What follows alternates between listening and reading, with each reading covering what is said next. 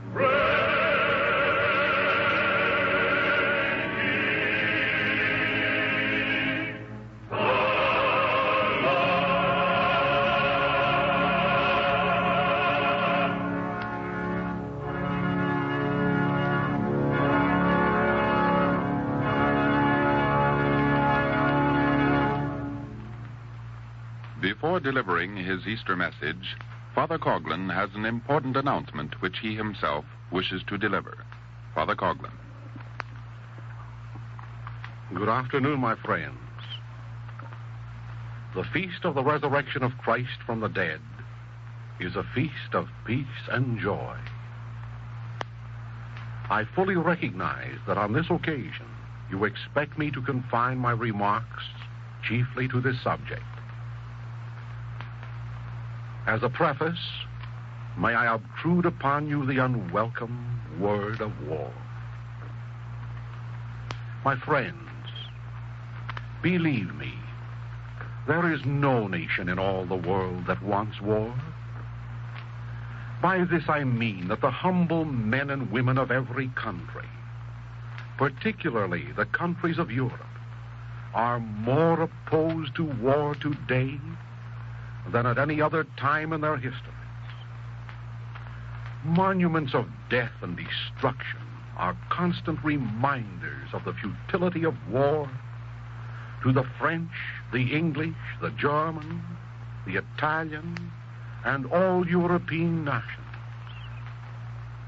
On every hand, contrary to news releases, there is a growing resentment on the part of all men and women to the base propaganda of the warmongers, who are not interested in the welfare of the common people as much as they are interested either in maintaining their own system of finance, of economy, or of political partisanship.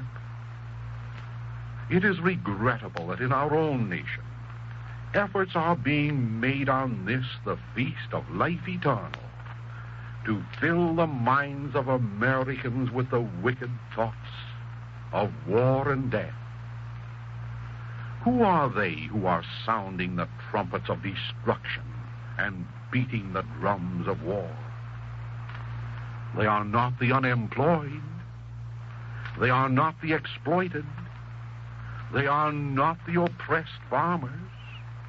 They are not the tax-burdened citizens. And especially, they are not the youth of America, upon whom we of the older generation have cast the burdens of our injustices. The entire world clamors for peace, and the entire world is beginning to recognize that there can be no peace without justice. What is justice? Certainly it is not the perpetuation of the status quo. I mean, the concept of justice is intimately bound up with the concept of restitution. If a thief steals your motor car, justice is not satisfied until the stolen property is restored to you. Moreover, you do not rest in peace until your motor car is returned to your possession. Therefore, is it not clear that there can be no peace without justice, and that there can be no justice without restitution of ill-gotten goods? Meanwhile, the channels of news are flooded with the talk of unjust aggressors. No one defends the unjust aggressor, but no one hails him before the court of world judgment if he himself is an unjust aggressor, if he himself has committed injustices and has not made restitution therefor. I need not become more specific today. At this moment, I ask you to ponder upon these thoughts and weigh them in the scales of the principle that there can be no peace without justice, and no justice without restitution. Is it not obvious to the majority in this audience that wicked men playing upon the pipes of your patriotism are endeavoring to arouse belligerent thoughts in your hearts, not for the welfare of America, not for the welfare of its working class, not for the welfare of its youth, its cannon fodder, not for the welfare of the taxpayers, but for their own invisible ends and purposes? Is it not clear that these same men talk loudly about justice, but refuse to discuss the morality of restitution? The peace of which these same persons speak is translated more properly by bloodshed, and the democracy which they pretend to defend is slavery. In fine, the justice of which they prate is the perpetuation of their past injustices, of stolen colonies, of exploited populations, exploited through the agency of their international financial control. Real peace and real democracy must be born of Christian justice and Christian charity. For the past 13 Sundays, I have been discussing these subjects more or less concretely. For the benefit of those who wish to read at their leisure these discourses, I have compiled them all into one well-bound book. Today, I am offering each one in this audience this book, free for the asking. If you cannot afford to contribute towards its printing, well and good. There are a sufficient number of persons in this audience who will take care of these financial expenses out of their poverty. However, whether you can afford it or not, if you write to me this week, I will be happy to mail you almost immediately a book containing the last 13 Sundays' addresses entitled, Why Leave Our Own? And when you are writing to me, kindly include your advice on this point, namely, is it your wish that I continue broadcasting throughout the summer months on these subjects? Recognizing that this hour is your hour, I shall abide by your decision. Meanwhile, be resolute. Do not let your minds be poisoned by the propaganda of the warmongers. Do not fail to express to your senators this week, the necessity of passing a neutrality act that will be a neutrality act. All your enemies are active. The League for Peace and Democracy, together with the cohorts of the Father of Lies, they are pressing your senators now to pass a neutrality act that will be a mockery.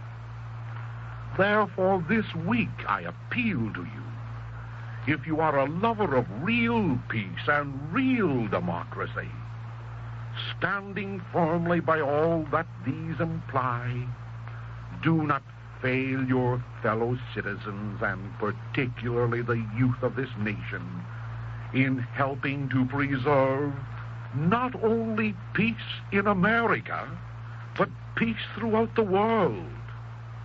Insist that America will keep clear of foreign entanglements. Insist that America shall avoid entering the blood business. Insist that our prosperity shall not be builded upon cannon, howitzers, poison gas, military airplanes, and all things else which are classified as the merchandise of murderers. My friends, I am sure that there will be no universal European war if America makes up its mind to keep clear of European entanglement.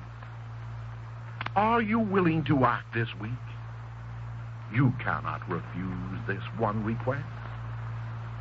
I regret the necessity of intruding this thought upon the peacefulness of Easter, but it appears that the enemies of Christ's principles of peace have chosen this blessed season to impose their wicked designs upon us. In the name of Christian peace and Christian democracy which we love, I ask you to contribute your share within the next 6 or 7 days in the form of a letter to your senator to keep America absolutely free from foreign entanglements. There is a necessity, an immediate necessity, for a campaign of letters, not telegrams, letters on this occasion, personal, short, polite letters.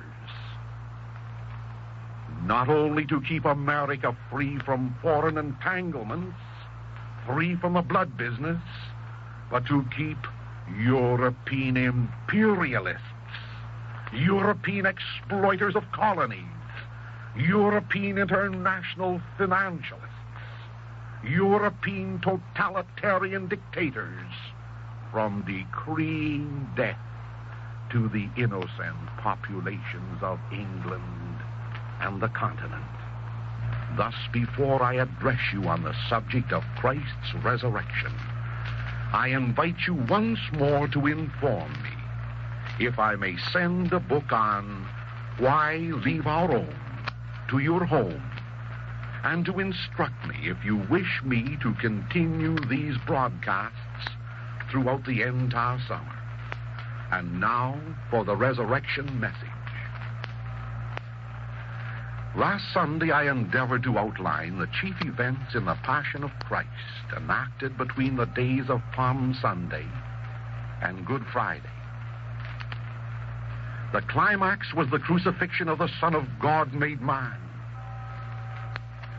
We beheld his tortured body hanging between heaven and earth, following the unjust travesty of a trial in which he had been condemned to death because, among other things, he claimed to be the Son of God, and as proof for this statement said, "Destroy this temple, and in 3 days I will build it up again." As we stood beneath the cross in spirit on Good Friday, we therefore withheld our judgment. We recollected, however, that Christ had gone about doing good, that he had preached a doctrine of charity unwelcome to the ears of the high priests and Pharisees, that he had exhibited compassion for the downtrodden multitudes, that forcefully he had driven the money changers from the temple and castigated his enemies as hypocrites, as whited sepulchres, as devourers of the homes of widows and orphans. There he hangs, his body bleeding, his head crowned with thorns, his hands and feet pierced with blunt nails. There hangs either Christ the Son of God or a blasphemer, paying a just penalty for having played God. We ask ourselves, is Calvary the last act of a passing tragedy? Or is it but the prelude to the fitting climax of Christ's resurrection from the dead? Is the crucifixion the ignominious and fitting end of a seducer's hypocritical life? Or will it be chronicled in the pages of time and eternity as the most heinous crime ever committed by man, the crime of deicide? One need not wait long for an answer. The sepulchre in which his body soon will be laid will give testimony to the truth. If Christ is a blasphemer, his sealed grave will be an everlasting monument to deception. If he is the Son of God, as he claimed to be, his empty tomb will remain as an unanswerable argument to confound those who crucified him and confirm the faith of those who believed in him. Destroy this temple, and in 3 days I will build it up again. These words await fulfillment or denial.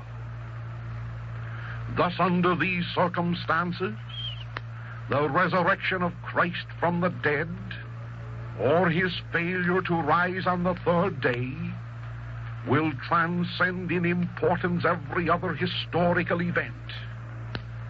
It will be the victorious climax of the drama begun at Bethlehem, or it will be the ignominious anticlimax of a career of a charlatan upon whom the entire structure of Christianity is founded, a structure doomed to dissolution and death. Immediately following the death of Christ on the cross, several extraordinary incidents occurred.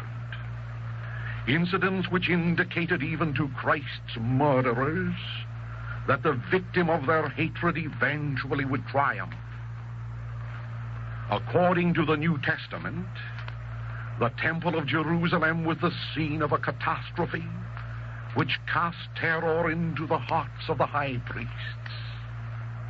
The veil which separated the main body of the temple from the Holy of Holies was rent in twain. The Jewish historian, Josephus by name, faithfully recorded the fact that the eastern gate of the temple opened of itself. The Talmud, the sacred book of the Jews, makes mention of this same occurrence and fixes its date approximately 40 years before the final destruction of the temple itself, a date which roughly coincides with our Savior's death. Moreover, the city of Jerusalem was the scene of an earthquake. Rocks split open, and the dead arose and appeared to many. No wonder the Jews retreated from Calvary, striking their breasts while darkness overshadowed the land.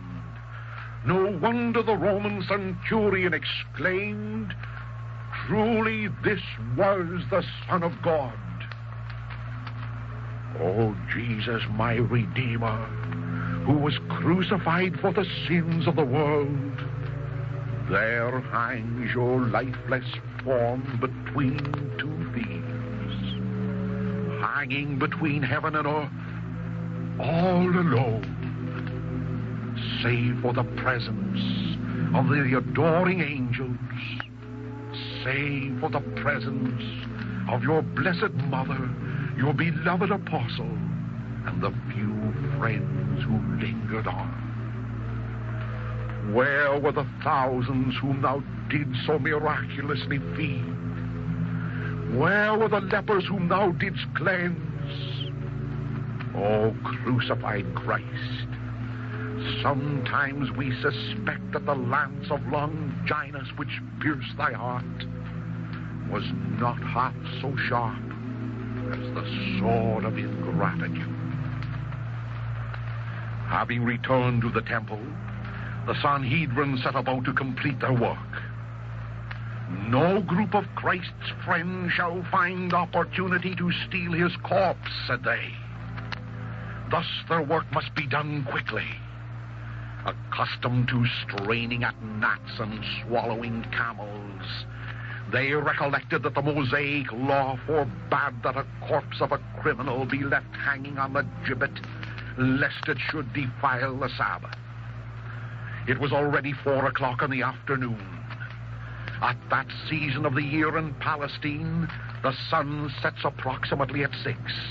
Therefore, steps must be taken immediately to provide for their victims' burial. They will obey the law.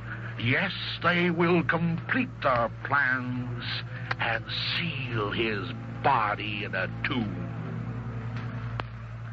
At that moment, Joseph of Arimathea intervened. Already he had obtained Pilate's consent to remove the corpse of Christ from the cross. Informed of this, the high priest sent a delegation to Pilate to petition the Roman governor for a last request which would concur with their designs. Would he seal the tomb of Joseph of Arimathea in which Christ was interred? Would he seal it with the Roman insignia?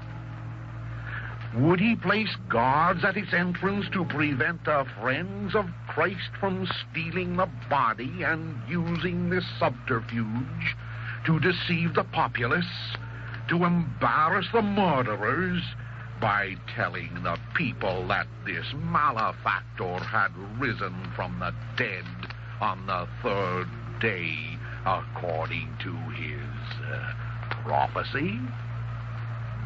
Both their requests were granted by Pontius Pilate. Quickly, Joseph of Arimathea began to perform his last labor of love.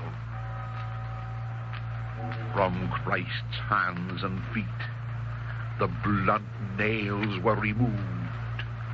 Hands which had been raised so often in benediction. Feet that had walked about Palestine on their mission of mercy. The sacred body was washed. The clots of blood were removed from this innocent flesh. The same flesh which Mary had bathed so tenderly in the stable of Bethlehem. Then Nicodemus, another faithful friend, began to embalm the Savior's body with 100 pounds of precious mixture of spices.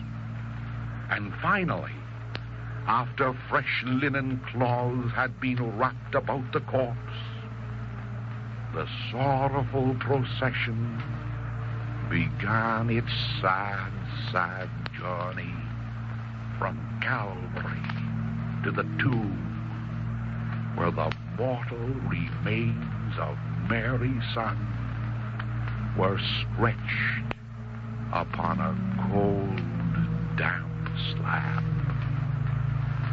This done, they reverently withdrew under the flare of flickering torches and watched the soldiers roll the great stone against the entrance of the sepulchre.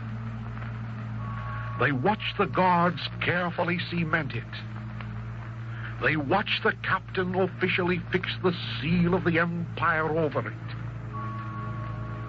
Then came silence and shadows as Mary, leaning on John's strong arm, wended her way with the faithful friends back to Jerusalem to mourn, to hope, and to wait.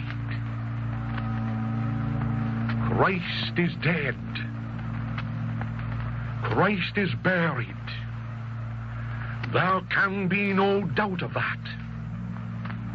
The high priests, the Sanhedrin, the Roman governor, the commission guards, all unanimously testify to these facts.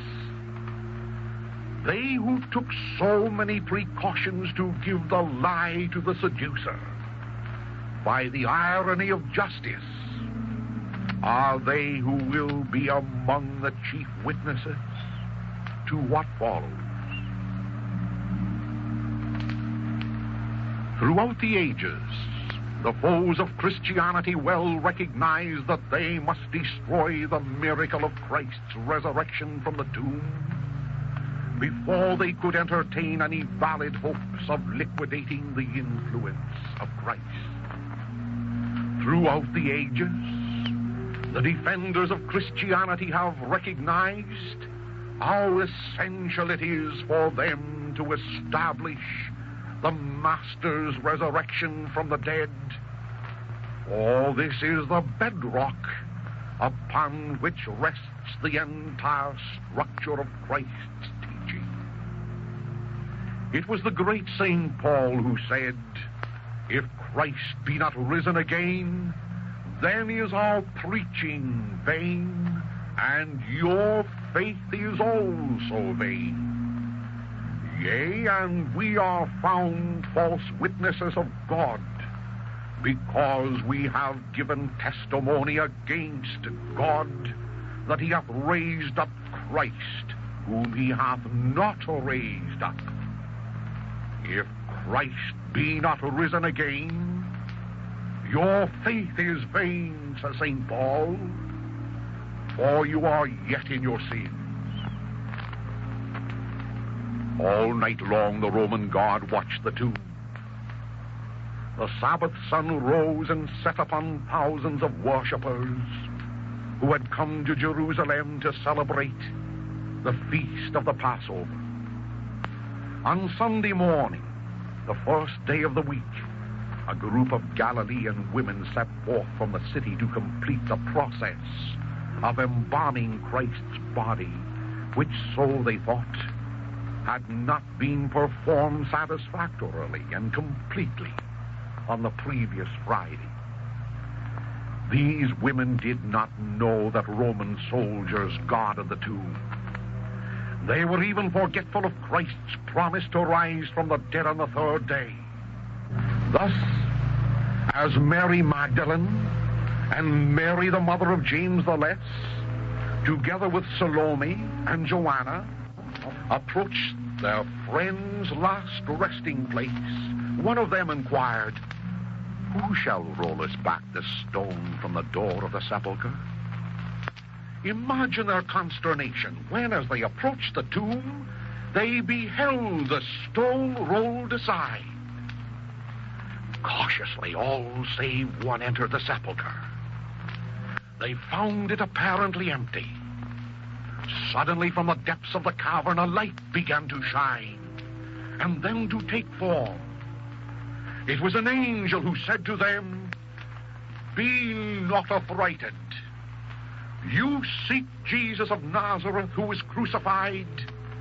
Why seek ye the living with the dead?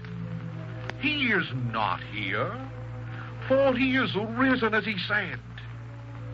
Come and see the place where the Lord was laid. Remember how he spoke unto you when he was yet in Galilee, saying, the Son of Man must be delivered into the hands of sinful men and be crucified, and the third day arise again." Almost stupefied with fear, these holy women could not rise until another angel said to them, "Going quickly, tell his disciples and Peter that he is risen, and that he goeth before you into Galilee. There you shall see him as he told you." All these gentlewomen, save one, listened to this last injunction. She was Mary of Magdala. Presumably at the mere sight of the empty tomb, there burst upon her the simple fact that Christ's body was no longer a prisoner. Presumably she suspected that his enemies had stolen the corpse. Thus, hastening to Peter and John, she said, "They have taken away the Lord out of the sepulchre, and we know not where they have laid him."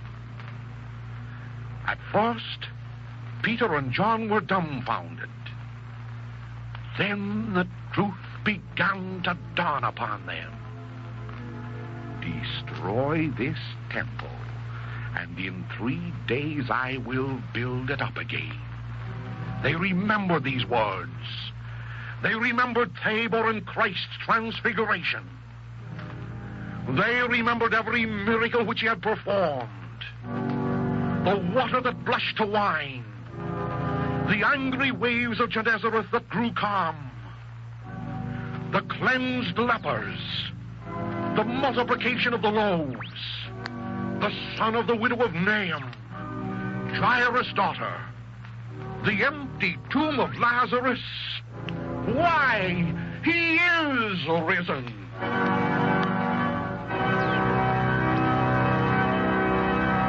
Impelled by such thoughts, these two apostles hurried to Golgotha.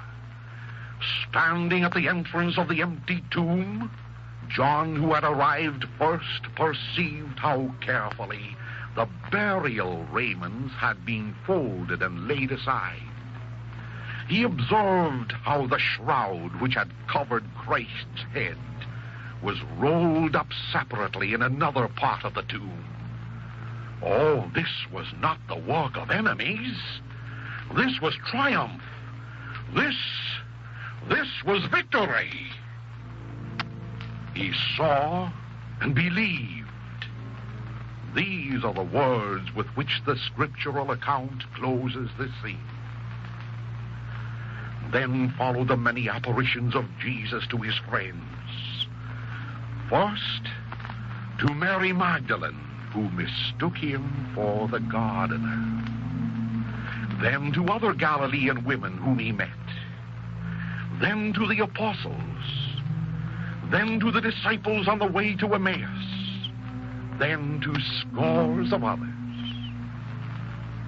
Permit me, my friends, at this juncture to quote for you from Phidion's Life of Christ, wherein we read the following.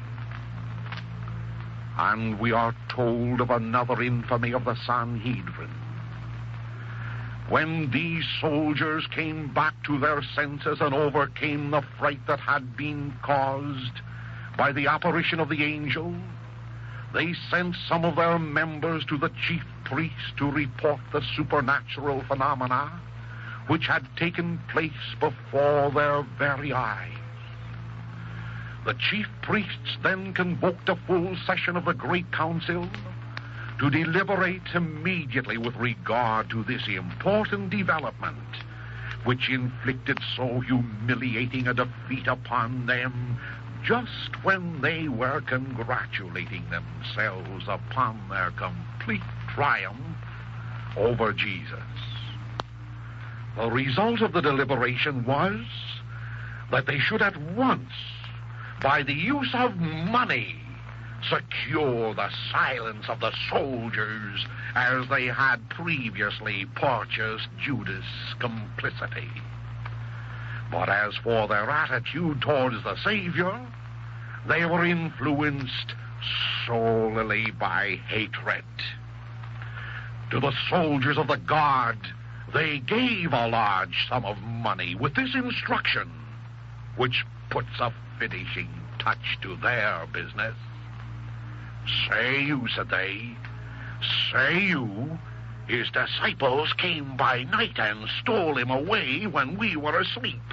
And if the governor shall hear of this, we will persuade him and secure you. By accepting this proposal, the Roman soldiers were accusing themselves of a grievous neglect of duty which might cost them their lives. The greed for money and the chief priests promised to fix up the matter with Pilate should the affair reach his ears, induce them to accept this shameful bargain.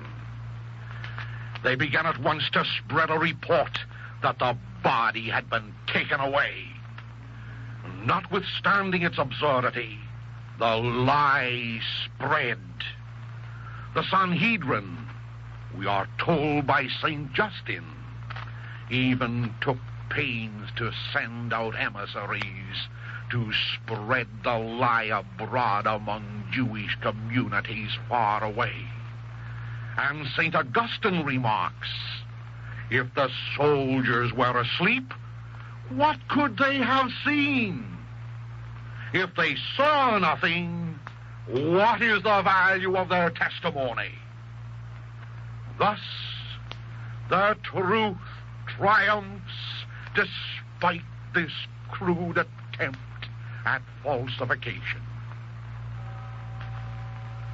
But more compelling than all these proofs is the permanence of the Christian church, which for 20 centuries has ridden out every social, national, and international storm, professing its belief in Jesus Christ, and establishing that belief upon his resurrection from the dead.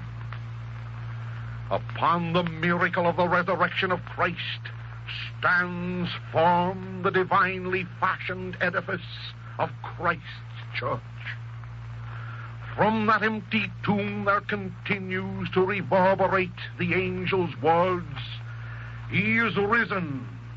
He is not here." Oh, the mighty stone which sealed the corpse has become a symbol to all mankind, a symbol of life everlasting, upon which is engraved the answer to the question, "Whither goest thou?" Oh, yes, my friends, the feast day of Easter is more than the triumph of Christ over his enemies. It is also your triumph and my triumph over death, and Christ's pledge to us of immortality. Therefore, with the empty tomb and the resurrection of Christ, Christianity is presented to us not only as a divinely designed system of thought and mode of action to guide our lives. Christianity is life itself. It is a new life in the sense that we who accept Christ abideth in him and he in us. It is a new life in the sense that governments adopting his principles are capable of emerging from the darkness of error and of unshackling their citizens from the serfdom of poverty.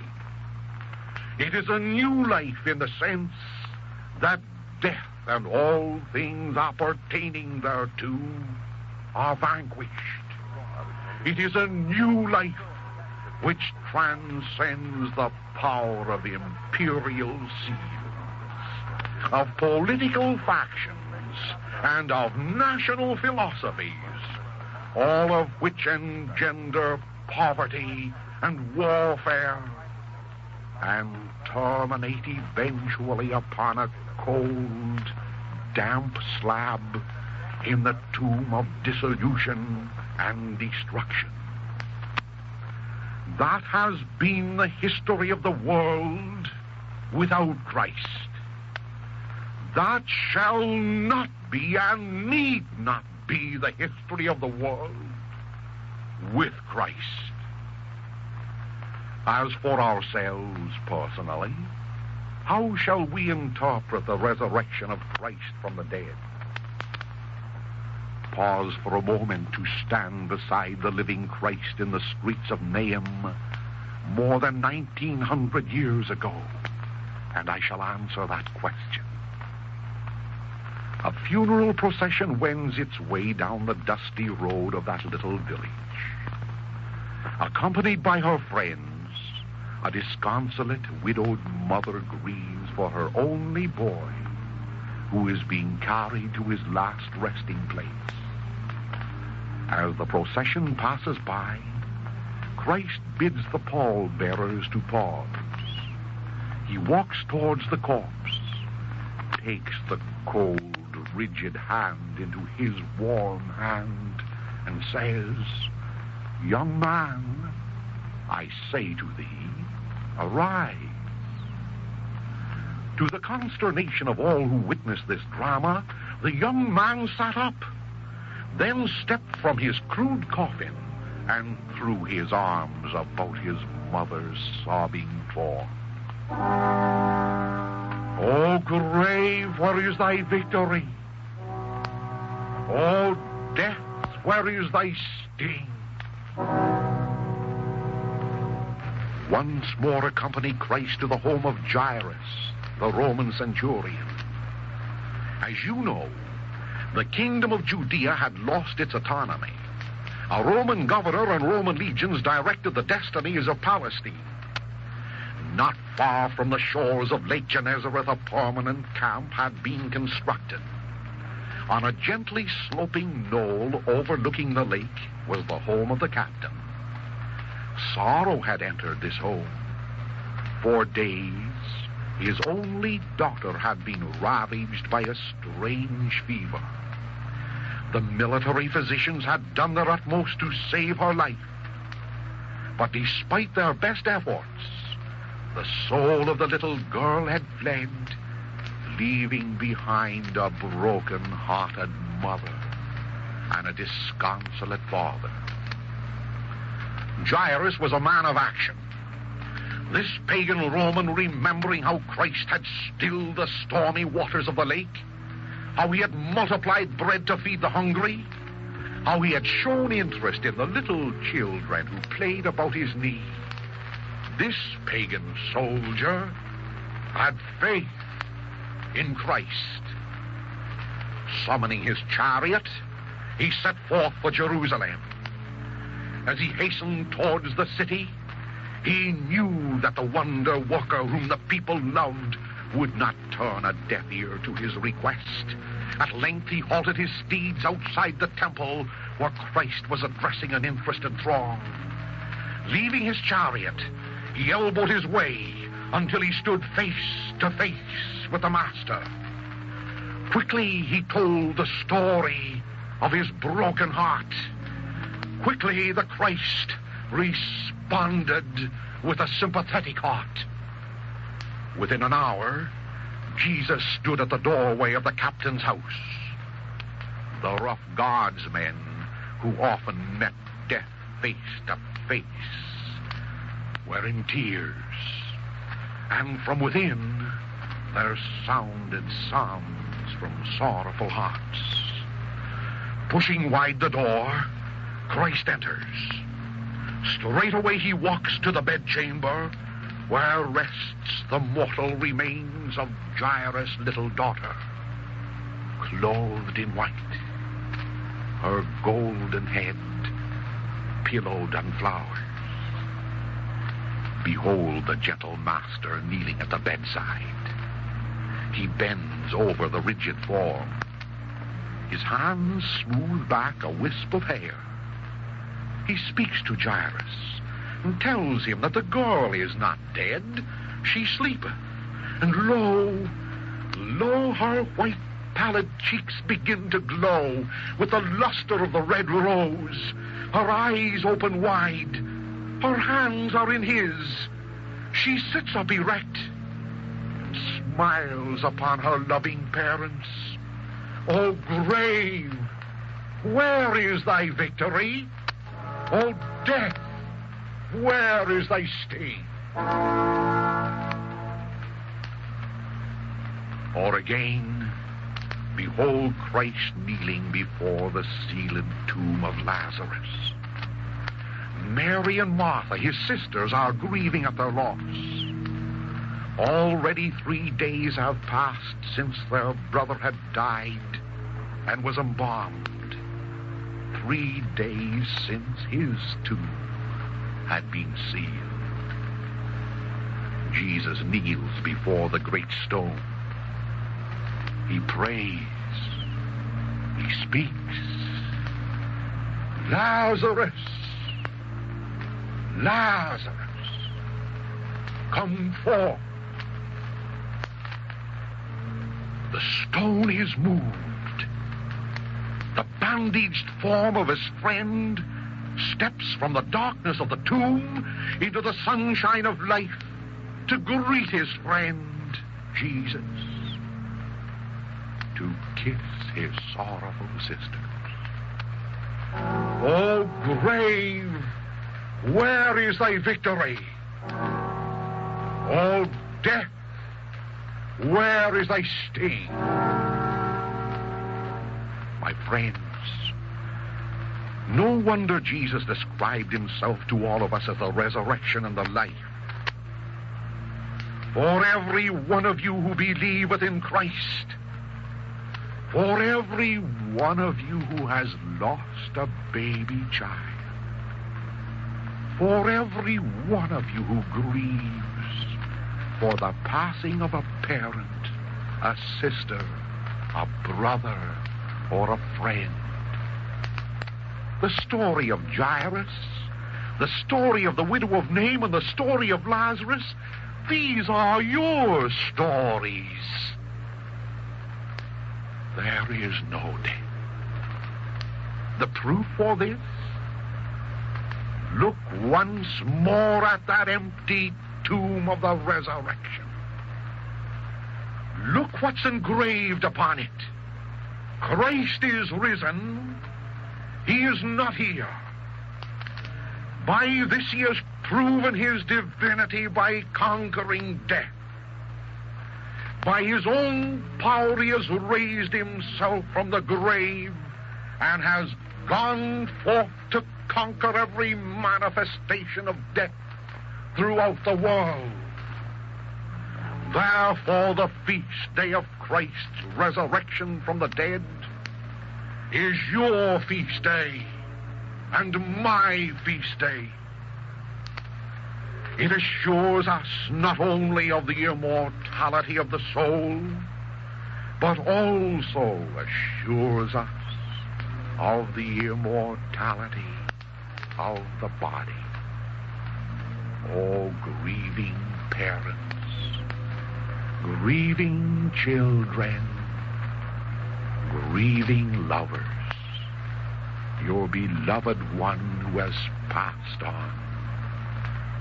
Someday Christ will raise him from the dead, will clothe his body with immortality. Someday the arms of your beloved shall be reaching over the parapets of heaven to greet you, you too, risen from the dead. No wonder, then, the Christian world raises its voice in joyous hallelujahs.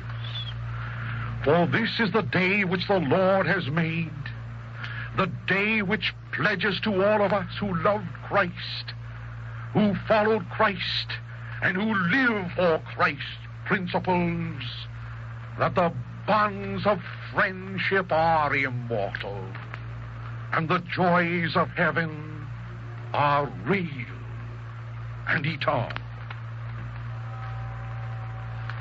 At this moment, I read for you the epistle read in every Christian church today. From St. Paul's first letter to the Corinthians, chapter the 5th, we read, Brethren, purge out the old leaven, that you may be a new paste, as you are unleavened. For Christ, our Passover, is sacrificed. Therefore let us feast, not with the old leaven, not with the leaven of malice and wickedness, but with the unleavened bread of sincerity and truth. All the old philosophies of life, the old slavery, the old poverty, the old religions, they have all, like the old leaven, passed beyond. The new unleavened bread of Christ's doctrines, the new unleavened bread of Christ's life, this shall purchase for us liberty. This shall purchase for us peace. This shall purchase for us immortality. My friends, Christianity, I repeat, is not only a doctrine, it is life. It is a life that was cradled in an empty tomb. It is a life diametrically opposed to the death of naturalism, of paganism. It is a life to be lived, not only by individuals, but to be lived by nations and all their component parts. It is a life which commits, no affront against the free will invested by the Creator in you and in me.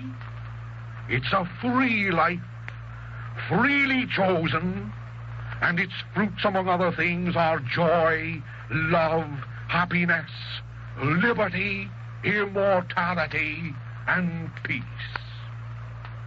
In these troubled times, when wicked men are re-echoing the charge that Christ is a seducer, when scheming men are endeavoring to destroy Christianity both from within and from without, when unjust men are endeavoring both to perpetrate and to perpetuate the deeds of injustice, these phenomena are a challenge to all who believe in the resurrection of Christ from the dead, the Prince of Peace. The propaganda which incites the world to war is, in its last analysis, a propaganda against Christ, because they who use the sword shall perish by the sword. Judge it how you may, the schemers, under the veil of democracy or of justice or of some other catchword, are plotting to perpetuate the life of some system of imperialism, of capitalism, of communism, or of Nazism, not one of which is the life of Christ, not one of which is the living expression of Christianity. When shall we Christians, therefore, arise from this old leaven, from this old life, with Christ from the tomb of our apathy? When shall we recognize that he is our King, our Redeemer? When shall we become convinced that neither death nor war can be vanquished by following the impotent principles of those who spurn the divine principles of Christianity? He is risen. He is not here, said the angel to the women of Jerusalem, who were the first to visit the tomb of the slain victim of Calvary. Certainly he's not there on that cold slab of death. He has risen. He went with James of old to preach Christ crucified in Spain. He journeyed with Andrew to raise aloft the cross in Greece. He accompanied Peter and Paul when they preached the gospel in Rome. And in later days, he was with Austin in England, with Boniface in Germany, with Cyril and Methodius in the Slovak nations, with Patrick in Ireland, with Jogues, Lalemant, Brebeuf in America, with Francis Xavier in India and the Far East. My friends, Christ is still living. He still goes marching on, unfurling his flag of victory and of peace. Your challenge to follow it. His hallelujahs are still sounding. His flag of peace is unfurled before you. He is the resurrection. He is the life, inviting every one of us to follow him. With him, we shall rise from our poverty, our crime, and our sin. And without him, we will witness the world wither and see our hopes vanish. At this moment, my friends, I again wish you a happy Easter and invite you to write to me this week for a copy of the last 13 addresses, which are compiled in one book, Why Leave Our Own?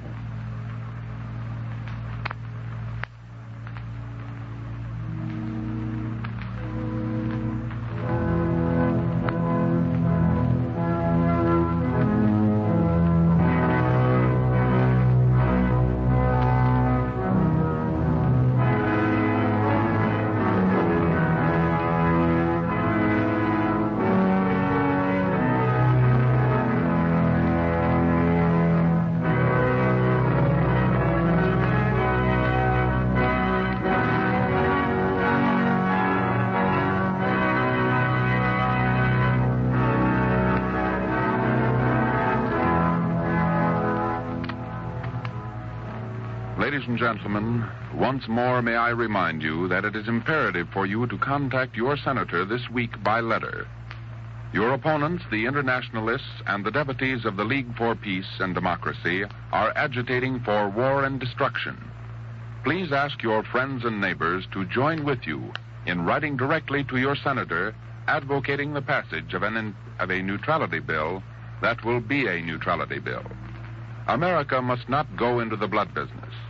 America must not be the cause of a worldwide war. And there will be no universal war if America keeps clear of all foreign entanglements. And as a last reminder, write also to Father Coughlin this week for a copy of his last 13 discourses, which he has prepared in a well-bound book for distribution to all in this audience who request a copy. Address your letter directly to Father Coughlin at Royal Oak, Michigan. This is your announcer, Franklin Mitchell.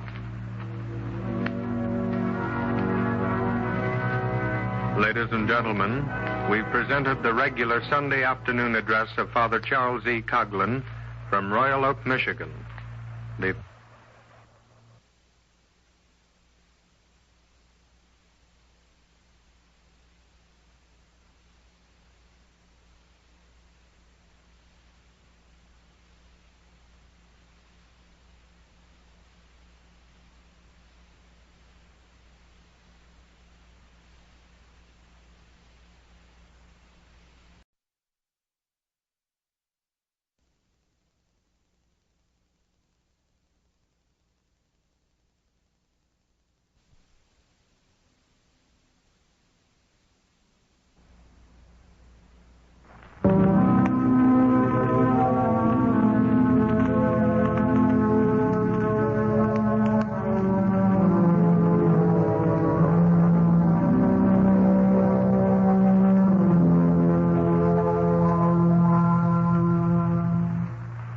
Good afternoon. Thousands of requests came to Father Coughlin's desk this week asking him to repeat last Sunday's discourse. While this is impractical, nevertheless, the first few minutes of today's broadcast will condense last Sunday's address for the benefit of those who found it inconvenient at that time to listen. The second part of today's speech will throw enlightenment upon the subject of the Treaty of Versailles and the League of Nations, which are intimately woven into the problem of war.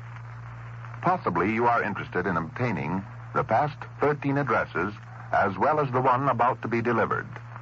This is your last opportunity to acquire the book containing all these addresses. Write directly to Father Coughlin this week. And now, here is Father Coughlin. Where can I obtain profitable work? Asks the laborer. How can I save my farm and sell the fruits of my toil at a profit? Questions the farmer. How is it possible to procure security for my children? Is the worry of every parent. My friends, these should be questions of prime concern.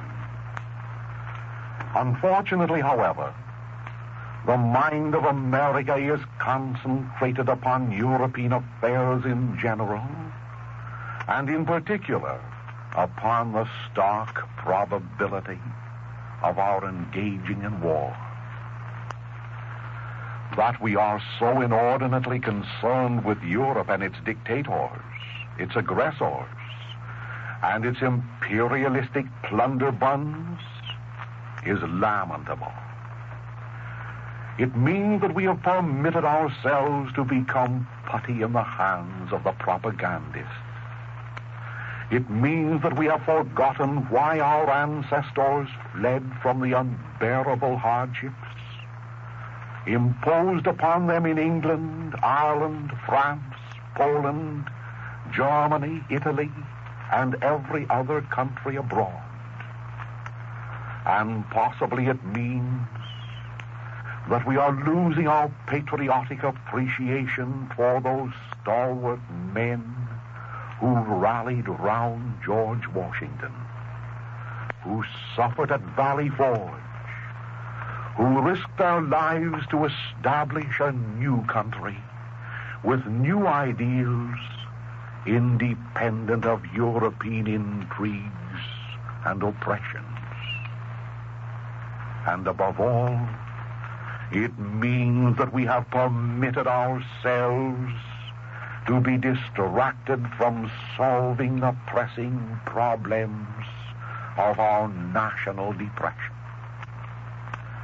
Meanwhile, we grow very indignant at the mere mention of the phrase unjust aggressor, forgetting that 30 million Americans are victims of local aggressors. We wax very idealistic at the sound of the word democracy, forgetful that if we engage in a foreign war, there will be no more American Constitution. As a preface to the remarks I am about to make, let me state that no real American should extend any support or favor towards either Nazism or communism. These forms of government are totally foreign to our concept. Furthermore, insofar as we Americans do not profess the doctrines of imperialism, insofar as our nation was established in direct opposition to British imperialism, we entertain no fondness for that form of government. Consequently, even though President Roosevelt's commendable peace efforts fail, we are not prepared to assist Germany or Russia or imperialistic France and England in their European wars. All of them have been unjust aggressors in the strict meaning of the word. None of them are democracies or republics in the American meaning of the word.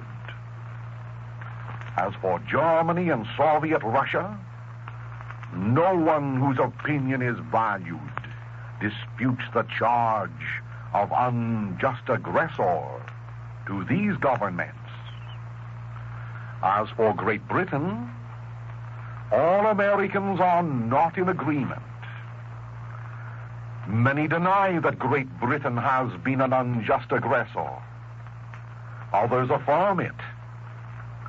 Permit me to remind you that Great Britain has been and still is an unjust aggressor. As such, she is not deserving of the expenditure of one American boy's life. How did England acquire her far-flung colonies? By sword and conquest.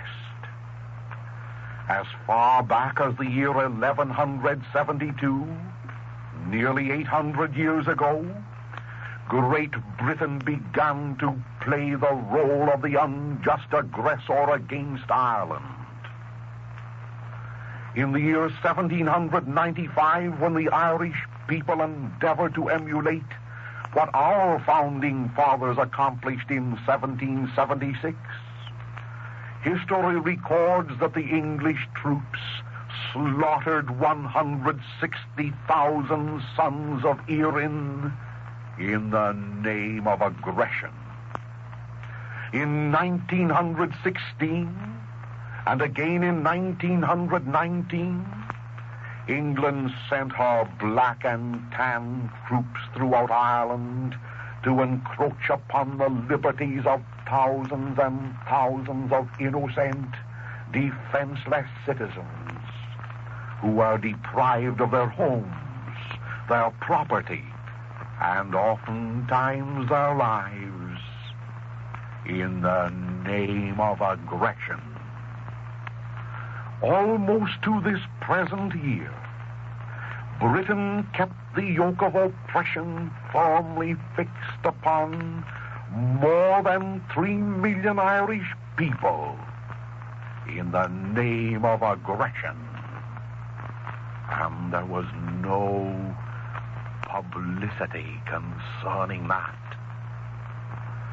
Following the seizure of Ireland, Scotland and Wales succumbed to the unjust aggressors operating from London. Territory after territory fell within the orbit of the British Empire, not through purchase, but through the force of arms, until today, approximately 1/4 of the entire world is British-owned and British-dominated. And this, then, is the empire which is clamoring about unjust aggression. An empire which is paraded before us as a democracy. An empire that insists upon others ceasing their unjust aggressions while she holds fast to India, to Egypt, and to parts of Ireland, and to the unpaid billions which we Americans loaned her. Not so long ago, Italy was thoroughly condemned for its unjust aggression against the Ethiopian people. No one in America defends the Italian policy in that instance. But how many of our excited population realize that in 1920, both the Imperial Republic of France, together with Imperial Britain, signed an agreement with Italy to encroach upon the territory of Ethiopia. The agreement read that if and when Ethiopia was conquered, the railroad leading from the capital of French Somaliland to the capital of Ethiopia was be ceding to France, and that the territory around Lake Tana in Ethiopia was to be given to Great Britain. Italy's share was the land itself. These are the facts of the Ethiopian aggression, facts which indicate that Italy alone was not the unjust aggressor. Some Americans maintain that the United States is likewise an empire because of its aggressions in Cuba and in the Philippines. Following 1898, what was our attitude towards Cuba? We expended men, money, and energy to modernize, at least in part, Cuba, and to restore it to the people to whom it belonged. That was our identical attitude towards the people of the Philippines. Our republic has never been an imperialism by which we won at the point of a bayonet vast territories and then held them to exploit the people resident there for our commercial benefit. What business, then, have we Americans taking sides with such an unjust aggressor, now that Britain fears the dissolution of her ill-gotten empire? As for Europe, it is still Europe. Its entire history has been a history of aggression. Following each hateful war, European diplomats gathered round a council table. The victors dictated a peace treaty which the vanquished were forced to sign. A peace treaty which in every instance proved to be another scrap of paper.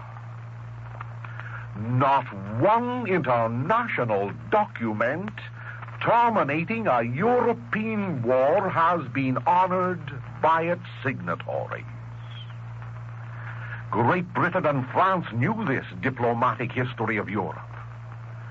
They knew how all its peace treaties had terminated in failure upon failure. Therefore, they determined to establish a police force following the World War, a police force known as the League of Nations, whose main objective was to enforce the injustices incorporated at Versailles. With this knowledge, who therefore entertained the thought that the Treaty of Versailles would be honored? Was not its chief objective the dismemberment of the German Empire? Did it not impose a fine of $57 billion payable in gold upon a penniless people from whose treasuries there had been removed the last ounce of gold? Did it not shackle the German people to the pillar of oppression when it virtually forbade them to trade with other nations? Did it not despoil Germany of all her colonies, and in a spirit of revenge and barbarism, instead of peace and humanity, was not the Treaty of Versailles instrumental in removing more than 1 million milk cows upon which depended the little children of Germany for their food? What did these children do? Certainly, Germany signed the Treaty of Versailles because there was no alternative. A treaty that will go down in history as the most inhuman aggression ever committed against any people in the entire history of the civilized world. An aggression which was not aimed at the Kaiser, at those who were responsible for Germany's participation in the World War, but aimed at the poor, victimized people and children who remained behind when the malefactors had fled in safety. When we therefore become aroused at the mention of the word aggression, what aggression equals in its cruelty, its injustice, and its insanity? The aggression perpetrated by the Treaty of Versailles.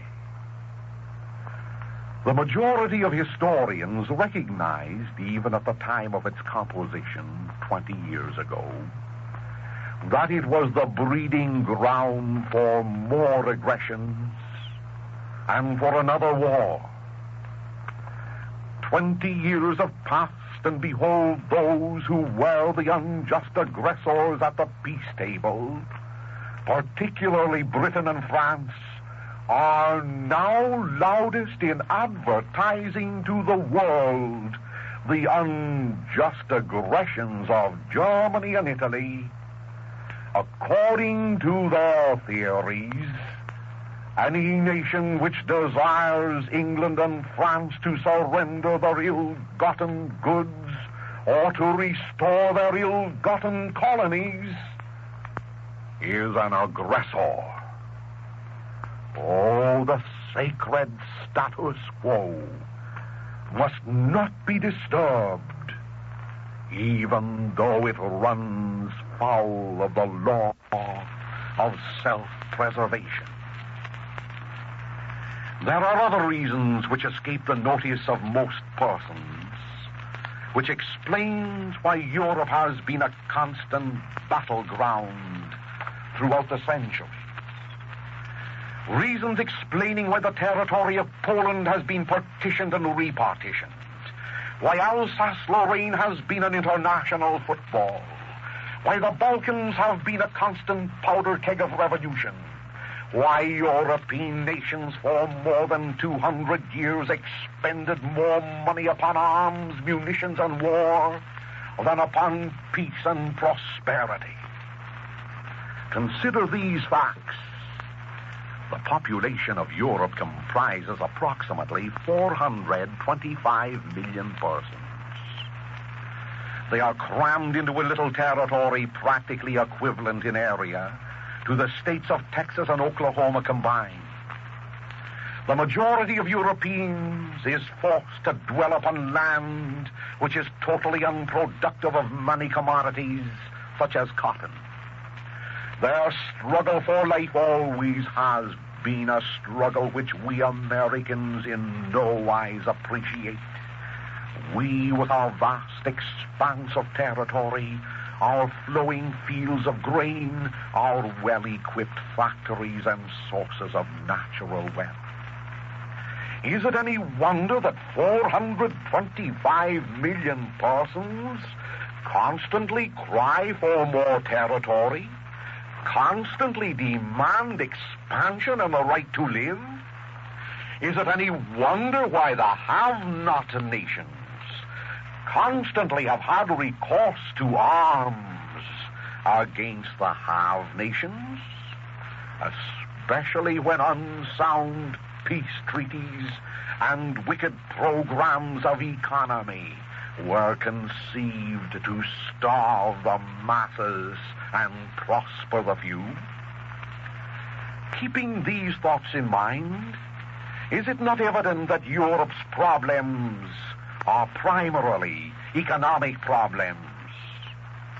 The struggle, therefore, impending in Europe today is not based so much upon ideologies of government as upon economics.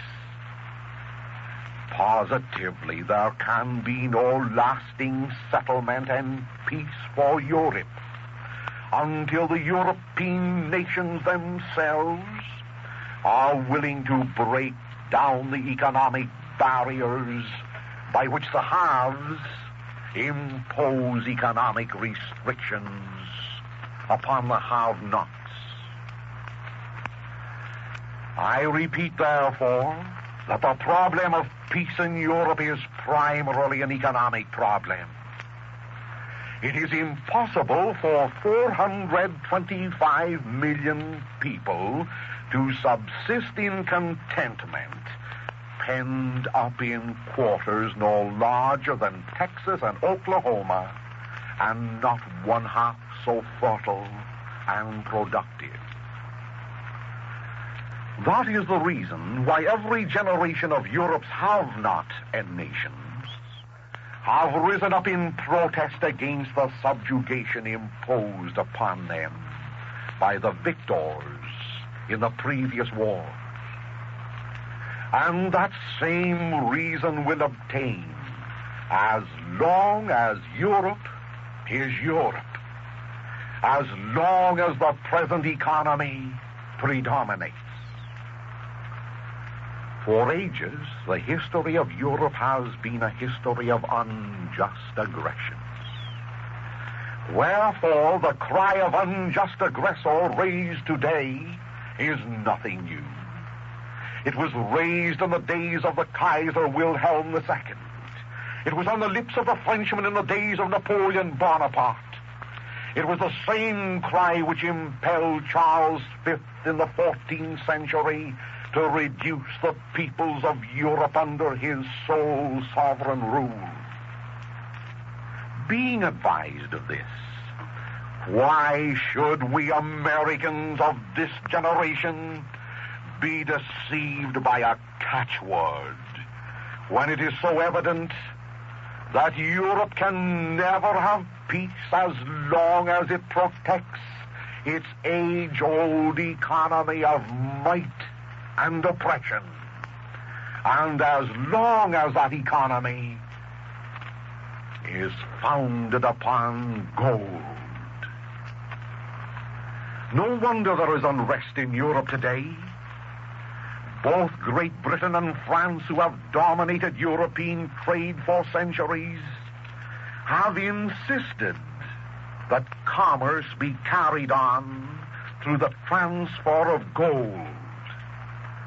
The have-not nations, lacking gold, are compelled either to submit to exploitation or to starve, or to form alliances against their economic aggressors.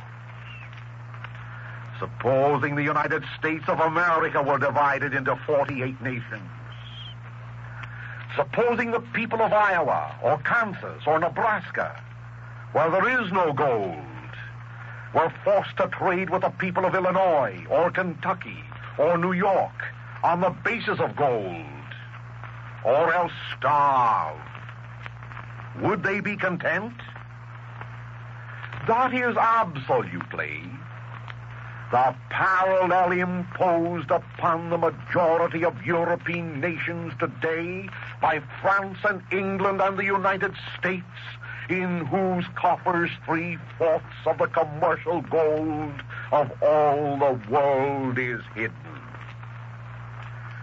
While Mussolini and Hitler are engaged in their recent territorial aggressions, the financial aggression perpetrated by the gold-hoarding nations has done more to breed wars and unrest among the European nations, which lack both colonies and gold, than has any other factor.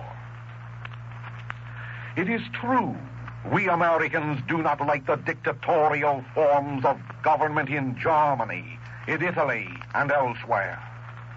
We prefer our republican form of government.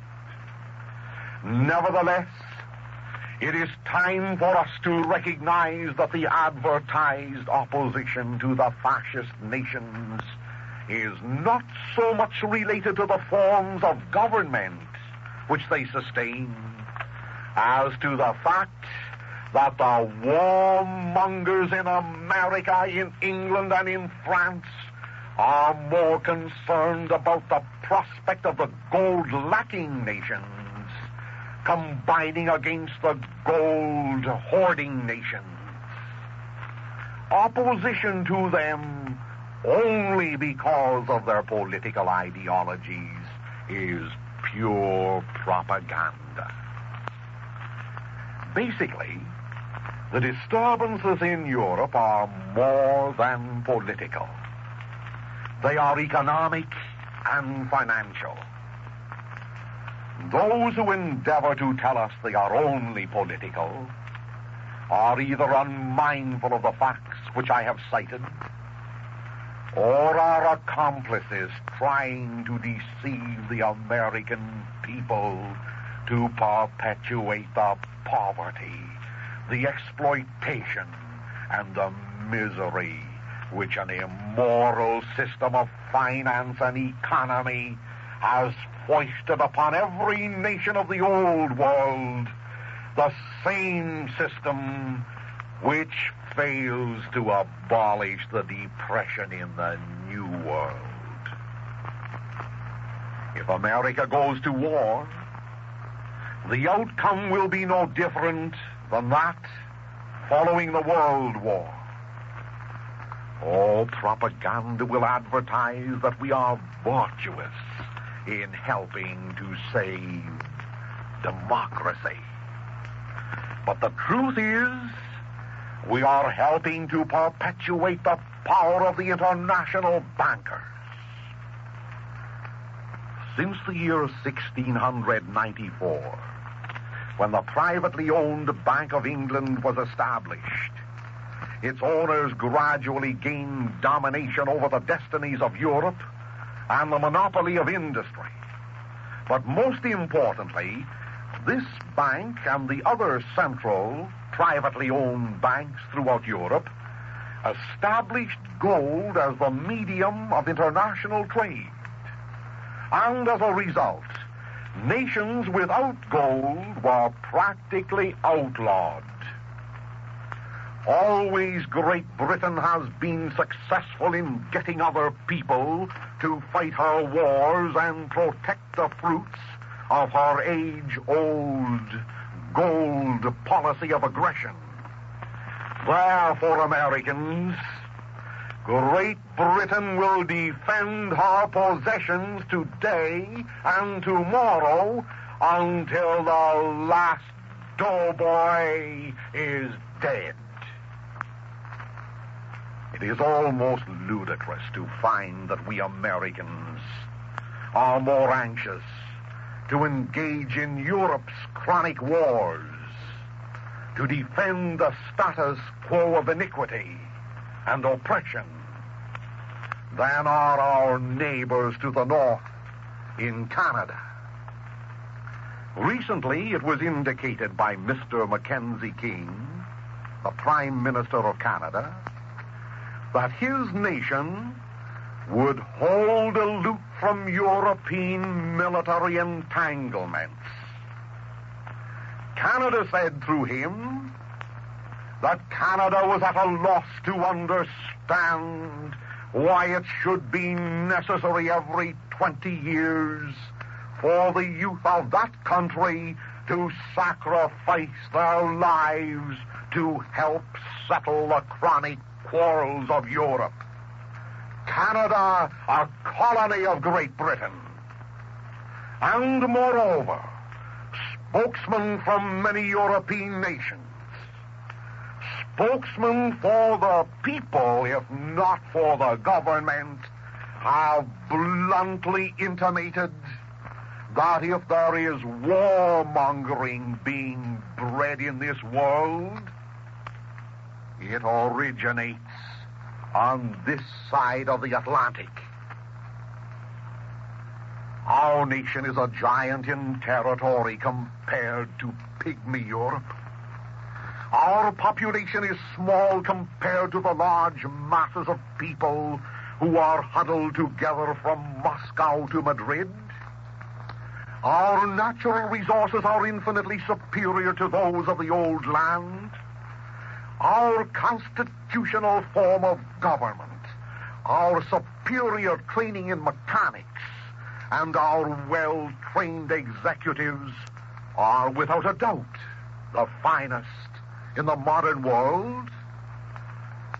But despite all that, we have 12 million unemployed, 22 million on the dole, more than 1/3 of our population living below the bare standard of existence, and $16 billion of this lurid gold buried at Fort Knox, Kentucky. Oh, shall we who will not use this gold to rectify our economic conditions at home engage in a world war to starve out of existence those who have no gold abroad? Shall we be duped by the international bankers to preserve their status quo, which literally drains the lifeblood from India, from Africa, from every corner, which literally drains the lifeblood from India, from Africa, from every colony, to maintain an oligarchy of wealth living in their palaces and force the masses to live in their hovels?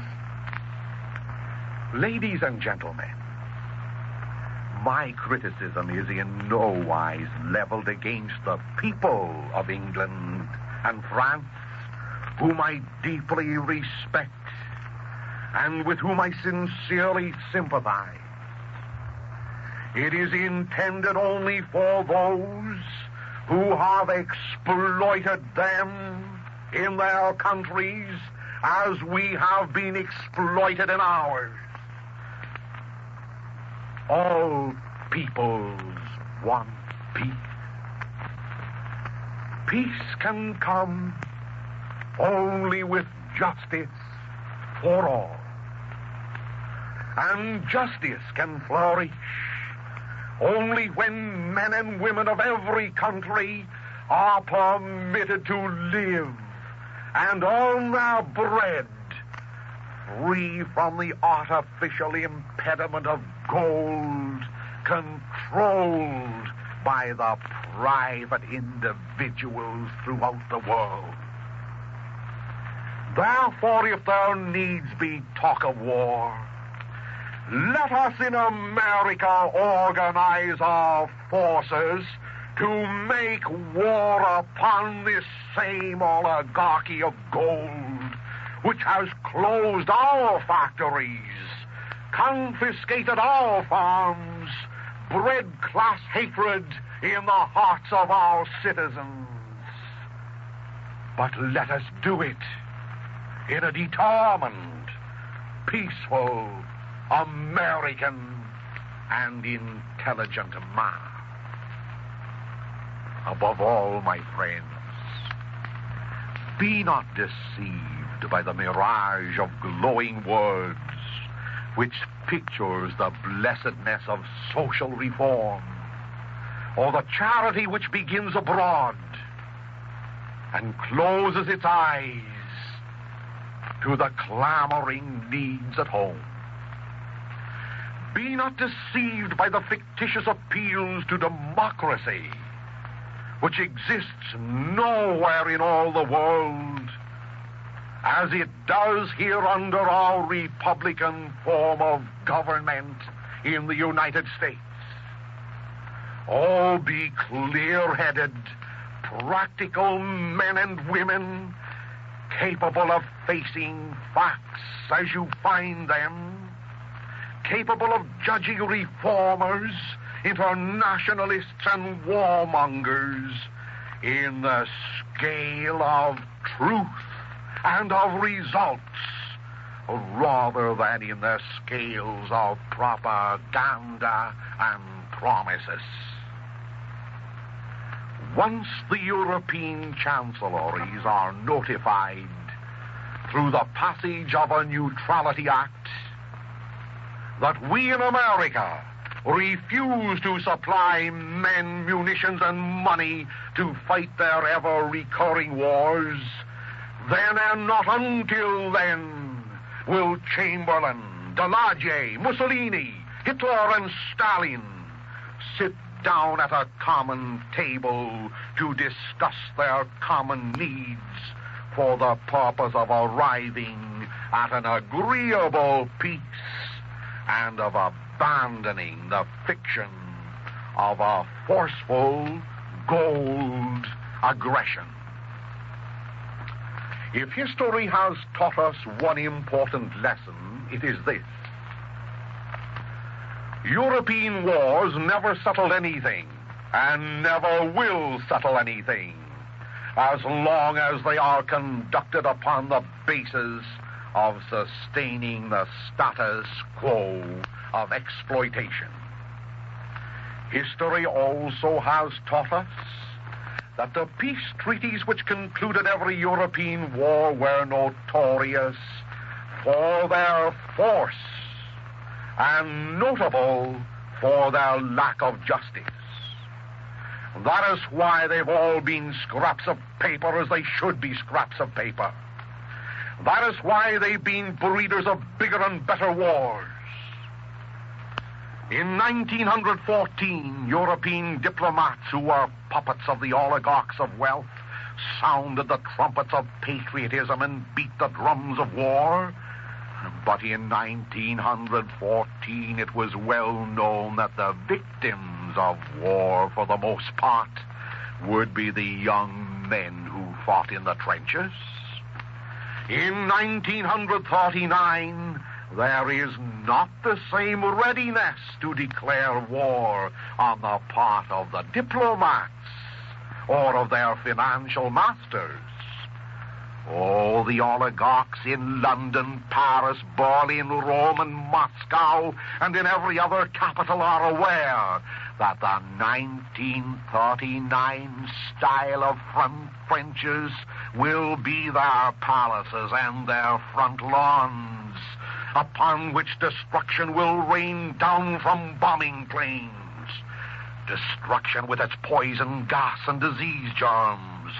Destruction not for the young men in the trenches, but for the diplomats, the aristocrats, and the financial oligarchs who support economic aggression and create wars and use the youth of the nation as cannon fodder.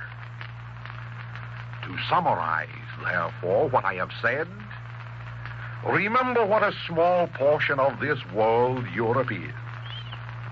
What a tremendous population lives upon its soil.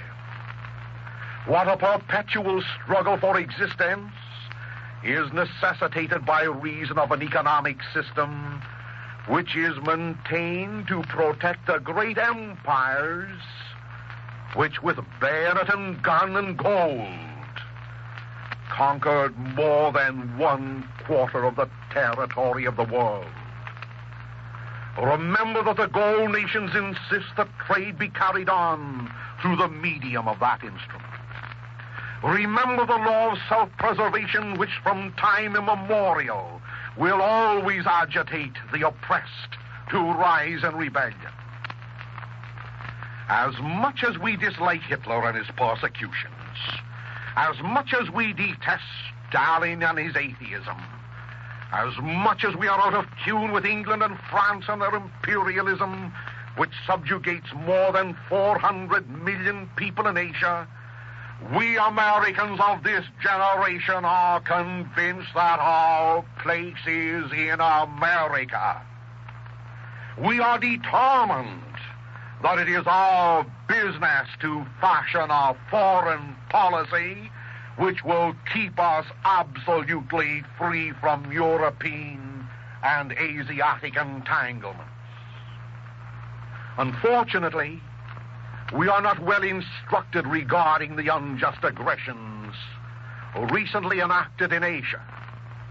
We are prone to believe that Japan, for example, is alone guilty of territorial brigandage. But pause. Have we already forgotten the communist nationalist civil war fought on Chinese soil uninterruptedly between 1920 and 1936?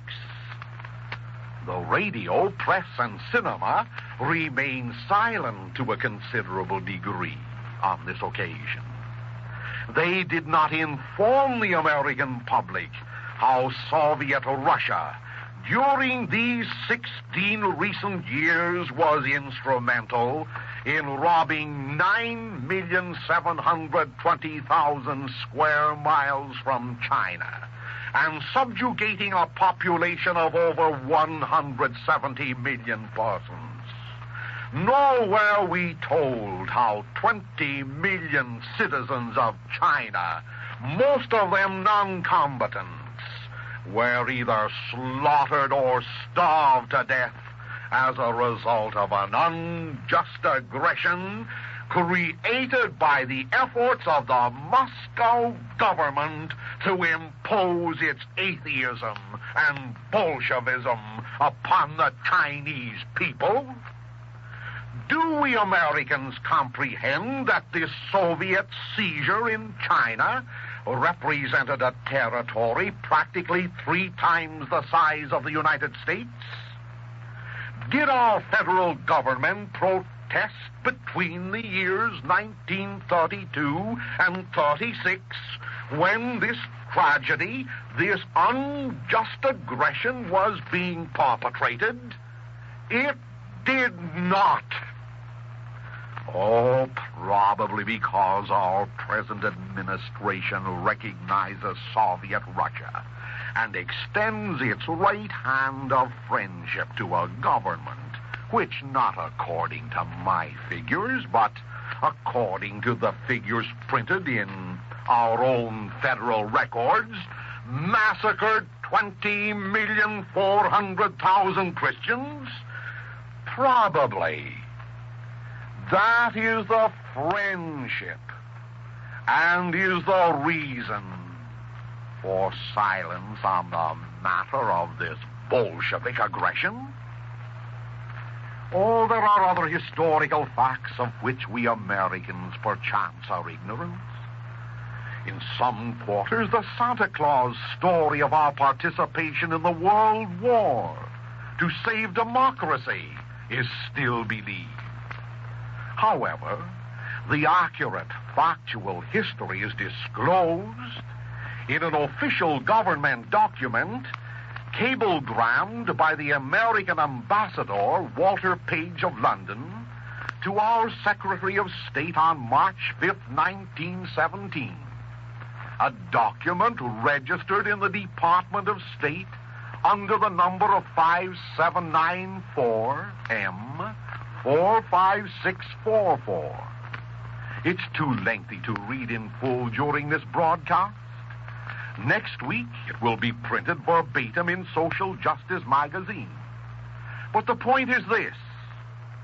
The document informed the Secretary of State that if we did not throw our resources against Germany and the Central Powers, the gold of the world would fall into German hands, that the European financial system would crash, and that the money which our local international financiers had invested in England and France would be lost.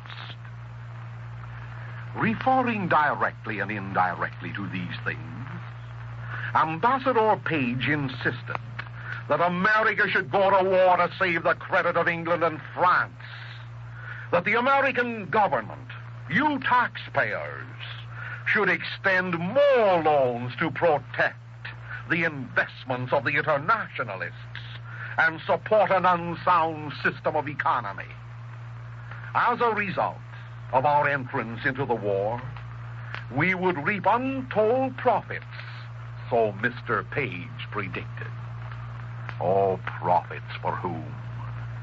For the men who died in the trenches, for the orphans who were sent wandering over the face of the earth, for the maimed victims of gas, shrapnel, and those who came back to dwell amongst us as paupers, as joblets, as members of the WPA. Profits for whom, Mr. Page? Profits for the international bankers who already invested in the war. A war fought amongst themselves. A war which we common people thought we were fighting for the preservation of democracy. A war which was really a contest for supremacy in the financial world. That is not rhetoric. The reliability of this information is established in an official document now in the possession of the United States government and available for everyone in this audience to read, even for those of you who firmly entertained the fairy story that we fought to make the world safe for democracy. And it is also confirmed by a second government document in a decoded message written the same day, March 5th, 1917, which Ambassador Page sent to President Wilson with these words, quotations: Great Britain and France must have a credit in the United States which will be large enough to prevent the collapse of world trade and the whole financial structure of Europe, unquote. Do you appreciate what these words mean? Make the world safe for democracy. That meant that you laborers who were paid less than living wages, and you farmers who were forced to follow your plow at a loss, you patriots who thought you were doing something fine for the common men of Europe, were inveigled and seduced into a war to save the rotten financial structure of a decadent continent, a financial structure that was starving 425 million persons. In view of such official documents now brought to light after 20 years, it is time for the American public to abandon its sentimental drivel of a democratic front and recapture its sanity together with its policy of no foreign entanglements. Failing this, we shall be led like sheep to the slaughter by the Judas goat of high finance. And our children, 20 years hence, will have access to government files to read of our deception in 1939, as today we read of our father's deception 22 years ago. I have often spoken to you about the injustices of the Treaty of Versailles. However, I believe one salient point has been omitted. I fail to remind you that President Wilson, who sat in with Clemenceau, Lloyd George, and the European schemers, had no constitutional authority to sign the treaty. Are you aware, my American fellow citizens, that upon Mr. Wilson's return to America, the United States Senate in 1920 refused absolutely to accept the Treaty of Versailles? Are you aware that the Versailles document was never honored by the American people, but was officially repudiated by our Senate? Possibly millions in this audience labor under the delusion that we Americans legally accepted that peace treaty. The fact, therefore, is 20 years ago, we repudiated it. Today, read the headlines. Soviet Russia is preparing to join forces with England and France to perpetuate the status quo of the Versailles Treaty, which they brought into existence. Why, then, should we be interested with Soviet Russia at this late date in sending money, munitions, and men to Europe to support a peace treaty which, from the very first instant, Americans recognized as unjust, and which, from the very outset, our Senate refused to accept? If its signatories in Europe, particularly Great Britain and France and Russia, are interested in waging war to uphold the Treaty of Versailles, which they signed, if they are interested in preserving the status quo of injustice which resulted from it, that is their business. It's none of ours. My friends, following the year 1920, groups of internationalists began to agitate for our government and people to join the League of Nations. Of course, you are aware why the League of Nations was brought into existence. It was supposed to be the police force used to protect the Treaty of Versailles and its ill-gotten spoils. To confirm that statement, permit me to quote the late Robert Lansing, former Secretary of State. On May 8, 1919, Mr. Lansing was in receipt of a message from William Bullitt, then operating in Europe for our government. Partly basing his information on Mr. Bullitt's report, Secretary Lansing maintained that the peace treaty of Versailles was unjust, and added that the League of Nations as now constituted will be the prey of greed and intrigue, for it is called upon to stamp as just that which is unjust, unquote. 19 years have passed since the Senate repudiated the Treaty of Versailles and refused to participate in the League of Nations because the whole affair was crimsoned with injustice from the outset. 19 years have passed, and what is happening? It seems today that the philosophic successors of President Wilson regret that the United States Senate neither signed the peace treaty nor became a member of the League of Nations. And it seems that our American warmongers have cast to the winds the constitutional decision of the people and are endeavoring to force us into a war for the same purposes that Ambassador Page in the first instance indicated to President Wilson. Once more, say they, let us save the international bankers. Once more, let us send our sons over to become cannon fodder for those who exploit 425 million persons. My friends, be not deceived by all this propaganda. No League of Nations proposal will be submitted to us, but in its stead, a neutrality act containing the cash and carry program shall be proposed for passage.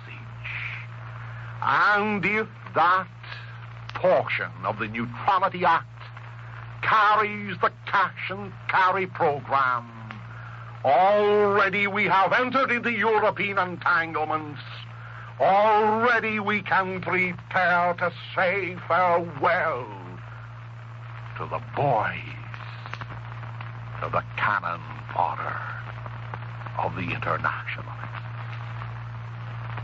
My friends, our objective is to have peace with justice, the watchword of His Holiness, Pope Pius XII. Let us have peace, but let us recognize that there can be none of it if we help in sustaining the injustices which were incorporated in European diplomacy. At this point, permit me to applaud Bishop John A. Duffy of Buffalo, New York, who recently said, quotations, "One almost loses all control of himself when discussing the possibility of identifying ourselves even in a remote degree with communistic Russia. I say publicly here and now that if the United States ever joined in a foreign war on the side of Soviet Russia, I would advise every Catholic boy in the United States to refuse to serve." God bless Bishop Duffy for this heroic statement. And may God inspire the people of this nation who hate atheism and abhor Nazism from participating in even the remotest degree in the military activities of country which profess these heresies. For my own self, I should prefer the dishonor of a dungeon or of a concentration camp to assist even remotely in fighting on the side of Soviet Russia. Perhaps, my friends, in making such statements we depend too much upon ourselves. Perhaps we do not turn to God in this emergency as we should for guidance and help. Oh, be you Catholic or Protestant, I feel it my duty at this moment to remind you that the month of May long since has been set aside to honor the mother of the Prince of Peace. She, the most sorrowful mother, witnessed the most heinous injustice ever perpetrated against a son. Call upon her in this hour of need to protect our sons and save them from the crucifixion of war. She, the most sorrowful mother, sounded the depths of every worry experienced by all the mothers of the world. In this hour of need, beseech her to petition the Prince of Peace to preserve our mothers' hearts from the tortures which she herself suffered beneath Calvary's cross. Of old her boy was sold for 30 pieces of silver. Of old her boy was transfixed upon a cross by those who protected the money changers in the temple.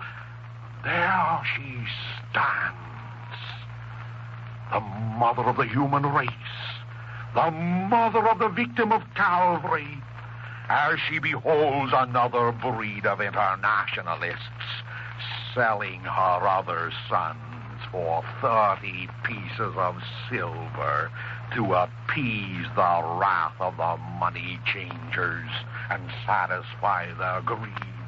O Mother of the Word incarnate, hear our prayers. Thy Son, O Mary, was guiltless all through life, while we, his brothers, are filled with sin. Wherefore, if the crown of thorns have pressed our brow, if the scourge of depression has racked our bodies, if the nails of want have fastened us to the cross of poverty, these things we deserve. Oh, but sweet mother of the human race, we still remember the story of the repentant thief on Calvary's hill. With sorrowful hearts we turn at this late hour to thy beloved Son. Oh, surely, if your pure lips speak the word, he will save us from war. If thou wilt speak for us, we know that he will turn to us and say, this day thou shalt be with me in paradise. My friends, in the name of Christ, for whom we live and for whom we are prepared to die, rather than serve in the army of atheism against him, let us petition the Prince of Peace through the lips of his blessed mother to spare the youth of America, and their mothers too, from the cross which the Caiaphases and Annases are building for their destruction. God bless you and save you, and I shall be happy to mail you this afternoon's address at your request.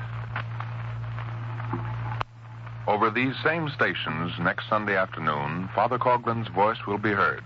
As you know, daylight saving time begins next Sunday in many sections of the country. Please be advised of this. Our program next Sunday will originate at Detroit at the same time, 4 o'clock Eastern Standard Time. Local announcers will confer a favor upon us if, at the end of today's presentation, they will advise their respective audiences the exact hour Father Coughlin will be heard next Sunday. This is Franklin Mitchell bidding you good afternoon. Ladies and gentlemen, we've presented the regular Sunday afternoon address of Father Charles E. Coughlin from Royal Oak, Michigan. The thoughts and opinions contained in this address were entirely those of the speaker and do not necessarily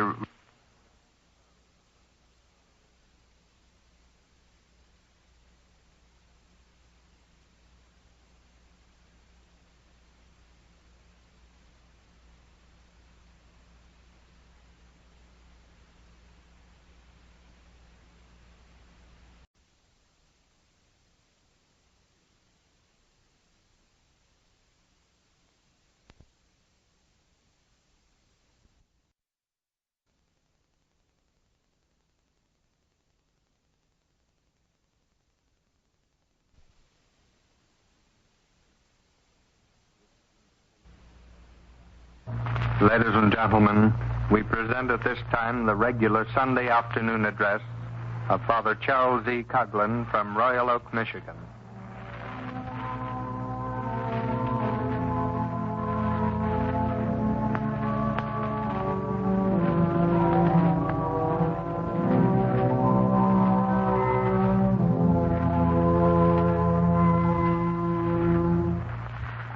Good afternoon.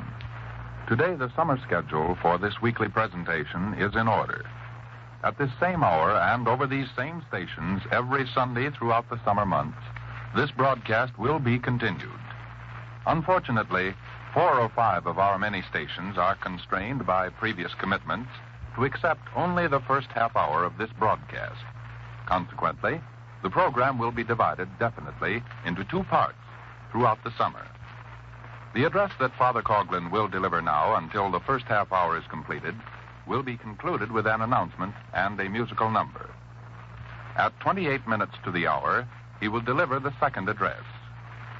Unfortunately, the 4 or 5 stations to which I referred will not carry this second address unless it will be possible for their management to make other arrangements. This afternoon, Father Coughlin will disclose information of which the majority of Americans are not aware. This address is available to all in this audience simply by writing a letter to Father Coughlin. And now may I present the pastor of the Shrine of the Little Flower in a discourse entitled, So This is Democracy. Good afternoon, my friends. I ask your indulgence as once again I engage your attention upon the gruesome subject of war. Indeed, it is with great reluctance that I prolong this discussion. Nevertheless, a press of circumstances makes it inevitable. During the course of this address, it will be my privilege to disclose information which seldom levels down through ordinary channels to the general public. It is my duty as your spokesman to present it to you in this emergency, to the end that it will guide you in your decisions and stimulate you in your actions. We Americans have been victimized by some invisible forces which are determined to embroil us in war. Have these same forces employed their power, prestige, wealth, and influence in behalf of peace and prosperity to the same extent?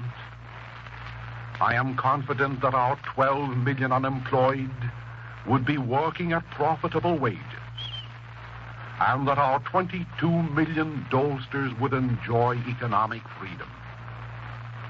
I do not remember in my lifetime when public officials and newspapers expended so much effort in propagandizing for war and thereby serving, either wittingly or unwittingly, the hidden hand of destruction. Nor do I recollect when so little publicity has been given for the removal of the causes of our domestic depression. Who wants war? The millions of little children attending our schools? The neglected youth of our nation who are searching in vain for profitable jobs and despairing of establishing a home of their own? The fathers and mothers whose chief concern always has been life and never death? The exploited masses of labor, victimized by prolific promises of politicians and deceived so frequently by unsound labor leaders? Who wants war? The patient agricultural class whose farms have been confiscated and whose productive acres have been made barren by an insane program of destruction? Who wants war? The small businessmen, industrialists, and homeowners who are almost taxed out of existence as they bear the burdens of the last war? Oh, elsewhere let us seek an answer to our question when more than 95% of our population abhors the very sound of that word, war. And this is democracy, when 95% of our fellow citizens have their minds tortured, their emotions aroused, their passions agitated by no more than 5% of internationalistic warmongers and their publicity agents, whose main concern is not assisting America back to prosperity, but to achieve the destruction of the so-called totalitarian state, to perpetuate the peace treaty of Versailles, long since repudiated by the United States Senate. If we are a democratic people, shall we permit ourselves to be used like putty in the hands of those responsible for the half-truths, the warmongering which appear in our press? When the catchphrases "unjust aggressors" was employed to stir up your righteous wrath against Germany and Italy, were you conscious of having read the whole truth about unjust aggression?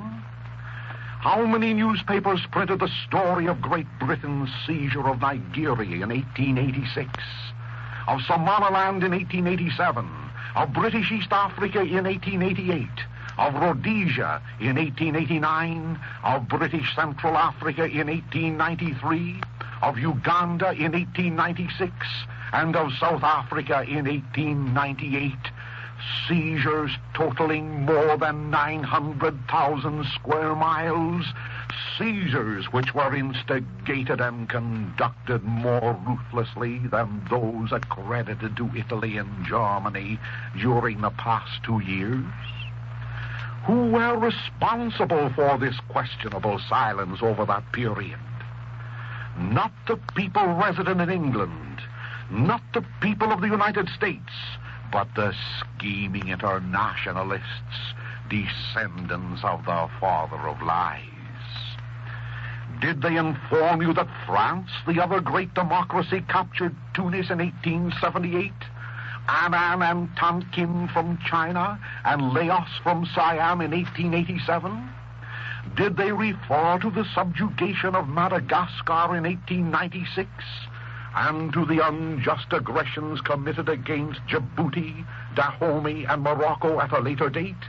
Aggressions which netted the French Empire more than 670,000 square miles? Certainly they did not, because they were more interested in regimenting the sentiment and the youth of America to fight a war for the preservation of their gold control, of their status quo over the peoples of the earth. By reminding you of these lurid historical facts which besmirch the pages of modern history, I am in no way condoning the conduct of the modern dictators, but I am reminding you that the same policy of seizure and exploitation is dominant in the world today as it was yesterday. The same catchwords are being used to deceive the common people. The same propaganda is issued by those who dominate both governments and nations, the hidden hand of the internationalists. Who wants America to play even a remote part in the impending European clash, which appears to be inevitable? Ask the leaders of the League for Peace and Democracy. Ask the munition makers. Ask the internationalists who shuttle gold back and forth across the Atlantic. Ask the Jews and Gentiles who refuse to oppose communism as they do Nazism.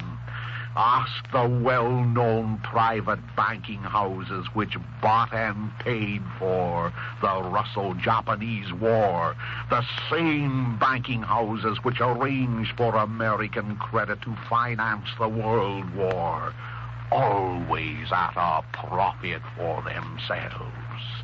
Oh, possibly they could tell you, they who escaped the horrors of the trenches, the withering fire of the machine gun, and the discomforts of the concentration camp.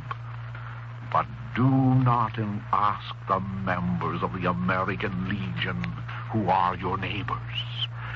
Do not inquire of the broken-hearted Gold Star mothers whose names have been exploited.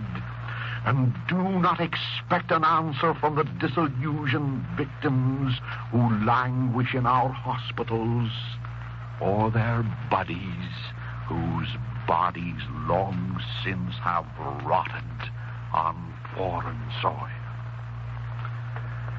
This campaign to embroil America in a world war was carefully planned, weighed, and timed for this opportune moment.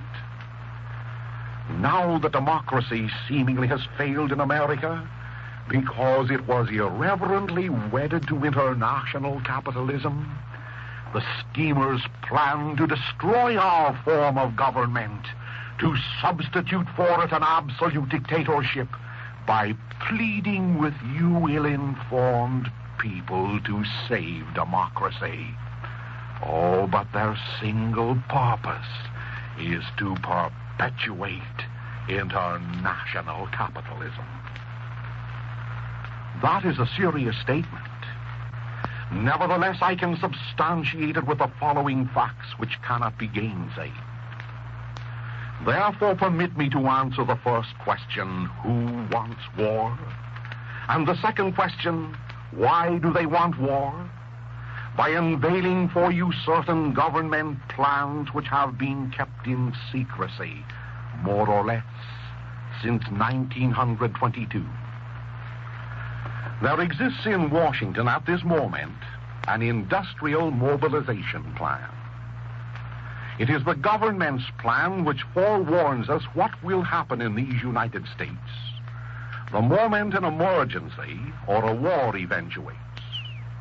It proposes to take over not only all material resources, iron, coal, oil, and cotton, but the control of all industry, trade, and commerce. Every working man will become an employee of the government. Already the nation has been divided into 12 districts with regional headquarters of the War Department to be located in each. Already the operation of 20,000 American factories has been charted. Already more than 12,000 American industrial plants have been assigned to various Army supply branches. And these industrial plants, through their executives, have signed an accepted schedule of production. Of these things, the majority of you in this audience has not been informed. The government industrial mobilization plan provides for several administrations: war, labor, trade, financial, price control. These statements, my friends, are no figments of fancy.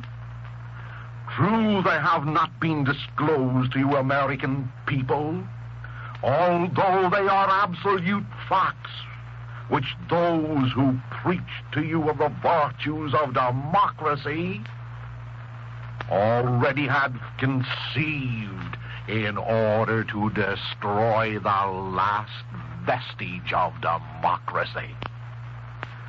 Moreover, this present administration at Washington has arranged to conscript both capital and labor, big business and little business. It proposes to license every activity from a munition plant to a confectionery store, to nationalize all means of communication, the press, the radio, to control all newspapers and public speakers. In its plan, already written and awaiting execution, although you don't know it, the only liberty left to the individual will be freedom to think, but no freedom to express his thoughts. My friends, if these statements which I have just made about the present administration were not true, statements, however, which are supported by the congressional record. This would be my last appearance before a microphone. Quoting the Honorable Mr. Schaefer of Michigan and the congressional record of April 24, 1939, we read quotations. The industrial mobilization plan recognizes only two classes of citizens, those with the armed forces and those at home who must provide for the maintenance of the armed forces. Nor will the women of these United States be exempted from this military tyranny planned at Washington and conceived by those who dominate the New Deal, the Hidden Hand. Under the title, Women Wage Earners Division of this government plan, we read the following startling statement, quotations. In normal times, there are approximately 10 million women and children over 16 years of age employed in industry, commerce, and the professions. The specific mission of this division is to divert the greatest possible number of these women to munitions and essential civilian industries, unquote the document. My friends, will that sentence which I have just read arouse you ladies to action? If war comes, oh, let every woman in this audience recognize that she and her sister will be herded about like cattle at the discretion of the War Labor Administrator. The New Deal plan does not omit children from its dictatorial grasp. One paragraph of this hidden document reads as follows, quotations. While the employment of children under the age of 16 years in industry or agriculture will be avoided wherever possible, it must be recognized from the beginning that the nature of the emergency may require such employment in its later stages. And you good people are apathetic, and some of you will say this is imagination. You innocent Americans are not willing now, before war eventuates and before a Neutrality Act is passed, you are not willing to bestir yourselves to keep America for Americans and to preserve George Washington's policy of no foreign entanglements. My friends, I am disclosing to you a document of which you are ignorant. A plan already prepared for your enslavement under the title of democracy. What is your reaction? If in the face of the paragraphs which I have read for you, you cannot envision what is in store for you as a result of your apathy, there's no hope left for you. Can you not foresee the passing of democracy under the false front of preserving democracy? Can you not see the rise of a ruthless dictator who is a servant of the gold hoarders and a puppet of the invisible forces, will herd the women of America, will separate mothers from their children, and compel them even to a greater degree than they were compelled in Russia to serve in munition factories? Can you not envision the closing down of schools when children, even under 16 years of age, will be forced to become cogs in a machine for murder? Do not accuse me of exaggeration. Oh, yes, pious words will be spoken from executives denying these statements.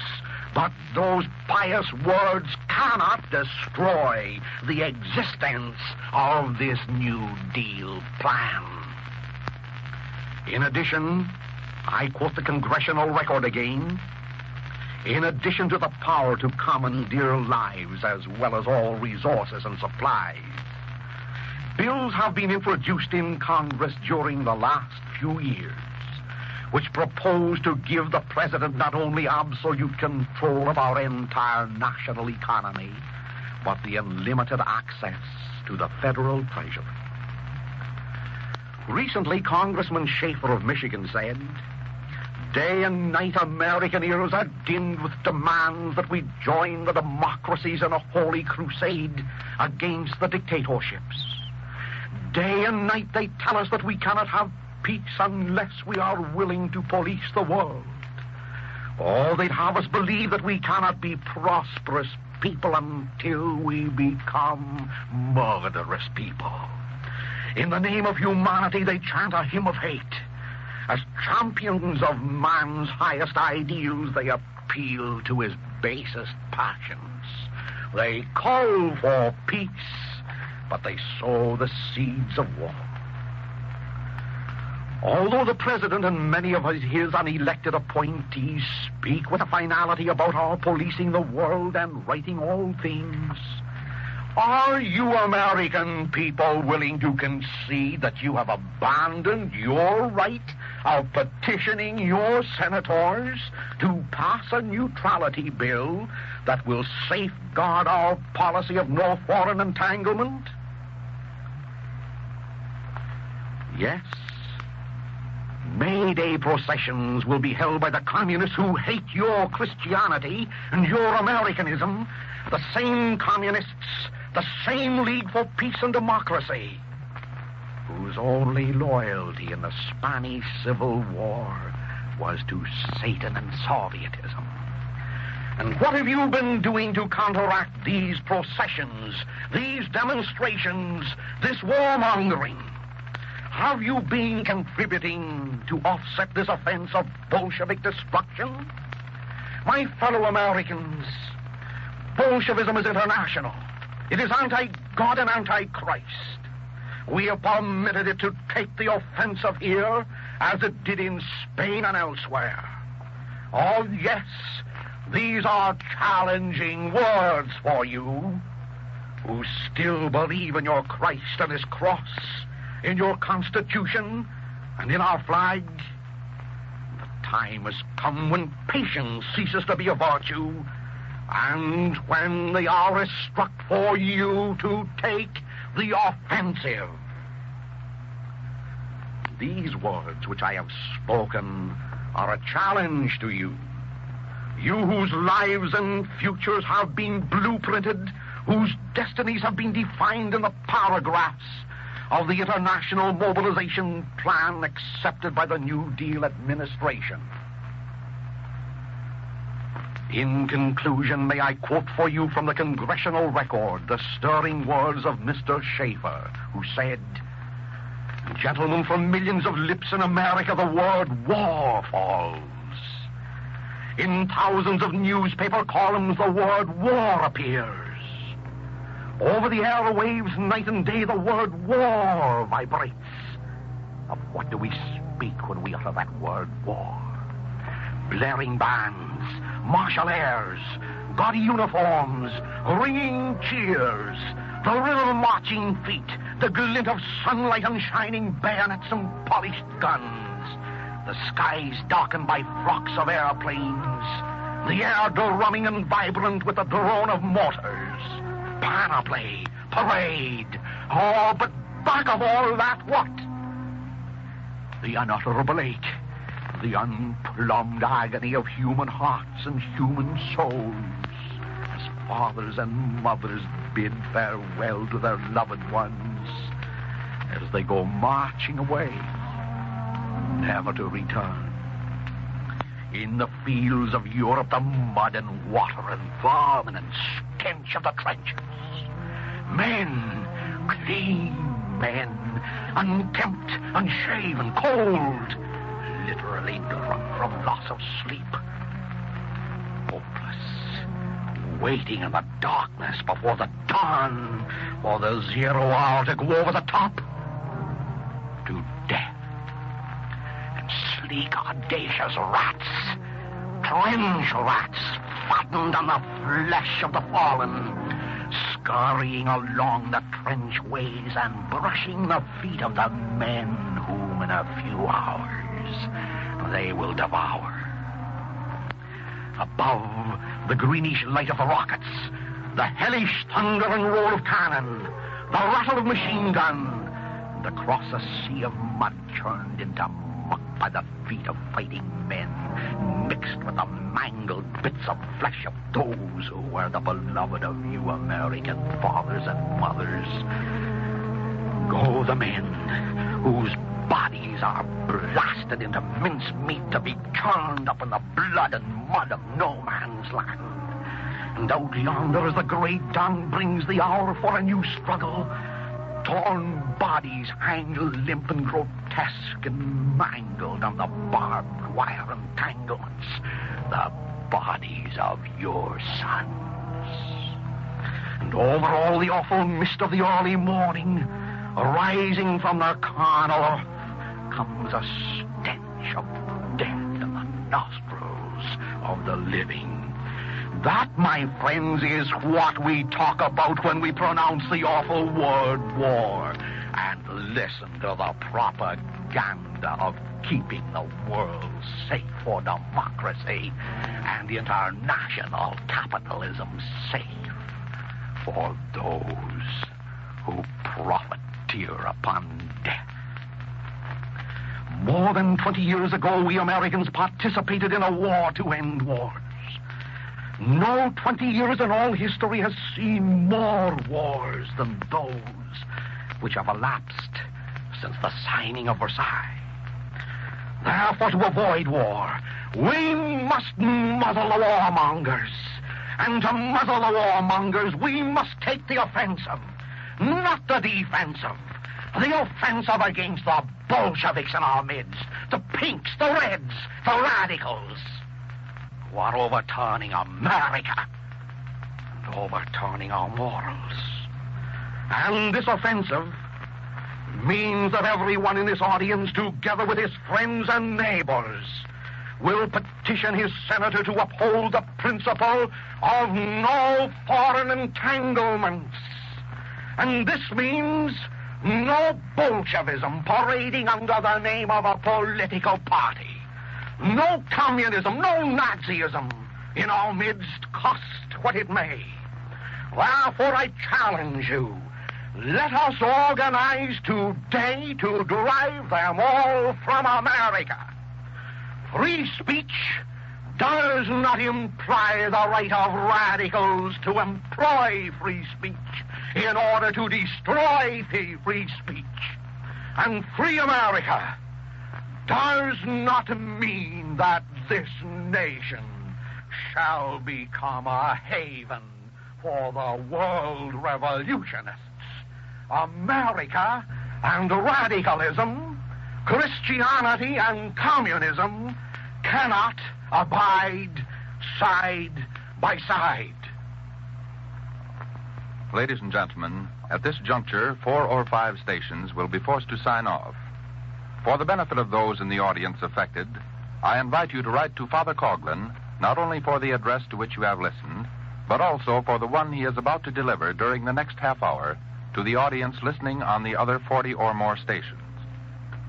Next week's Social Justice magazine will carry a complete analysis of Mr. Hitler's speech and its possible repercussion, written by Father Coughlin. To offset organized opposition to the distribution of this magazine, I am inviting at least 1,000 more distributors to offer their services this week for the welfare of social justice and at a profit for themselves.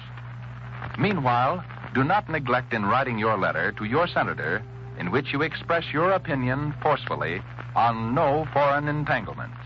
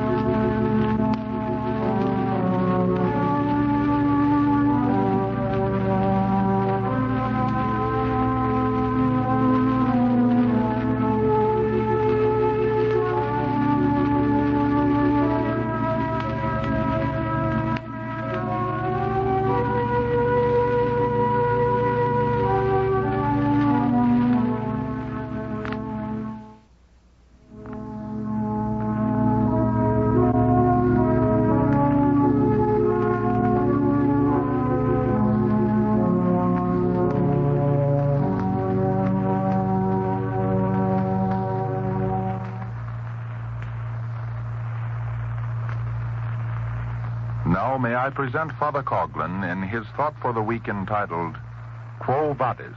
Whither goest thou?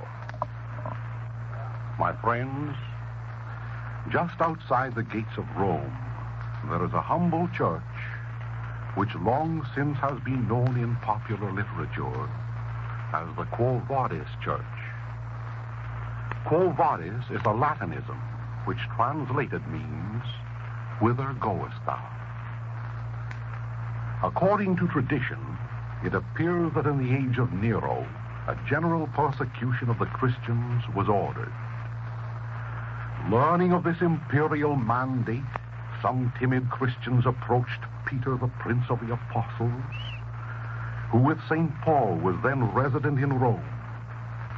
Very thoughtful for Peter's personal and physical welfare, they urged him to forsake the city, lest his life should be lost in the general persecution. Under the cloak of night, with no lamp to light his way save the silvery shining of the stars above, Peter, lost in the folds of his great cloak, hurried out of Rome. He had not gone far when, as the story goes, there appeared out of the shadows the figure of Jesus Christ. Upon his sacred countenance a look of sorrow was evident, because his shepherd, like a hireling, was forsaking his flock. In astonishment, Peter addressed his divine master with the words, Quo vadis? Whither goest thou? The traditional story continues that Christ answered, To Rome again, Peter, to be crucified. Imagine the apostle's chagrin at hearing this gentle reprimand as he was about to betray his trust. Needless to say, his bowed head and chastened soul, the impetuous Peter returned to Rome. The result was inevitable. The embers of bigotry, greed, lust for power, and persecution were fanned by the winds of Neronic passion. The air was static with these forces. At last the storm clouds broke. Peter witnessed the golden sands of the Flavian amphitheater turn to crimson as they were dyed with the blood of his faithful followers. In a few days, he himself felt the piercing of the nails in his hands as he was crucified on an upturned cross for the love of Jesus Christ. The monument which partially bears out the story narrated is the little church which the centuries have hallowed with the name of Quo Vadis. At this moment, my friends, I am not so much interested in this narrative which the loom of time has spun around the name of Peter as I am in the momentous words, Whither goest thou? Whither are we going, we Americans? Upon what highway are we traveling? Throughout the nation, more than 250,000 schools are serving young America. Little children in the grades, boys and girls in high school, the flower of our nation in the colleges and universities, assemble every weekday to prepare themselves for life's battle. Nowhere in all the world are the arts and sciences better taught. Nowhere is physical education better conducted. Unfortunately, however, we have selected curricula from which are excluded the real truths about a man. Step into a chemistry laboratory. The instructor is explaining the nature of a drop of water. 10 million molecules are fused into one tiny mass. 10 million inscrutable lives, vegetable or animal, live within the tiny world of that one sparkling drop. Behold them breathe and move under the powerful lens of a microscope. Water. Then comes an electric flash, and behold, the little world vanishes. The liquid disappears as it is divided into its component parts of hydrogen and oxygen. The children marvel at this miracle of science. Oh, but who teaches them that in the little world of the creature called man, there are two component parts, the body and the soul? Who instructs them in the lessons of immortality? Who holds for them the microscope of faith through whose lenses they can see the indelible marks of God the Father, their Creator, of God the Son, their Redeemer, of God the Holy Ghost, their Sanctifier? Who answers for them the question, whither goest thou? Whither are we going when the most important sciences of man's eternal destiny are neglected? The mysteries of physics and chemistry, the lore of Egypt, Greece, and Rome, the heroic deeds of a Caesar, Napoleon, or Washington, the fame of Dante and Shakespeare, the inventions of Newton, Edison, and Marconi, all these are taught. Christ, the conqueror of death, however, is cabined up within the confines of one small chapter, spoken of as one passing reformer, Christ, within whom we live and move and have our being. Whither goest thou, America, with such ungodliness in our educational system? To Rome again to be crucified, unless the children of America are instructed in the life, the morals, the love, and the doctrines of Jesus Christ. Whither are we going? Upon what highway are we traveling? Without protest, we carry to our homes each day the current newspapers and magazines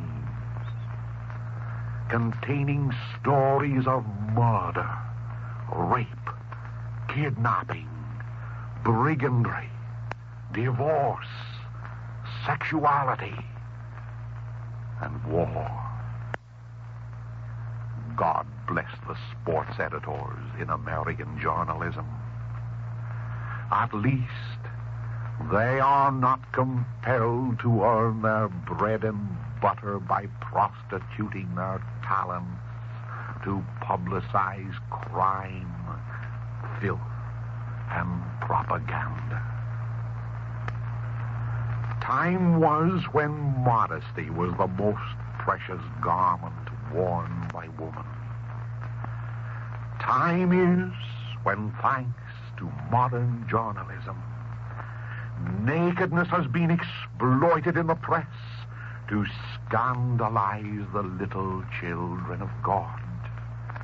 The children in their formative years, whose formative emotions are unduly agitated because American journalism has chosen to pay homage to the advertising dollar.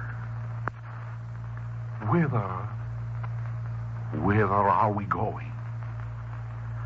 We who in silence and without protest submit to this assault against the minds and morals of young America. Have we abandoned modesty to smile upon indecency? Should we wonder at the laxity of morals prevalent amongst our youth, against whom we have conspired under a system of organized education, and into whose hearts we are constantly pouring the forbidden wine of journalistic lust? Whither goest thou, America? To Rome, again to be crucified. Many millions of persons find their weekly recreation before the silver screen of the cinema. Yes, I know that boards of censors have been established in many states, but I also know the crimson story of the theater. Too often gangsterism has been portrayed in the guise of heroism. Too often licentiousness has been paraded under the cloak of virtue. Fidelity has been scorned. Divorce has been aggrandized. Nightlife has been preferred to the drab existence of home life. Of old, William Wordsworth wrote, "Altar, sword, and pen, fireside, the heroic wealth of hall and bower have forfeited their ancient English dower of inward happiness. We are selfish men. Oh, raise us up, return to us again, and give us manners, virtue, freedom, power." Indeed, my friends, the plain living, God-fearing Christian spirit which once characterized our sturdy foreparents who blazed trails through the forest, cleared fields, and fought their way out of drear darkness into the sunshine of prosperity, that spirit has gone. A soft, pleasure-loving, godless, selfish generation is in the breeding. No longer are the saints revered. In their stead, the carnal puppets of Hollywood, of spiritual destruction, have become the mirrors in which we dress ourselves. Whither goest thou? To Rome, again to be crucified. My friends, possibly one should not become indignant when confronted with such social phenomena. Probably we should concern ourselves more with the individual homes of America. Before the motor car made transportation so convenient, home life possessed more charm than it does today. It was a home life built around our little children. It was a home life marked by the frequent and casual visits of neighbors. It was a home life dedicated to the supervision of schoolwork.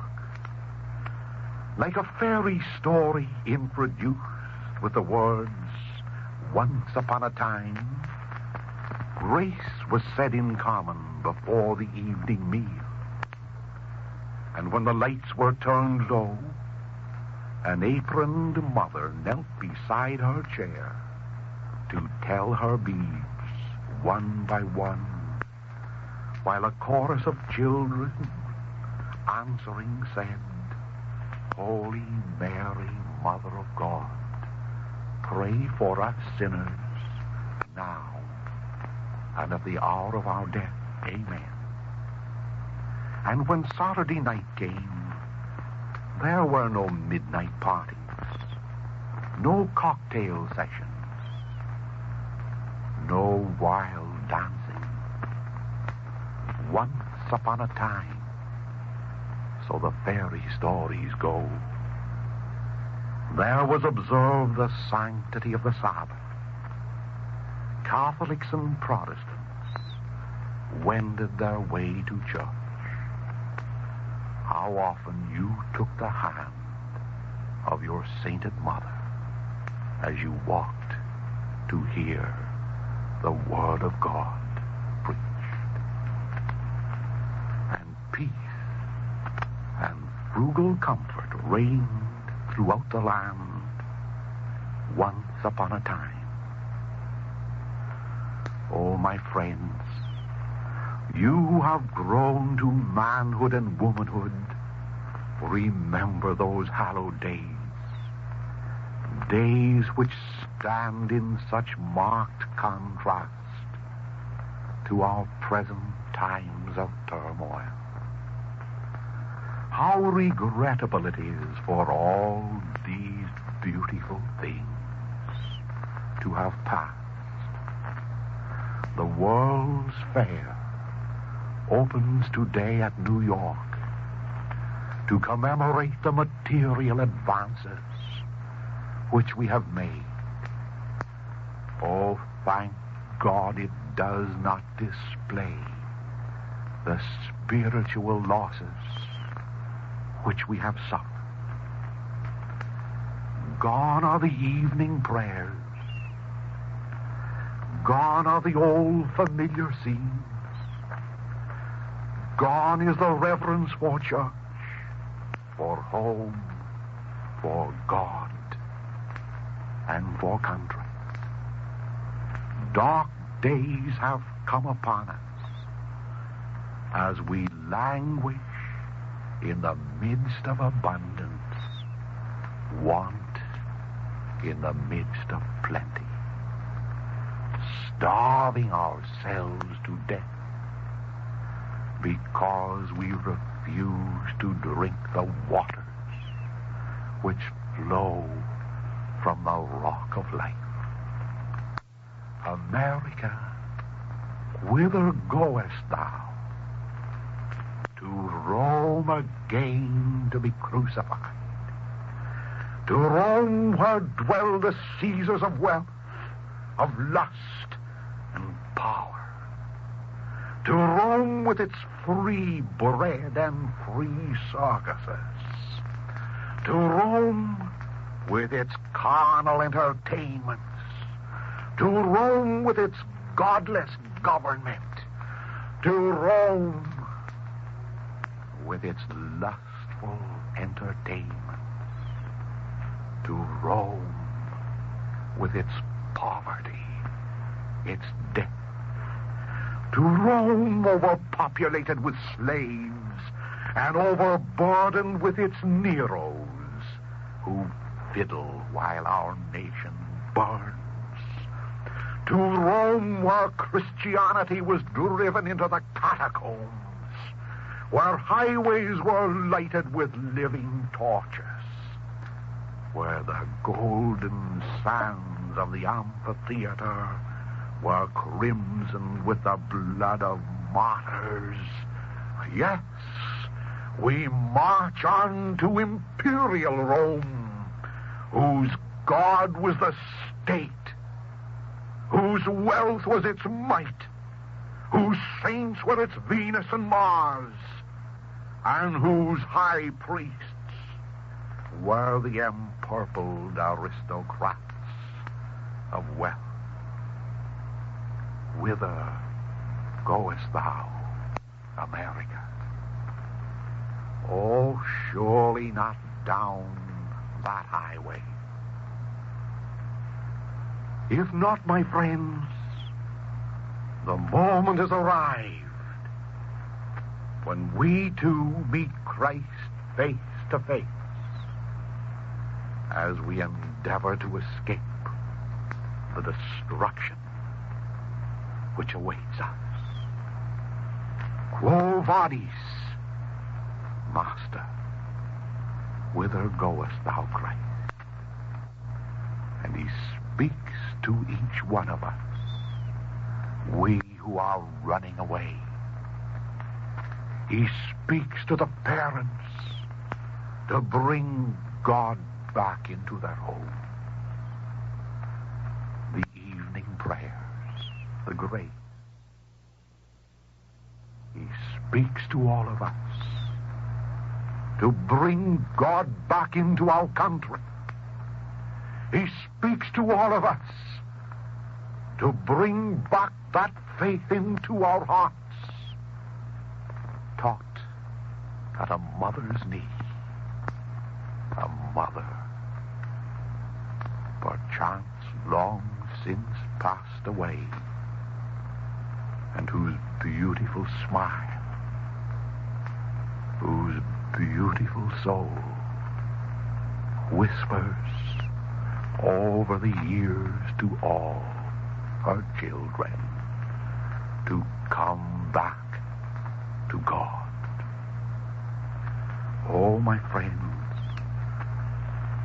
surely we're not going down that highway of destruction. Let us pause, for I repeat, there stands Christ on the highway down which we are surely traveling. Footsore and weary, he greets us with a tired smile.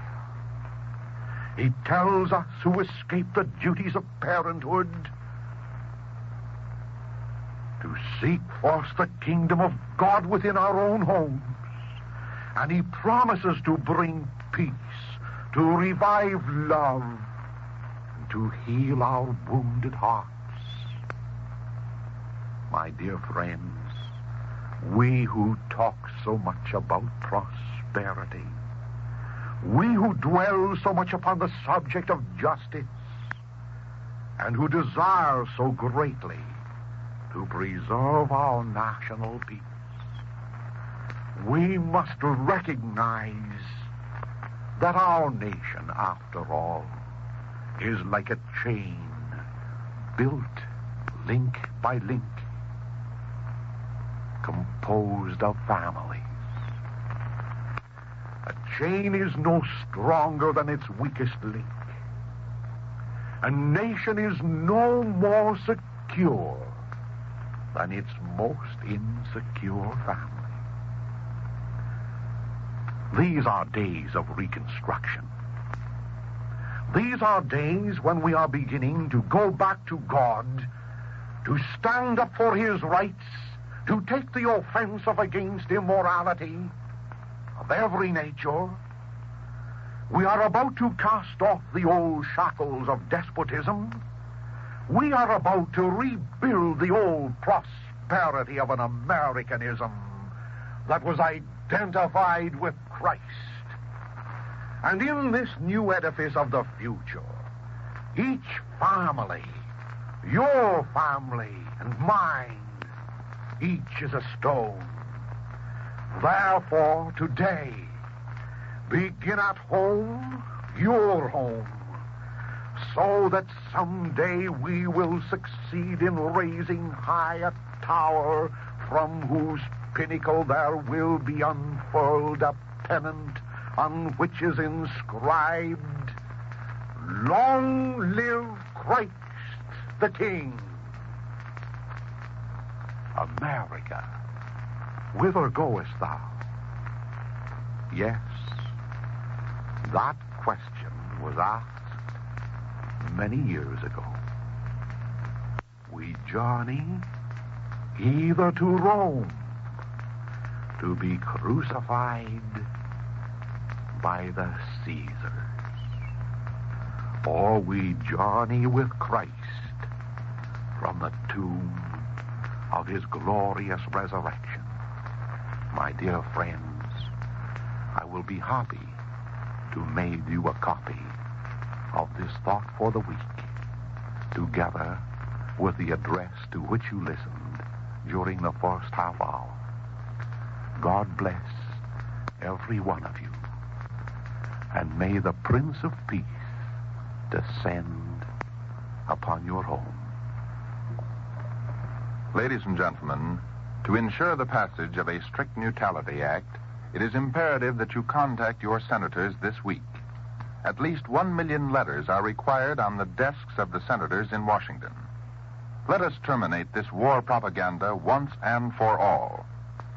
Need I advise you that the stirring address and moving thought for the week to which you have just listened are in pamphlet form? Write a letter to Father Coughlin asking him to send you a copy. Moreover, there is a vital reason for the following announcement. Not only are 1,000 more volunteers needed to distribute social justice this week, at least 200 are required in the city of Boston and Massachusetts. At least 200 more are needed almost immediately for Cleveland, Cincinnati, and Ohio. Surely there are at least 1,000 persons in this audience who are so devoted to social justice, as devoted at least as are the communists to the daily worker, that they will accept Father Coughlin's challenge of this afternoon in helping to distribute this news weekly. Did Father Coughlin say that we are through being on the defensive? We are on the offensive, and the news of it will be carried in Social Justice magazine. And now, in conclusion, the remaining 4 minutes of our broadcast time, we will hear an anthem by the Shrine of the Little Flower Choristers, transcribed at New York under the direction of Emil Cote. The choristers sing Jesus, Gentle Savior.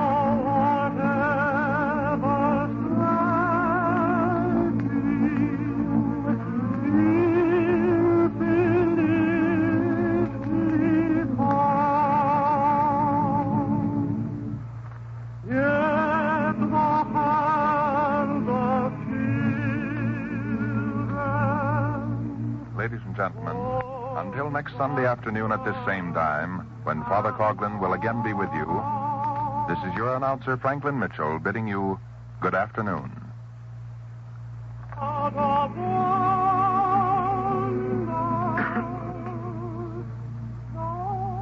Ladies and gentlemen, we've presented the regular Sunday afternoon address of Father Charles E. Coughlin from Royal Oak, Michigan. The thoughts and opinions contained in this address were entirely those of the speaker and do not necessarily reflect the policies of this station. Your dial is set at 1250 kilocycle. WHBI, Hoyt Brothers Incorporated, Newark, New Jersey.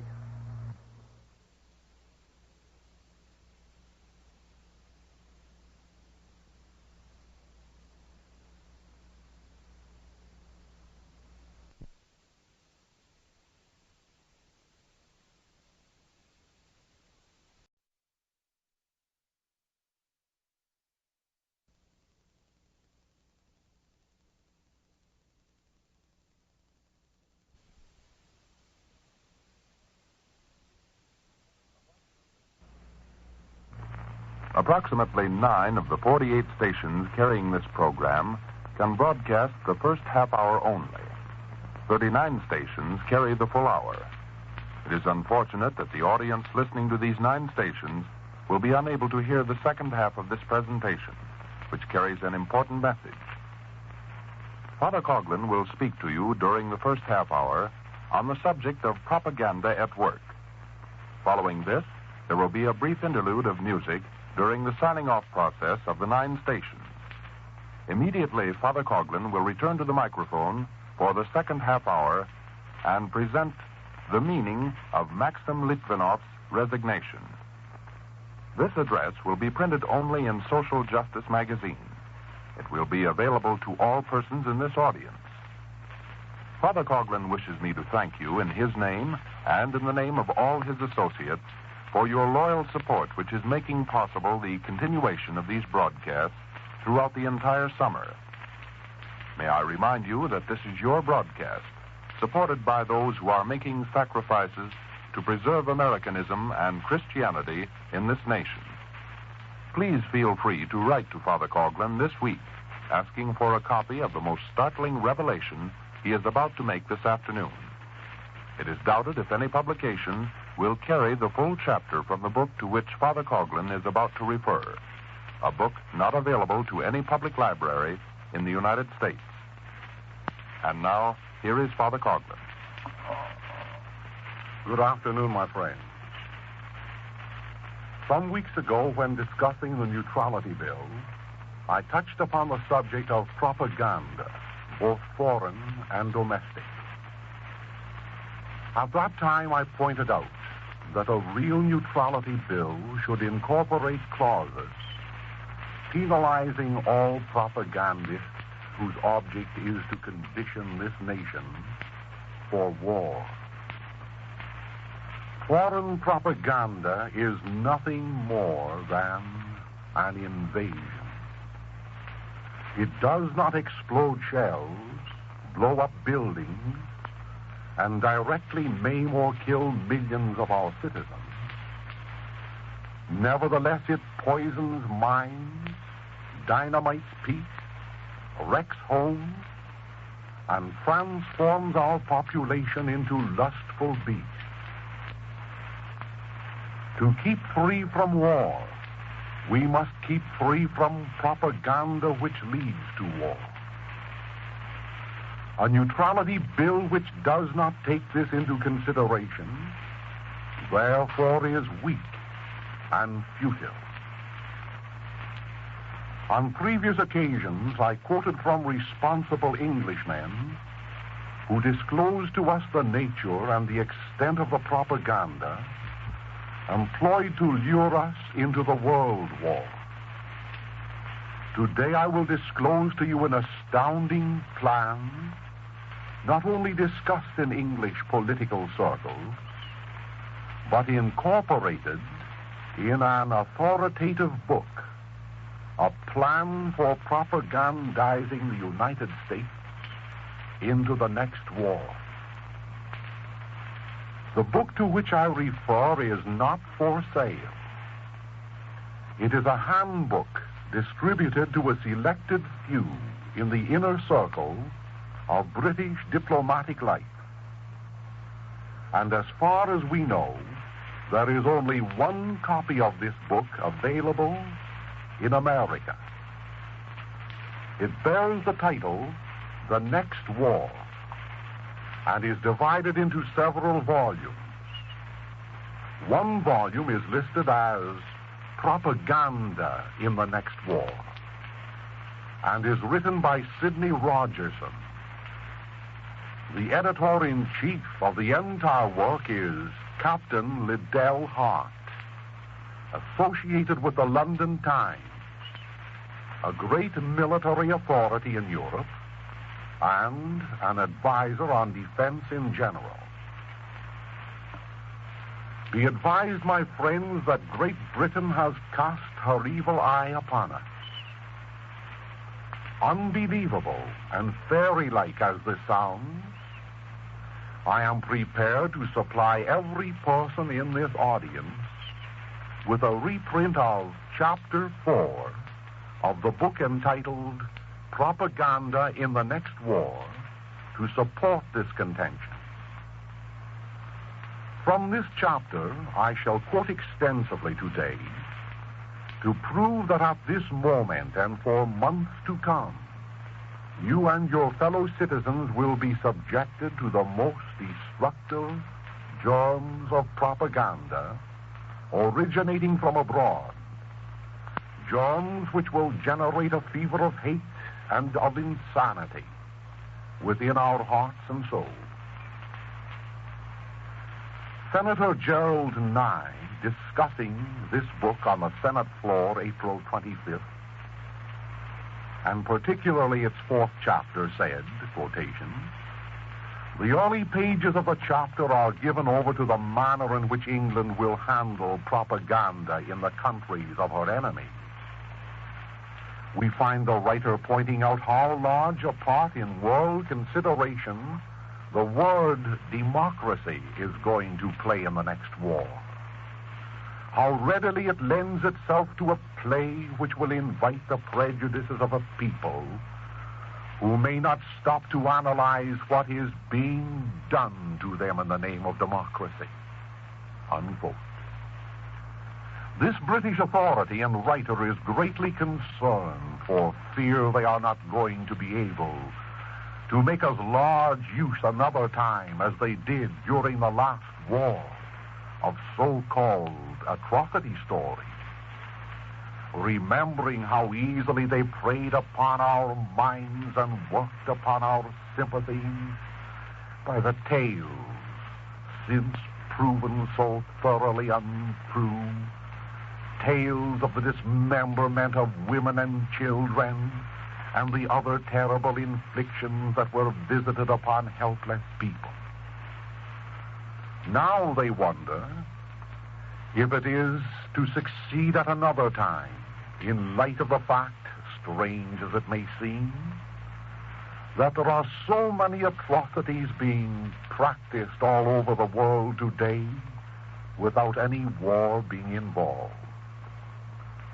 The British writer says in this book, quotation, "Since on paper our case towards neutrals appears to lack a mainspring, it will behoove us to manufacture what we can and press it everywhere we can, a task of making bricks with little straw, at which we showed ourselves to excel in the last war."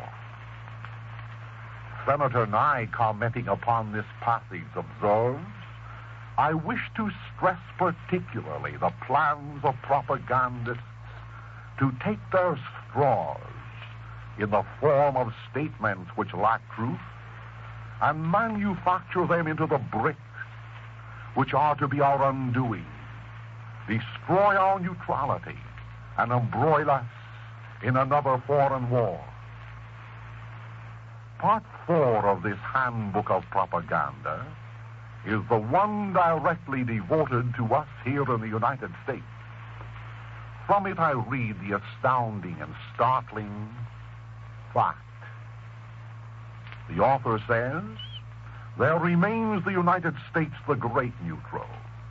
In the next war, as in the last, the result will probably depend upon the way in which the United States act. And her attitude will reflect the reaction of her public to propaganda properly applied. During the Great War, the efforts of the rival forces in the United States almost stagger belief. The Germans were the more amazing, and their activities amounted to a degree of interference in American domestic affairs which will surely never be tolerated again. They entered the field of United States labor politics, organizing their own union. They set up all sorts of propagandist bodies, whether supposedly the Pacific organizations, which adroitly blamed the Allies for keeping the war going, or bureaus to work upon and inflame Negro populations. They appealed to university-trained and professional men. They reached women by forming such bodies as the League of American Women for Strict Neutrality. They even bought a daily paper in New York. Now, we were almost as thorough, though less blatant in our methods, observes the Britisher. Among our multifarious activities was the supply of a regular British news sheet to no fewer than 360 smaller American papers. For some time, the issue as to which side the United States would take hung in the balance. And in the final result was a credit to our propaganda, meaning British propaganda. The writer continues with the following admission. The American people, say, are still under the influence of much of the Great War propaganda. They are more susceptible than most people to mass suggestion. They have been brought up on it. And since 1918, they have shut themselves off from reality. Moreover, they are at this moment engaged upon the battleground of an active propaganda of labels. There is no sense in refusing to recognize that there has always been a substratum of suspicion in America of Great Britain. Admitting the existence of many prejudices on our part against Great Britain, the author of this remarkable book says, in this regard, quotations, there remain the Jews.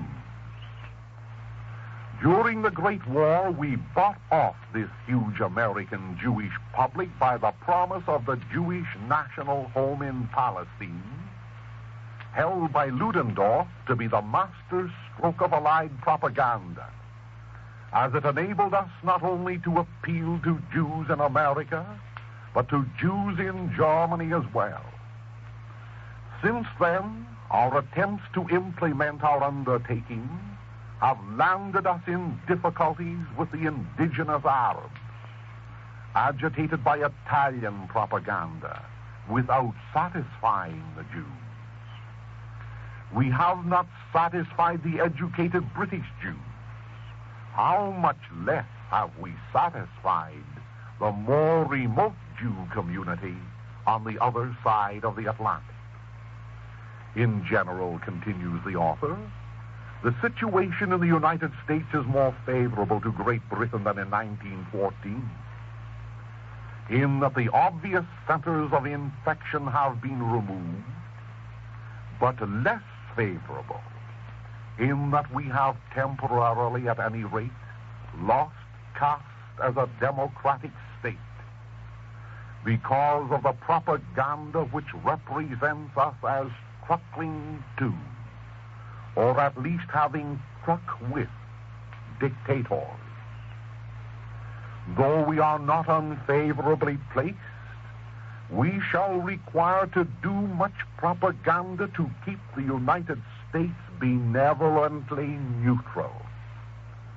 To persuade her to take our part will be much more difficult, so difficult as to be unlikely to succeed.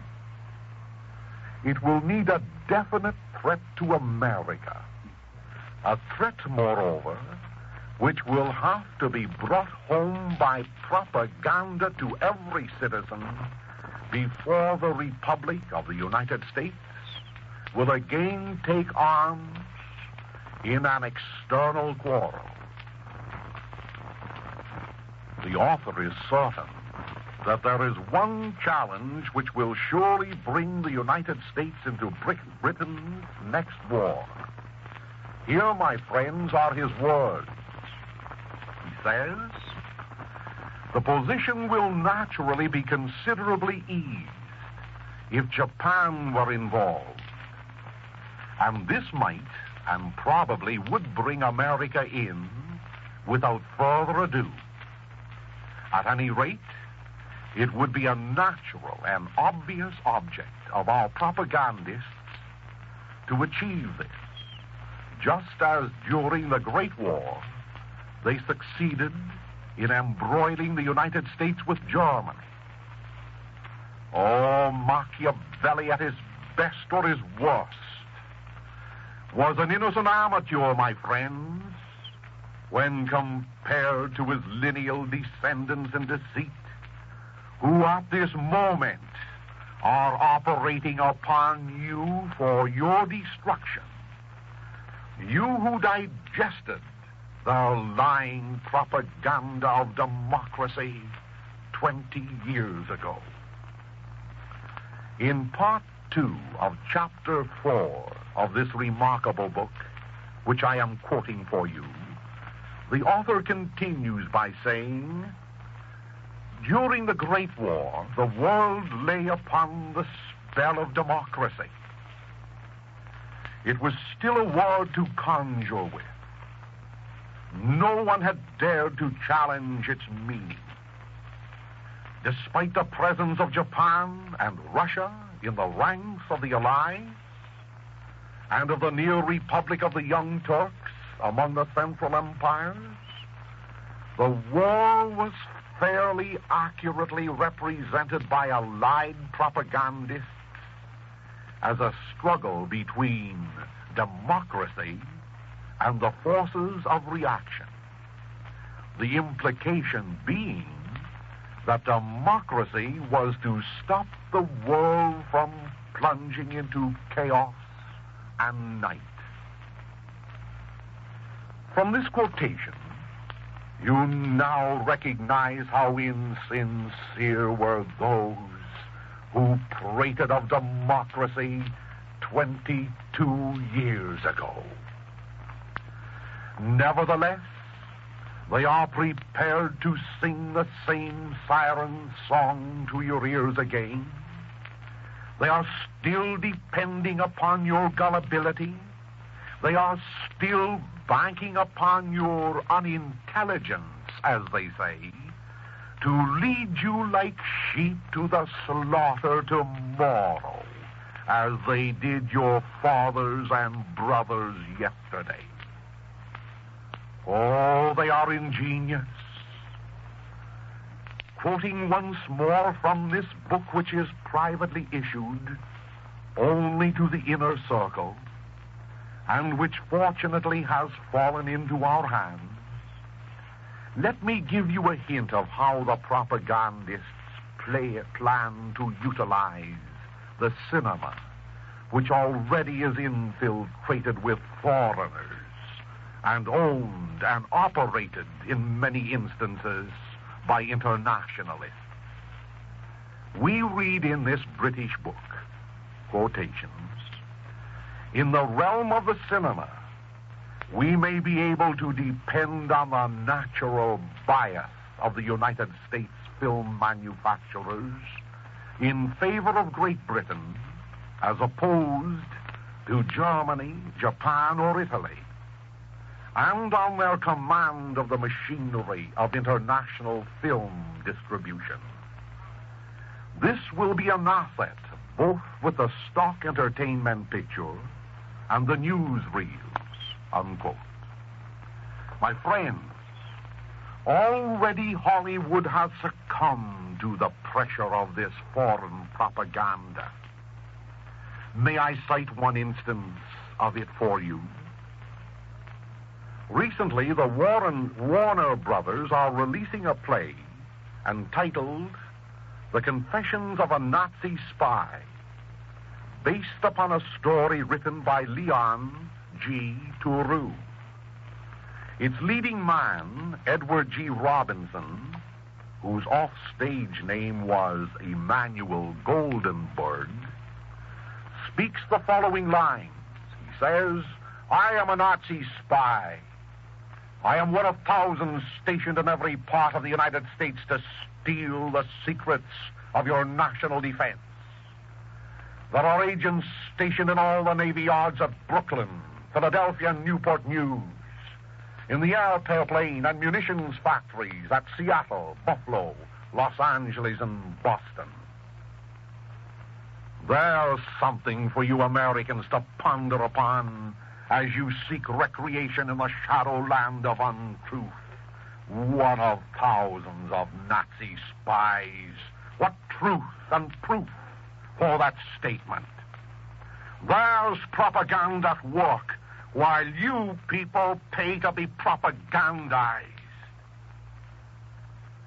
Finally, I quote from Part 2 of Chapter 4 of Britain's Handbook on Propaganda to show what fruits our efforts already have produced in our country. We read, quotations, "Fortunately with America, our propaganda is on firm ground. We can be entirely sincere as our main plank will be the old democratic one. We must clearly enunciate our belief in the democratic form of government and our resolve to adhere to it. Our minor propaganda will aim at attaching the support of important sections, such as the Jews, probably by the declaration of a clear-cut policy on Palestine, and of our intention, if victorious, to put an end to anti-Semitic persecution and of the Roman Catholic community in similar terms. These should not be difficult to pursue, nor to put over on the American public. We shall, as before, send over our leading literary lights and other men with names well known in the United States to put our point of view over the dinner table. Our trouble here will be to find men with equally commanding reputations to step into the shoes of such as Kipling, Barrie, Shaw, Galsworthy, and Wells. Conversely, we should exploit to the full the views and experiences of American nationals who might be serving in our forces or those of our allies. We should make much of them, decorate them, signal them out for mention in dispatches and in the press, and use their stories as propaganda material to their own people. This was the form of propaganda very ably developed by the French during the Great War. American newspaper men in London are of approved metal, and though impervious to any obvious propaganda, should nevertheless represent a valuable propaganda force on the strength of the day-to-day news they send over, quite apart from the fact that many of them like this country, meaning England. That is the end of the quotation. From what I have said, this conclusion, my friends, is crystal clear. Namely, that the propaganda machine is already at work. The press, the cinema, well-known citizens are either wittingly or unwittingly conditioning America for war. The invasion is upon you. Racial and religious psychology is being employed to line up leaders. Catchwords are being used as bait to deceive the masses. Once more, therefore, I restate, what are we Americans planning to do about this foreign invasion? An invasion not of soldiers armed with machine guns, but of professional propagandists who stand behind the ramparts of a dinner table or assault you from the silver screen or the columns of a newspaper as they explode the bombs of poison gas over the countryside of our country. A neutrality bill to be effective in keeping us free from foreign entanglements must penalize those who are busy merchandising foreign entanglements in our midst. A sane parent would not welcome a leper in his home to live with his children.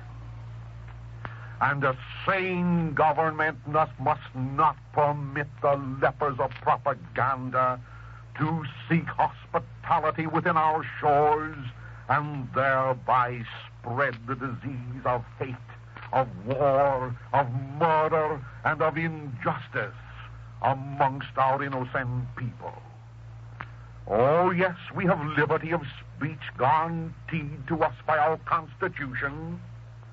Nevertheless, my friends, we are not so simple-minded as to believe that free speech can be employed to destroy free speech. That free speech can be employed to merchandise lies, murders, shell holes, corpses, and broken hearts for the loved ones left behind. Be not mistaken. The propagandists are at work in government, in journalism, and in the cinema. Forewarned is forearmed. Fortunately for us, even Homer nods at times. Unfortunately, even the British publicists have been guilty of an egregious error in permitting their handbook on propaganda to fall into our possession.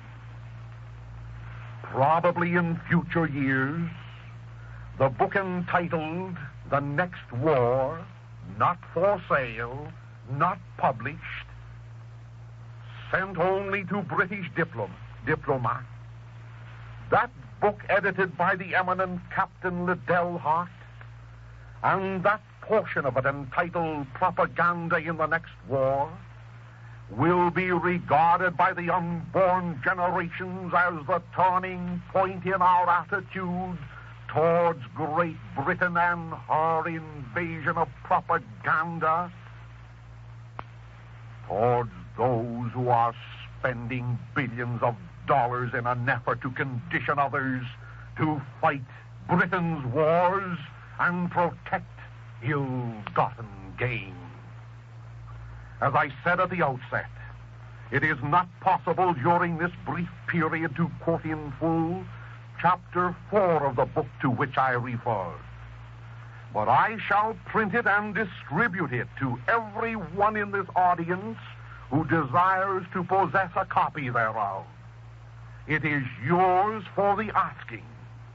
It is a challenge to the warmongers in Washington, in London, in Hollywood, and elsewhere, who would betray the best interests of America for a mess of foreign pottage tied up with the red ribbon of royalty. Ladies and gentlemen, at this juncture, may I remind you to write to Father Coughlin this week, not only for the portion of the book which he promised to mail you, but also for a copy of the address to which you have just listened, as well as the last part of this presentation, which unfortunately cannot be broadcast over 9 stations of this network. I might mention that the next half hour's address is just as interesting as the first part, and contains a thought for the week on the subject of Mother's Day.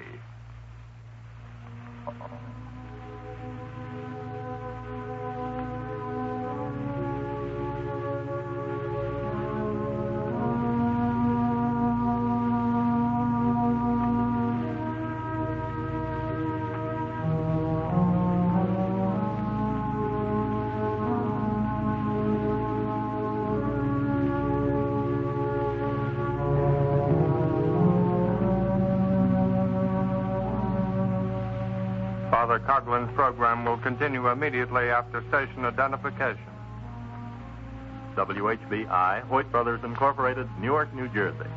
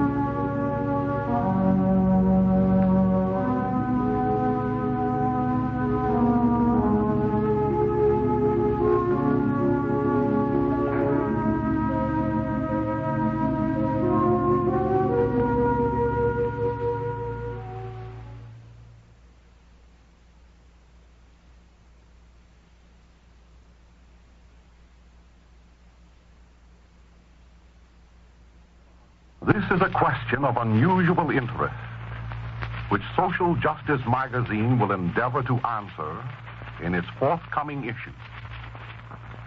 Editorially, its correspondents will remind you that in 1908, Maxim Litvinov, whose name is Finkelstein, the retired Soviet foreign minister, was a common bank robber.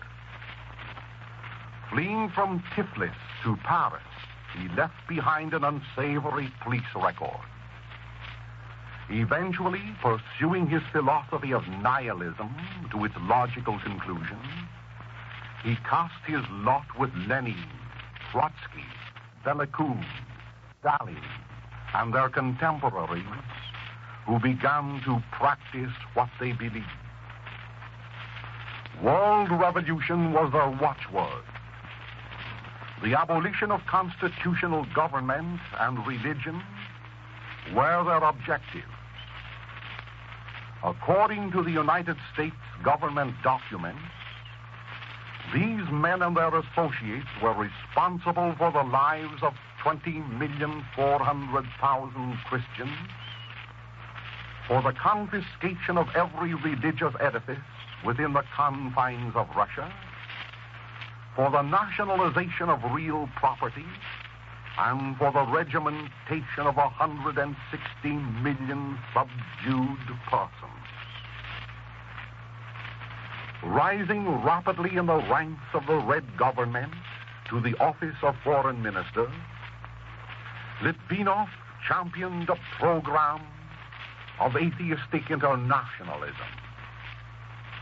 Openly, he operated through the League of Nations, and secretly through his forsworn communists in every nation in the world: Poland, Germany, Italy, Belgium, England, France, China, Mexico, Portugal, the United States of America, and particularly Spain felt his influence. Representing a government which had failed to resurrect Russia from the depression which it experienced following the World War, it was Litvinov's policy to meddle in the affairs of other nations with the hope of dominating the world in the interests of chaos. It was he who supported 3 different 5-year plans for the revival of Russian prosperity, plans which in each instance failed to mature. It was he who failed in identifying the destinies of Great Britain with those of his own Bolshevik government. It was he who stultified Russia at the disarmament conference, and at a later date, it was he who was responsible for the rebuff handed to Moscow at the Munich conference.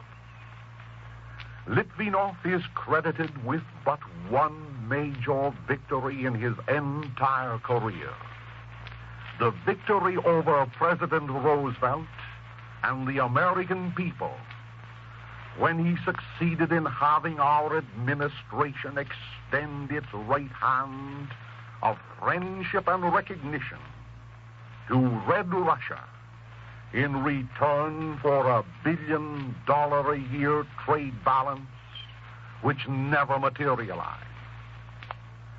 Litvinov represented the worst species of internationalistic atheism to which all decent persons throughout the world are opposed. Recently, this opposition became very vocal in all Christian nations when it was learned that opportunist governments were prepared to make overtures to the Kremlin in behalf of a democratic front. His passing means that the British, French, Russian axis is hopelessly mired. His retirement is interpreted as a step towards nationalism and the abandonment of internationalism on the part of Russia. But deeper than all these deductions, it means that the political planets of Sovietism and Nazism, of Stalinism and Hitlerism, are beginning to move closer and closer, not necessarily to collide and explode to the detriment of civilization, but to follow one the other in the same orbit as they whirl through space and time to some unknown destiny. In fine, Litvinov's retirement is Hitler's victory. Visitors recently arrived from Germany inform us that in certain circles one hears whispered the ominous words, Der Tag, the day when Adolf Hitler will receive a thunderous welcome in Moscow, the day which marks the end-all and the be-all of international communism and the merging of two modified policies to oppose capitalism. The day when the most atrocious pogrom in all the world's history awaits those who unfortunately uphold the lost cause of the sickle and the hammer. Definitely, Joseph Stalin and Adolf Hitler have been brought closer together following Litvinov's retirement. And definitely, it is more urgent now than ever heretofore for England, France, and America to revamp their attitude toward Germany and the totalitarian states with the hope of establishing a new and happier code of international relations, with the hope of preventing the union of the swastika to the hammer and sickle. A thoroughly Christianized Hitler will be more amenable to reason than one who is antagonized if and when Der Tag eventuates. Perhaps the following thought is deserving of consideration. Since 1917, religion has been regarded as a menace by the Soviets. Christianity, particularly, has been scourged, crowned with thorns, and crucified in the Red Square. To what avail? China repulsed the aggressions of the Bolsheviks in Asia. The Battle of Barcelona settled the question of their advance in Europe. Logically allowing Stalin and his now predominant Georgian advisors a degree of intelligence, is it not probable that the men in whose hands the future of Russia rests see the futility of their former atheistic policies? America is reluctant, as far as its citizenry is concerned, to join hands with atheistic Russia in any campaign. England, France, Italy, Germany, Portugal, Spain, Japan, and most of the South American republics manifest the same reluctance among their peoples, if not among their governments. And finally, Stalin is still smarting for having been excluded from the peace treaty of Munich. He realizes that his country cannot go on forever labeled as a leper amongst the nations of mankind, He recognizes that Russia will fare better without the services of the international atheists whose shadow palled upon every assembly of diplomats. Is it presumptuous at this early date to anticipate a movement from the left to the right, from atheism to Christianity, from radicalism to sanity, on the part of Russia, now that her erstwhile policies have proven inefficacious? This editorial, which I have just read, is a sample of the news analysis current each week in Social Justice magazine. A news analysis supported by news articles originating from carefully selected foreign correspondents and the best available domestic talent. Social Justice magazine is paradoxically proud of the fact that its pages carry no advertising matter. It is one of the few national magazines of large circulation which maintains the policy of total independence insofar as its editorial staff write what they believe to be the truth. Meanwhile, may I add that it is our prayer for Almighty God to give grace and light to those in whose hands the destiny of this generation rests. God grant them light. God grant that this generation of ours shall see the end of atheism and the conversion of those millions of persons in Russia, the liberation of those millions in Germany, so that the cross of Christ once more will rise glorious and triumphant over both the swastika, the hammer and sickle, and every other national emblem. During the balance of this period, ladies and gentlemen, may I remind you that next Sunday is Mother's Day. By suggestion, today should be Children's Day. Looking backwards through the mist of the years, it is not difficult for us to visualize the day when we were little children, nestled somewhere in a village, town, or prosperous city.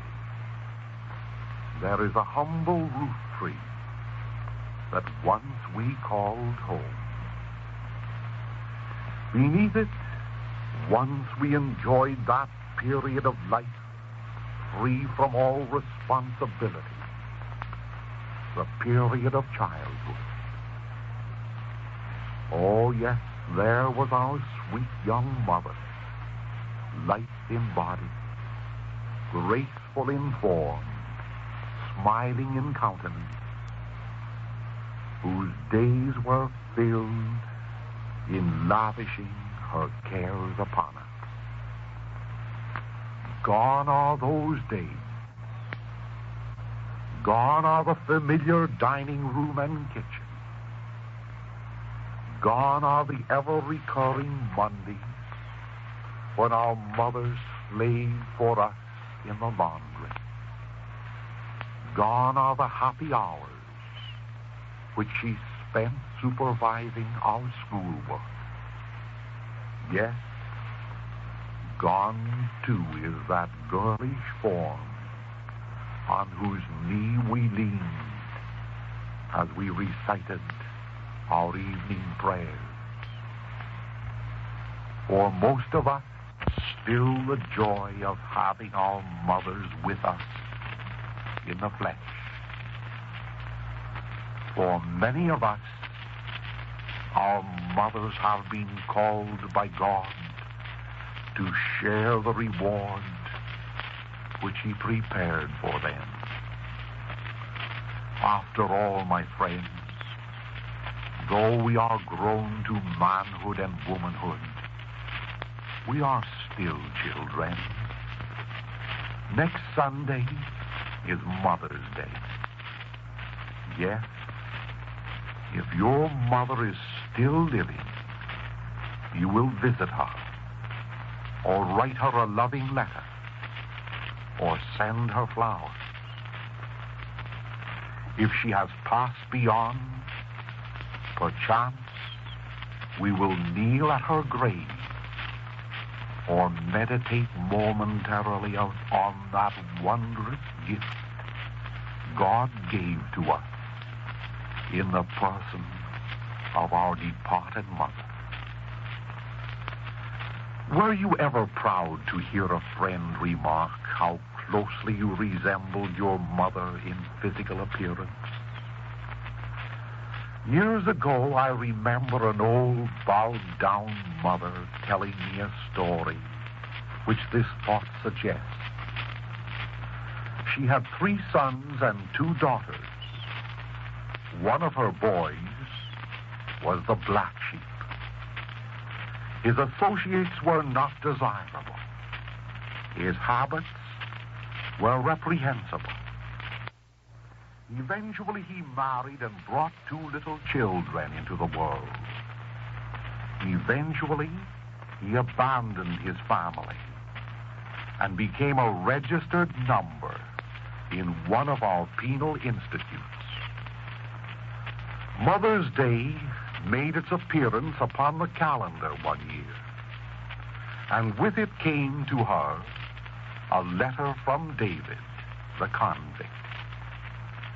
The old lady told me that she experienced the happiest Mother's Day in all the world on receipt of this letter, because her boy David, after having confessed his misdeeds to her, said that he was trying to relive the life which once was his when he was a little lad, 12 years old. In prison, David recaptured the habit of saying his morning and night prayers. He offered up his labor and the inconveniences of his cell to Jesus Christ, who had been so unjustly condemned in Pilate's hall. David was living for the day when he, who physically resembled his old mother more than the other children, would be free again to prove to her that his soul now resembled his mother's soul. So there is the thought, my friends. If we rejoice when some acquaintance reminds us of our physical resemblance to our mothers, let us pay tribute to her who bore us by endeavoring to resemble her heart, her soul, her virtue. No better Mother's Day could ever be devised.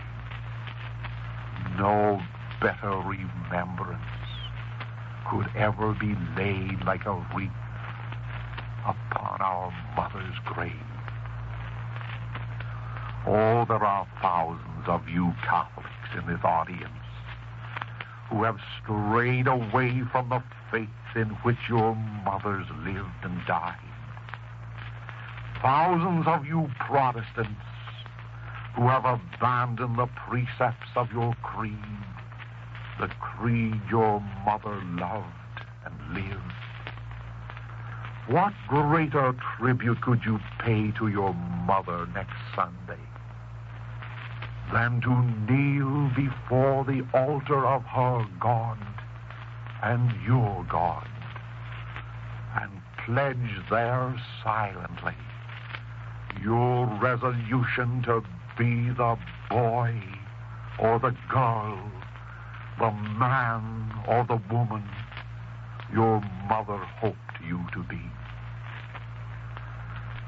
A few days ago, I was reading the story of St. Monica, the mother of Augustine. Augustine of Hippo was an agnostic, believing little. He prided himself in his false philosophy and the brilliancy with which he defended his radicalism.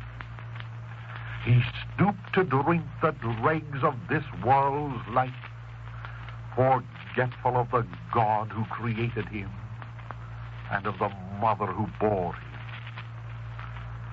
And at home, yes, there was old Monica, pouring out her soul day by day to God for her wayward boy.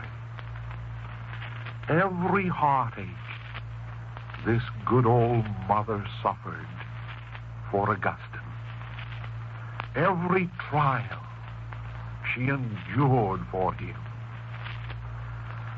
somewhere in her great soul there was that sure hope that God would hear her prayer and give the grace of conversion to her wayward son. That was all that Monica lived for. At length, my friends, our prayers were heard, and lo, the renegade Augustine became the great Saint Augustine. My friends, for every one of us, there is another Monica, your mother, praying today for you, her boy, her girl. Perhaps she's dead. Perhaps she's living. No matter where she is, she's either leaning over the parapets of heaven, praying for you, or she's at home, counting her beads, offering her prayers, her worries, and her sickness for you. She's praying today, whether it is in life or in death, for the conversion of you, the wayward boy. Oh, may her prayers be heard. May every one of us in this audience celebrate Mother's Day next Sunday by presenting to her a renewed heart, a clean body, and a sincere soul dedicated to God. May each one of us be able to present our mothers next week with the joy that must have been Monica's when Augustine, the prodigal, returned. My dear friends, this is not sentiment. After all, while we discuss the meaning of Maxime Litvinov's resignation, while we bother ourselves about foreign propaganda and the imminence of war, there is only one thing necessary. Death must come, and after death, judgment, and after judgment, eternity. Eternity in heaven with God, and those blessed ones of your ancestry who have earned the reward. Eternity in hell. And there, consternation, confusion, and unhappiness without end. Oh, my dear friends, if we would begin reconstructing our hearts, putting aside the personal injustices which dwell there, recapturing those happy boyhood, girlhood virtues that long since we have cashiered, and building brick by brick with our individual lives a new America with Christ our King and his principles reigning supreme in every labor union, in every political party, in every gathering from which there are absent hate, lust, greed, and self. This America, this day, we could look forward to the golden age of Christianity. God bless you, my friends, and keep you and guide you forevermore. Ladies and gentlemen, once more may I invite the members of this audience to interest themselves both in Americanism and Christianity to the extent of becoming informed on the subject of the dangers which are confronting our peace and happiness. Write to Father Coughlin this week for a copy of the address to which you have just listened and for a reprint of the chapter from the book which he mentioned.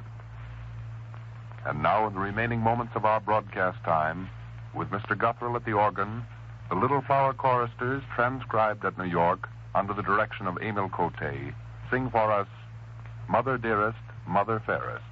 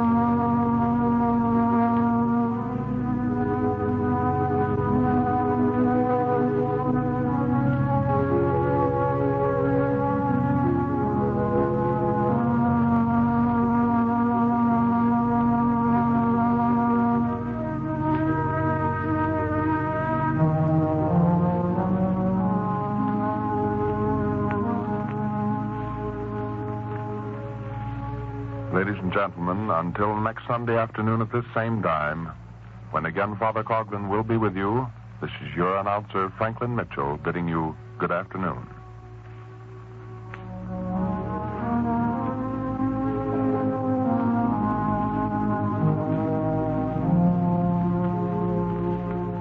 Ladies and gentlemen, we've presented the regular Sunday afternoon address of Father Charles E. Coughlin from Royal Oak, Michigan. The thoughts and opinions contained in this address were entirely those of the speaker and do not necessarily reflect the policies of this station.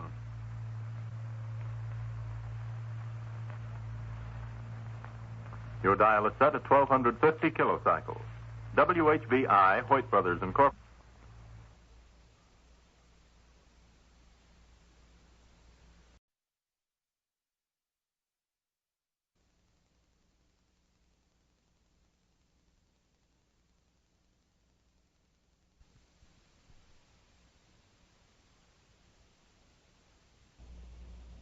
We present at this time the regular Sunday afternoon address of Father Charles E. Coughlin from Royal Oak, Michigan.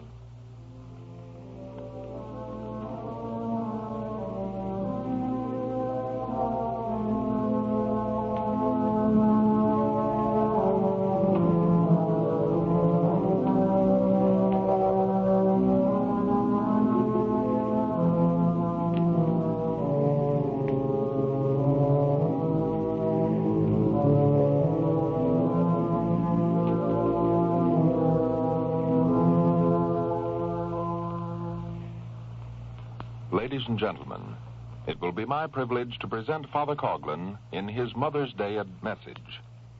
As you know, it is Father Coughlin's intention to continue broadcasting throughout the summer months.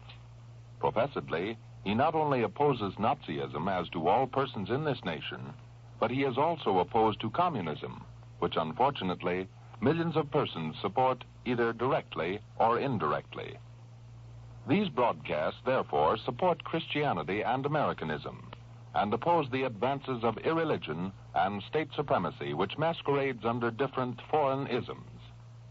Approximately 9 of the 48 stations of this network can carry only the first half of this program.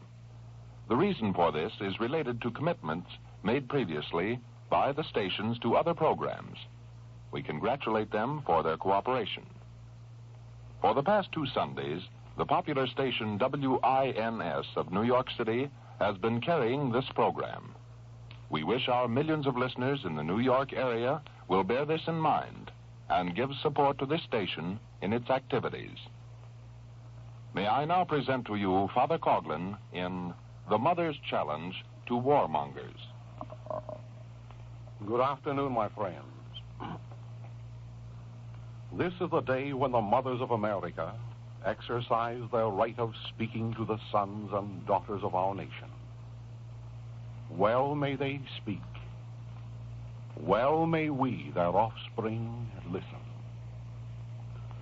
Long enough have we attended to the words which drop from the lips of those who have spoken of things that pierce the hearts of American mothers.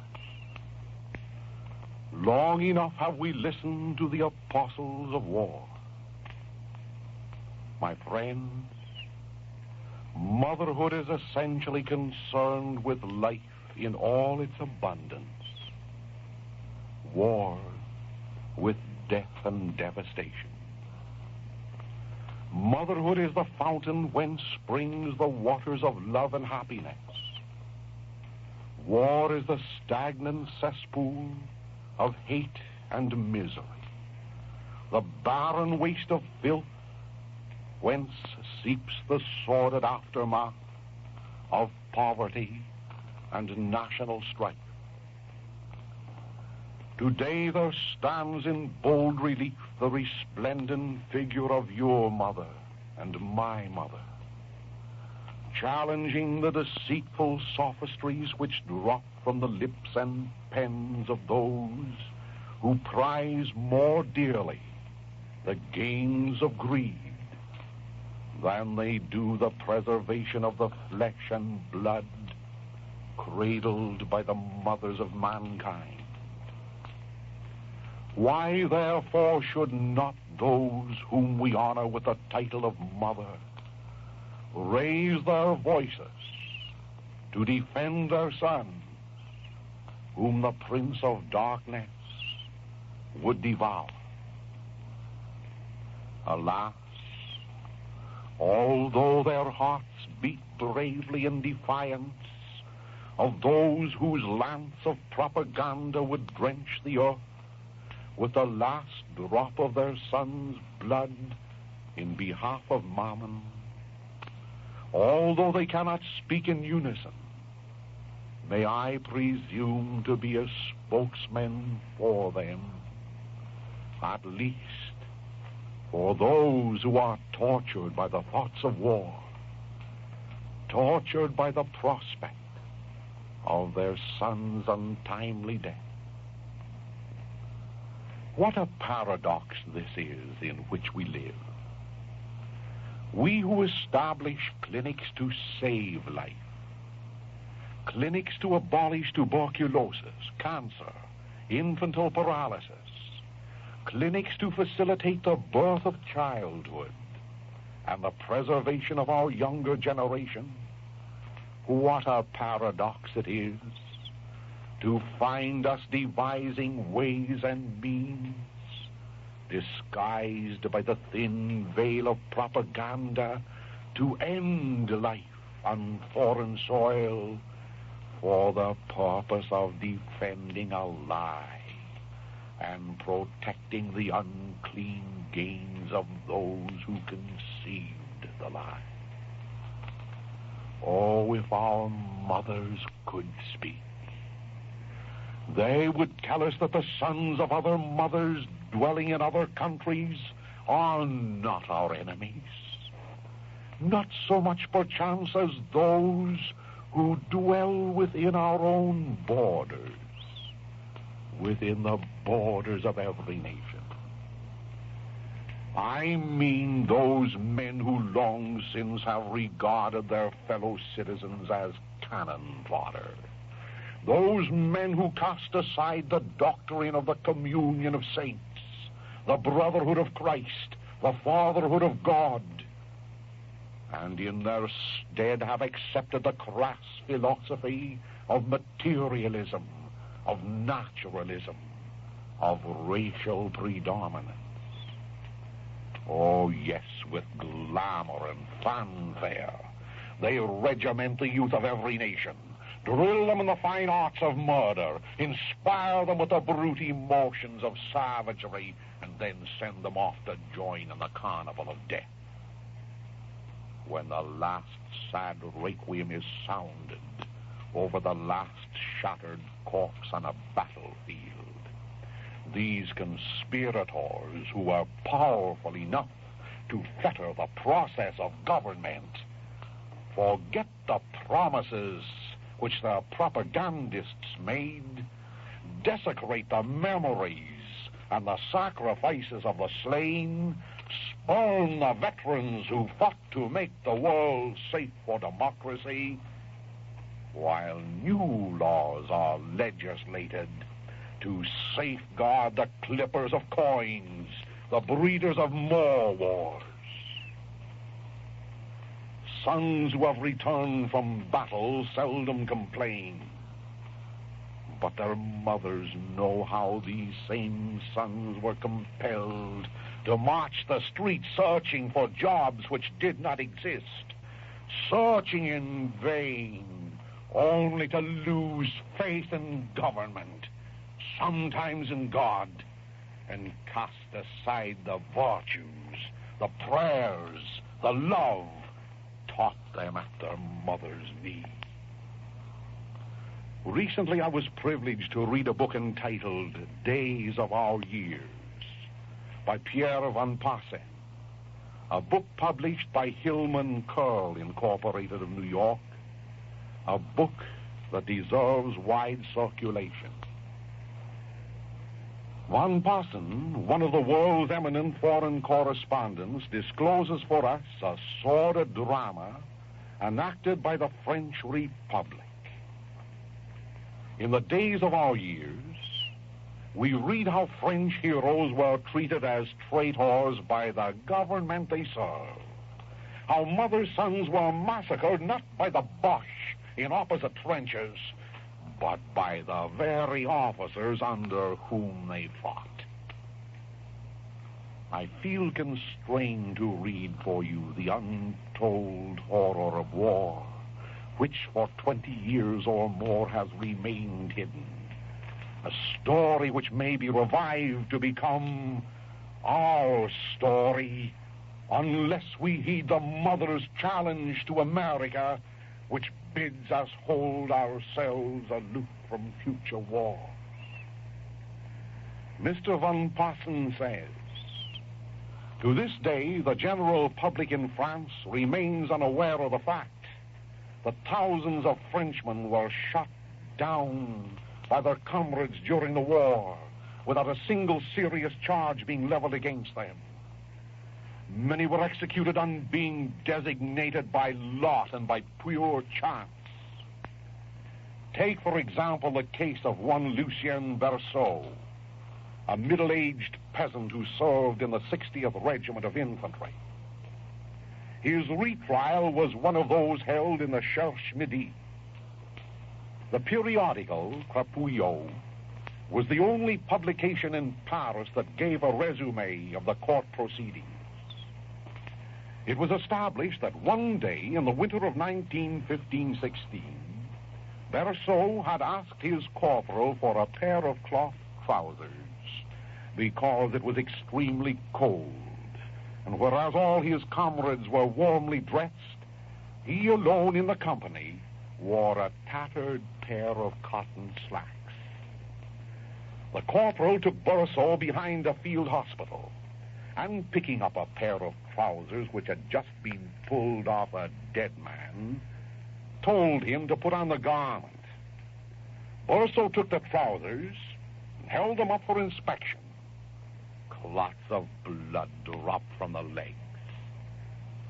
That poilu must have lost his entrails entirely, remarked Berceau, referring to the garment's former owner. No, I don't want it. I don't want that thing. An officer, Lieutenant Andre, happened to pass by at the moment. What's going on here? Inquired the superior. This man asked for a pair of trousers, replied the corporal. I gave him a pair and he refuses to put them on.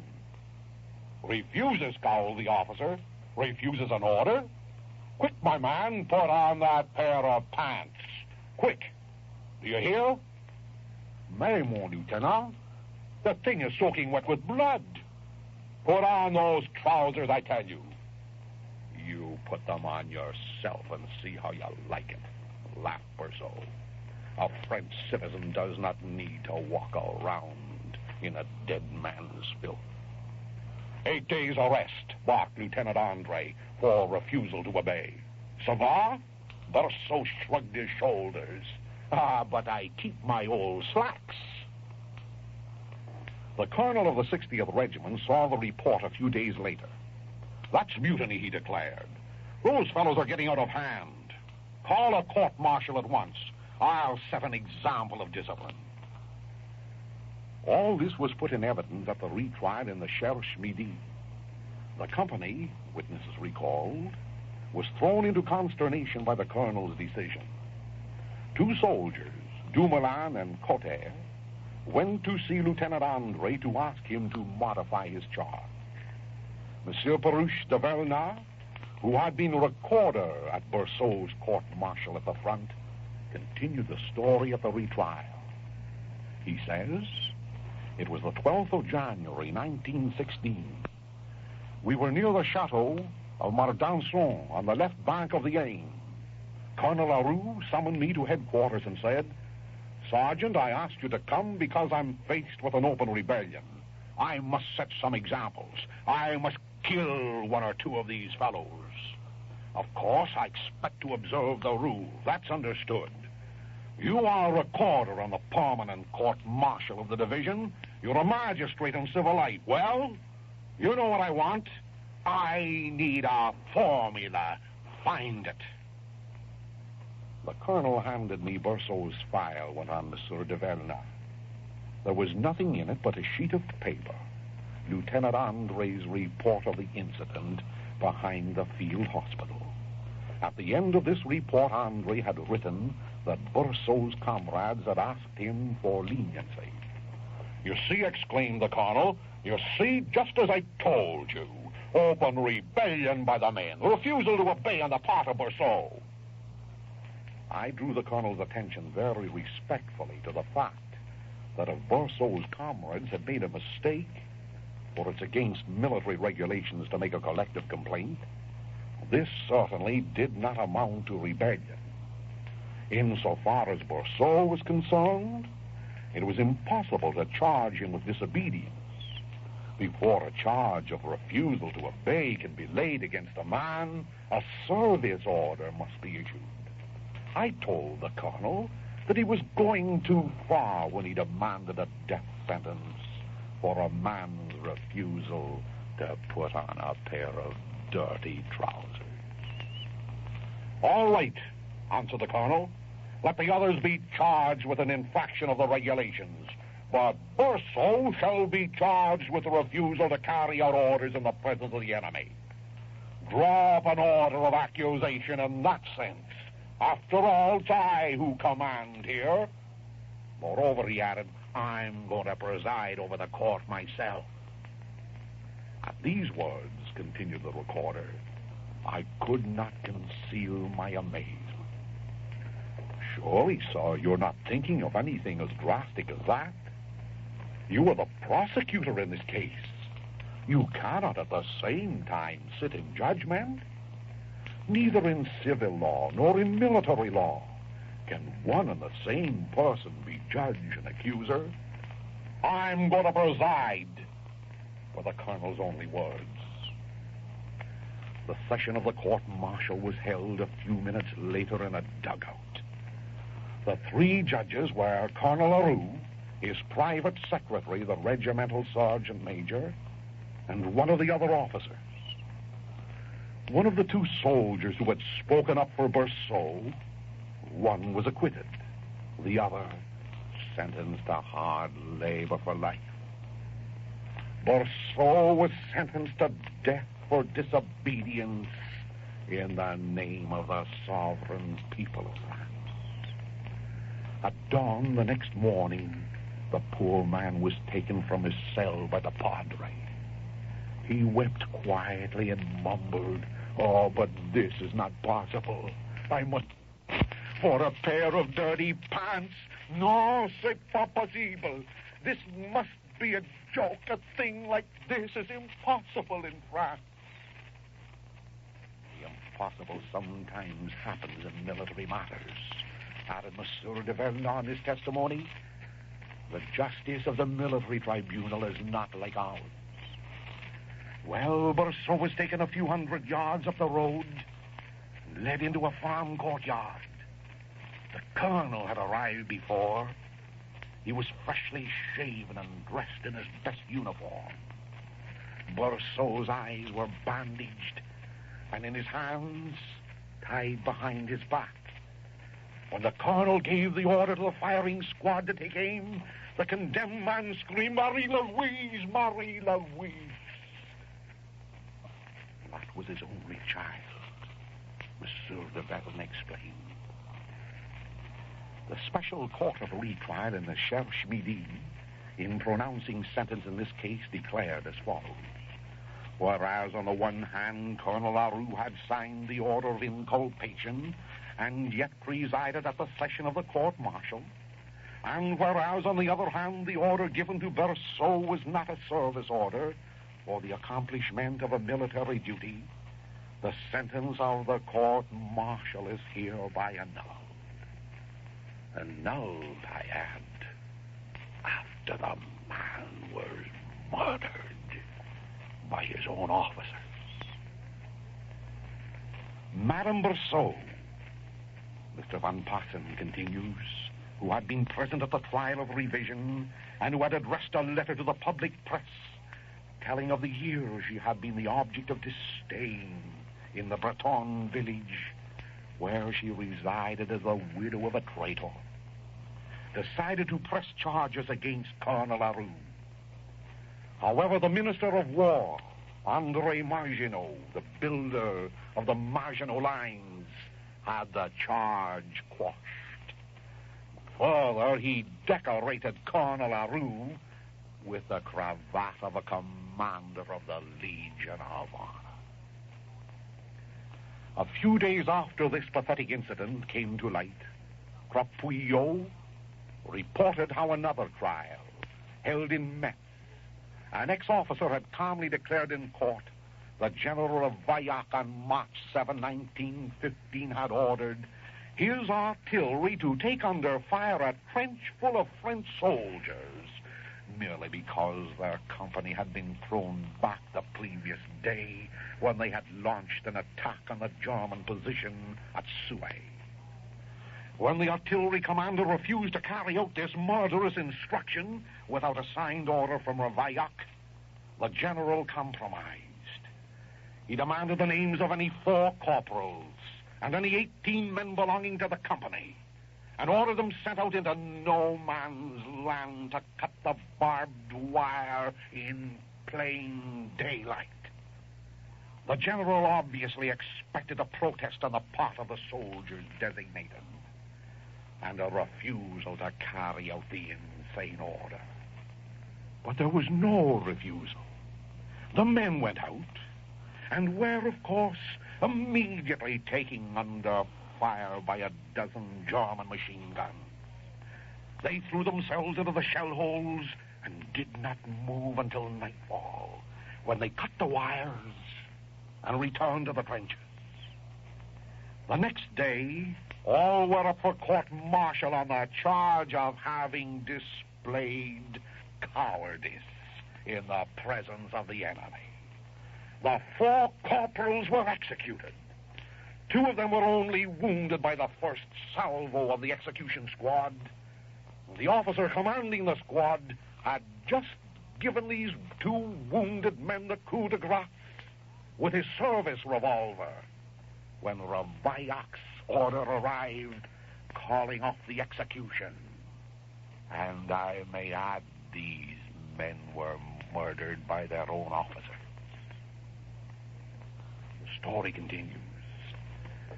The Revisional Court rehabilitated the men.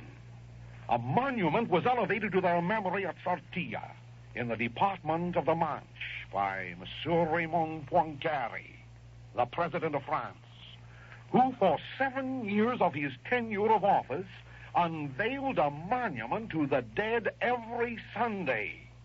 He did not unveil this one. Poincaré made General Vaillac, who was the owner of a chateau of a rich wine-growing estate in the south, a grand officer of the Legion of Honor.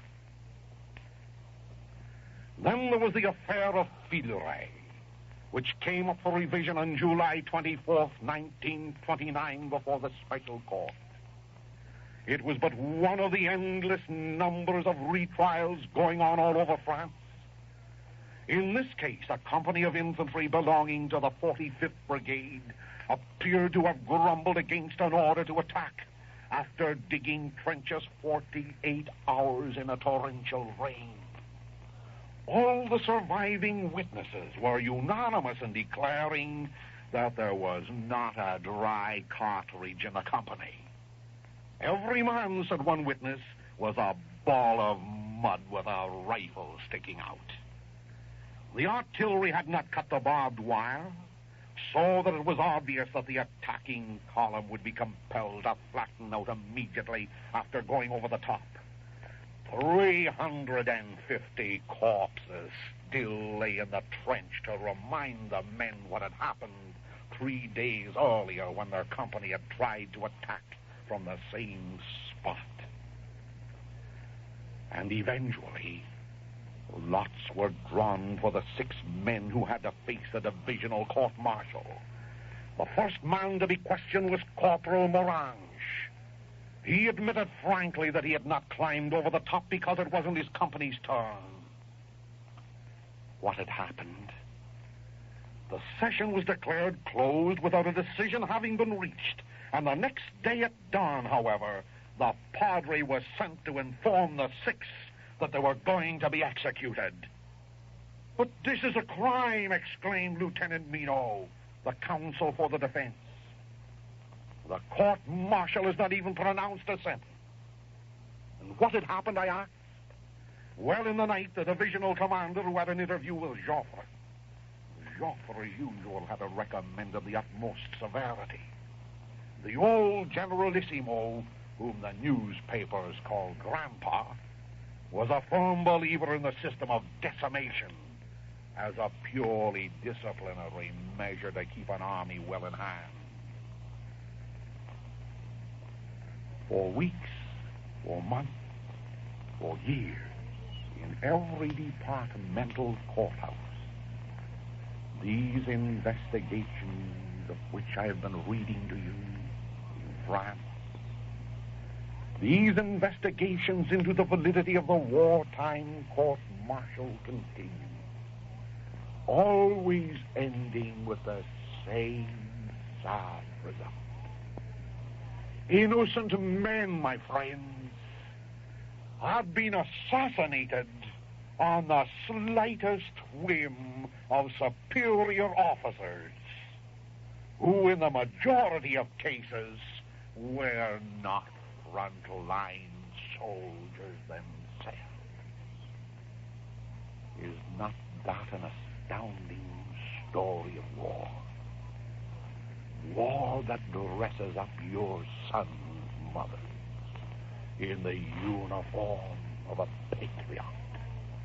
War that follows him into the trench, makes him dwell with vermin, makes him the companion of rats, makes him the fodder of the machine guns, sometimes held in the hands of the officers of his own army.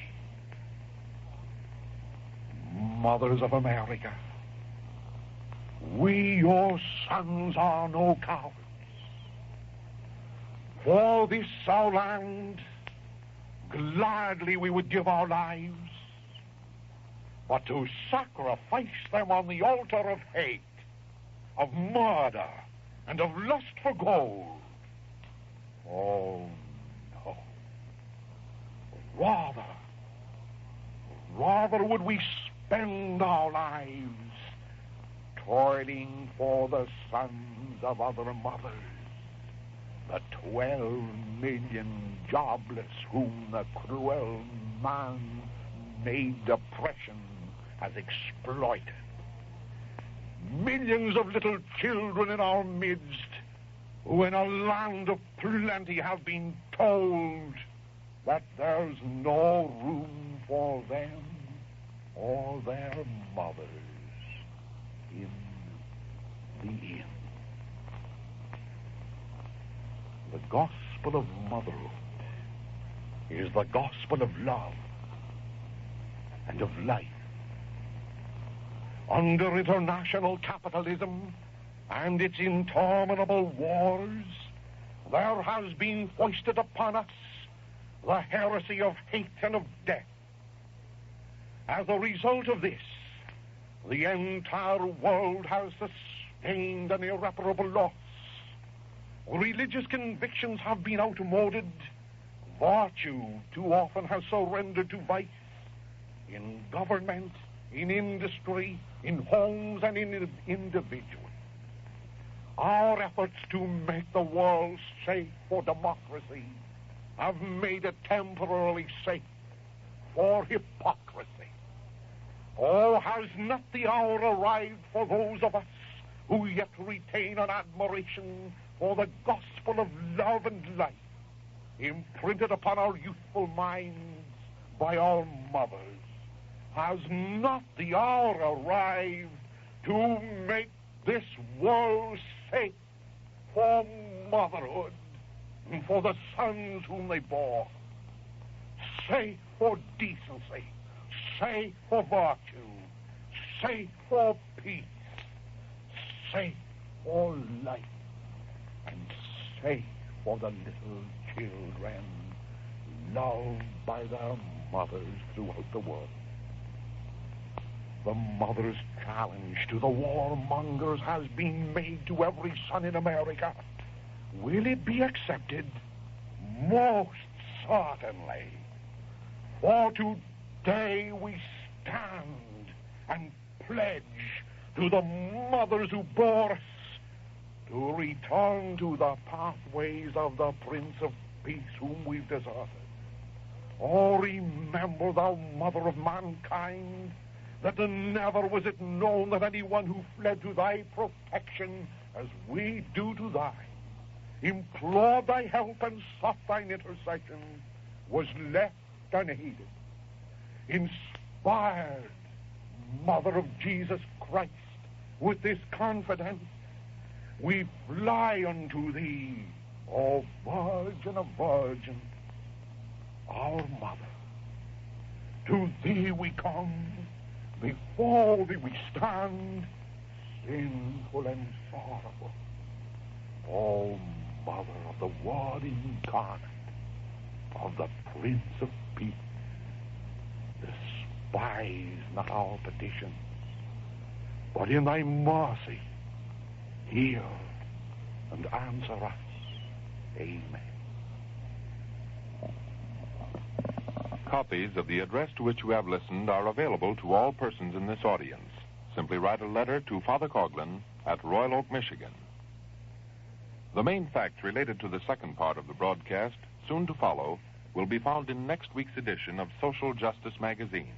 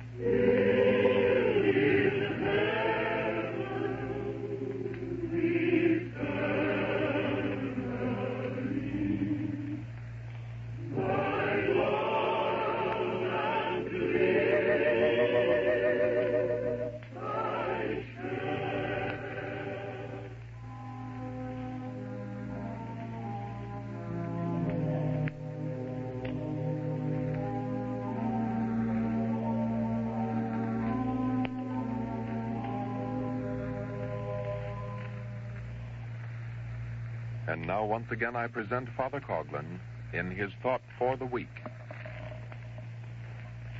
Nowhere in the world is there revealed more conspicuously the virtue of patience than in the lives of our mothers. By patience, I mean the ability to suffer. It was in suffering that our mothers brought us into existence. It was through sacrifice that she nursed us during our tender years of boyhood. All through our childhood, it was necessary for our mothers to forget their own leisure and pleasure to spend upon us the exacting care which we demand. Most sons and daughters understand how heavy rests the crown which nature places upon the brow of a devoted mother. True, there are compensations for her long hours of labor, but what public recognition do we give our mothers beyond the passing tribute of this day?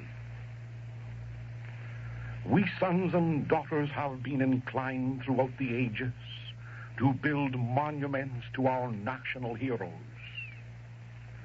At the close of a sanguinary war, a tomb is builded and a lamp is lighted for an unknown soldier. Were it not as appropriate for American sons and daughters to build a monument to the unknown mother? She would be a symbol of every American heroine who brought life into the world. She would be your mother and my mother, representing the millions of queens who reign supreme, each in the kingdom of her home.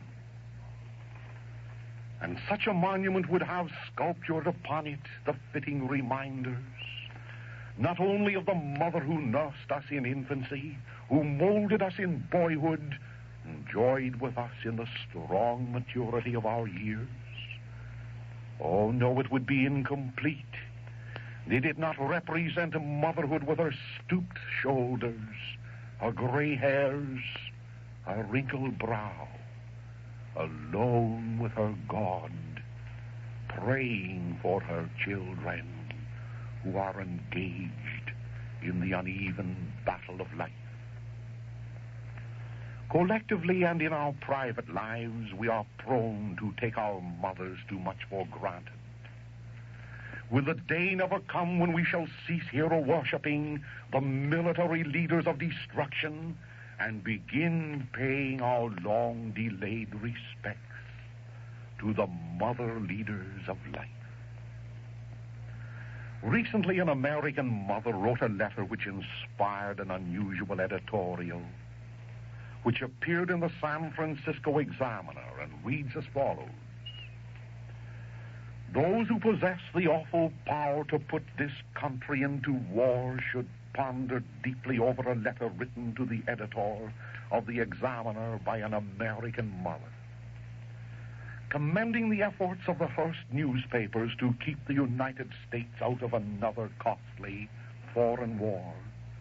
The letter said, "We mothers of sons certainly do not wish to ever become gold star mothers. Someday to be granted that great boon of a trip across the ocean to shed futile tears before little white crosses in France. And merely because another rash, visionary president may deem it the high idealistic thing to do to conscript our boys and send them overseas to pour out their heart's blood on the ungrateful fields of some foreign land. That recalls something some of our people have forgotten, and that some of our younger people probably never knew. Some years after the World War, the government of the United States suddenly remembered that for each boy who died for his country in that conflict, there was a mother who died 1,000 deaths, first in fearful waiting, and then in the knowledge of a dreadful fact. So a pathetic little band of American mothers went overseas as guests of the government to shed futile tears, as this letter reminds us, over little white crosses in France. That was a fine gesture, and the country should be very glad it was made. But it made up nothing to mothers who had lost their sons. Young men in the prime of life, mere boys with all life before them, had been taken from their homes to die. And the unanswered and unanswerable question in every Gold Star mother's heart was, why? 20 years after the World War, a majority of the American people were represented in a national poll of public opinion as being convinced that the entry of the United States into that struggle was a mistake. It is too late to do anything for the Gold Star mothers of the World War except to honor and respect them for a great sacrifice unselfishly and unquestionably made. But since the World War, a new generation of American mothers has raised another generation of young men with life before them, if their country remains at peace, and with death before them, if it goes to war. These recent weeks and months of world crisis have clouded these mothers' lives with a great fear. Is their country to make another mistake? Are they, too, to be Gold Star mothers? Are their sons to be taken out of their homes, out of schools and colleges, out of the useful and happy occupations of peaceful production, to pour out their heart's blood on the ungrateful fields of some foreign soil? Oh, American mothers know how to make the supreme sacrifice for their country, as well as the young men of America know how to die bravely and unquestioningly when liberty and homeland and honor are at stake. When the time comes for American blood to be shed in the defense of this free land, there will be no holding back of valiant sons and heroic mothers, because tears must also be shed. Oh, but American mothers have a right to know that war, if it comes, is the last recourse of honor and security. And no emergency confronts the United States today that justifies the torment of American mothers' hearts with the fear that is now in them, or that justifies the sending of American boys to die on foreign battlefields. Let us today assure both mothers and sons that this time, there will be no mistake. And that while we stand ready to defend America at any cost, we cannot, we will not be persuaded, beguiled, or paid to meddle in foreign affairs or participate in foreign wars.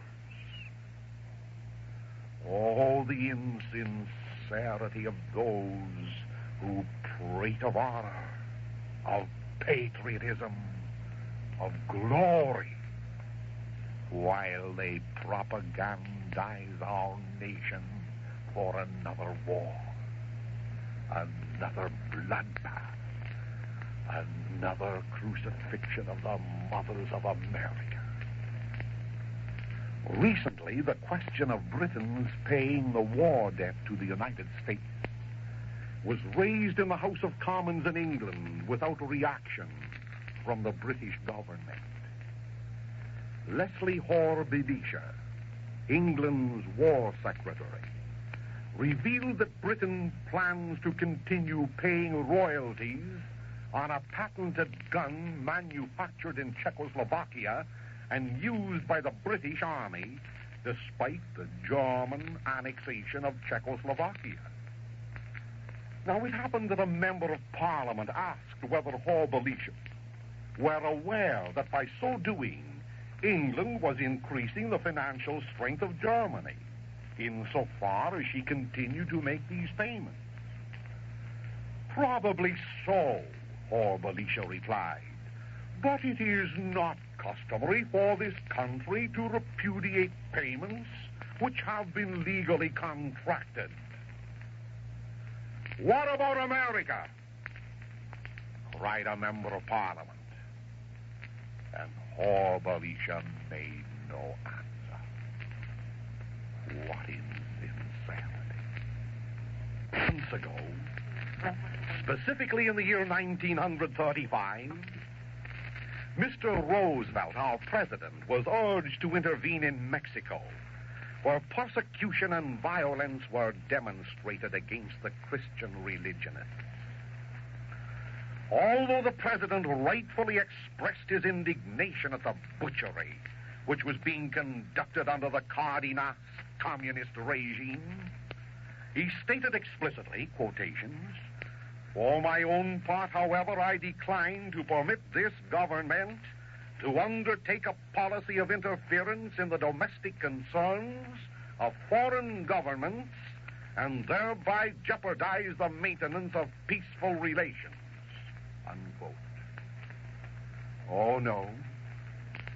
Governments will not intervene when malicious men extinguish the lamp of faith in the minds of mothers' children. But they are quick to change their policies to catapult our nation into war, to multiply heartbroken mothers decorated with a gold star whenever the gold of bankers is jeopardized in London or Paris or Moscow or elsewhere. What insincerity. Oh, yes, gold star mothers, you shed your tears where crimson poppies grow, poppies that have been crimson with the heart's blood of your sons, and the nameless mothers nurse in living death their other sons, in whose minds the lamp of reason has been extinguished as a result of the horrors of last war.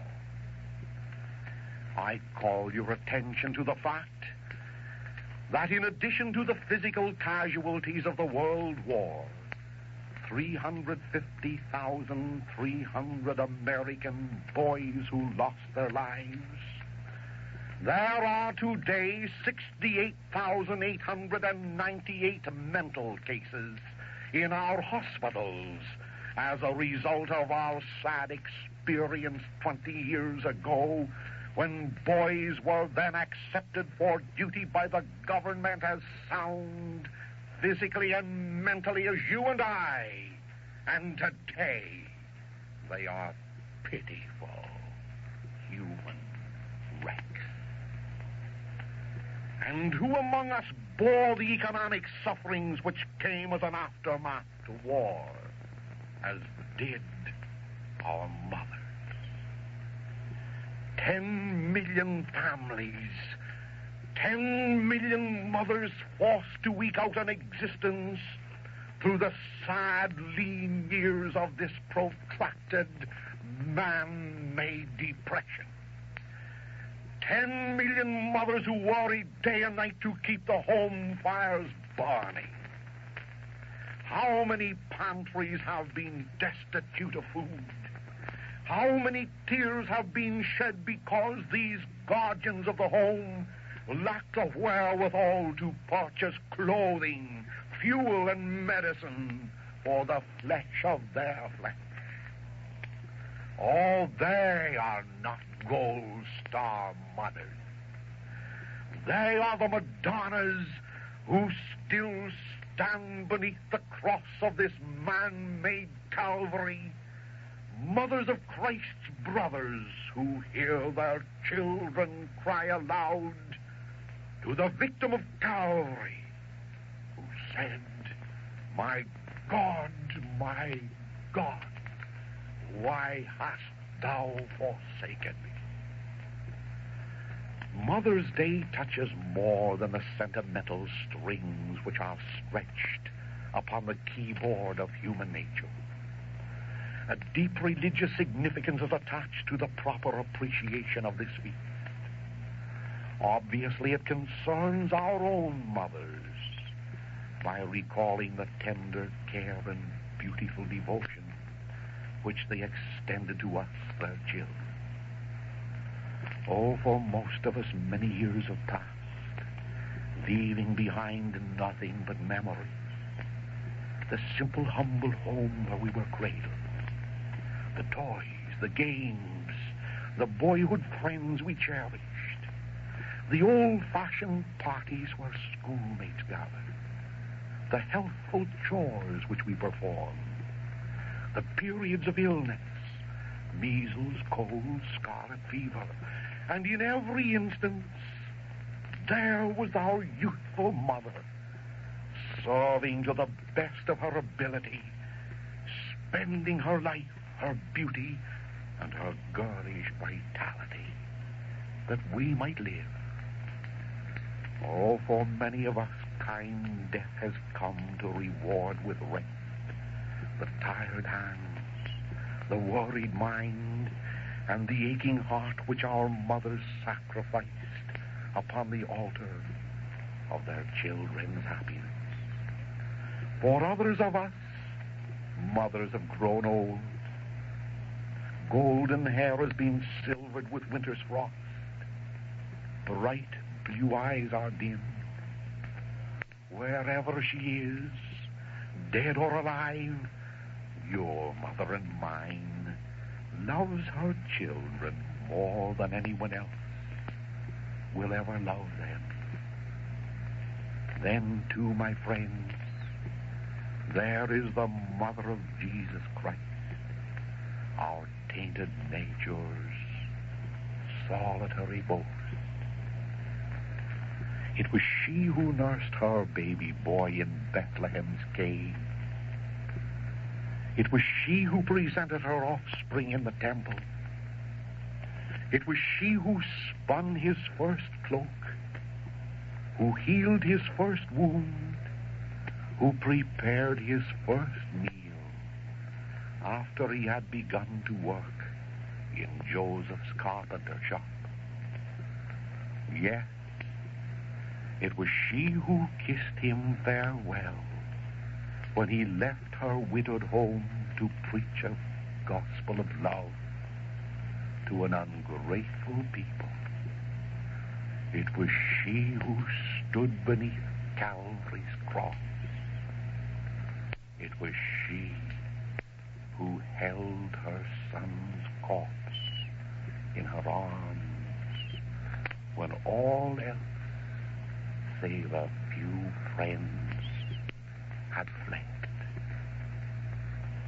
Every mother in the world would have done the same as did Mary Immaculate, had the opportunity been presented to her.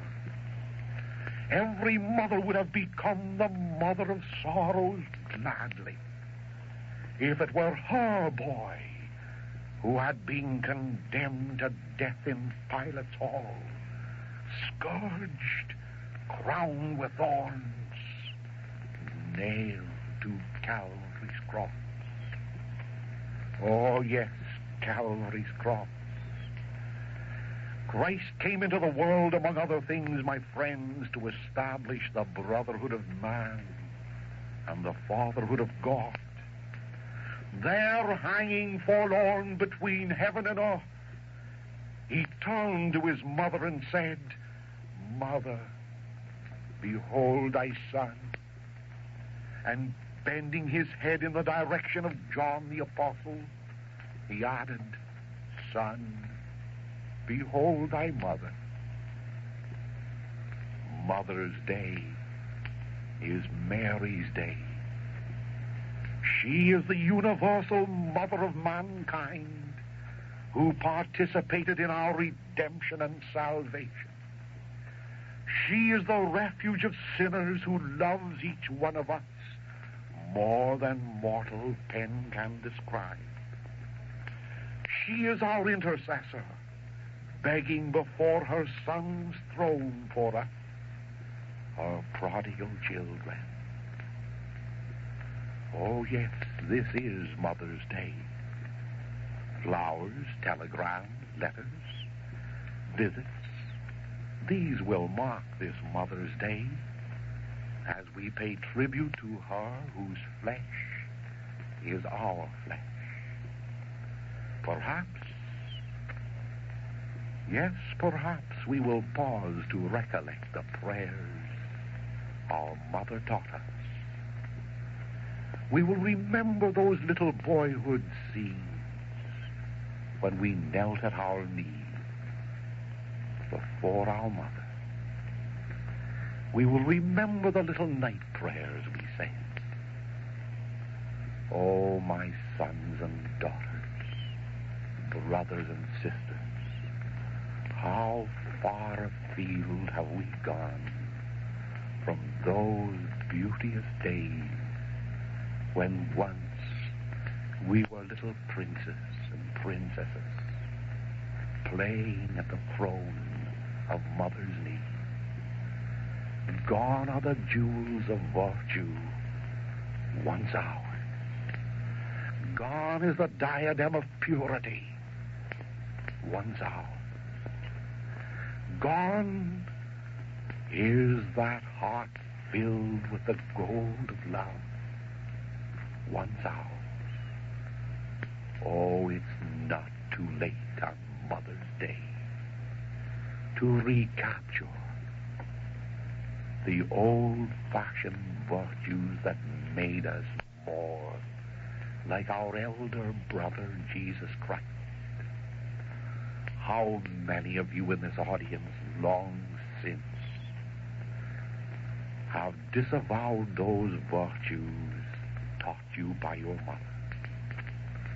How many of you today will seek the silence of your bedroom and there kneel down as you bury your head in your pillow to tell God that as a gift to your mother and to the mother of mankind, you will become the boy or the girl that once you were?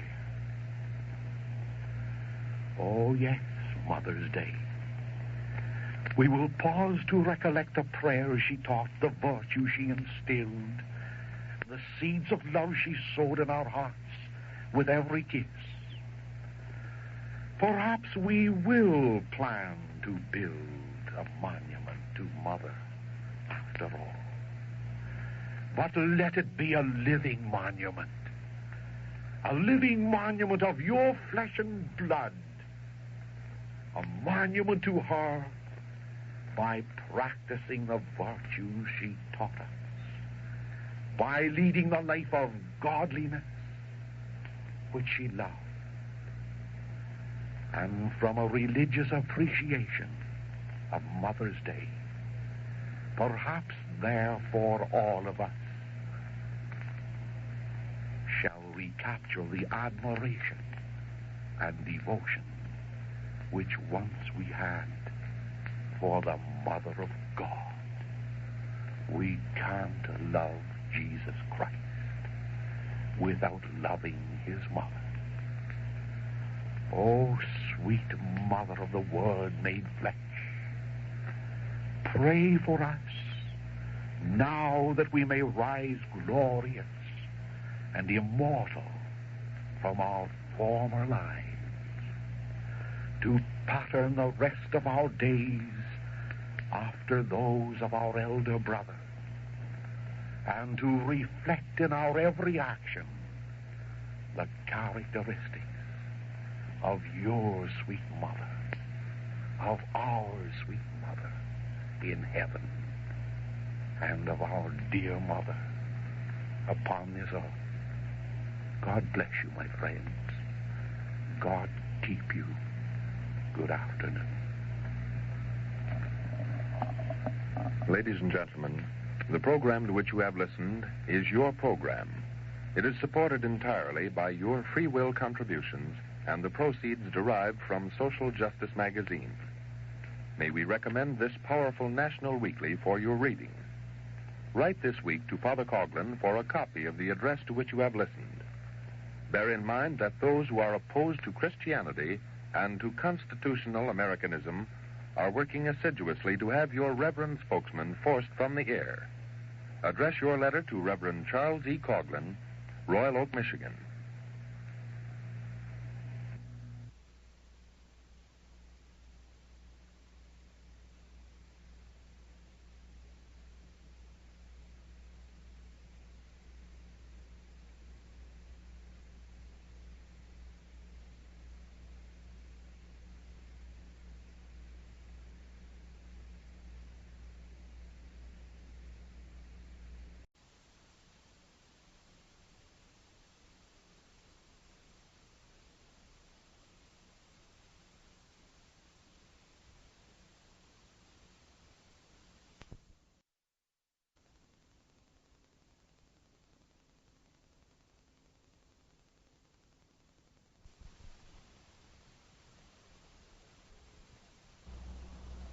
The afternoon address of Father Charles E. Coughlin from Royal Oak, Michigan.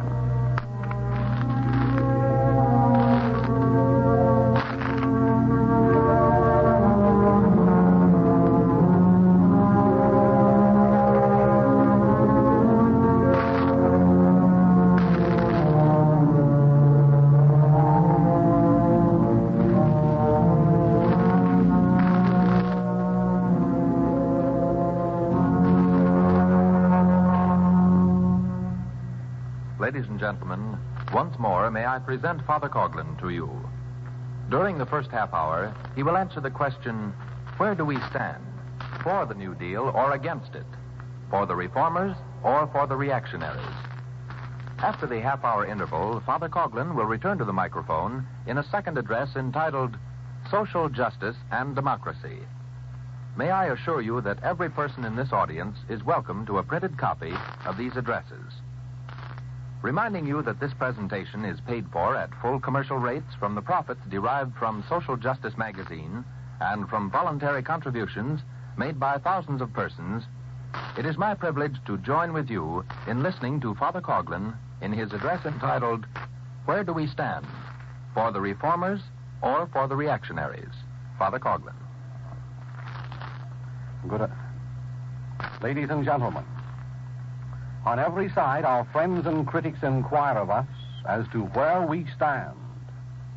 For the New Deal or against it? For the reformers or for the reactionaries? Let me refresh your memories. Following 1929, it was my privilege to broadcast the encyclical of Leo XIII, which is related to the reconstruction of the social order. The social order needed reconstruction. Wall Street was notorious for its gambling in the commodities of life.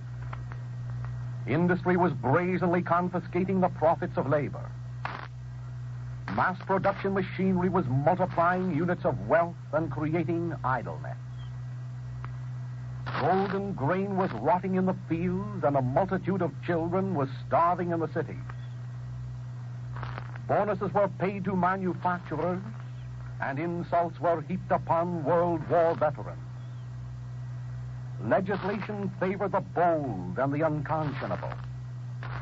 Restrictions were heaped upon the backs of the masses.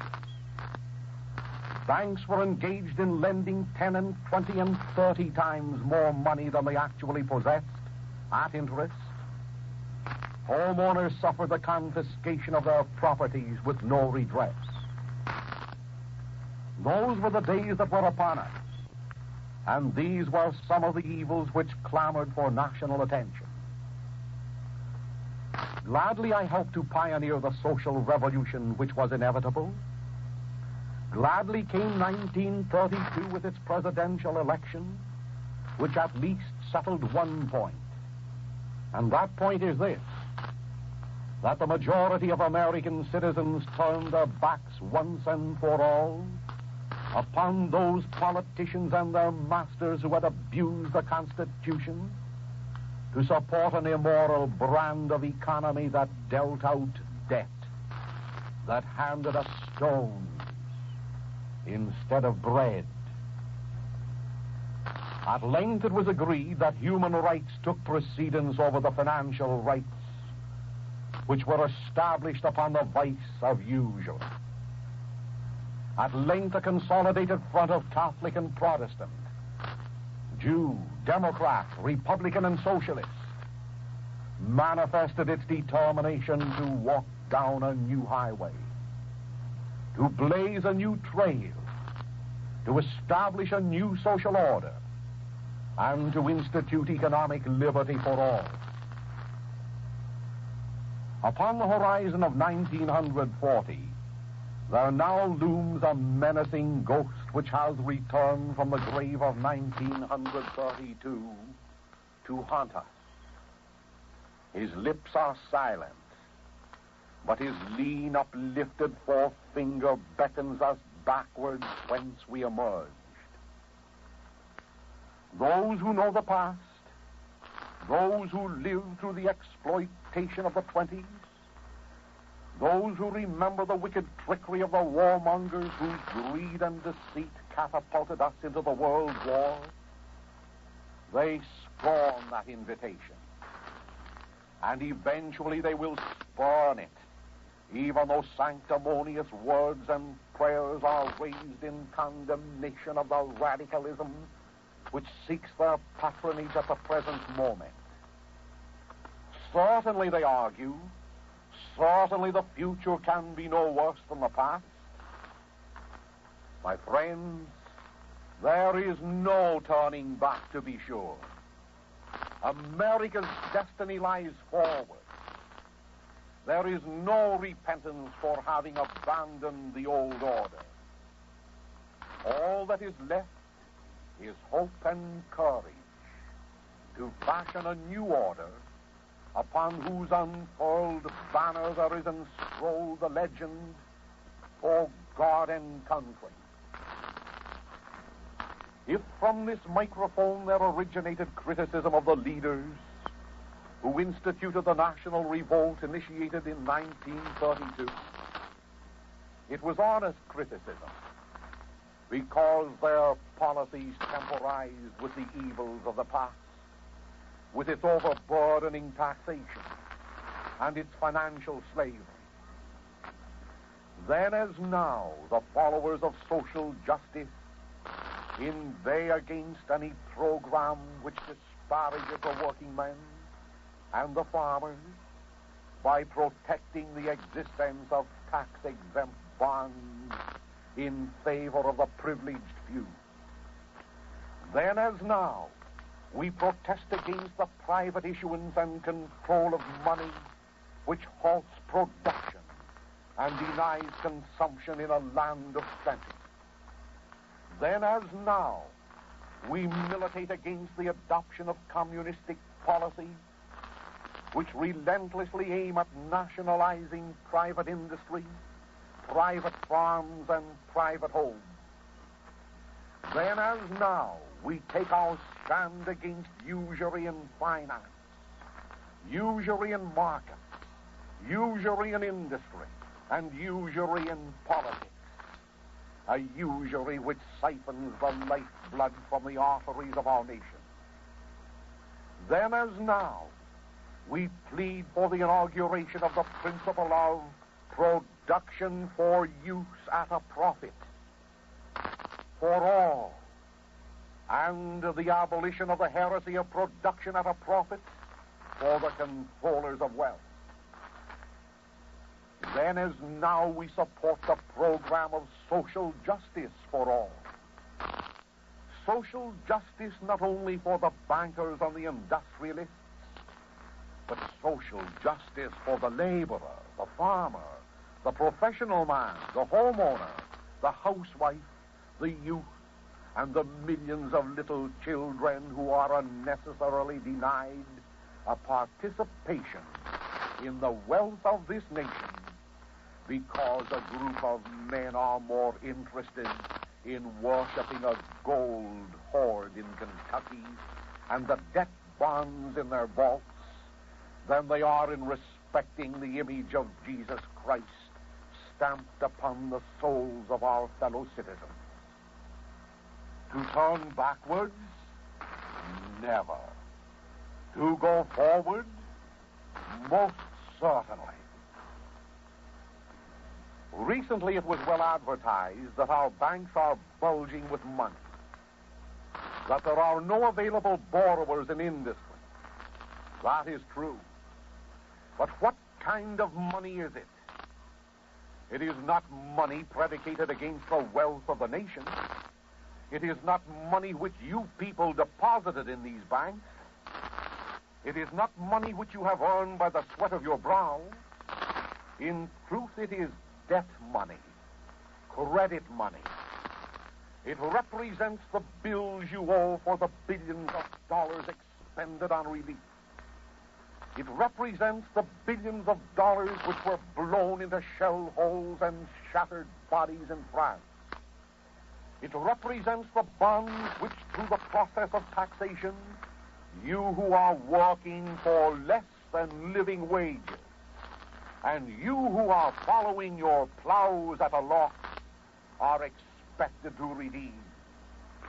It is usurious money that's bulging in our banks, so usurious that from every $3 which the ordinary laborer earns, $1 and more must be set aside to placate the coupon clippers and the nobility of wealth whose minions stand guard at Fort Knox, Kentucky, gloating over the gold that lies idle to keep company with idle men. And meanwhile, where is the purchasing power amongst the masses to buy the products of factories and fields? God knows, and so do you, that the majority of our citizens can accomplish with their slender payrolls is to keep body and soul together under a humble roof, with no thought of purchasing the shining motor cars, the magnificent refrigerators, the splendid clothing and furniture which our factories are able to produce and do not produce because you, the American laborer and farmer, are shackled in the temple of Mammon. Be convinced of this, my friends. When the United States of America was lured into the World War through the agency of lying tongues and pens, it was not difficult to raise sufficient money within the confines of our shores to procure destruction. Oh, billions of dollars of bonds for destructive purposes. Billions of dollars of bonds to save the British Empire and the French Republic. Billions of dollars of bonds which we Americans are struggling to redeem, even though it costs us the maintenance of an army of 12 million unemployed, of 22 million dolesters, of 60 million fellow citizens who are forced to live beneath our one-time glorious standard of existence. Are you aware that when our soldiers landed on French soil in 1917, the French government levied a duty on every can of beans, on every pound of food, on every ton of war supplies that we shipped into France to save the honor of the fleur-de-lis? Are you aware that the French government, now turned dictator, endeavored to impose a duty on the American war supplies that had not been used as our ships were prepared to bring them home? Are you aware that both France and Great Britain charged us an average of $160 for every American soldier which their ships carried from the United States to Europe and to death? Are you aware that the French government imposed a fine upon you American people for the property destroyed by our soldiers in France through the explosion of American shells exploded to save France? Are you aware that our military forces dredged harbors, built docks, erected thousands of miles of telephone and telegraph wires, all of which have remained as gifts to France? And finally, are you aware that it is estimated that by the time all our war obligations are met, we will have made a total investment of not less than $150 billion for non-productive purposes? And this does not include the bloodshed, the heartaches, the blasted homes, the broken bodies of the young men whom we will remember next Sunday, and over whose white crosses we will shed our tears. $150 billion for destruction. $150 billion to make the world safe for democracy. To end all wars. To generate a Lenin and a Stalin, a Hitler and a Bela Kun, an atheism and a massacre of 20 million Christians. Twice as many as suffered death during the actual hostilities of the World War. And yet we Americans, who are lavish with our expenditures for destruction, are niggardly with our dollars for construction, simply because money is held and controlled in the hands of a few to the detriment of the masses in America. What would $150 billion accomplish if money, the receipt for wealth, not the receipt for debt? What would $150 billion accomplish if money were coined and regulated by the Congress of the United States for productive purposes? I will tell you, it would build nearly 6 million miles of paved roads, which is approximately 9 times the mileage of all surface roads in America. It would construct 38,250,000 six-room houses, enough to house with a new home every family in this nation of ours. It would erect 48 hospitals costing $1 million each in every one of the 3,073 counties of these United States. It would open up every factory, give jobs to more than 60 million men, and pay unemployment insurance premiums on all business and industry for more than 300 years to come. Turn backwards? Never. Forward we must march, even though we continue to be critical of those with whom together we stand in opposition to the old order of usury. Eventually, financial rights must surrender to human rights. Eventually, private ownership must be multiplied and confiscation of homes and farms and jobs and life must cease. Under our Constitution and within the scope of the gospel of Christ, these things can be accomplished and shall be accomplished. Class must cease antagonizing class, and particularly the financial class must cease attacking the laboring and agricultural classes with the sword of their usury. Recognize that our problems have been the problems of other nations. In little Portugal, that was both backward and bankrupt, there arose within the last decade a mighty leader by the name of Salazar, who rejuvenated his nation not by abandoning democracy and Christianity, but by flinging his force together with those of his followers against the usury which bowed down his native land. He said, "We have distorted the idea of wealth in Portugal. We have divorced it from its object, which is to serve worthily the life of man. We have put it into a separate category, apart from the interests of the community and apart from moral concepts. And we have imagined that the destiny of individuals, of states, and of nations is to accumulate goods without regard for social utility, without regard for justice in their acquisition or their use. And more than that," said he, "we have distorted the idea of labor, and we've forgotten the personality of the laborer, his dignity as a human being. We've thought only of his value as a producing machine. We've measured and weighed his productive power, and we've not so much as remembered that he's a member of a family. Yes, we've gone further. We've dispersed the home, called forth the woman and the child as factors and production. In fact, we've destroyed the family."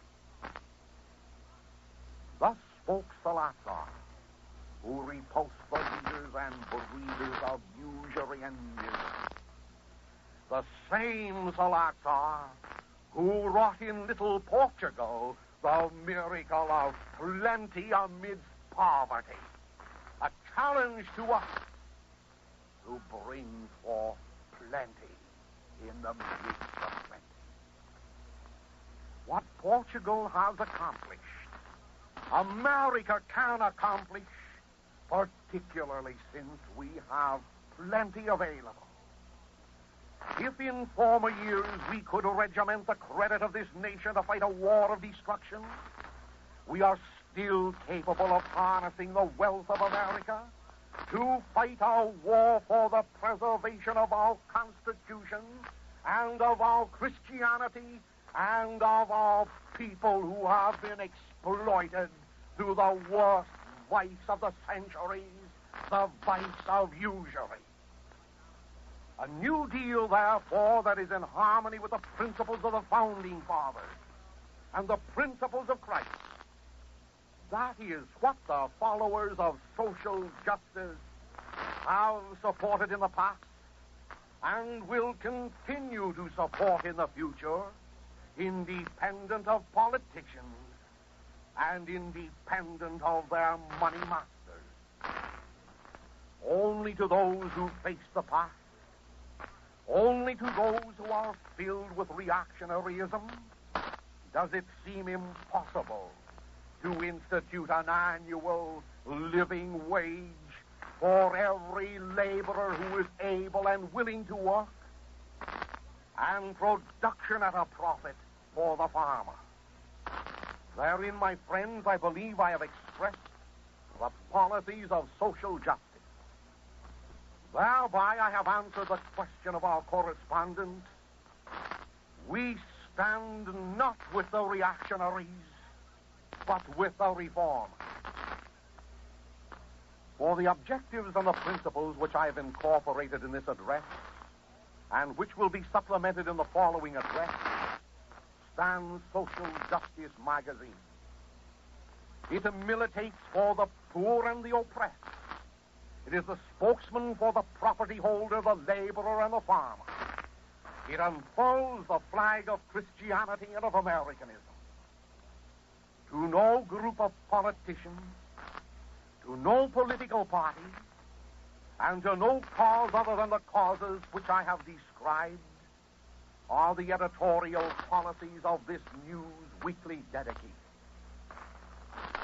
As election time approaches, as the problems which concern the voters of the United States are discussed more avidly, Social Justice Magazine asks, without any apology, that it find entrance in your home, in your office, and in your factory. to facilitate the circulation of social justice even during these summer months, I am asking for those who believe in the principles which I have just expressed. I am asking 10,000 of you to volunteer to become distributors of social justice magazines at a profit for yourself. And I am inviting those of you who live in distant parts, perchance, where distributors are not available, to permit me to send social justice to your homes every week with this pledge that to the best of my ability, its pages will not be found supporting politicians, but rather principles. Principles which are not colored by the advertising dollar. Principles which are not subject to the whim and control of the financialists. Principles which do not genuflect before the chancelleries of foreign governments. Principles which are American and Christian, and which will continue to be so as long as free speech and free press are protected in this nation. My friends, God bless all those men and women who have been working shoulder to shoulder to destroy the old order of exploitation, to destroy the old policies that bred war, to destroy the old financial principles that begot poverty. God bless every one of them. And in this struggle, therefore, for reform, in order to avoid revolution, we ask you to consider what is wrong economically with America. We are not lacking fields. We are not lacking factories. We are not lacking skilled working men. We are not lacking skilled executives. Our markets have the greatest demand for the product of the field and factory that ever existed in any nation since the beginning of time.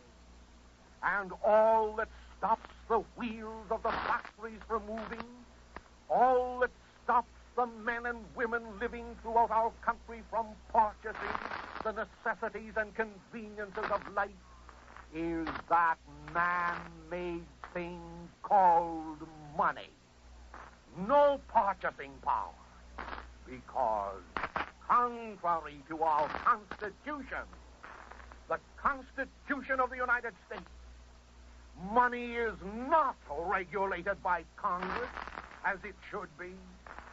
Money is predicated against the billions of debts which you, the slaves of economy, are expected to bear and burden for generations to come. When will you recognize this? When will you unfurl the banner of economic liberty under Jesus Christ? Write to me directly. If you will volunteer to become a distributor of social justice magazines at a profit for yourselves, or if you care to become a subscriber of the fastest growing weekly magazine in the United States, be assured that all profits derived from this publication will help maintain the permanence of this broadcast. Ladies and gentlemen, it is to be hoped that literally many thousands in this audience will heed the appeal made by Father Coughlin at the close of the address to which you have just listened. Conscious that this is your broadcast, that your spokesman upholds Christianity and Americanism, once more may I remind you to write to Father Coughlin this week for a copy of the address which you have heard, and of the one which follows immediately on most stations associated with this network.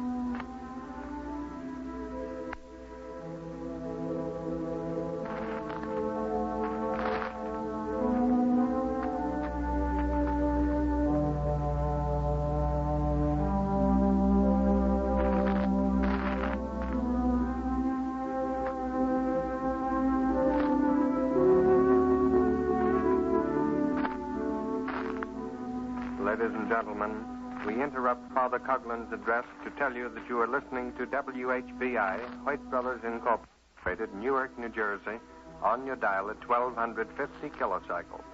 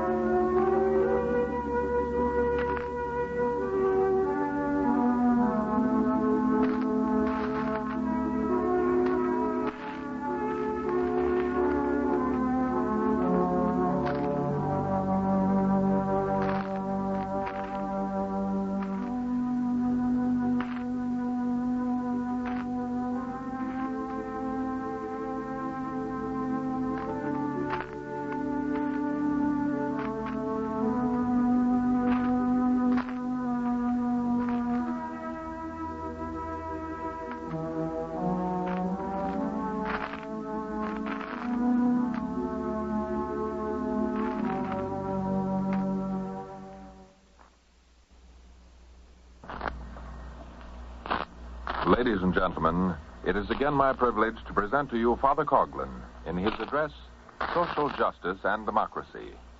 A copy of the speech which the pastor of the Shrine of the Little Flower is about to deliver is yours for the asking. Write directly to him this week. And now once again, Father Coughlin. My friends, the entire nation rejoices in that the war issue has waned considerably during the past week. This is a benediction because it permits us to engage our attention upon national affairs with the hope of solving our difficulties in a manner harmonious with the best American and Christian traditions. I ask your indulgence, therefore, while I restate some principles of social justice and clarify certain misapprehensions which have gained credence. From the beginning of these broadcasts, nearly 12 years ago, it was and still is my objective to make some contribution towards abolishing unnecessary want in the midst of plenty. Confessedly, I attributed the so-called depression not to any act implemented by Almighty God, but to certain practiced policies of man. These policies, to my mind, were responsible for our individual, our social, and our national ills.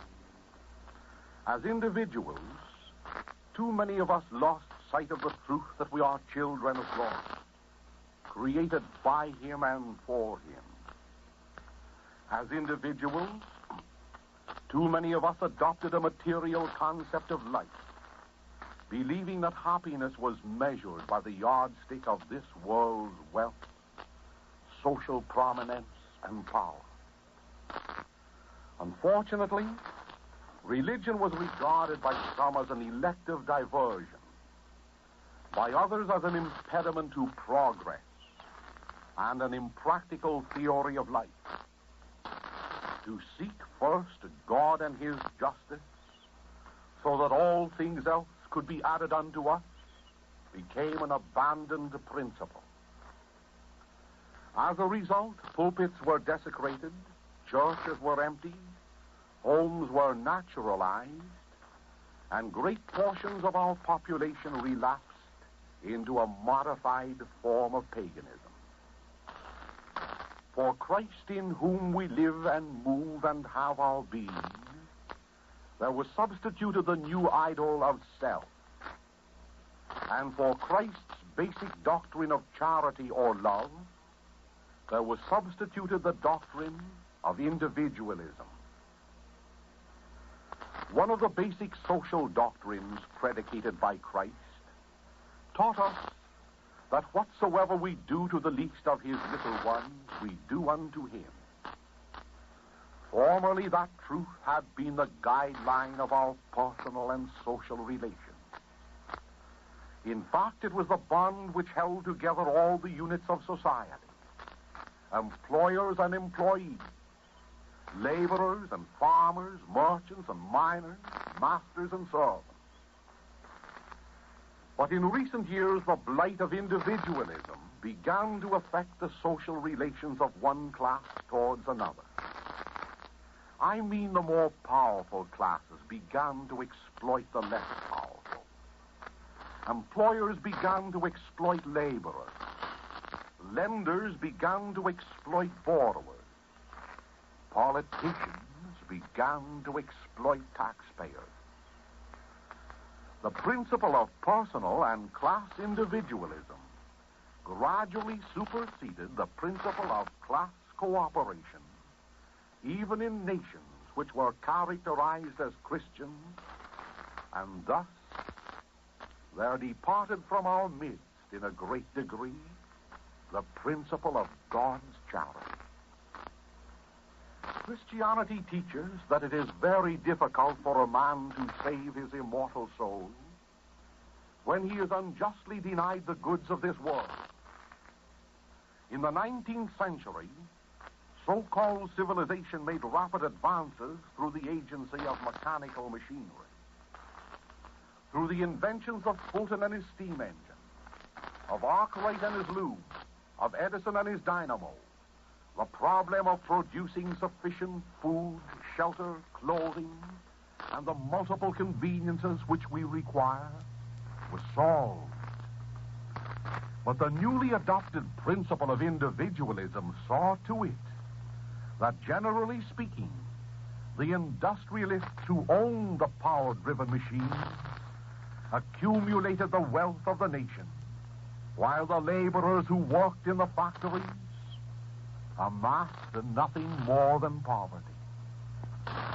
Moreover, those who owned and controlled money and credit, forgetful of the Christian doctrine of stewardship, used their questionable prerogative of money control not to multiply goods for the general welfare and use of all classes, but to amass wealth for themselves. In too many instances, the financial class of society not only gained control over production, but also of legislation, and insisted upon entire parliaments and congresses adopting the policy that goods should be produced only when a profit accrued to the owners of machinery and to the controllers of money. Eventually, want in the midst of plenty characterized the national lives of the British Empire, Germany, France, the United States, and practically every country where this abuse of capitalism, of rugged, ragged individualism, predominated. That is why cargoes of coffee were thrown into the sea by the Brazilian government.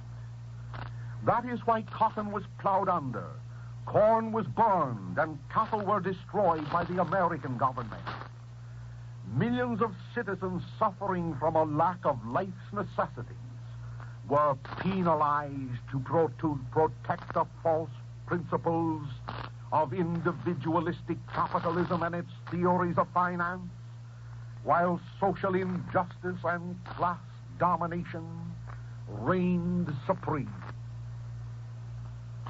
Social justice resents the practices identified with class domination, of class exploitation, of financial control through usury.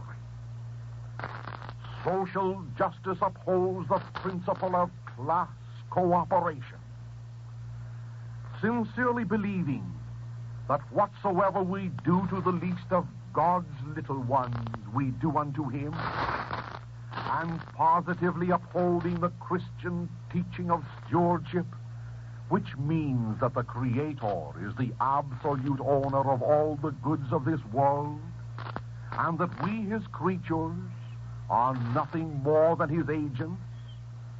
The followers of social justice protest against the continuance of any man-made economy which is opposed to these doctrines. It protests against the principle of capitalism which is cited in these words, production for profit, and it upholds the principle of production for use at a profit for all. Therefore, we declare that every laboring man should have an adequate share in the goods of this nation through the agency of a just living annual wage. That every farmer should be guaranteed production at a profit. That every industrialist should receive reasonable gain. That it is the business of government not to confiscate property, but to regulate money. Not to tax initiative out of existence, but to promote the desire for private propertyship. Not to protect a financial policy which keeps factories closed and millions unemployed. It is the duty of government to institute laws which will prevent class from exploiting class and which enables production to equal the demand of consumption. Specifically during the past 12 years, these and other principles have been expounded. While I have opposed the flagrant abuses of capitalism, which succeeded in concentrating wealth and multiplying poverty, I have equally opposed the errors of communism. For to my mind, communism is the left wing, and modern capitalism is the right wing of the same bird of prey. It is my contention that the abuses of capitalism inevitably will stir class against class, terminating in an unnecessary revolution. Likewise, I believe that communism, with its glorification of the proletariat, its abomination of private property holders, its detestation of religion and Christianity, will produce social, economic, and spiritual chaos. The above statements, I admit, are definitely abstract. In these days when a multitude of Americans are anxious to stem the rising tide of red communism, it might be well for them to recollect that the scientific approach to their task lies in the direction of removing the causes which generate communism. The coal miners who returned to work last week will not be satisfied for long unless they are paid an annual living wage. The laborers in the motor, the textile, the steel, and other industries are idle by the millions. Soon their patience will reach the breaking point, and soon the national revenue will be unable to deal out doles for their pacification. The cotton farmers of the South are weary of seeing their fields idle because they know that millions upon millions of Americans, were they financially circumstanced, are anxious to purchase the finished product of the loom. It is true that temporary relief is being extended by the federal government to all these unfortunates. But it is likewise true that this federal relief cannot endure without bankruptcy for the entire nation if we persist in protecting the present system of financial usury. To remove the causes which generate these abuses is the most practical step towards removing communism from our midst. Therefore, it should be the concern of the industrialists and the property holders, as much as it is the concern of the laborers and the farmers. For what good are the factories? What good are your farms and homes if idleness is multiplied and if consumption of goods is not made possible by all? It should be the concern of every American who wishes to avoid an inevitable overthrow of our Constitution and its Republican institutions, equally as much as it should be the concern of every Christian and religionist to abolish once and for all the present economy that means want in the midst of plenty. For the past several years, while opposing communism, I have been advocating reforms in harmony with social justice. What gain has resulted therefrom? Truthfully, I cannot gauge it. Only this do I know. For specifying the abuses of capitalism, I have been called a radical. For inviting religious Jews and Gentiles to join not only in condemning Nazism, but also communism, I have been labeled an anti-Semite. For questioning the efficiency of certain government officials, I am described as a fascist. For building a church costing well more than $1 million during the height of our Depression in order to give employment to the Catholics and Protestants and Jews living in my neighborhood, I have been described as unfair to labor, although the records show that every working man and artisan engaged in that task was paid wages 10% higher than those stipulated in Michigan by the American Federation of Labor. For being interested in the publication of Social Justice magazine, I have been branded as an opponent to unionism, although this magazine is printed in the largest union shop in the world. For having been critical of Mr. John L. Lewis and his CIO, I have been termed a reactionary, although I was the first to point out that the CIO was operating without benefit of a constitution and without benefit of an election of officers.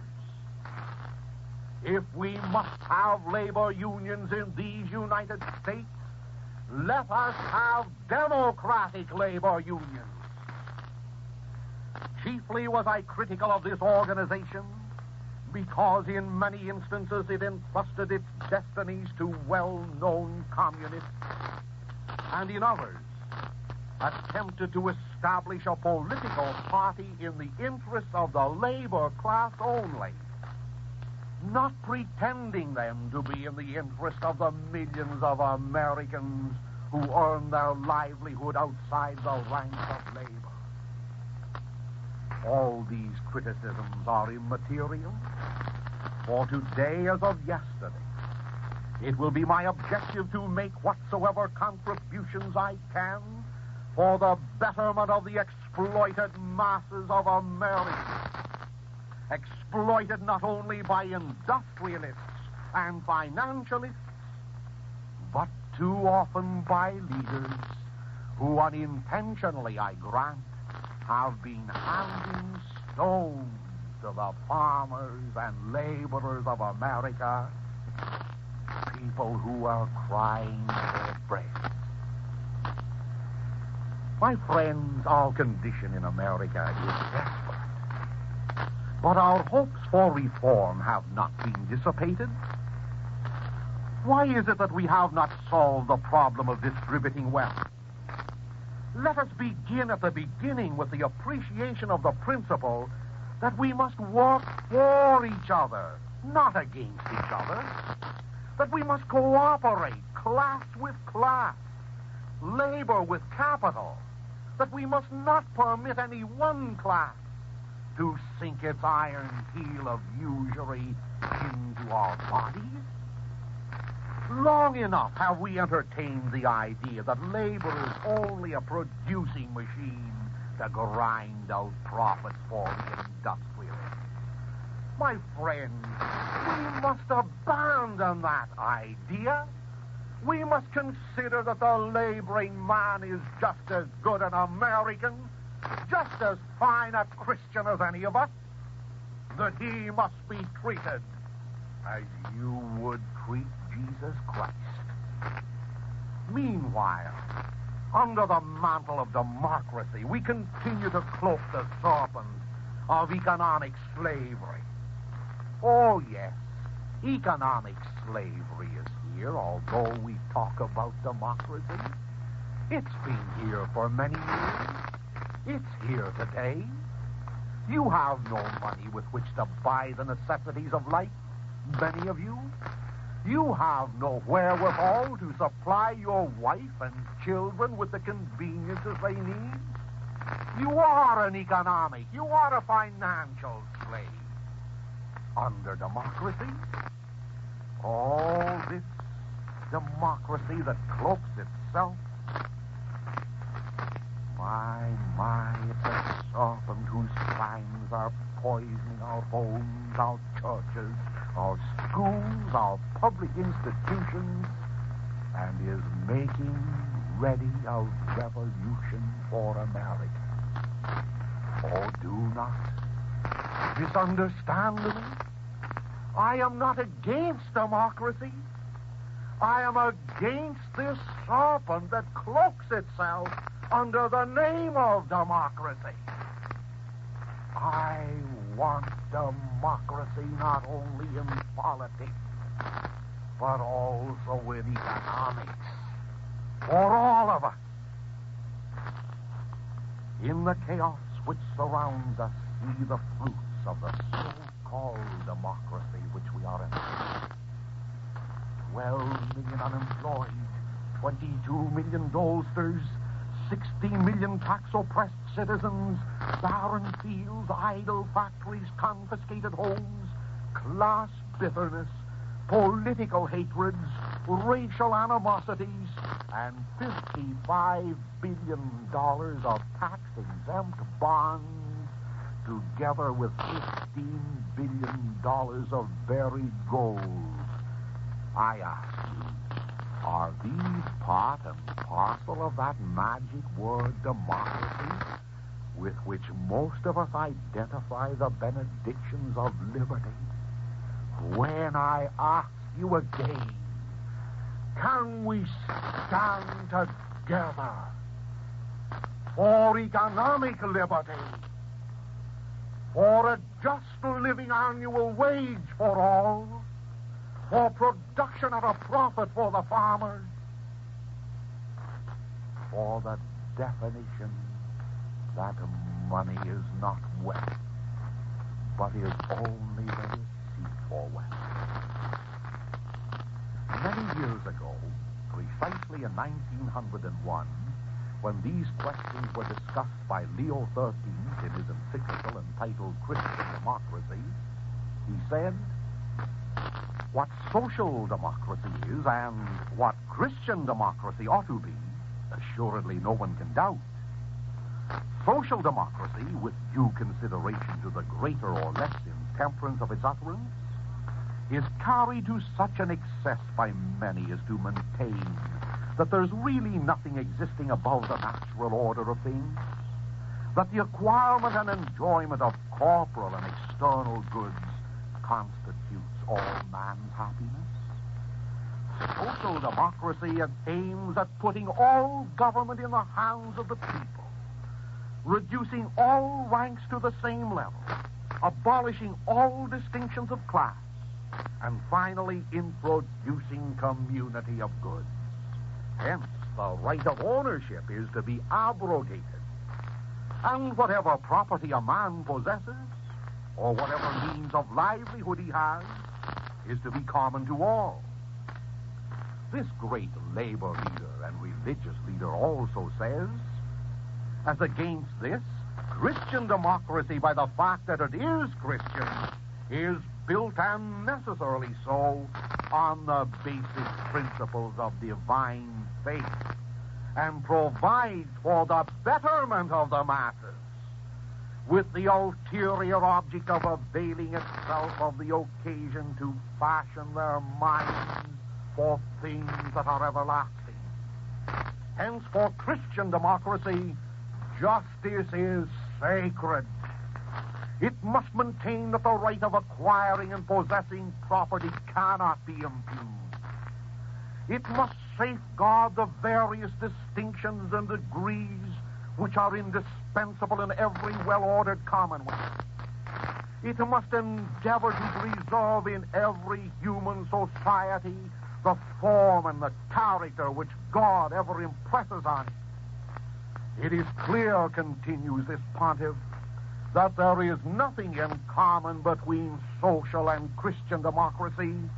They differ from each other as much as the sect of socialism differs from the profession of Christianity.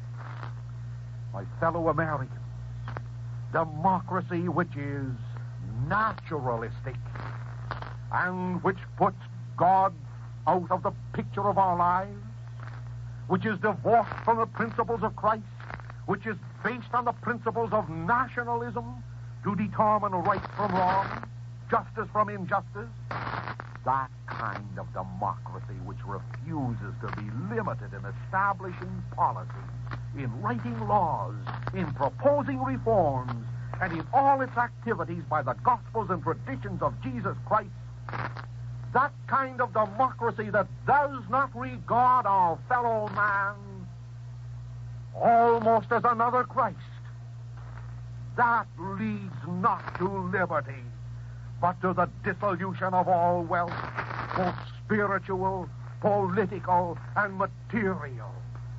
Therefore, I call upon you certainly to preserve what we have of Christian democracy. Preserve the political liberties which we have won. Preserve the liberty of conscience which is ours. And strive and struggle under Christ and his principles to obtain economic liberty which has been denied us even by those who talk loudest of democracy.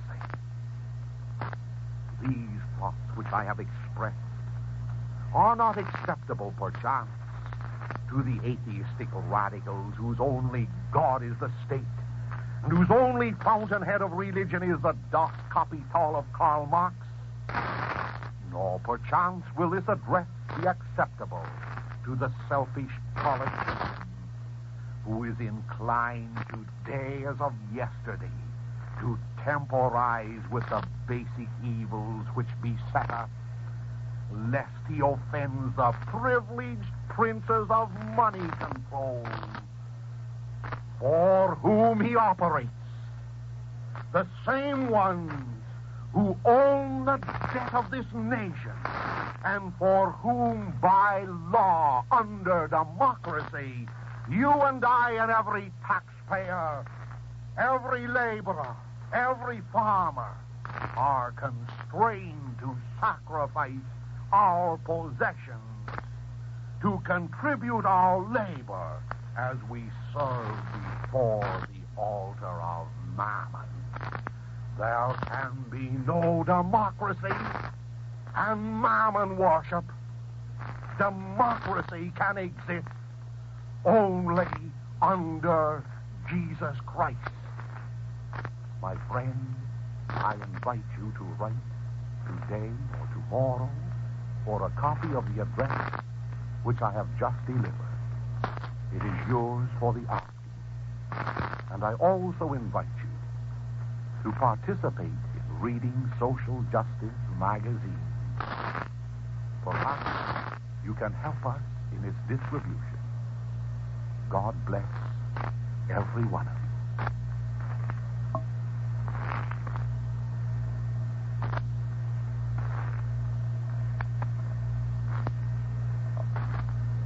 Ladies and gentlemen, as you realize, this program is paid for at full commercial rates.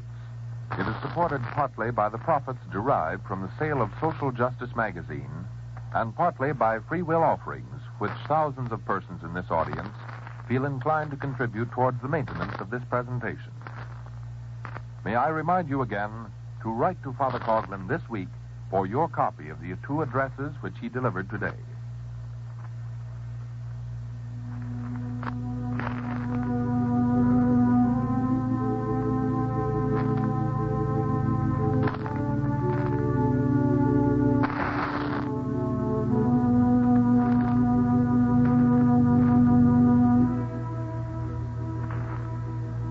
Until next Sunday afternoon, when Father Coughlin will be with you again, this is your announcer, Franklin Mitchell, bidding you good afternoon.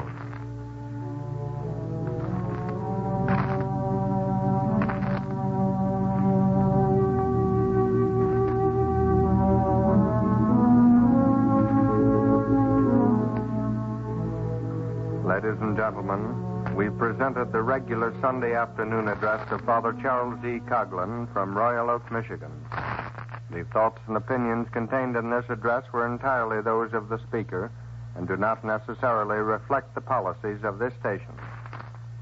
Father Coughlin's program has been a presentation on your dial at 1250 kilocycles. Ladies, stop in.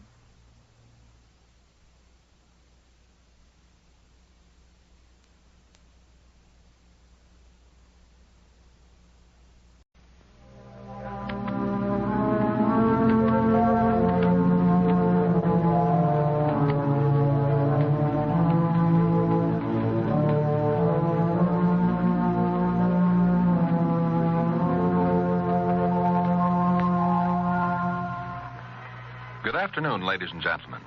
This broadcast, conducted by Father Coughlin, is your broadcast. It is supported through the sales of Social Justice magazine, of which he is editorial counsel, and through the free will offerings which you care to contribute. It is Father Coughlin's objective to support Christianity and Americanism in these days when irreligion and internationalism are creating havoc in our midst. And in turn, your support of him and of social justice enables these programs to continue. His first address today will deal with the subject, Government by Man or Government by Law. His second address, beginning promptly at the half hour, will be entitled, Who Wants War? Please be informed that copies of these addresses are available to all in this audience who will write to Father Coughlin this week. They are yours for the asking. Meanwhile, may I speak a word of encouragement to the distributors of Social Justice. Ladies and gentlemen, in the name of Social Justice Publishing Corporation, we extend to you our thanks for your valiant support. Please maintain the high standard of Christianity and Americanism which has characterized your endeavors. Be not perturbed by the disturbers whose objective it is to make you the target of criticism. You are the ladies and gentlemen who have made possible the daily broadcast, Monday through Friday, over WHIP, the Chicago outlet at Hammond, Indiana, and over CKLW of Windsor, Ontario, the Detroit outlet. This latter broadcast will begin Wednesday. Other cities will enjoy these daily comments on the news as soon as circulation warrants. And now for Father Coughlin's first address. Ladies and gentlemen and friends, all about us, a deteriorating change is evident in the political world. The rule of man is superseding the rule of law. And oftentimes those who are responsible for it are unmindful that it is synonymous with decay. Intelligent persons do not desire to sustain the irregularities and immoralities which in part characterize the last 30 or 40 years of our lives. No intelligent person desires to sustain the well-known causes which produced the concentration of wealth in the hands of a few and the multiplication of poverty on the backs of the many. No one desires to sustain the moral and social irregularities responsible for the World War, for the savage Treaty of Versailles, for the existence of unbearable taxation, and for the many other iniquities which weigh so heavily upon us. A change from these things is imperative. To abandon these irregularities, everyone admits is of vital importance. But to abandon them at the cost of destroying the divine and natural laws, including the commandments of God, the doctrines of Christ, and the Constitution of our nation, that will lead us from the present depths of our misery to a lower degradation. A rule of sound law is necessary, and any tendency which aims at substituting the rule of man for the rule of law must be halted. Probably you have observed that recently there has been adopted a policy of procuring this rule of man under the guise of good, on the principle that a successful wolf always wears sheep's clothing. Beginning with the peace treaty of Versailles, this policy became very noticeable. When Clemenceau signed that document, so the story goes, he threw down his pen and said, "There, that paper will be good for 14 wars within the next dozen years."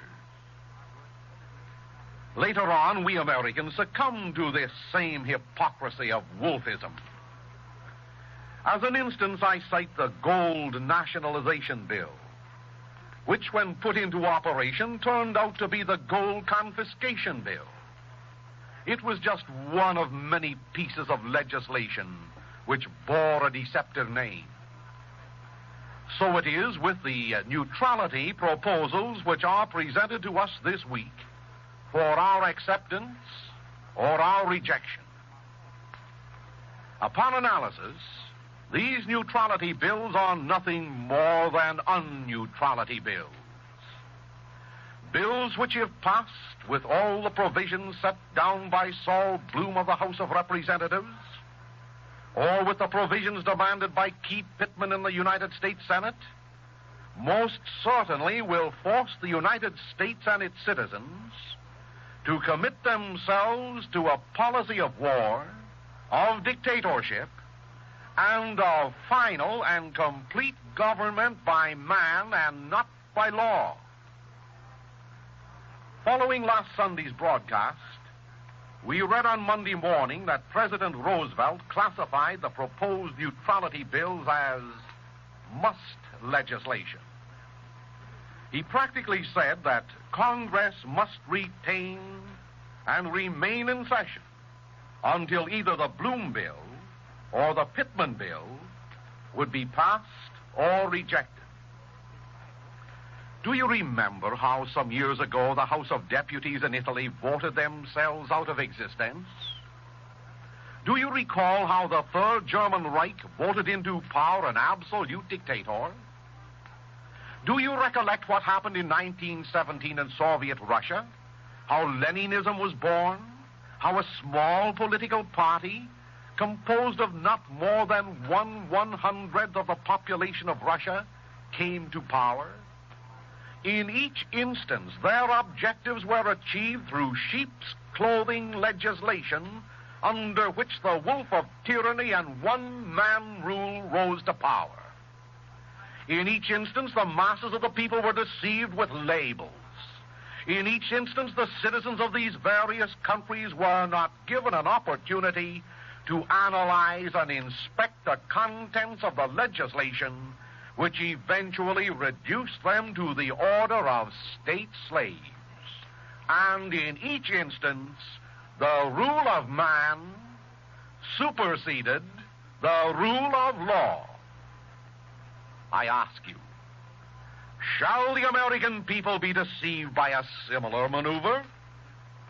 That is the vital question which should occupy our minds during these inactive midsummer weeks. Taking advantage of this apathetic season when men's minds are occupied with recreation, the proponents of the so-called neutrality bills, either knowingly or unknowingly, are endeavoring to institute a coup d'etat which, if successful, will leave America with its flag, its liberties, its Republican form of government, its House of Representatives, its Senate, and its Constitution as so many labels to indicate what once was and what now is not. I recognize that this is a strong statement. I recognize that millions in this audience probably will not be impressed with such words because they cling to the fallacy of "it can't happen hereism." The same fallacy which lulled to sleep the peoples of Italy, Germany, and Russia in our own lifetime.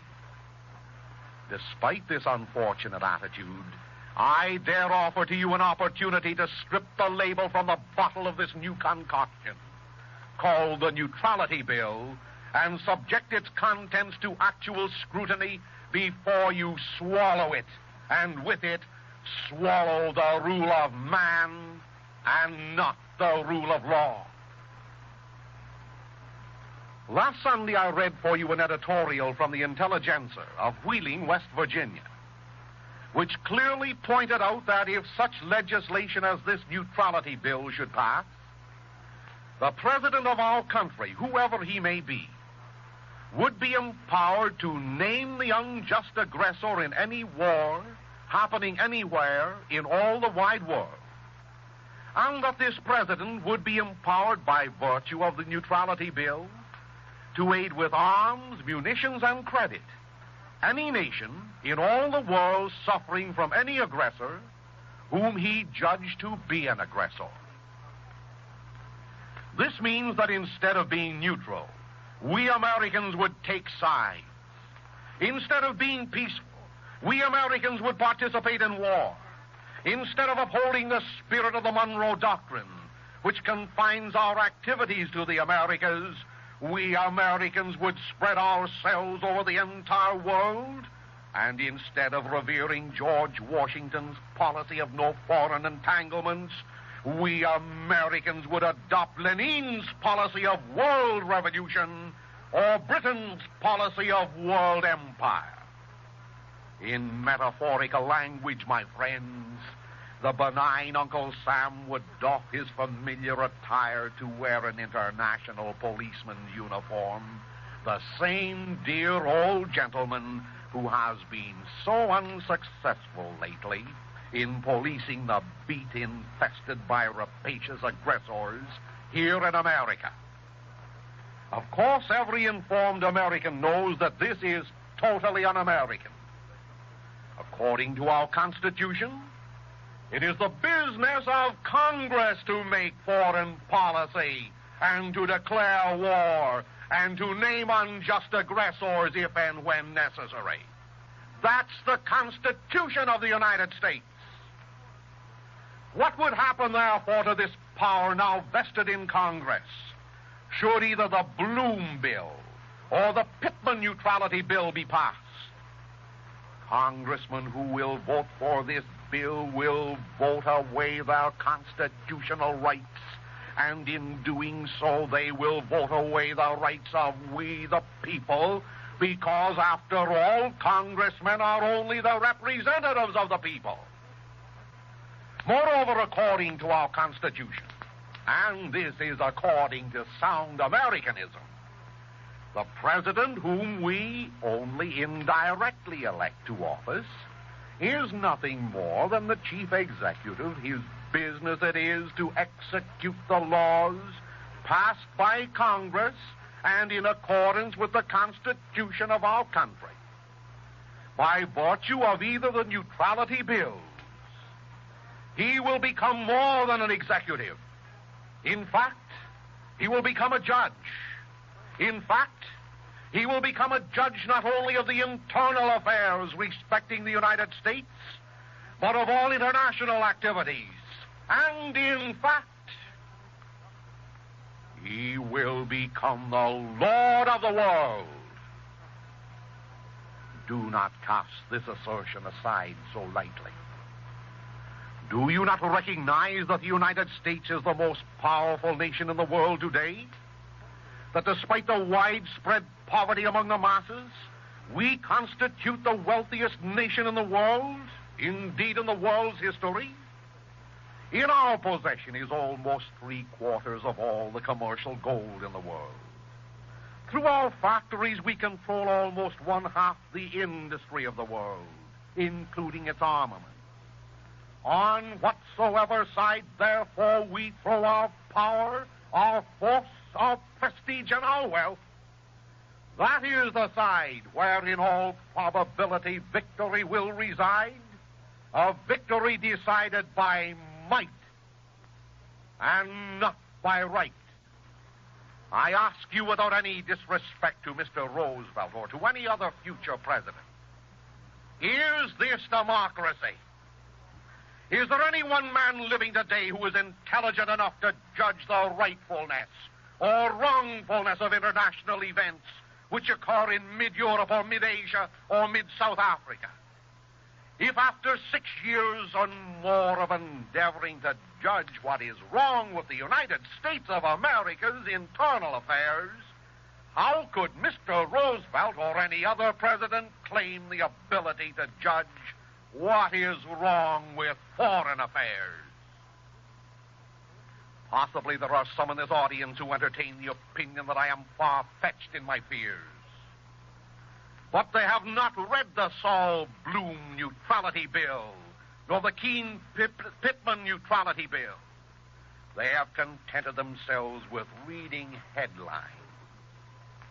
Therefore, permit me at this juncture to reproduce a portion of an article from the Christian Science Monitor dated June 5th, which partially analyzes these neutrality bills which unfortunately at the moment enjoy the support of the New Deal political party, as did the bills which transformed Italy, Germany, and Russia into dictatorships, enjoy the support of the fascist, the Nazi, and the Bolshevik party.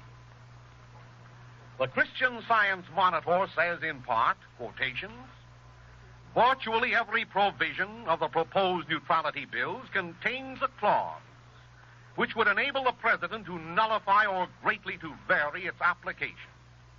The chief provisions and qualifications which come into effect after the president finds a war to exist and names the parties are these. 1.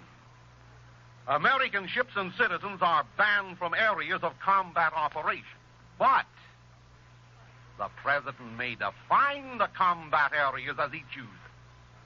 And moreover, the ban is made to apply as the president shall prescribe. There's the rule of man. 2. American citizens may not travel on ships flying any belligerent flags, says the neutrality bill. But this travel is forbidden except in accordance with rules and conditions as the president shall prescribe. Again, the rule of man. 3. No loans to the belligerent shall be floated in the United States, but the president may exempt ordinary commercial credits and short-term obligations of a peacetime commercial type. Again, the rule of man. 4. The title must be transferred to the foreign purchaser of any exported article before they may leave this country. But this ban operates except in accordance with such rules and regulations as laid down by the president. Again, the rule of man. And so forth through all these various provisions of the 2 neutrality bills. Laws are seemingly cited in the bill itself, but at the end of each qualification there appears Mr. Roosevelt may decide when, if, where, and what. In a word, the bill, again quoting the Christian Science Monitor, approaches fairly close to saying, in times of foreign war, the president shall conduct American foreign policy for the most part as he sees fit. My friends, I believe that the excerpt with my annotations from the Christian Science Monitor is a fair analysis of the neutrality bills now engaging the attention of Congress this week. My chief opposition to the bills is vested in the fact that they partially destroy the Constitution of the United States. Insofar as Congress will surrender one of its most important rights to the President, and insofar as this bill practically makes the President of the United States the Lord of the world, it is democracy in reverse. It is un-Americanism in the saddle. It is dictatorship in the bud. And above all, it is a definite departure from rule by law and a definite approach to rule by man. In these days when we are searching about for security, are we not convinced that there can be no security unless it is founded upon law, which is in harmony with the immutable laws of God? No man is above law. But if this tendency persists in setting up dictators and lords of the world whose decisions are established not upon constitutional laws in harmony with God, but upon their own personal judgment independent of congressmen, courts, and even the commandments of God, there is no limitation of the excesses into which such a barbaric principle may lead us, even though it be clothed with the name of democracy and progress. Last Sunday I indicated that in this present instance, Mr. Roosvelt is not well qualified to be an impartial judge upon the subject of unjust aggression. His well-advertised affinity for imperialistic France and Britain, that's notorious. The same Great Britain who has been lending hundreds of millions of dollars recently to foreign nations and always finding an excuse to refrain from paying even the interest on the debt she owes us. The same Great Britain whom our Gold Purchase Act benefited by almost $2 billion. And moreover, as I observed last Sunday, Mr. Roosevelt is likewise notorious for his unbounded friendship for the Bolsheviks of Soviet Russia and elsewhere. Oh, to sustain that observation, I quoted two official documents from our State Department issued on June 6th of this year. On that day, it so happened that the Spanish ambassador, Senor Don Juan Francisco de Cardenas, and the Russian ambassador, Konstantin Umansky, both presented their letters of credence from their governments to Mr. Roosevelt. In reply to the Spanish ambassador, Mr. Roosevelt said that the American government will be ever ready to cooperate with the Spanish government for progressive understanding and peace. But in reply to the representative from the Soviet republics of Russia, Mr. Roosevelt is recorded perpetually in history as having said the following: "It has given me deep satisfaction to hear from you of the feeling of genuine friendship which the peoples of the Soviet Union have for the American people. A feeling you are assured is fully reciprocated. I have noted," continues the President, "your statement that the purpose of your mission is to strengthen and develop friendship and friendly cooperation between our two countries. You may be sure," concludes Mr. Roosevelt, "that you will enjoy my full support as well as every assistance of the government of the United States in your efforts to achieve this purpose," unquote.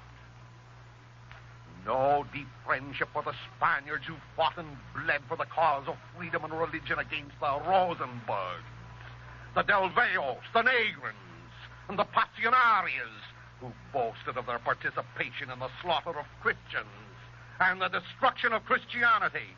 Oh, but for Mr. Umansky, representing a government that despoiled churches, desecrated crucifixes, and waded literally to power through the blood of millions of God-fearing citizens because they were God-fearing, Mr. Roosevelt said that the American people entertain a feeling of genuine friendship for the Bolsheviks, and that the American people will enjoy his full support as well as every assistance of the government of the United States for the Bolsheviks. This statement, my friends, is conclusive of the contention I made. And that statement discloses to all posterity where Mr. Roosevelt's affections lie. Oh, yes. In times previous, our people and our congressmen fought vigorously against our participation in the League of Nations. In other days, we rose up valiantly to oppose our entrance into the World Court. And now, through the subterfuge of the Neutrality Bill, which, if passed, will accomplish everything which both the League and the World Court proponents had hoped to accomplish, and in a more direct manner, now I appeal to you to bestir yourselves in order to preserve our policies of no foreign entanglements, and in order to support the principle of rule by law, not rule by man. Last Sunday, I invited you to write to your United States Senator pleading with him and petitioning him to support only that kind of neutrality which supports no foreign entanglements and which does not propose to make of any one man the Lord of this world. This week, my friends, let it be your concern to multiply your letters to your United States Senator. And if you have time and opportunity, I ask you to write a second letter. A second letter to your United States representative containing the same petition. Also, the representatives from the following states are at this moment of chief concern to us, namely, Illinois. Mark these down, please. Illinois, Michigan, Indiana, Ohio, Massachusetts, New York, New Jersey, and Pennsylvania. The representatives from these states this week must be contacted in order to keep America for the Americans and free from foreign entanglements. I recognize that the world is fraught with the spirit of war. No one can foretell what is about to happen in Europe. No one in America is fully advised as to what will take place in Asia. But this we do know, that European nations are arming themselves to the teeth, that international capitalism as represented by Great Britain and France and Soviet Russia, yes, Soviet Russia, the latter in an undercover manner, is gambling for the support of the United States of America, and that Nazism, which denies liberty of conscience to its citizens, is pursuing its destructive policy in opposition to the former. With none of these heresies may we Americans participate in military affairs.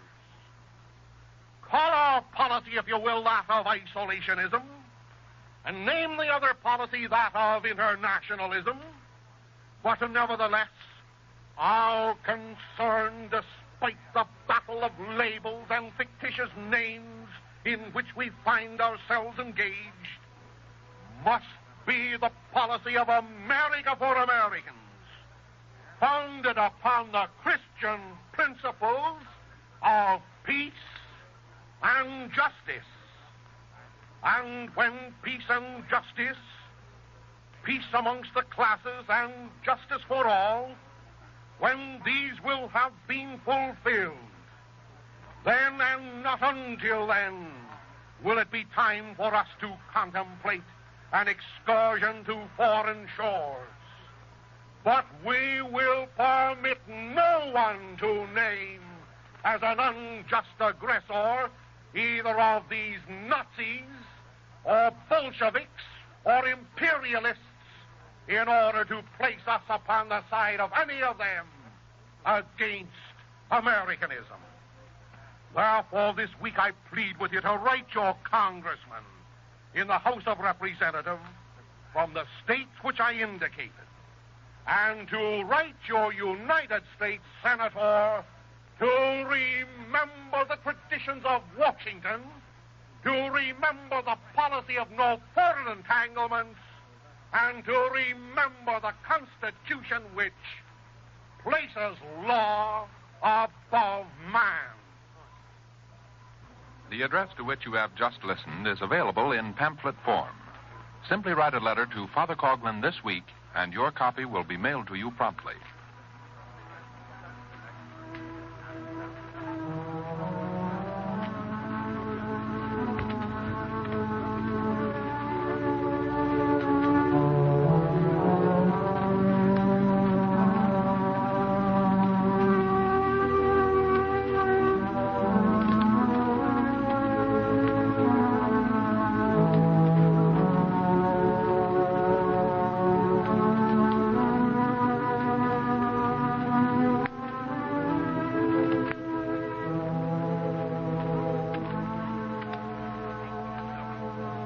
Father Coughlin's address is coming to you as a presentation on your dial at 1250 kilocycles.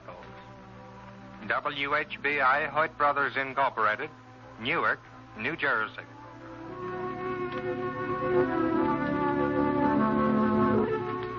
Ladies and gentlemen, once again it is my privilege to present to you Father Coughlin in his second address entitled, Who Wants War? Father Coughlin.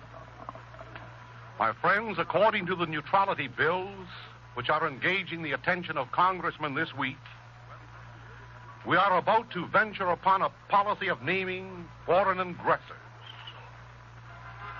If we must venture upon such a policy, let us begin at home and name domestic aggressors. For we are not little children to be practiced upon by a psychiatrist whose objective is to disengage us from the burning question which occupies our domestic mind by dangling before our eyes the glitter of foreign distraction. With this thought in mind, may I ask your indulgence while I address my remarks to a Pittsburgh gentleman who wrote to me in response to a previous Sunday's discourse. I shall read his letter for you and publicly answer the writer who is representative of a class. The letter reads as follows. Sir, you are certainly opposed to the passing of a neutrality bill which might get us into war. I remember last year a friend of mine in Pittsburgh wrote you a letter when you were campaigning for a policy of peace, with its poverty and strikes and unemployment and low wages. The only time we working men ever had prosperity was when we had war. In our labor unions, we are agitating to stir the folks up against Germany and Japan. We can clean these nations out, and while doing a little good for the world, we can do a lot of good for ourselves. As long as the Spanish Civil War lasted, we had a little prosperity in this field town, but now we are broke. Why not line up with England and France and Russia? They will ensure our prosperity. And that's the letter. This letter, unquestionably, is the result of the propaganda being spread amongst the laboring class, and spread, alas, too often by those who are supposed to be the leaders of the laboring class. My Pittsburgh friend, have you and I reached the decadent state of civilization when the only hope for bread and butter lies in the direction of war?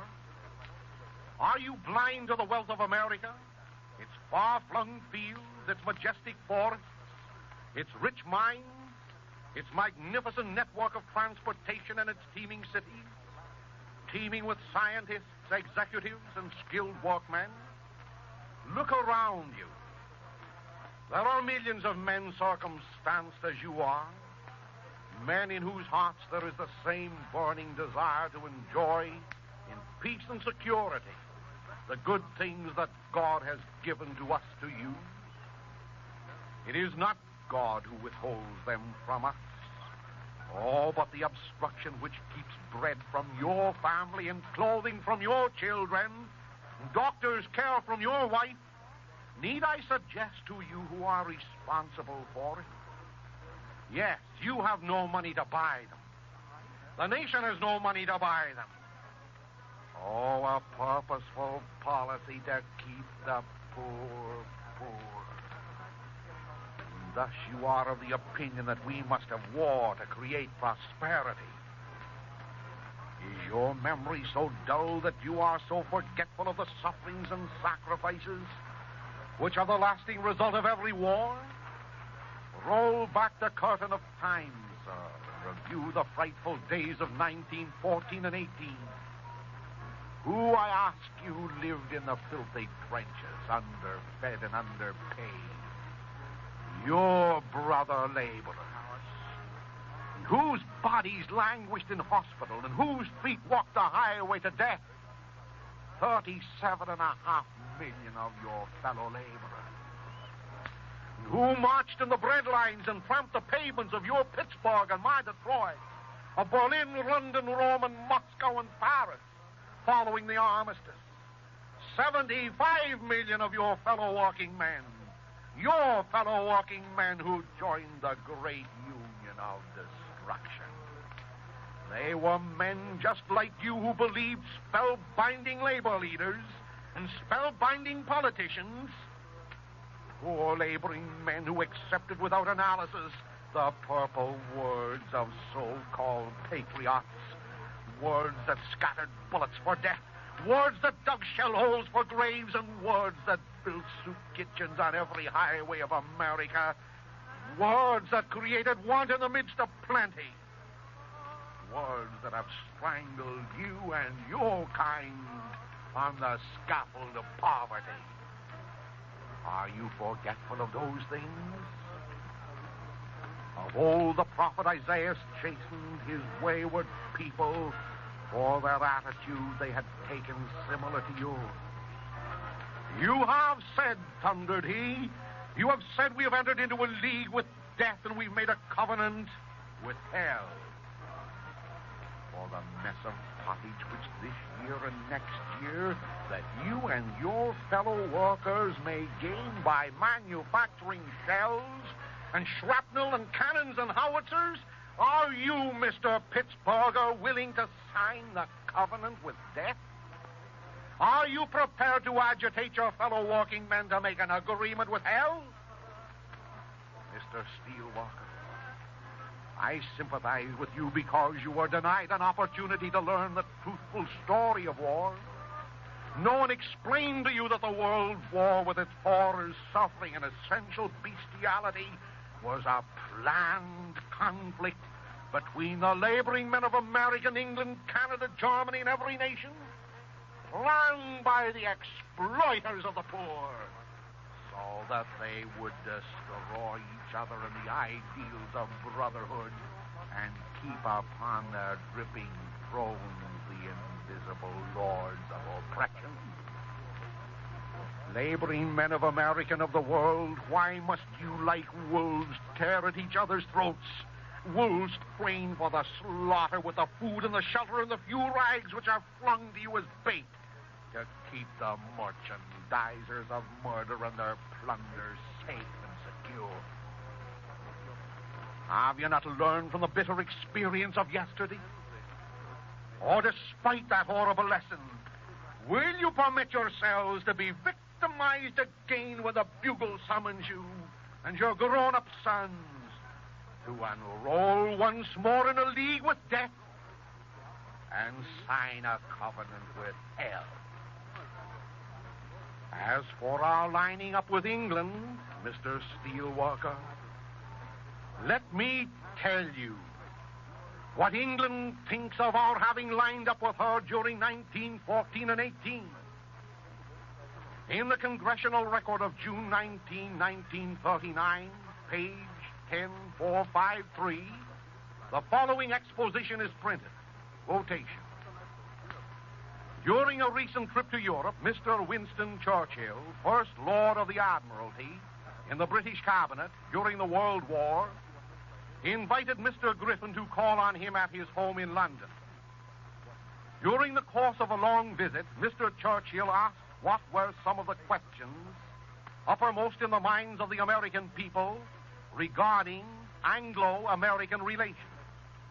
And Mr. Churchill said to Mr. Griffin, quote, I think that England should pay every single dollar she has borrowed from your country, but before paying in full, she should be allowed to deduct half the cost of all the shot and shell she fired at the Germans from the time America declared war until she put soldiers in the front line trenches over a year later.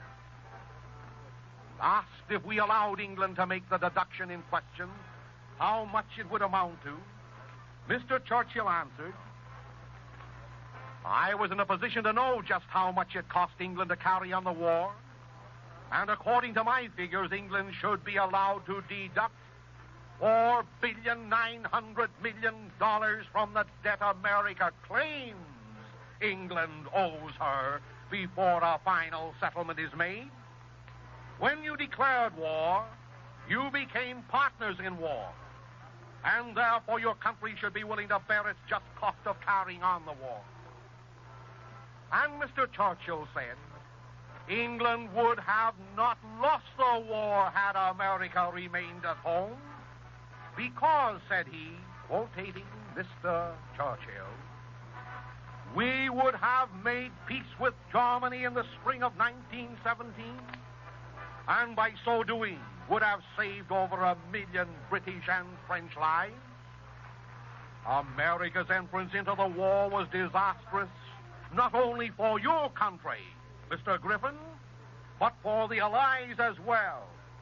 Because had you stayed at home and minded your own business, we Englishmen would have made peace with the Central Powers in the spring of 1917, and then there would have been no collapse in Russia, followed by communism, no breakdown in Italy, followed by fascism, and Nazism would not at present be enthroned in Germany. If America had stayed out of the war and minded her own business, none of these isms would today be sweeping the continent of Europe and breaking down parliamentary government. That, my friends, and particularly you, Mr. Steelwalker from Pittsburgh, is what England thinks of our having gone into the last World War as her ally. My friends, when will you recognize the consequences of war and of foreign entanglement? Disregarding the toll which it has taken abroad upon your fellow laborers in Europe and Asia, Mr. Working Man, what benefits did you gain at home as a result of it? Need I point to the idle steel mills in Pittsburgh, the idle motor factories in Detroit, and the idle textile mills in New England? Need I remind you of the high cost of living, or tell you why it is high? It is not high because your brother farmer has been paid too much for his wheat and corn, his butter and eggs, and his pork. It is not high because your butcher or your baker or your grocer is exacting too much profit from you and your fellow laborer. The cost of living is high because the kept politicians in America are dipping into your weekly pay envelope, taking one out of every $3 you earn to pay their masters, the war profiteers, and you want more of it. While on this subject, I will tell you something which you will not believe probably, but which nevertheless is the truth. As far back as 1927, 28, and 29, you and your fellow working men and the farmers were purchasing on credit homes and motor cars and refrigerators. Suddenly the depression came upon you. And what happened? Because you could not keep up your payments, your home, your farm, your motor car was confiscated. Well, that you know. Oh, there was no moratorium on debts for the idle laborer. or the downtrodden farmer. There is none today. But you do not know that there has been a constant moratorium on debts for all the executives employed in all the banks affiliated with the Federal Reserve System. Why, on June the 16th, 1933, a moratorium was declared by this New Deal administration on the bankers' debts, on the money they borrowed from banks with which to speculate, to buy homes, to purchase bank stock. And every year since 1933, that moratorium has been extended for their benefit. Did you get a moratorium? Are you excused for paying your rent, paying off your home and your car? Oh, no, Mr. Pittsburgher. But these other men are. Their holdings are not confiscated. The comptroller of the currency spoke in favor of that debt extension or moratorium for bankers, thereby voicing the official benedictions of the New Deal government that has been so kind to you. Oh, yes, there's class legislation for you.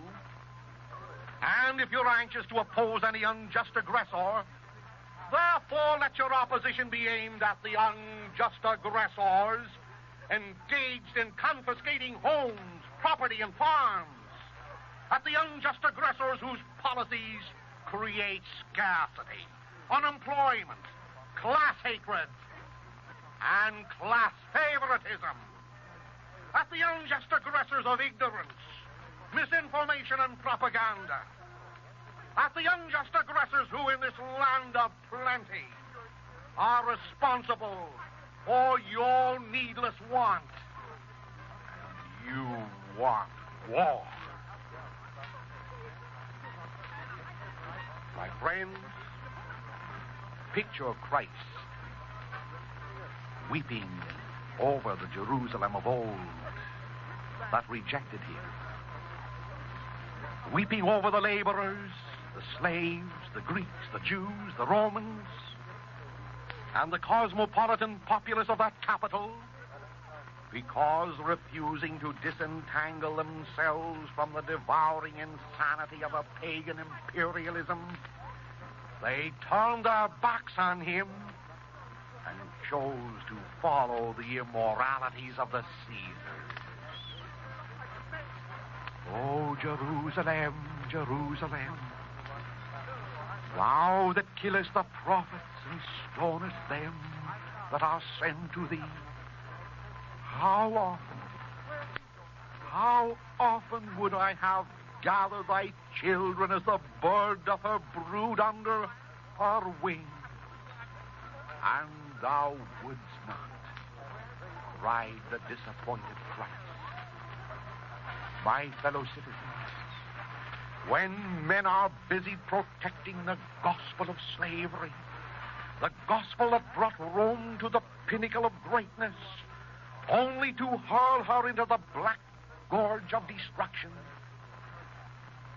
picture this same Christ seated upon some peak of the Rockies or the Appalachians, scanning the fields and the cities of our nation, scanning Pittsburgh with its steel mills, New England with its textile factories, Detroit with its motor industry. I wonder if he is shedding tears for the desolation and havoc which has risen roughshod over the plains of the Middle West.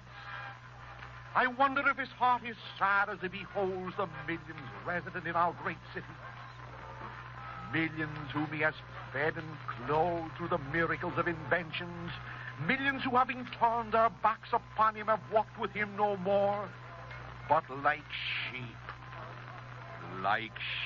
are being led to slaughter by the Judas goats of high finance and of high politics, solicitous only for their 30 pieces of silver, which they will obtain by selling you, Christ's brothers, for carnage and crucifixion on some foreign battlefield, with which they hope to have you enter through the back door of a neutrality bill. Oh, America, America, how often would I have gathered thy children as the bird doth her brood under her wing, and thou wouldst not.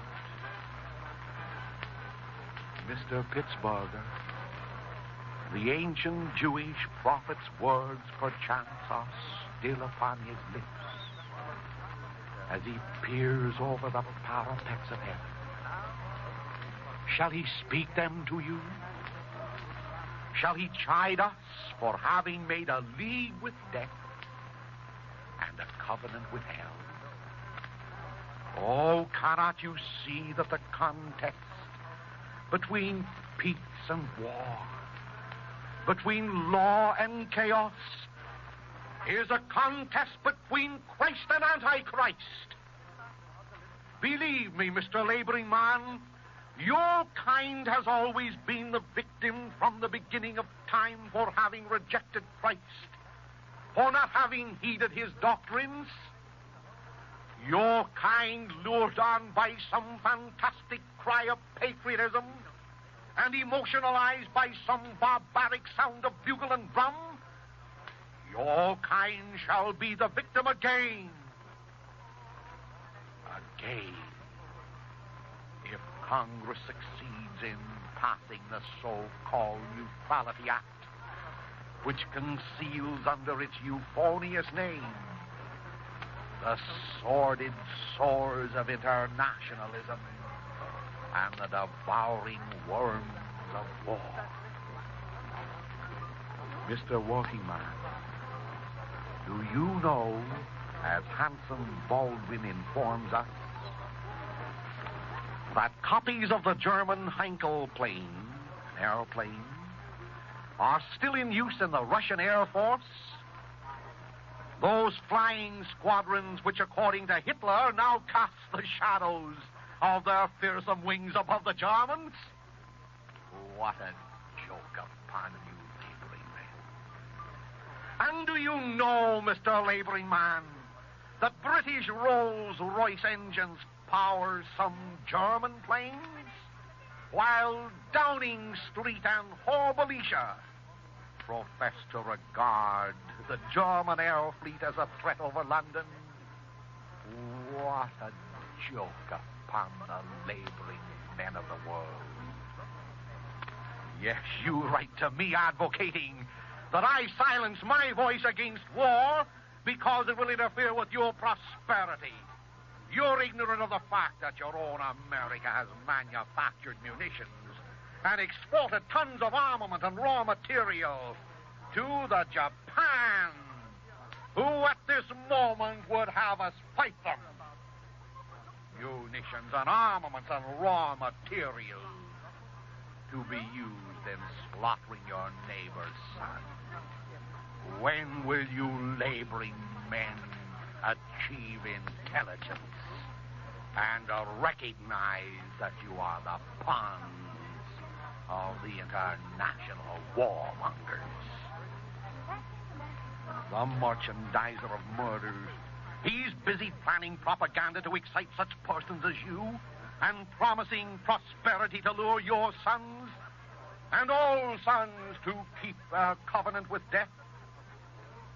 Were you schooled in the book of experience?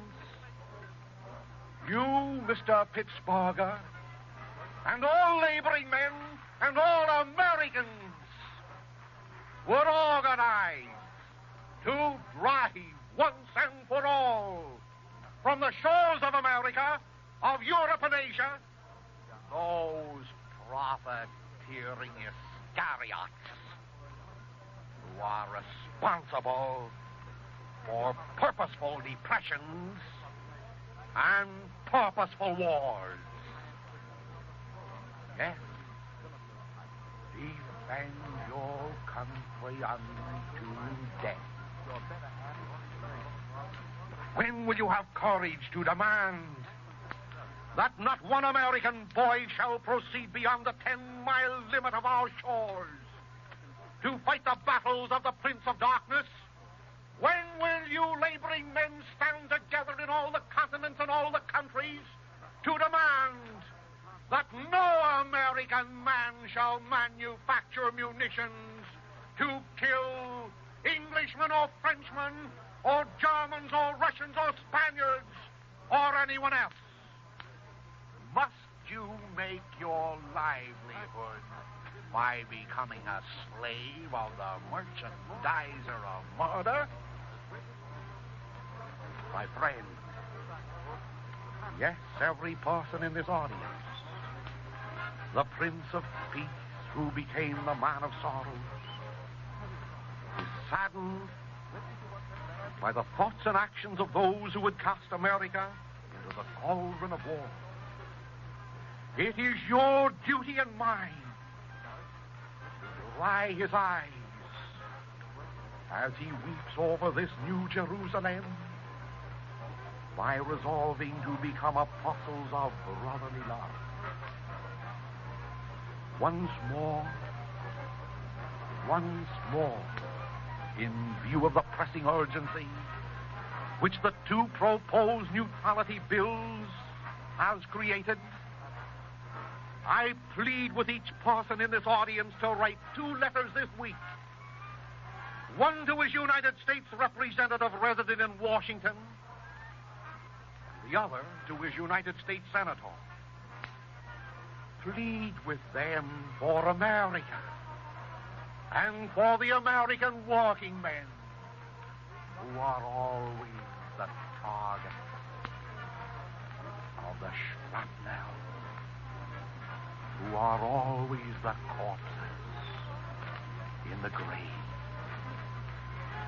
Oh, plead with your congressman and with your senator to keep us clear from all foreign entanglements, to refrain from granting congressional powers to the president to name an unjust aggressor in Europe or Asia or elsewhere.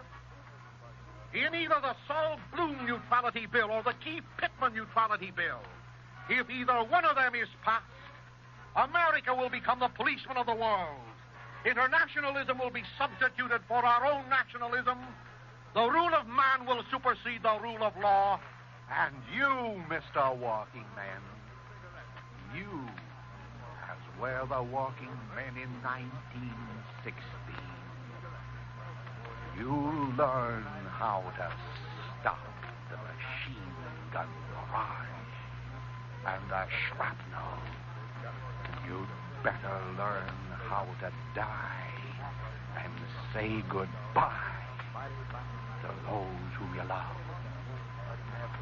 My friends, on previous occasions, you did succeed in stemming the activities of those who would have forced us into the membership of the League of Nations and the World Court. These neutrality bills, I warn you, are nothing more than the revived doctrines of the League of Nations and the World Court, with our president the supreme judge, the supreme lord of the world. Keep America for the Americans. And if we must name unjust aggressors, name those men in our midst who are purposefully starving you, purposefully confiscating your homes, and purposefully spreading the gospel that prosperity is founded only in the victim of their war. God bless every one of you. God keep you. Ladies and gentlemen, today Father Coughlin has appealed to you to participate in keeping America for Americans. He asks you to write 2 letters, one to your United States representative, the representative from your congressional district, the second to your United States senator, both of them resident at Washington. May I add that you invite not one, but several friends to do likewise. Your apathy or carelessness will cost you your liberties. Your interest in this matter will preserve these same liberties. These broadcasts have been paid for by Social Justice Publishing Corporation and will continue only so long as subscribers to Social Justice magazine will render them possible, or so long as individuals in this audience care to contribute towards this broadcast. Until next Sunday afternoon, this is your announcer, Franklin Mitchell, bidding you good afternoon. Ladies and gentlemen, we've presented the regular Sunday afternoon address of Father Charles E. Coughlin from Royal Oak, Michigan. Statements made and views expressed on this program are made on the sole responsibility of the sponsor and do not reflect the views of this station, its management, or personnel. Father Coughlin's address came to you as a presentation on your dial at 1250 kilocycles.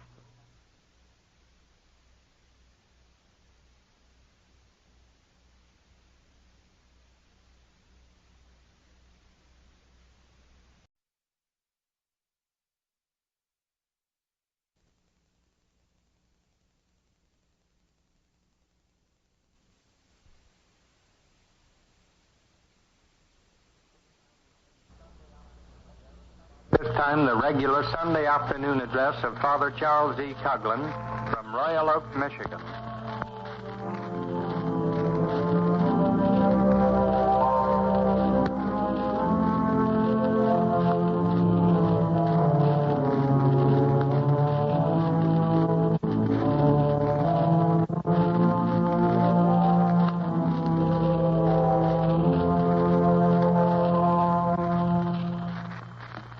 Good afternoon, ladies and gentlemen.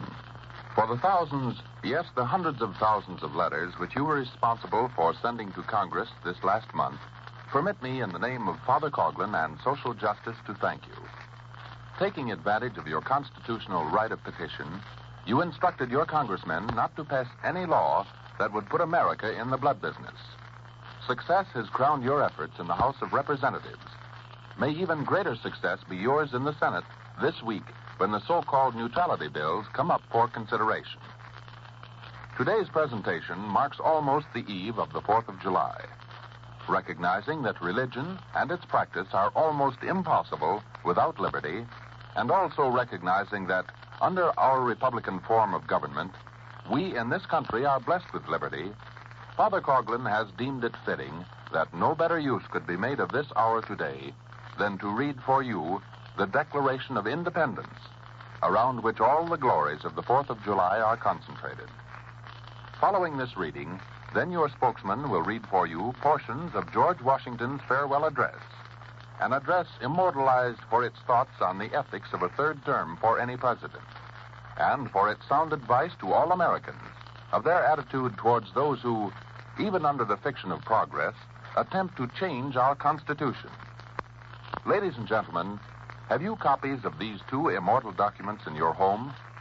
If not, please write to Father Coughlin this week, and he will mail to you a copy of the Declaration of Independence and a copy of George Washington's farewell address.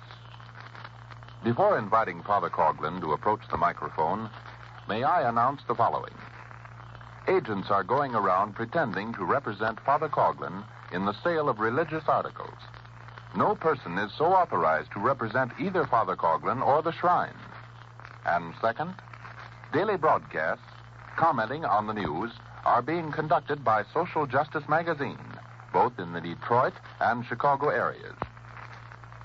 Next Sunday, Father Coughlin will pursue his defense of Christianity and Americanism.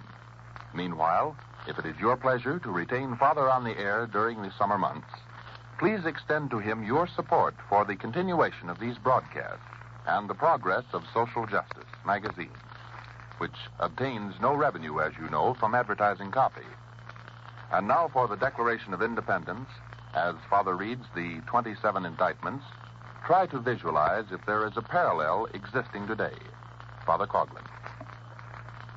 My friends, when in the course of human events it becomes necessary for one people to dissolve the political bands which have connected them with another, and to assume among the powers of the earth a separate and equal station, to which the laws of nature and nature's God entitle them, a decent respect to the opinions of mankind requires that they should declare the causes which impel them to the separation. We hold these truths to be self-evident, that all men are created equal, that they are endowed by their Creator with certain unalienable rights, that among these are life, liberty, and the pursuit of happiness, that to secure these rights, governments are instituted amongst men, deriving their just powers from the consent of the governed, that whenever any form of government becomes destructive to these ends, it is the right of the people to alter or to abolish it, and to institute a new government, laying its foundation on such principles and organizing its powers in such form as to them shall seem most likely to effect their safety and happiness. Prudence indeed will dictate that governments long established should not be changed for light and transient causes. And accordingly, all experience hath shown that mankind are more disposed to suffer, while evils are sufferable, than to right themselves by abolishing the forms to which they are accustomed. But when a long train of abuses and usurpations, pursuing invariably the same object, evinces a design to reduce them under absolute despotism, it is their right, it is their duty to throw off such government and to provide new guards for their future security. Such has been the patient sufferance of these colonies, and such is now the necessity which constrains them to alter their former systems of government. The history of the present King of Great Britain is a history of repeated injuries and usurpations, all having in direct object the establishment of an absolute tyranny over these states. To prove this, let facts be submitted to a candid world. He has refused to assent to laws, the most wholesome and necessary for the public good. He has forbidden his governors to pass laws of immediate and pressing importance, unless suspended in their operation till his assent should be obtained, and when so suspended, he has utterly neglected to attend to them. He has refused to pass other laws for the accommodation of large districts of people, unless those people would relinquish the right of representation in the legislature, a right inestimable to them and formidable to tyrants only. He has called together legislative bodies at places unusual, uncomfortable, and distant from the depository of their public records, for the sole purpose of fatiguing them into compliance with his measures. He has dissolved representative houses repeatedly for opposing with manly firmness his invasions on the rights of the people. He has refused for a long time, after such dissolutions, to cause others to be elected, whereby the legislative powers incapable of annihilation have returned to the people at large for their exercise, the state remaining in the meantime exposed to all the dangers of invasion from without and convulsions from within. He has endeavored to prevent the population of these states, for that purpose obstructing the laws of naturalization of foreigners, refusing to pass others to encourage their migrations hither, and raising the conditions of new appropriations of land. He has obstructed the administration of justice by refusing his assent to laws for establishing judiciary powers. He has made judges dependent on his will alone for the tenure of their offices and the amount and payment of their salary. He has erected a multitude of new officers and sent hither swarms of officers to harass our people and eat out their substance. He has kept among us in times of peace standing armies without the consent of the legislature.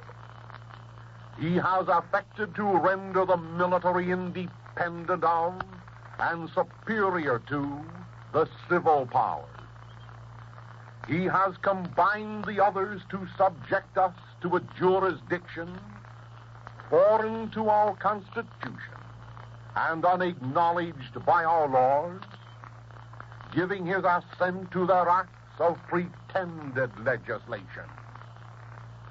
For quartering large bodies of armed troops among us, for protecting them by a mock trial from punishment for any murders which they should commit on the inhabitants of these states, for cutting off our trade with all parts of the world, for imposing taxes on us without our consent, for depriving us in many cases of the benefits of trial by jury, for transporting us beyond seas to be tried for pretended offenses, for abolishing the free system of English laws in a neighboring province, establishing therein an arbitrary government, and enlarging its boundaries so as to render it at once an example and fit instrument for introducing the same absolute rule into these colonies,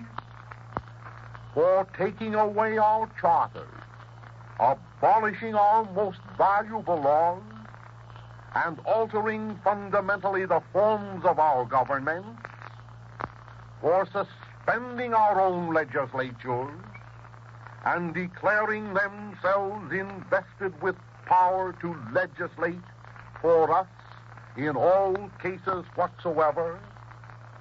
He has abdicated government here by declaring us out of his protection and waging war against us. He has plundered our seas, ravaged our coasts, burnt our towns, and destroyed the lives of our people.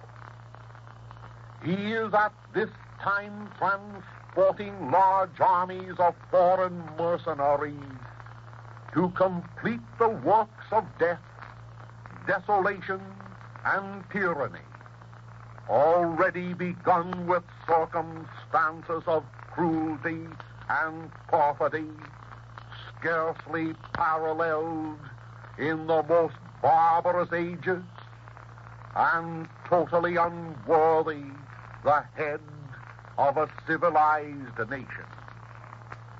He has constrained our fellow citizens, taken captive on the high seas, to bear arms against their country, to become the executioners of their friends and brethren, or to fall themselves by their hands. He has excited domestic insurrections amongst us, and has endeavored to bring on the inhabitants of our frontiers the merciless Indian savages, whose known rule of warfare is an undistinguished destruction of all ages, sexes, and conditions. In every stage of these oppressions, we have petitioned our redress in the most humble turn. Our repeated petitions have been answered only by repeated injury. A prince whose character is thus marked by every act which may define a tyrant is unfit to be the ruler of our free people. Nor have we been wanting in attentions to our British brethren. We have warned them from time to time of attempts by their legislature to extend an unwarrantable jurisdiction over us. We have reminded them of the circumstances of our emigration and settlement here. We have appealed to their native justice and magnanimity, and we have conjured them by the ties of our common kindred to disavow these usurpations, which would inevitably interrupt our connections and correspondence. They too have been deaf to the voice of justice and consanguinity.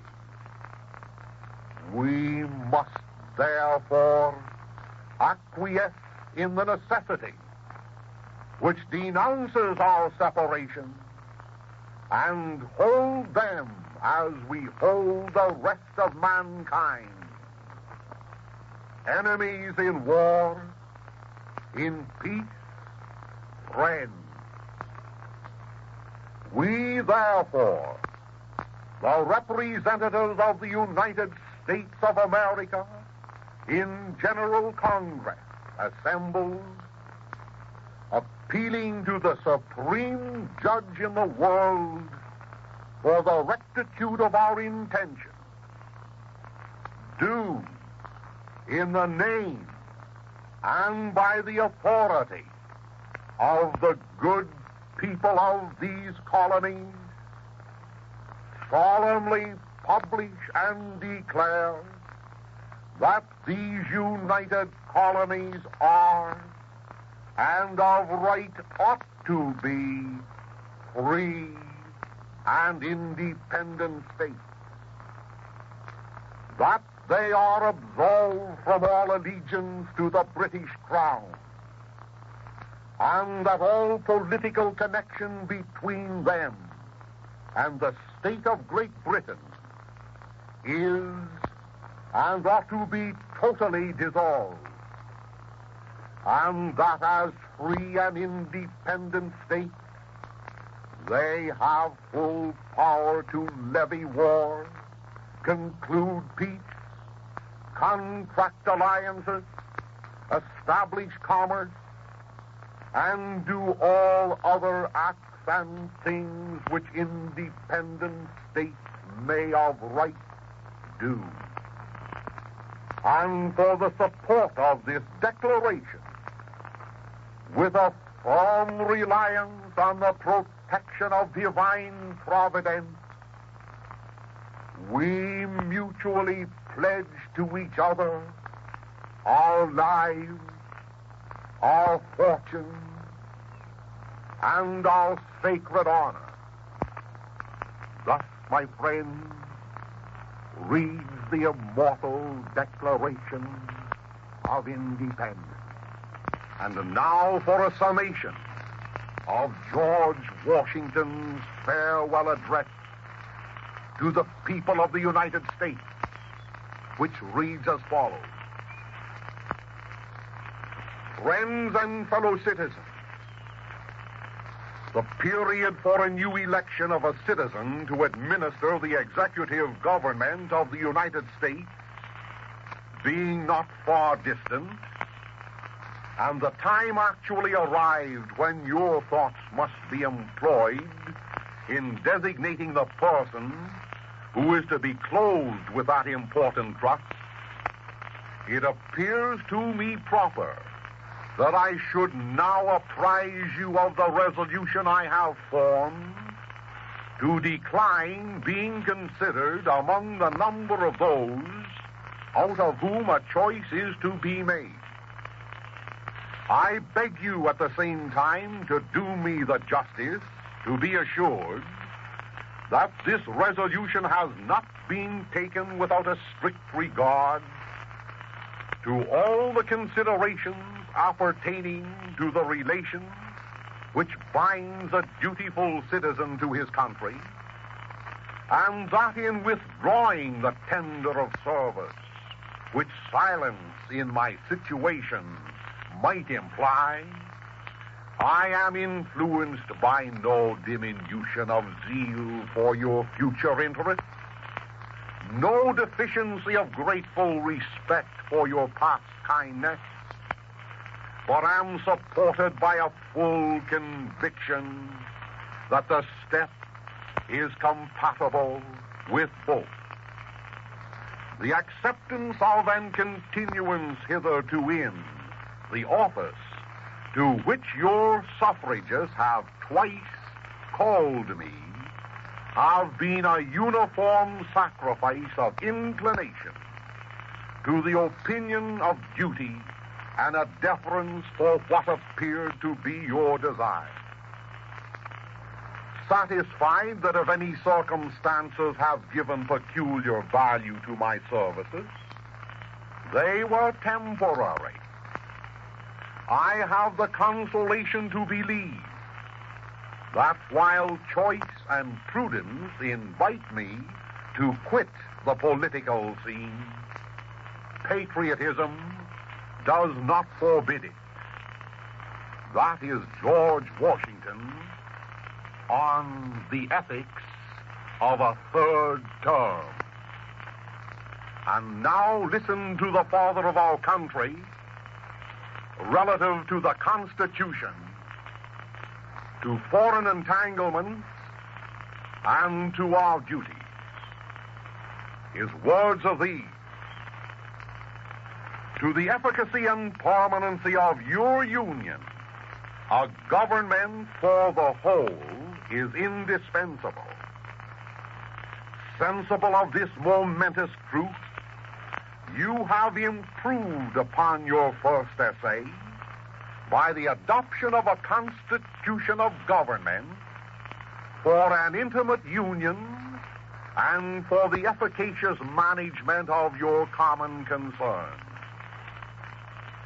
This government, completely free in its principles, is the distribution of its powers, uniting security with energy, and containing within itself a provision for its own amendment, has a just claim to your confidence and your support. Respect for its authority, compliance with its laws, acquiescence in its measures, are duties enjoined by the fundamental maxims of true liberty. The basis of our political system is the right of the people to make and to alter their constitutions of government. But the Constitution which at any time exists, till changed by an explicit and authentic act of the whole people, is sacredly obligatory upon all.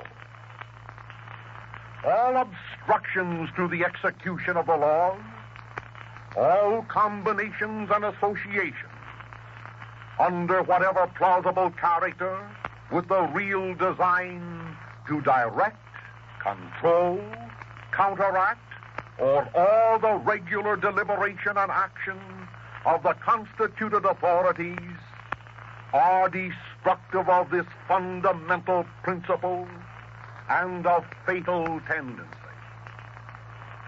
Towards the preservation of your government and the permanency of your present happy state, it is requisite Not only that you steadily discountenance irregular oppositions to its acknowledged authority, but also that you resist with care the spirit of innovation upon its principles, however specious the pretext. I have already intimated to you the danger of parties in the states, with particular reference to the founding of them on geographical discriminations. Let me now take a more comprehensive view and warn you in the most solemn manner against the baneful effects of the spirit of party generally. He is speaking of political parties. The alternate domination of one faction over another, sharpened by the spirit of revenge natural to party dissension, is itself a frightful despotism. The disorders and miseries which result gradually incline the minds of men to seek security and repose in the absolute power of an individual. And sooner or later, the chief of some prevailing faction, more able or more fortunate than his competitors, turns this disposition to the purposes of his own elevation on the ruins of public liberty. Without looking forward to an extremity of this kind, the common and continual mischiefs of the spirit of party are sufficient to make it the interest and the duty of a wise people to discourage and restrain it. Partyism serves always to distract the public councils and enfeeble the public administration. It agitates the community with ill-founded jealousies and false alarms, kindles the animosity of one part against another, foments occasionally riot and insurrection. It opens the doors to foreign influence and corruption, which find a facilitated access to the government itself through the channels of party passions. It is important that the habits of thinking in a free country should inspire caution in those entrusted with its administration to confine themselves within their respective constitutional spheres, avoiding in the exercise of the powers of one department to encroach upon another. The spirit of encroachment tends to consolidate the powers of all the departments into one, and thus to create whatever the form of government, a real despotism. In the past words, my friends, the father of our country was much alarmed over the possibility of the growth of political partyism. And finally, he was more alarmed over the attempt on the part of either the executive, the judiciary, or the legislative branch of government assimilating the powers which belong to the other two branches. He continues, if in the opinion of the people, the distribution or modification of the constitutional powers be in any particular wrong, let it be corrected by an amendment in the way which the Constitution designates. But let there be no change by usurpation.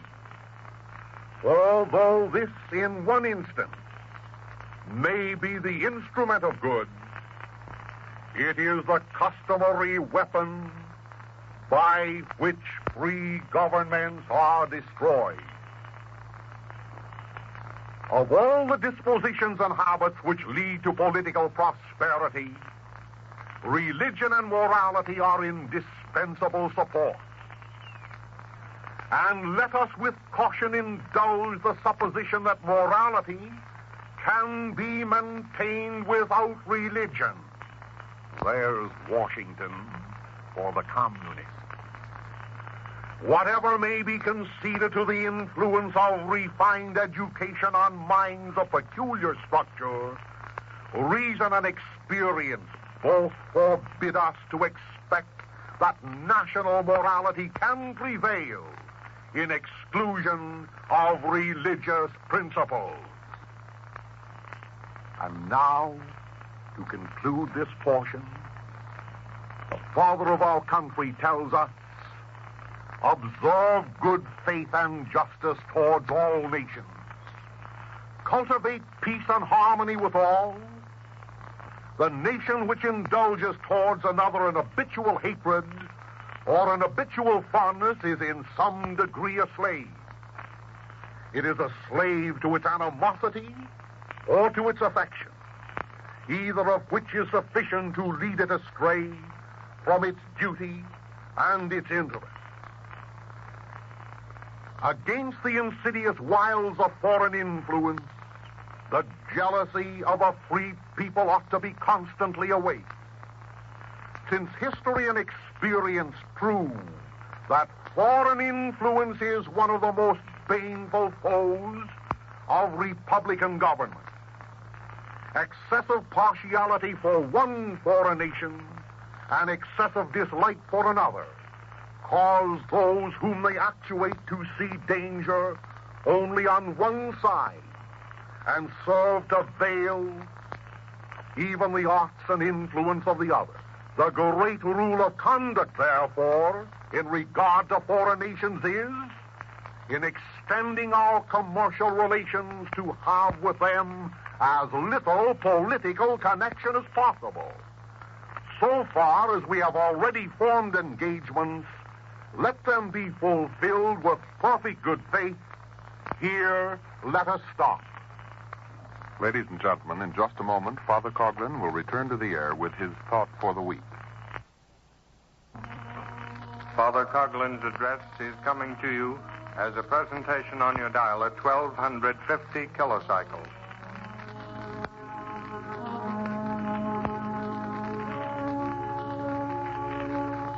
WHBI Hoyt Brothers Incorporated, Newark, New Jersey.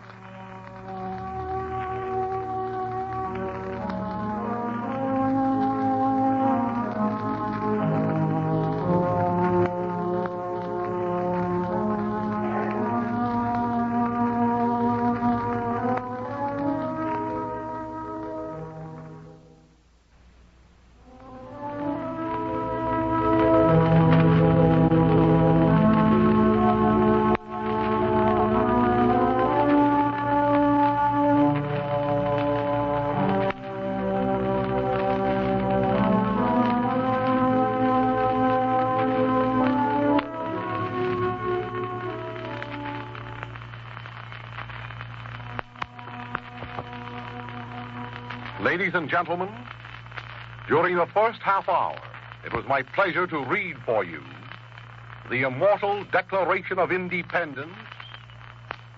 Following that, I subjoined a summary of George Washington's farewell address, thinking that both these immortal documents were most appropriate for this, the eve of the birthday of our national independence. A summary of what I read relative to George Washington's farewell address may not be out of place. Once more I shall refer to his words.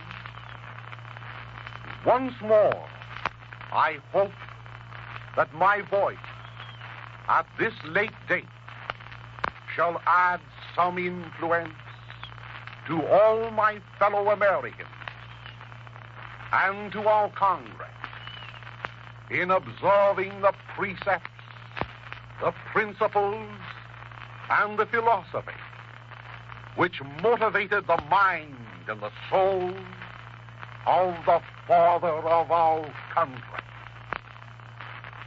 It were a mockery were this 4th of July celebrated unless it were in harmony with the spirit of the Declaration of Independence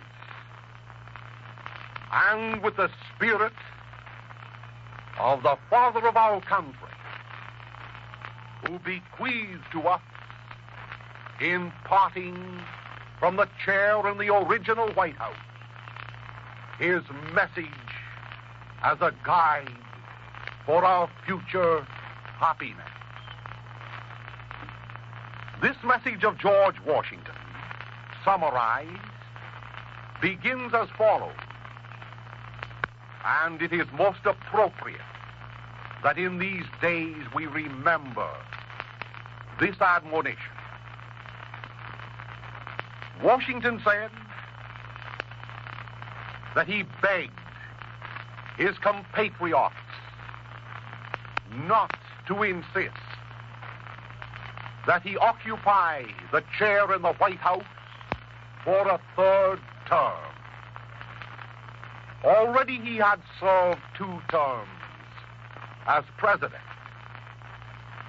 And after much petitioning that he should resume office, he said, I beg you at the same time to do me the justice to be assured that this resolution, namely the resolution to betake himself to private life, has not been taken without a strict regard to all the considerations appertaining to the relations which binds a dutiful citizen to his country, and that in withdrawing the tender of service, which silence in my situation might imply, I am influenced by no diminution of zeal for your future interests, no deficiency of grateful respect for your past kindness, but am supported by a full conviction that this step is compatible with both. My friends, no commentary is required upon this noble statement coming from the lips of our first president, the father of our country. He was not so important, so he thought in his humility, to occupy the chair in the White House for a period continuing beyond the 2nd term. Following this introduction to his farewell address, the father of our country then admonished us to preserve the unity of our country. His words in giving us this admonition are as follows. To the efficacy and permanency of your union, a government for the whole is indispensable. That phrase, my friends, for the whole, is most remarkable. The philosophy that expressed Washington's ideas in this phrase runs counter to the philosophy that we should erect a capitalist government, a manufacturer's government, a laborer's government, a proletarian government.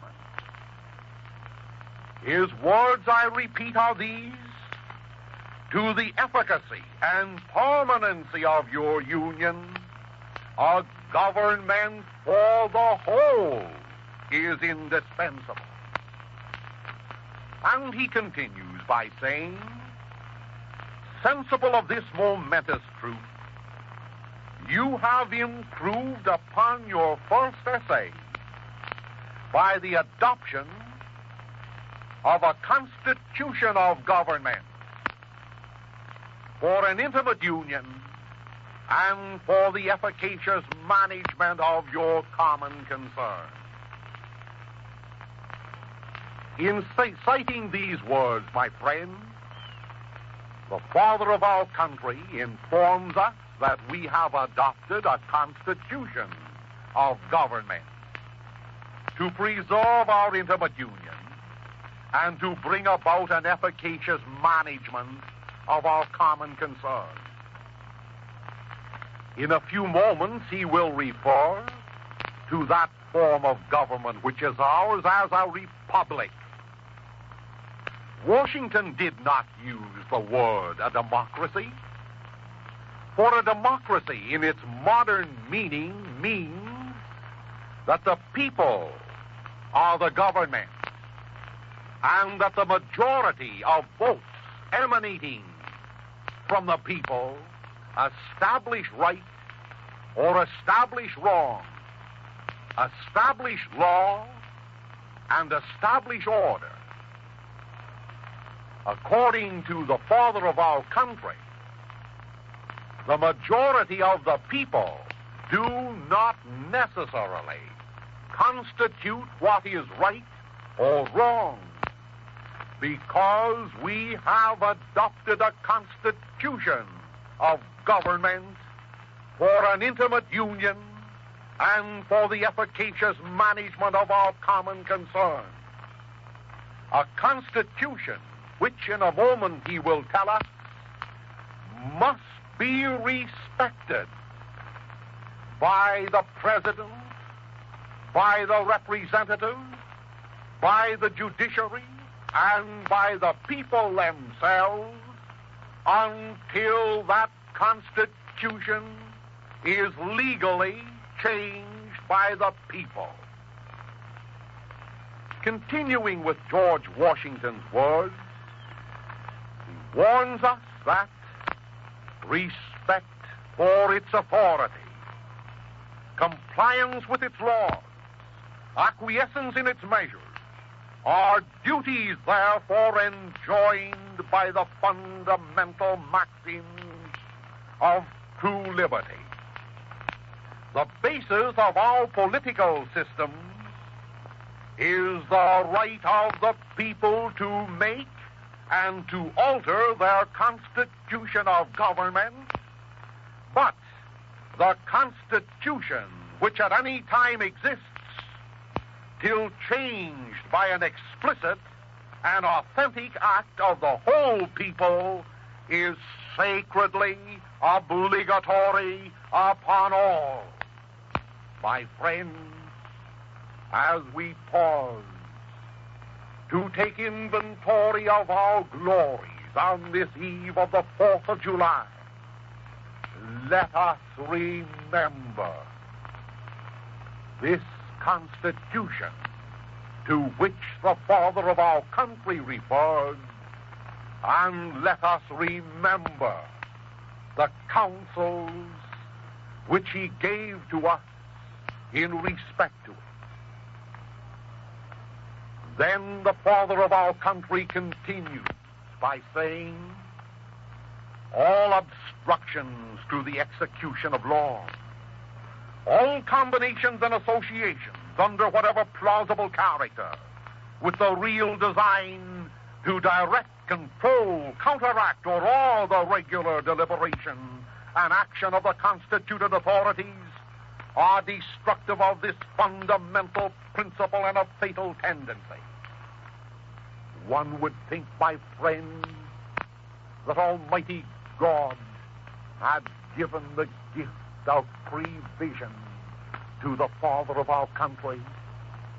Today there are those organizations in our midst which, under some plausible character, pretend that they are struggling for liberty for the masses, but in reality they are struggling to gain control over government. They are struggling to counteract and awe the regular deliberation of action of the constituted authorities, and they are a fatal tendency. Towards the preservation of your government continues Washington, and the permanency of your present happy state. It is requisite not only that you steadily discountenance irregular opposition to its acknowledged authority, but also that you resist with care the spirit of innovation upon its principles, however specious the pretext. Many years ago, when Washington was leaving the White House at the end of his second term, he warned us that it is our duty to resist with care the innovation of these communists, the innovation of these Nazis, the innovation of these spreaders of fascism, the innovation of these groups and organizations which are endeavoring under some veiled pretext to set up a form of government contrary to our form that was born, I might say rather conceived, in the Declaration of Independence, the 4th of July. The father of our country then continues, I have already intimated to you the danger of parties in the state, with particular reference to the founding of them on geographical discrimination.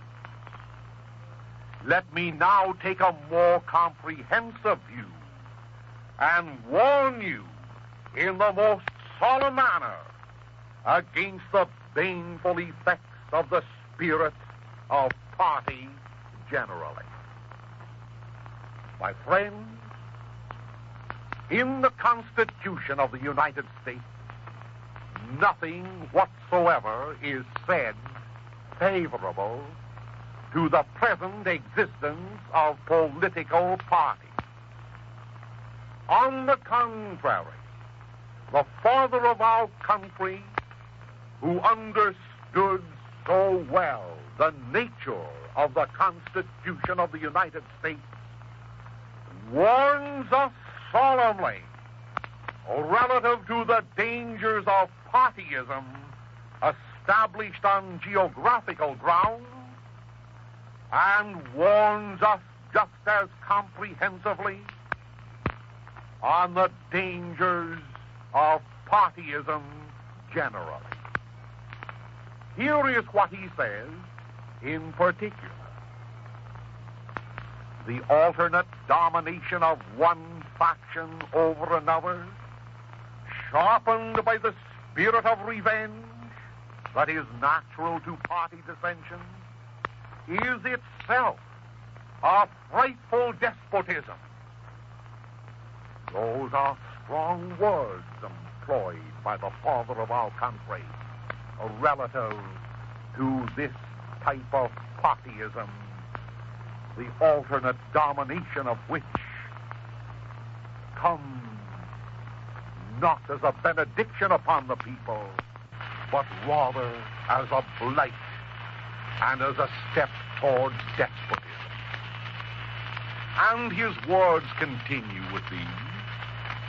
The disorders and miseries which result gradually incline the minds of men to seek security and repose in the absolute power of an individual. And sooner or later, the chief of some prevailing faction, or political party, I may add, more able or more fortunate than his competitors, turns this disposition to the purposes of his own elevation on the ruins of public liberty. My friends, in reading over the history of Constitution, in endeavoring to summarize the history of so-called partyism or democracy, No such statement is contained in all the pages of that history, equally strong as that which I have just read from George Washington's farewell address. In brief, he says that if there are disorders in the country, and if these disorders are a constant, and if the only inconstant thing is the succession of one party following the other, the time will come when partyism will degenerate into dictatorship. For men eventually, says he, will gradually select one man and repose in that one man absolute power. And sooner or later, the chief of some prevailing faction or party, a chief more able and more fortunate than his competitors, turns this disposition to the purposes of his own elevation on the ruins of public liberty. There, my friends, is a lesson coming from the father of our country in these days when his words and his warning appear to be on the verge of fulfillment. Then he adds, relative to partyism, political partyism, this serves always to distract the public councils and enfeeble the public administration. It agitates the community with ill-founded jealousies and false alarms. It kindles the animosity of one part against another. It foments occasionally riot and insurrection.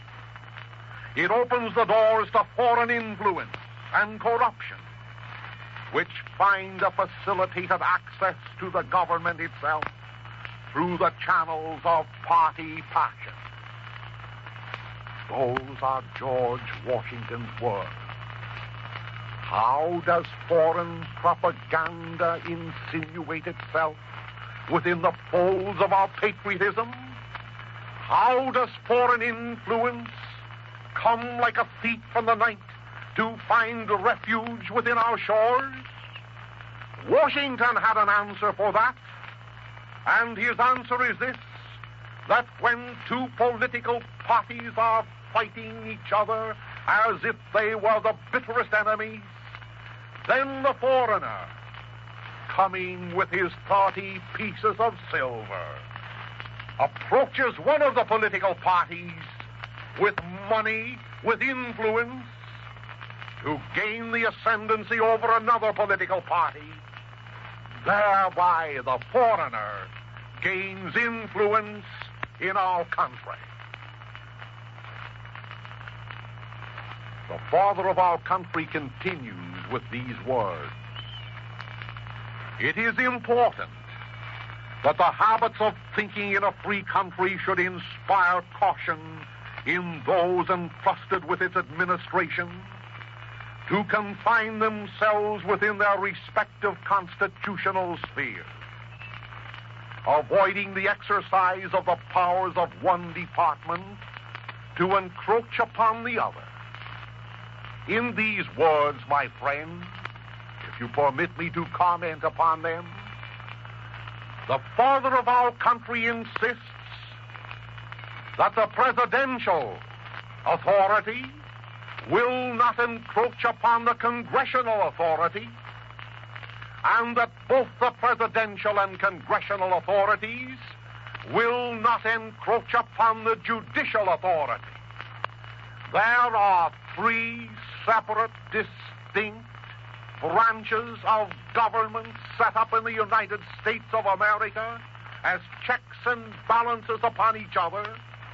And if this America of ours is destined to last the storms and vicissitudes of fortune, then we must not permit the executive to influence the Congress, nor the Congress or executive to influence the judiciary.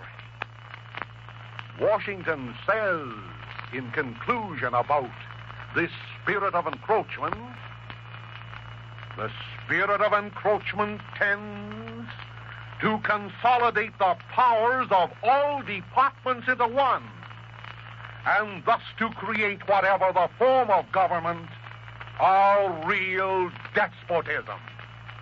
Those are his words. And now relative to a change in the Constitution of the United States, the father of our country has the following to say. If in the opinion of the people, the distribution or modification of the constitutional powers be in any particular wrong, let it be corrected by an amendment in the way which the Constitution designates. But, adds he, let there be no change by usurpation. For though this, in one instance, may be the instrument of good, usurpation is the customary weapon by which free governments are destroyed. Therefore, my friends, commenting upon his words, even though our Constitution be rigorous today to such an extent that it imposes hardships upon us, let no president, let no Congress, let no Supreme Court change that Constitution, for if it must be changed, we the people will change it according to the rules set down within the Constitution. That is Washington's advice, an advice which does not sit kindly upon the ears of any person favoring usurpation. The father of our country continues, of all the dispositions and habits which lead to political prosperity, religion and morality are indispensable support. In vain would that man claim the tribute of patriotism who should labor to support these great pillars of human happiness, these firmest props of the duties of men and citizens. My friends, in these days when religion is looked upon askance by some, in these days when religion is cast into disrepute by others, in these days when the communist stands upon his rostrum to declaim to the world that religion is the opium of the people, I maintain that they are an American who do these things, and I maintain that they are running counter to the spirit of the father of our country. His words again, religion and morality are indispensable supports. They are not only supports, my friends, they are indispensable supports. Therefore, George Washington adds these words, let us with caution indulge the supposition that morality can be maintained without religion. Whatever may be conceded to the influence of refined education on minds of peculiar structure, reason and experience both forbid us to expect that national morality can prevail in exclusion to religious principles. George Washington was never canonized by his fellow religionists as a saint.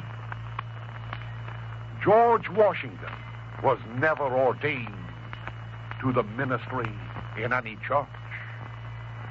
Nevertheless, no one in the entire history of government and of civilization ever spoke truer words for the progress and prosperity of a country than did this, the father of the United States of America, in the words which I have just read. He concludes by saying, observe good faith and justice towards all nations. Cultivate peace and harmony with all. Religion and morality enjoins this conduct. I wonder if we cultivate good faith and justice towards all nations, or do we cultivate good faith and justice towards those nations that have torn religion down from the tabernacles and characterized it as the opium of the people? Washington adds, the nation which indulges towards another an habitual hatred or an habitual fondness is in some degree a slave. Have we a habitual hatred towards any nation today? Have we an habitual fondness towards any nation today? If so, are we a slave? He continues, that nation is a slave to its animosity or to its affections, either of which is sufficient to lead it astray from its duty and its interest. And finally, had I time, I should read the entire document to you. Time does not permit. I will be glad to mail you a copy with a commentary. The last portion of George Washington's farewell address tells us that Europe has a set of primary interests which to us have none or a very remote relation. Hence, Europe must be engaged in frequent controversies, the causes of which are essentially foreign to our concerns. Hence, therefore, it must be unwise in us to implicate ourselves by artificial ties in the ordinary vicissitudes of Europe's politics or the ordinary combinations and collisions of her friendships and enmity. Why, therefore, asks he, why forego the advantages of so peculiar a situation? Why quit our own to stand on foreign ground? Why, by interweaving our destiny with that of any part of Europe, entangle our peace and our prosperity in the toils of European ambition, or rivalship, interest, humor, and caprice? These are the words with which I close. God bless you.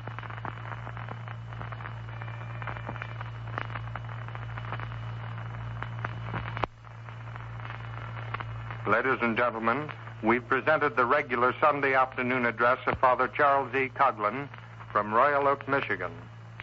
Statements made and views expressed on this program are made on the sole responsibility of the sponsor and do not reflect the views of this station, its management, or personnel.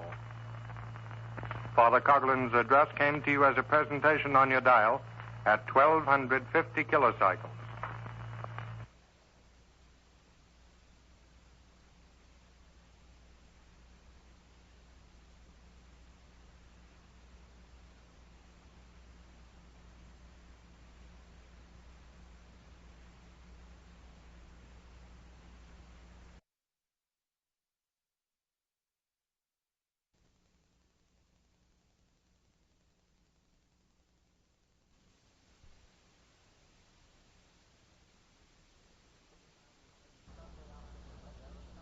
time the regular Sunday afternoon address of Father Charles E. Coughlin from Royal Oak, Michigan.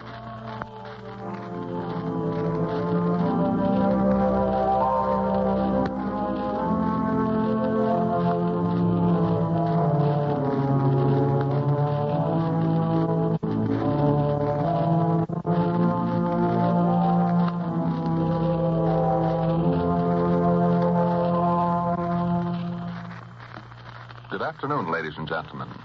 For the thousands, yes, the hundreds of thousands of letters which you were responsible for sending to Congress this last month, permit me, in the name of Father Coughlin and social justice, to thank you.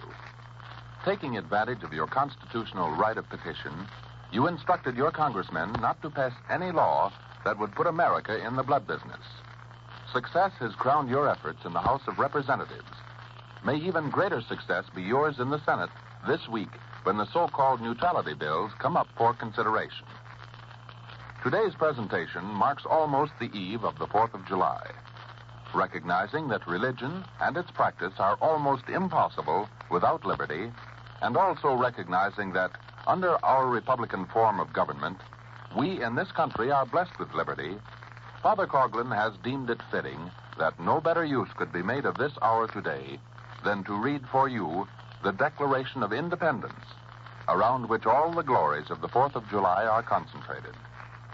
Following this reading, then your spokesman will read for you portions of George Washington's farewell address, an address immortalized for its thoughts on the ethics of a third term for any president, and for its sound advice to all Americans of their attitude towards those who, even under the fiction of progress, attempt to change our Constitution. Ladies and gentlemen, have you copies of these two immortal documents in your home? If not, please write to Father Coughlin this week, and he will mail to you a copy of the Declaration of Independence and a copy of George Washington's farewell address. Before inviting Father Coughlin to approach the microphone, may I announce the following. Agents are going around pretending to represent Father Coughlin in the sale of religious articles.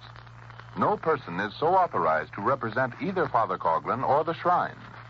And second, daily broadcasts commenting on the news are being conducted by Social Justice Magazine, both in the Detroit and Chicago areas. Next Sunday, Father Coughlin will pursue his defense of Christianity and Americanism. Meanwhile, if it is your pleasure to retain Father on the air during the summer months, please extend to him your support for the continuation of these broadcasts and the progress of Social Justice Magazine, which obtains no revenue, as you know, from advertising copy. And now for the Declaration of Independence. As Father reads the 27 indictments, try to visualize if there is a parallel existing today. Father Coughlin. My friends, when in the course of human events it becomes necessary for one people to dissolve the political bands which have connected them with another, and to assume among the powers of the earth the separate and equal station to which the laws of nature and nature's God entitle them, a decent respect to the opinions of mankind requires that they should declare the causes which impel them to the separation. We hold these truths to be self-evident, that all men are created equal, that they are endowed by their Creator with certain unalienable rights, that among these are life, liberty, and the pursuit of happiness, that to secure these rights, governments are instituted amongst men, deriving their just powers from the consent of the governed, that whenever any form of government becomes destructive to these ends, it is the right of the people to alter or to abolish it, and to institute a new government, laying its foundation on such principles and organizing its powers in such form as to them shall seem most likely to effect their safety and happiness. Prudence indeed will dictate that governments long established should not be changed for light and transient causes. And accordingly, all experience hath shown that mankind are more disposed to suffer, while evils are sufferable, than to right themselves by abolishing the forms to which they are accustomed. But when a long train of abuses and usurpations, pursuing invariably the same object, evinces a design to reduce them under absolute despotism, it is their right, it is their duty to throw off such government and to provide new guards for their future security. Such has been the patient sufferance of these colonies, and such is now the necessity which constrains them to alter their former systems of government. The history of the present King of Great Britain is a history of repeated injuries and usurpation, all having in direct object the establishment of an absolute tyranny over these states. To prove this, let facts be submitted to a candid world. He has refused to assent to laws, the most wholesome and necessary for the public good.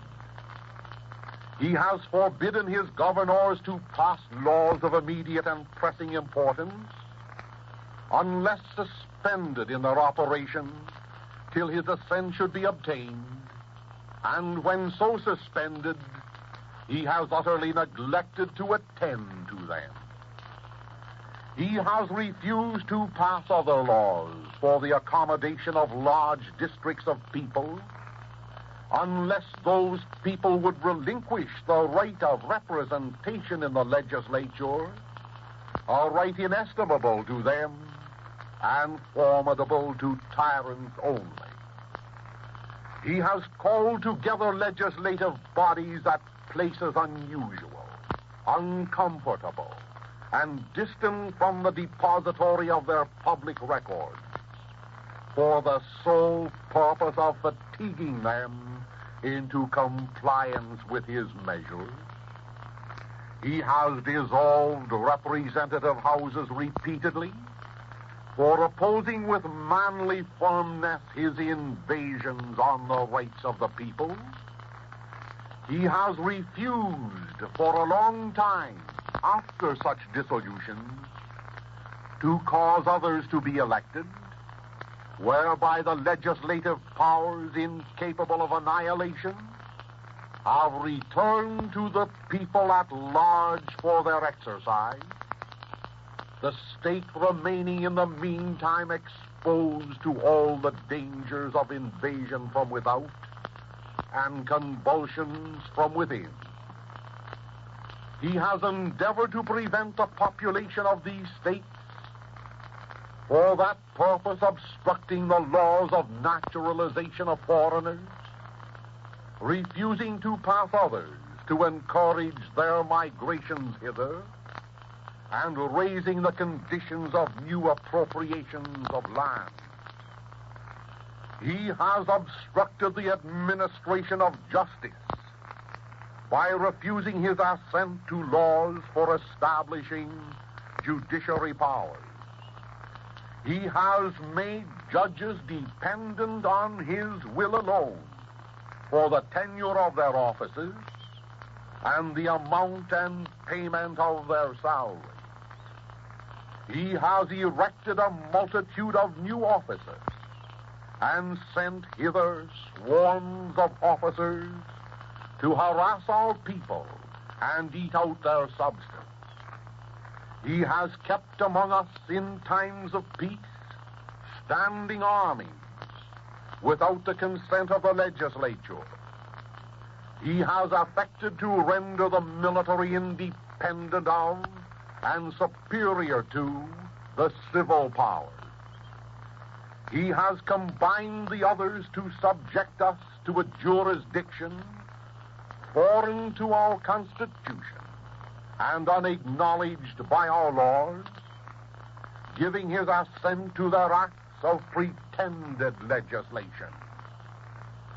For quartering large bodies of armed troops among us, for protecting them by a mock trial from punishment for any murders which they should commit on the inhabitants of these states, for cutting off our trade with all parts of the world, for imposing taxes on us without our consent, for depriving us in many cases of the benefits of trial by jury, for transporting us beyond seas to be tried for pretended offenses, for abolishing the free system of English laws in a neighboring province, establishing therein an arbitrary government, and enlarging its boundaries so as to render it at once an example and fit instrument for introducing the same absolute rule into these colonies, for taking away our charters, abolishing our most valuable laws, and altering fundamentally the forms of our government, for suspending our own legislatures and declaring themselves invested with power to legislate for us in all cases whatsoever. He has abdicated government here by declaring us out of his protection and waging war against us. He has plundered our seas, ravaged our coasts, burnt our towns, and destroyed the lives of our people. He is at this time transporting large armies of foreign mercenaries to complete the works of death, desolation, and tyranny, already begun with circumstances of cruelty and perfidy scarcely paralleled in the most barbarous ages, and totally unworthy the head of a civilized nation. He has constrained our fellow citizens, taken captive on the high seas, to bear arms against their country, to become the executioners of their friends and brethren, or to fall themselves by their hands. He has excited domestic insurrections amongst us, and has endeavored to bring on the inhabitants of our frontiers the merciless Indian savages, whose known rule of warfare is an undistinguished destruction of all ages, sexes, and conditions. In every stage of these oppressions, we have petitioned our redress in the most humble terms. Our repeated petitions have been answered only by repeated injury. A prince whose character is thus marked by every act which may define a tyrant is unfit to be the ruler of our free people. Nor have we been wanting in attentions to our British brethren. We have warned them from time to time of attempts by their legislature to extend an unwarrantable jurisdiction over us. We have reminded them of the circumstances of our emigration and settlement here. We have appealed to their native justice and magnanimity, and we have conjured them by the ties of our common kindred to disavow these usurpations, which would inevitably interrupt our connections and correspondence. They too have been deaf to the voice of justice and consanguinity. We must therefore acquiesce in the necessity which denounces our separation and hold them as we hold the rest of mankind. Enemies in war, in peace, friends. We, therefore, the representatives of the United States of America, in General Congress, assembled, appealing to the supreme judge in the world for the rectitude of our intention, do, in the name and by the authority of the good people of these colonies, solemnly publish and declare that these united colonies are, and of right ought to be, free and independent states. That they are absolved from all allegiance to the British Crown, and that all political connection between them and the state of Great Britain is and ought to be totally dissolved, and that as free and independent states they have full power to levy war, conclude peace, contract alliances, establish commerce, and do all other acts and things which independent states may of right do.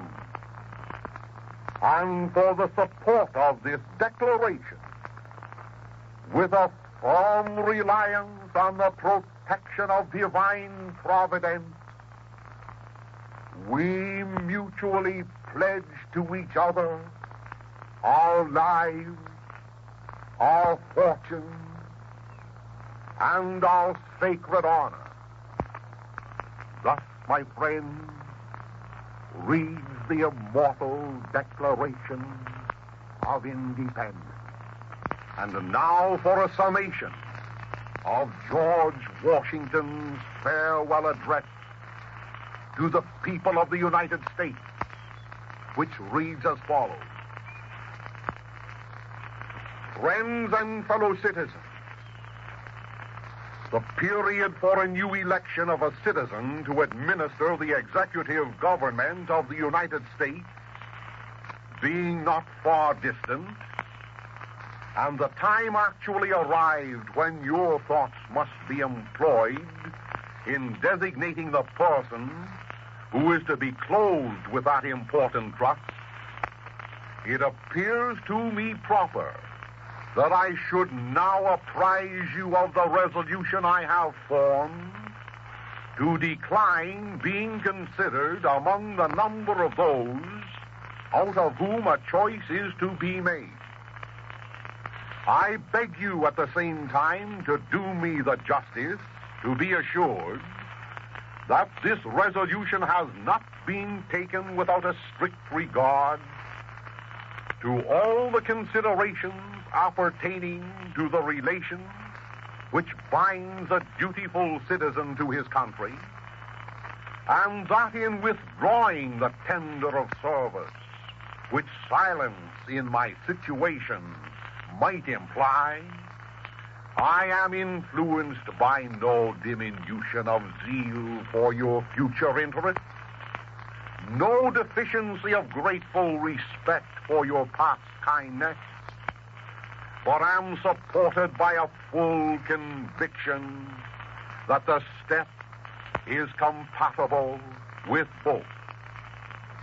The acceptance of and continuance hitherto in the office to which your suffrages have twice called me have been a uniform sacrifice of inclination to the opinion of duty and a deference for what appeared to be your desire. Satisfied that if any circumstances have given peculiar value to my services, they were temporary. I have the consolation to believe that while choice and prudence invite me to quit the political scene, patriotism does not forbid it.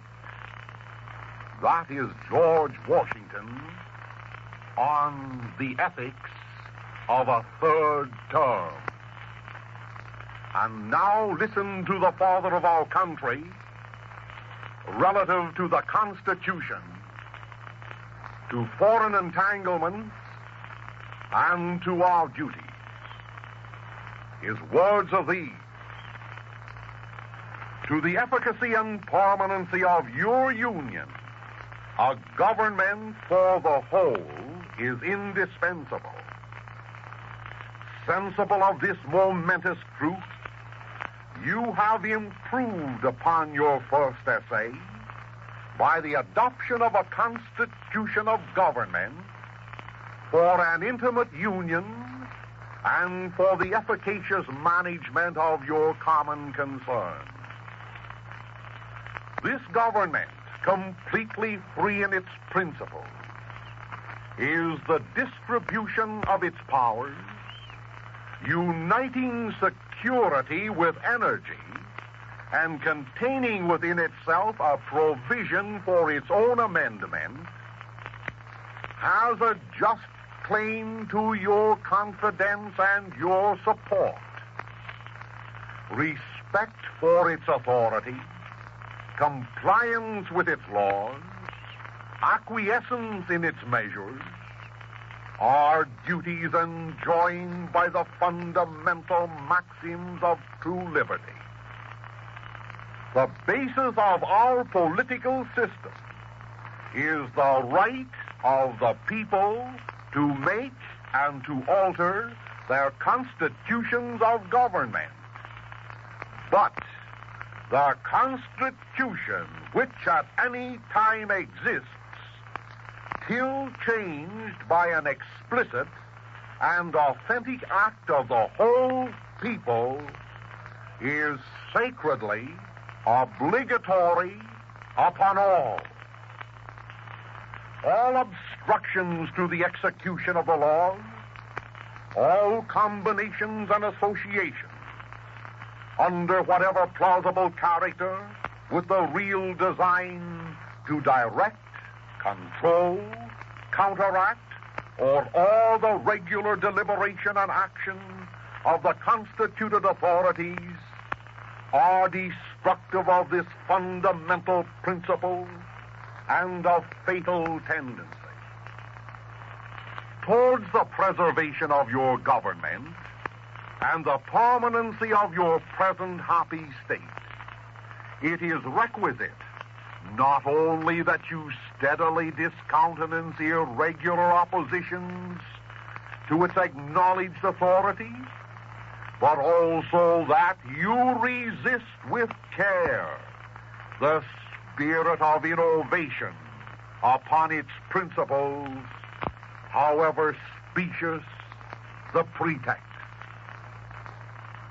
I have already intimated to you the danger of parties in the states, with particular reference to the founding of them on geographical discrimination. Let me now take a more comprehensive view and warn you in the most solemn manner against the baneful effects of the spirit of party generally. He is speaking of political parties. The alternate domination of one faction over another, sharpened by the spirit of revenge natural to party dissension, is itself a frightful despotism. The disorders and miseries which result gradually incline the minds of men to seek security and repose in the absolute power of an individual. And sooner or later, the chief of some prevailing faction, more able or more fortunate than his competitors, turns this disposition to the purposes of his own elevation on the ruins of public liberty. Without looking forward to an extremity of this kind, the common and continual mischiefs of the spirit of party are sufficient to make it the interest and the duty of a wise people to discourage and restrain it. Partyism serves always to distract the public councils and enfeeble the public administration. It agitates the community with ill-founded jealousies and false alarms, kindles the animosity of one part against another, foments occasionally riot and insurrection. It opens the doors to foreign influence and corruption, which find a facilitated access to the government itself through the channels of party passions. It is important that the habits of thinking in a free country should inspire caution in those entrusted with its administration to confine themselves within their respective constitutional spheres, avoiding in the exercise of the powers of one department to encroach upon another. The spirit of encroachment tends to consolidate the powers of all the departments into one, and thus to create whatever the form of government, a real despotism. In the past words, my friends, the father of our country was much alarmed over the possibility of the growth of political partyism. And finally, he was more alarmed over the attempt on the part of either the executive, the judiciary, or the legislative branch of government assimilating the powers which belong to the other two branches. He continues, if in the opinion of the people, the distribution or modification of the constitutional powers be in any particular wrong, let it be corrected by an amendment in the way which the Constitution designates. But let there be no change by usurpation, although this in one instance may be the instrument of good, it is the customary weapon by which free governments are destroyed. Of all the dispositions and habits which lead to political prosperity, religion and morality are indispensable supports. And let us with caution indulge the supposition that morality can be maintained without religion. There's Washington for the communists. Whatever may be conceded to the influence of refined education on minds of peculiar structure, reason and experience both forbid us to expect that national morality can prevail in exclusion of religious principles. And now, to conclude this portion, the father of our country tells us, observe good faith and justice towards all nations. Cultivate peace and harmony with all. The nation which indulges towards another an habitual hatred or an habitual fondness is in some degree a slave.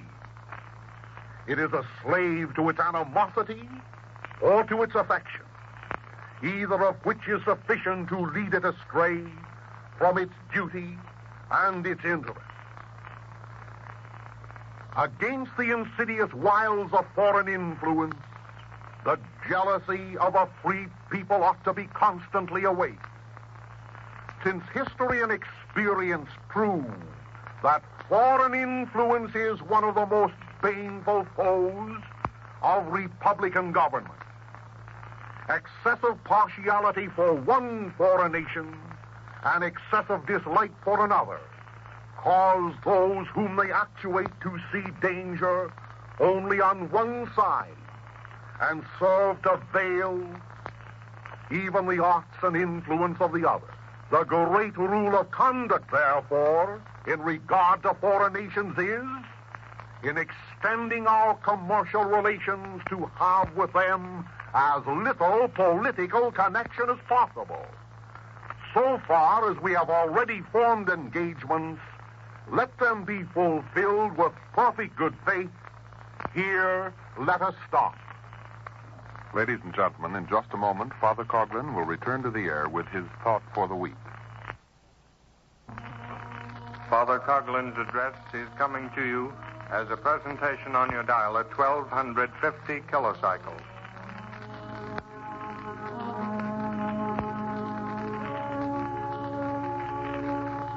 WHBI Hoyt Brothers Incorporated, Newark, New Jersey.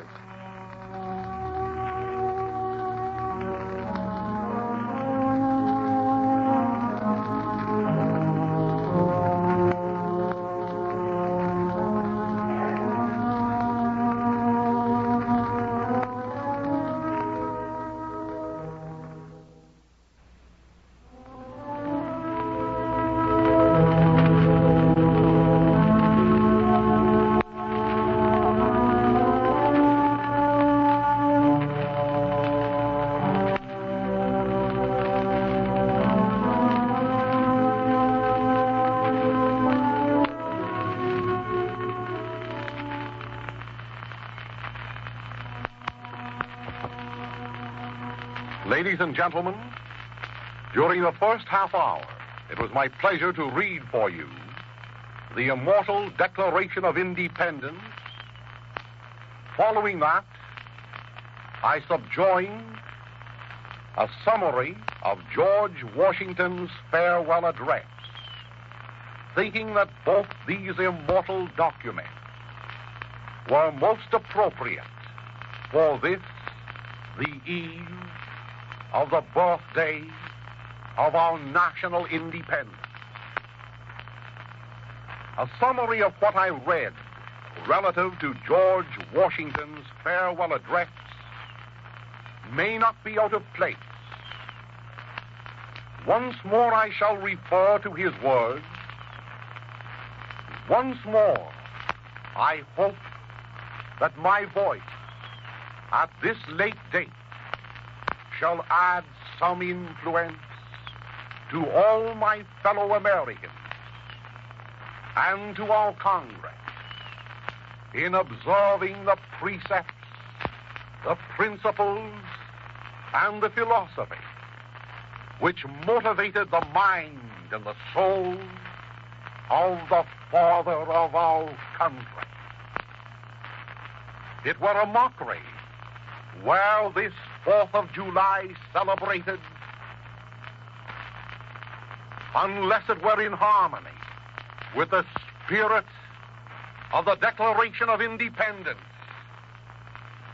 and with the spirit of the father of our country, who bequeathed to us, in parting from the chair in the original White House, his message as a guide for our future happiness. This message of George Washington, summarized, begins as follows, and it is most appropriate that in these days we remember this admonition. Washington said that he begged his compatriots not to insist that he occupy the chair in the White House for a 3rd term. Already he had served 2 terms as president.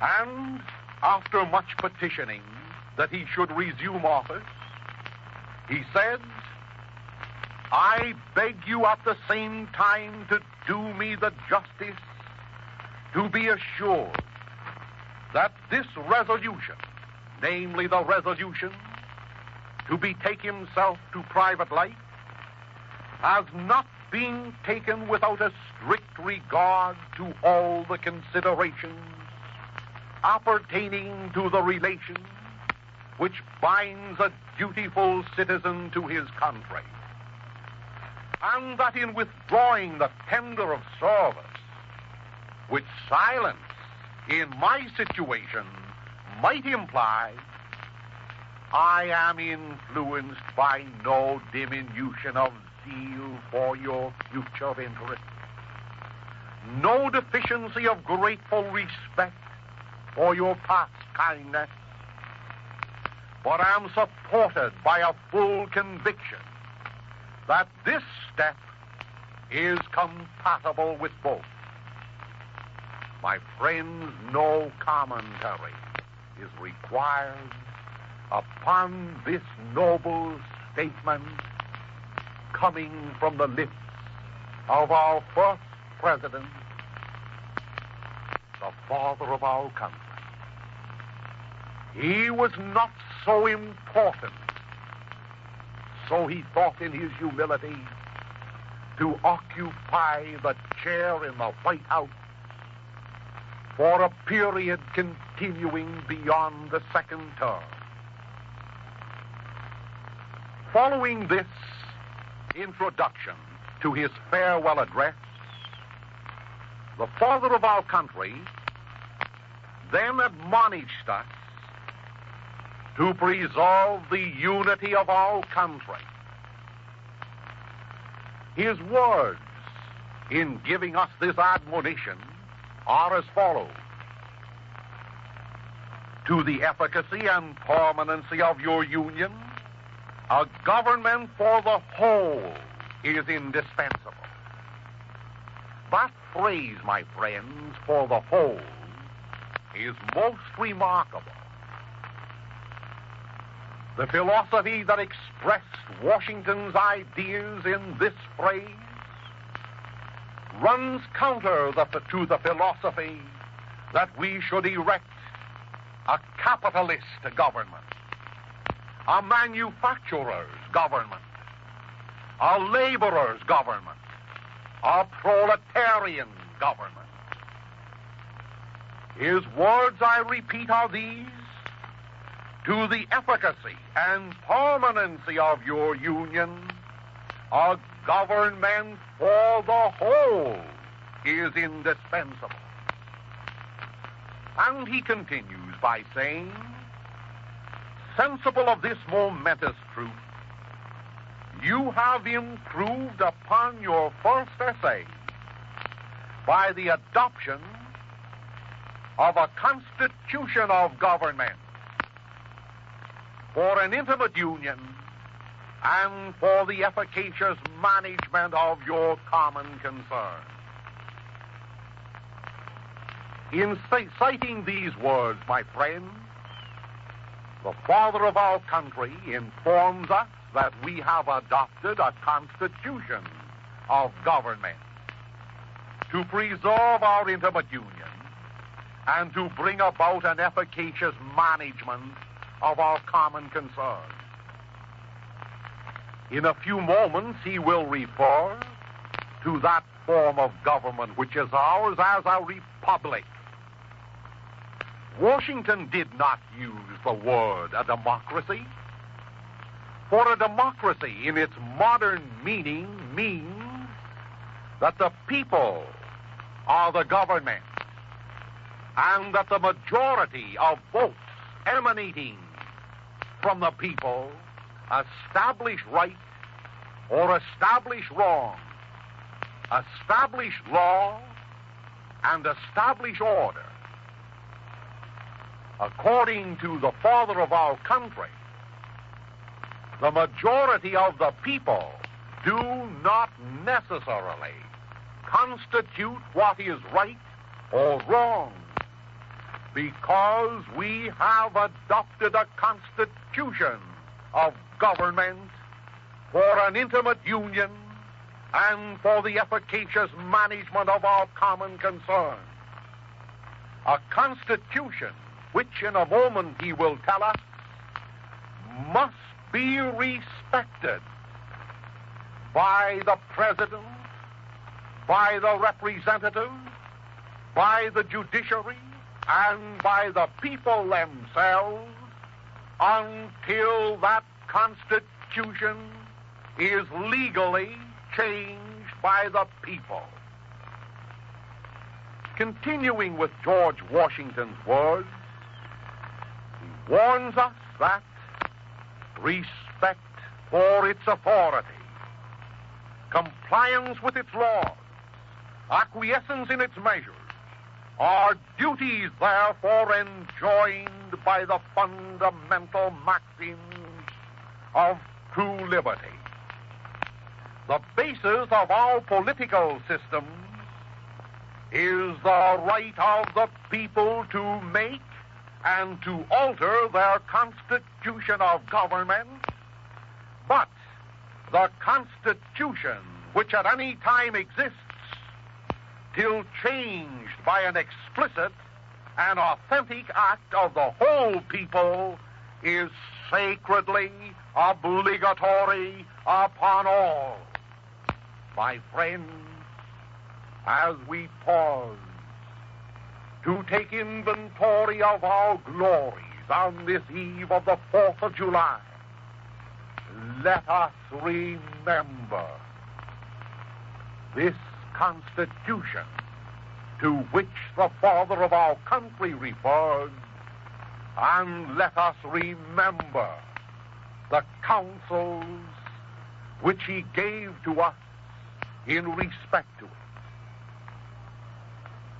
Then the father of our country continues by saying, all obstructions to the execution of law, all combinations and associations under whatever plausible character, with the real design to direct, control, counteract, or awe the regular deliberation and action of the constituted authorities, are destructive of this fundamental principle and a fatal tendency. One would think, my friends, that Almighty God had given the gift of prevision to the father of our country. Today there are those organizations in our midst which, under some plausible character, pretend that they are struggling for liberty for the masses. But in reality, they are struggling to gain control over government. They are struggling to counteract and awe the regular deliberation of action of the constituted authorities, and they are a fatal tendency. Towards the preservation of your government, continues Washington, and the permanency of your present happy state, it is requisite not only that you steadily discountenance irregular opposition to its acknowledged authority, but also that you resist with care the spirit of innovation upon its principles, however specious the pretext. Many years ago, when Washington was leaving the White House at the end of his second term, he warned us that it is our duty to resist with care the innovation of these communists, the innovation of these Nazis, the innovation of these spreaders of fascism, the innovation of these groups and organizations which are endeavoring under some veiled pretext to set up a form of government contrary to our form that was born, I might say rather conceived, in the Declaration of Independence, the 4th of July. The father of our country then continued, I have already intimated to you the danger of parties in the state, with particular reference to the founding of them on geographical discrimination. Let me now take a more comprehensive view and warn you in the most solemn manner against the baneful effects of the spirit of party generally. My friends, in the Constitution of the United States, nothing whatsoever is said favorable to the present existence of political parties.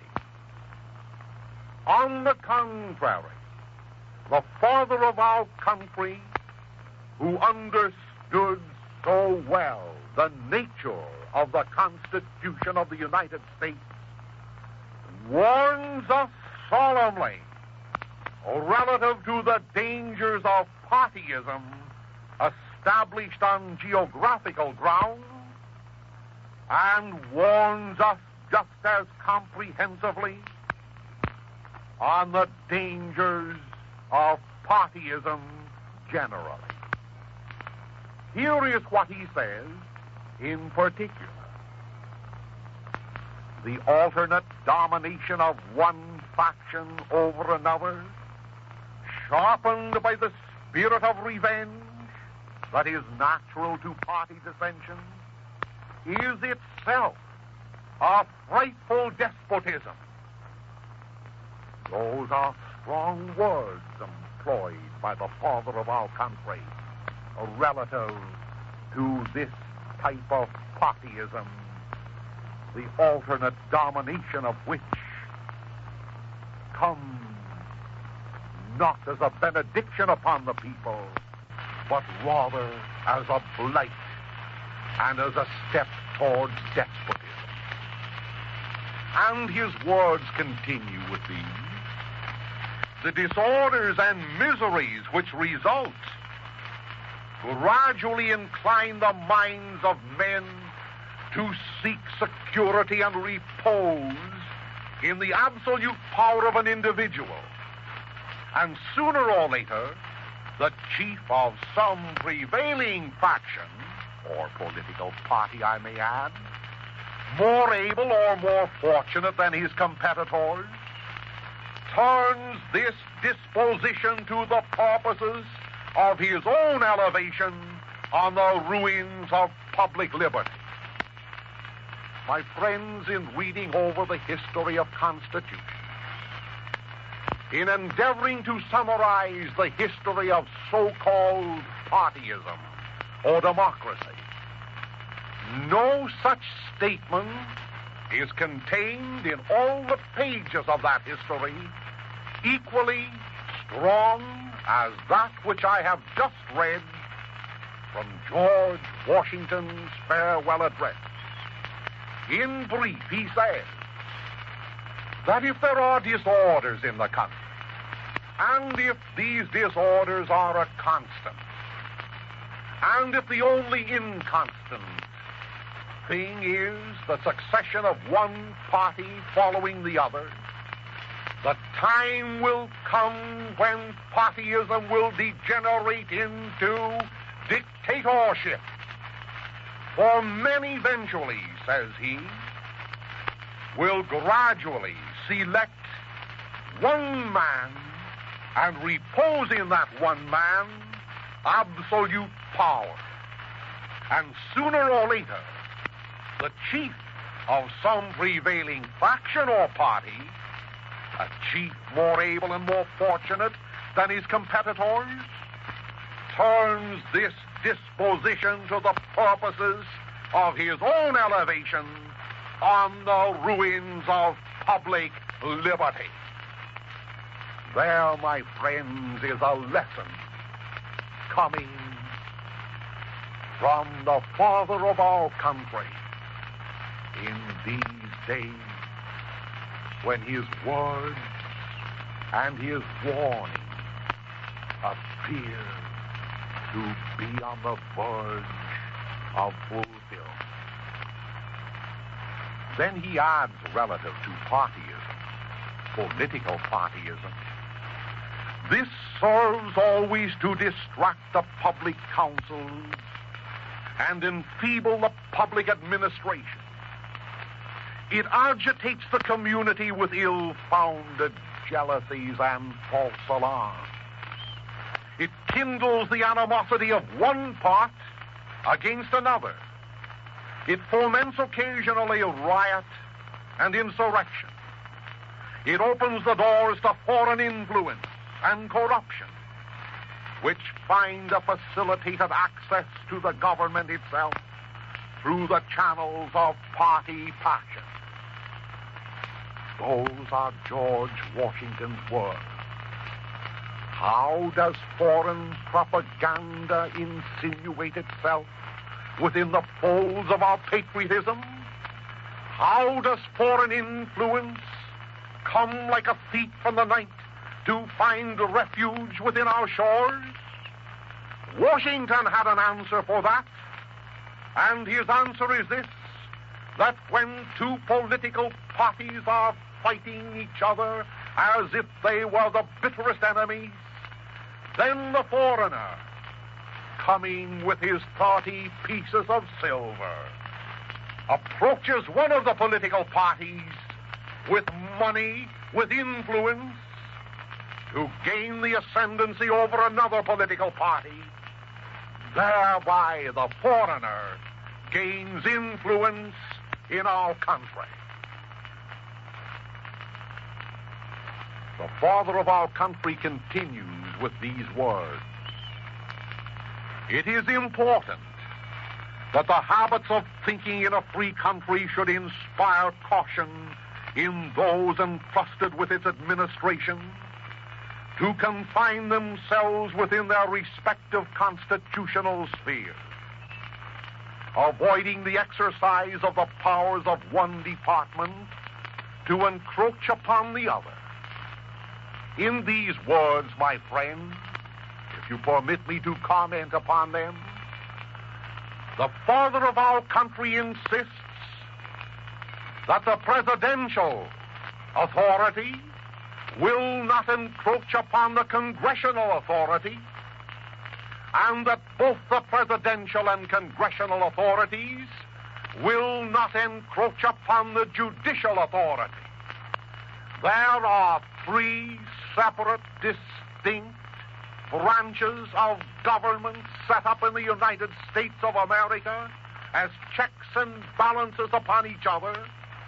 And if this America of ours is destined to last the storms and vicissitudes of fortune, then we must not permit the executive to influence the Congress, nor the Congress or executive to influence the judiciary.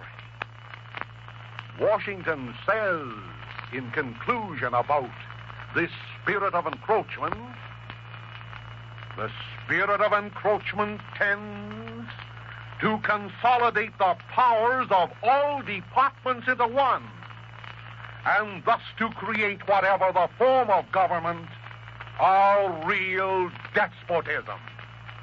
Those are his words. And now relative to a change in the Constitution of the United States, the father of our country has the following to say. If in the opinion of the people, the distribution or modification of the constitutional powers be in any particular wrong, let it be corrected by an amendment in the way which the Constitution designates. But, adds he, let there be no change by usurpation. For though this, in one instance, may be the instrument of good, usurpation is the customary weapon by which free governments are destroyed. Therefore, my friends, commenting upon his words, even though our Constitution be rigorous today to such an extent that it imposes hardships upon us, let no president, let no Congress, let no Supreme Court change that Constitution, for if it must be changed, we the people will change it according to the rules set down within the Constitution. That is Washington's advice, an advice which does not sit kindly upon the ears of any person favoring usurpation. The father of our country continues, of all the dispositions and habits which lead to political prosperity, religion and morality are indispensable supports. In vain would that man claim the tribute of patriotism who should labor to support these great pillars of human happiness, these firmest props of the duties of men and citizens. My friends, in these days when religion is looked upon askance by some, in these days when religion is cast into disrepute by others, in these days when the communist stands upon his rostrum to declaim to the world that religion is the opium of the people, I maintain that they are an American who do these things, and I maintain that they are running counter to the spirit of the father of our country. His words again, religion and morality are indispensable supports. They are not only supports, my friends, they are indispensable supports. Therefore, George Washington adds these words, let us with caution indulge the supposition that morality can be maintained without religion. Whatever may be conceded to the influence of refined education on minds of peculiar structure, reason and experience both forbid us to expect that national morality can prevail in exclusion to religious principles. George Washington was never canonized by his fellow religionists as a saint. George Washington was never ordained to the ministry in any church. Nevertheless, no one in the entire history of government and of civilization ever spoke truer words for the progress and prosperity of a country than did this, the father of the United States of America, in the words which I have just read. He concludes by saying, observe good faith and justice towards all nations. Cultivate peace and harmony with all. Religion and morality enjoins this conduct. I wonder if we cultivate good faith and justice towards all nations, or do we cultivate good faith and justice towards those nations that have torn religion down from the tabernacles and characterized it as the opium of the people. Washington adds, the nation which indulges towards another an habitual hatred or an habitual fondness is in some degree a slave. Have we a habitual hatred towards any nation today? Have we an habitual fondness towards any nation today? If so, are we a slave? He continues, that nation is a slave to its animosity or to its affections, either of which is sufficient to lead it astray from its duty and its interest. And finally, had I time, I should read the entire document to you. Time does not permit. I will be glad to mail you a copy with a commentary. The last portion of George Washington's farewell address tells us that Europe has a set of primary interests which to us have none or a very remote relation. Hence, Europe must be engaged in frequent controversies, the causes of which are essentially foreign to our concerns. Hence, therefore, it must be unwise in us to implicate ourselves by artificial ties in the ordinary vicissitudes of Europe's politics or the ordinary combinations and collisions of her friendships and enmity. Why, therefore, asks he, why forego the advantages of so peculiar a situation? Why quit our own to stand on foreign ground? Why, by interweaving our destiny with that of any part of Europe, entangle our peace and our prosperity in the toils of European ambition, or rivalship, interest, humor, and caprice? These are the words with which I close. God bless you.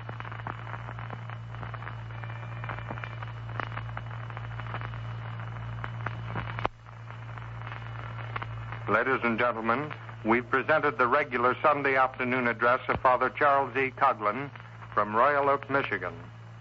Statements made and views expressed on this program are made on the sole responsibility of the sponsor and do not reflect the views of this station, its management, or personnel. Father Coughlin's address came to you as a presentation on your dial at 1250 kilocycles.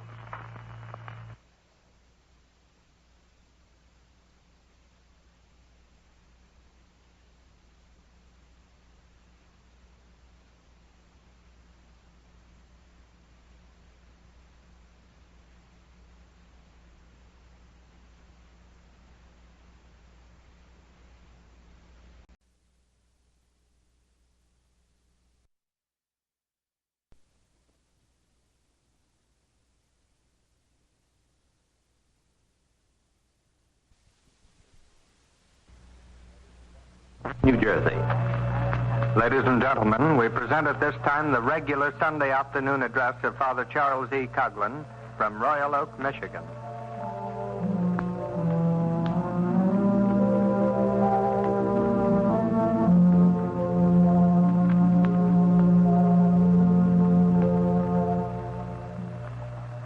Good afternoon, ladies and gentlemen. Once again, it is my privilege to introduce another in this series of our programs brought to you each Sunday afternoon and to present to you your spokesman, Father Coughlin. Ladies and gentlemen and friends,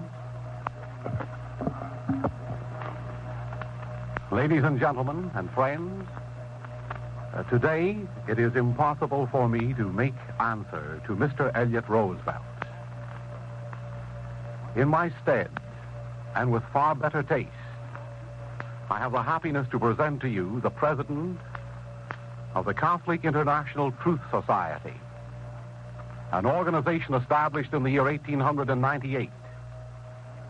For the past 7 years, the Reverend Dr. Edward Lodge Curran of Brooklyn, New York, has been the outstanding president of this organization. This reverend gentleman and friend and protagonist has volunteered most kindly to take my place before the microphone this afternoon and to deliver to you an answer to Mr. Eliott Roosvelt, Dr. Curran. My dear friends, several weeks ago, Father Coughlin, the most outstanding crusader in the cause of social justice in the United States for the past 12 years, did me the honor to invite me to be a guest speaker over this network that is at present carrying his message of hope and action into the ears and minds of millions of listeners. Needless to say, I was delighted with Father Coughlin's invitation and happy to accept it. With the permission of my ecclesiastical superiors, I am here today to take advantage of it. No radio phenomenon in the radio history of the United States has been so remarkable and outstanding as the achievements of Father Coughlin, flowing forth from this fair shrine of the Little Flower in Royal Oak into every hamlet and highway of our beloved country.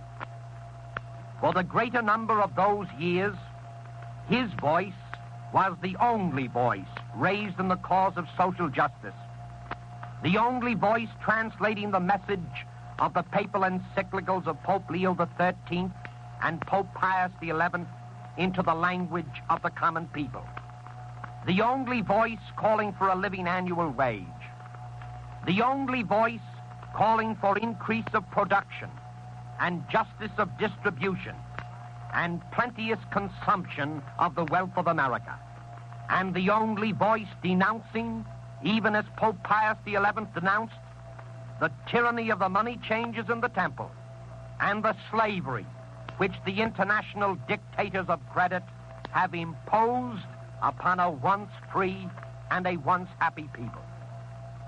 His message of social justice was not the dry and crisp and brittle message of the professional economist who cannot see beyond the limits of his own statistical tables. His message of social justice was based upon and inflamed by the principles of Christ and the Christian civilization which Christ gave the world in which we live.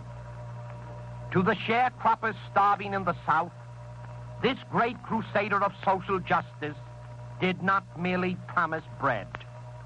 He spoke of well-filled harvest fields, but he also spoke of the wind-swept uplands that lead to God. To the poor and suffering everywhere, he did not merely speak of relief. Relief should be but a transitory inn on the way to home. He denounced the starvation wages paid by government to those unemployed without any fault of their own, but he also spoke of love of God and love of neighbor and confidence in the spirit of a united Americanism. A regimental radical with such an audience would have plunged this country into the throes of civil warfare. A crusader of social justice such as he, vibrant with the social justice teachings of Christ, restrained men from disaster and despair. For these things, the common people of the United States owe Father Coughlin an undying debt of gratitude. His mind appreciated their thoughts. His heart was attuned to the beatings of their hearts. His vision illumined their souls. His voice was an echo of hope in a desolate land. Like all human beings, Father Coughlin is liable to err, but no one can ever take away from him the glory of these accomplishments.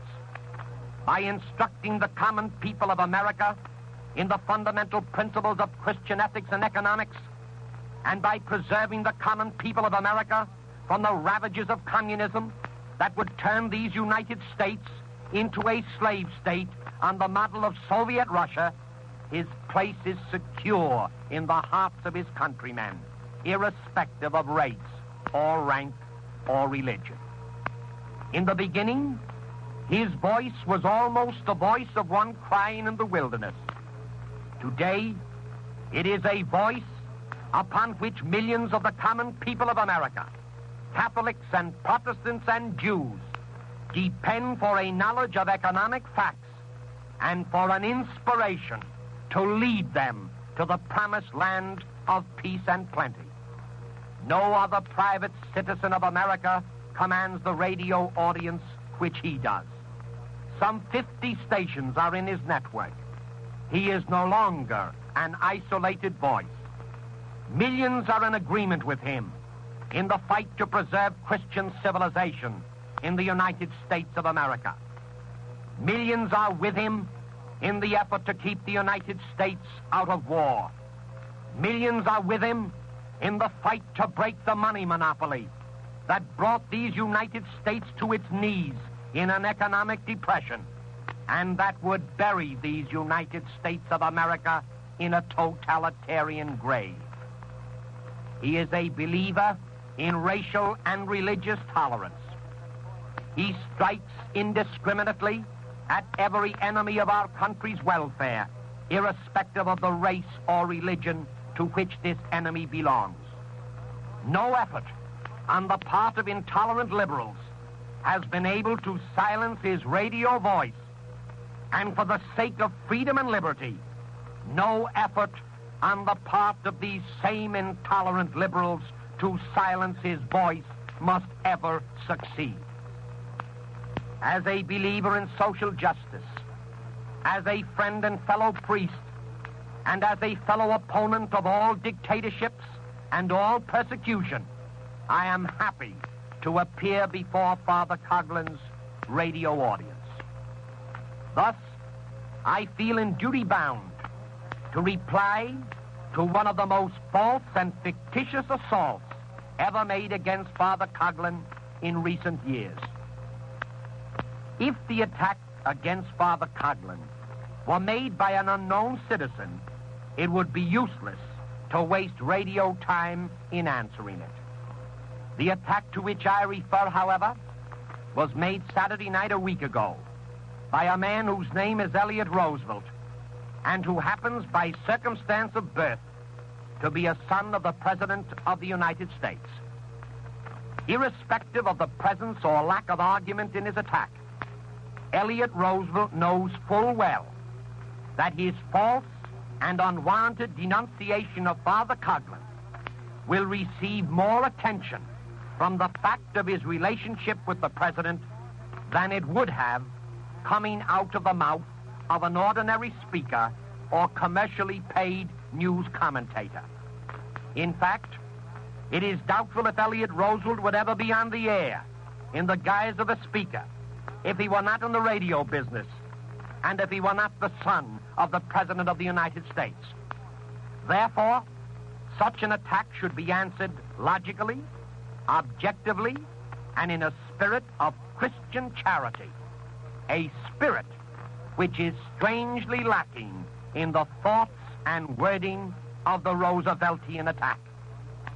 Moreover, if the attack on Father Coughlin by Eliott Roosvelt had been limited to Mr. Roosevelt's own personal opinions about the wisdom of Father Coughlin's policies or the principles of social justice, not one of which Mr. Roosevelt saw fit to repudiate, it would be useless to spend these precious moments in reviving a family feud. Eliott Roosevelt, however, demanded the punishment of censorship for what he was pleased to call the anti-Semitic oratory of Father Coughlin.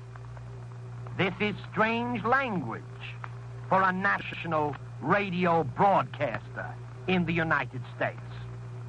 This is strange language for a supposed liberal. This is strange language for a New Dealer. For censorship is the bugaboo of all liberals. It is the relic, so we are told, in the liberal trash that goes by the name of literature in this country of the Dark Ages. The truth is that this New Deal dynasty, not satisfied with having attempted a purge of senators, is now trying to purge all citizens who dare criticize the New Deal experimentations. The accusation that Father Coughlin has been anti-Semitic in his oratory is a strange charge. It was accompanied by no proof. It was substantiated by no facts. It was just a rehash of what is being said by the leftist leaders of this country, who think no charge too low or too unworthy if it succeeds in smearing the object of its attack. Mr. Roosvelt should remember that an accusation is not proof, and that an indictment is not a conviction. It were more intelligent had Mr. Roosevelt emulated the methods of any thinking man who presumes to attack or criticize. Submit your proof, if you have any, Mr. Roosevelt, of Father Coughlin's supposed anti-Semitic radio broadcasts. Liberty of speech is the cornerstone of all political liberty. He who would tamper with or destroy that liberty of speech is therefore anti-American.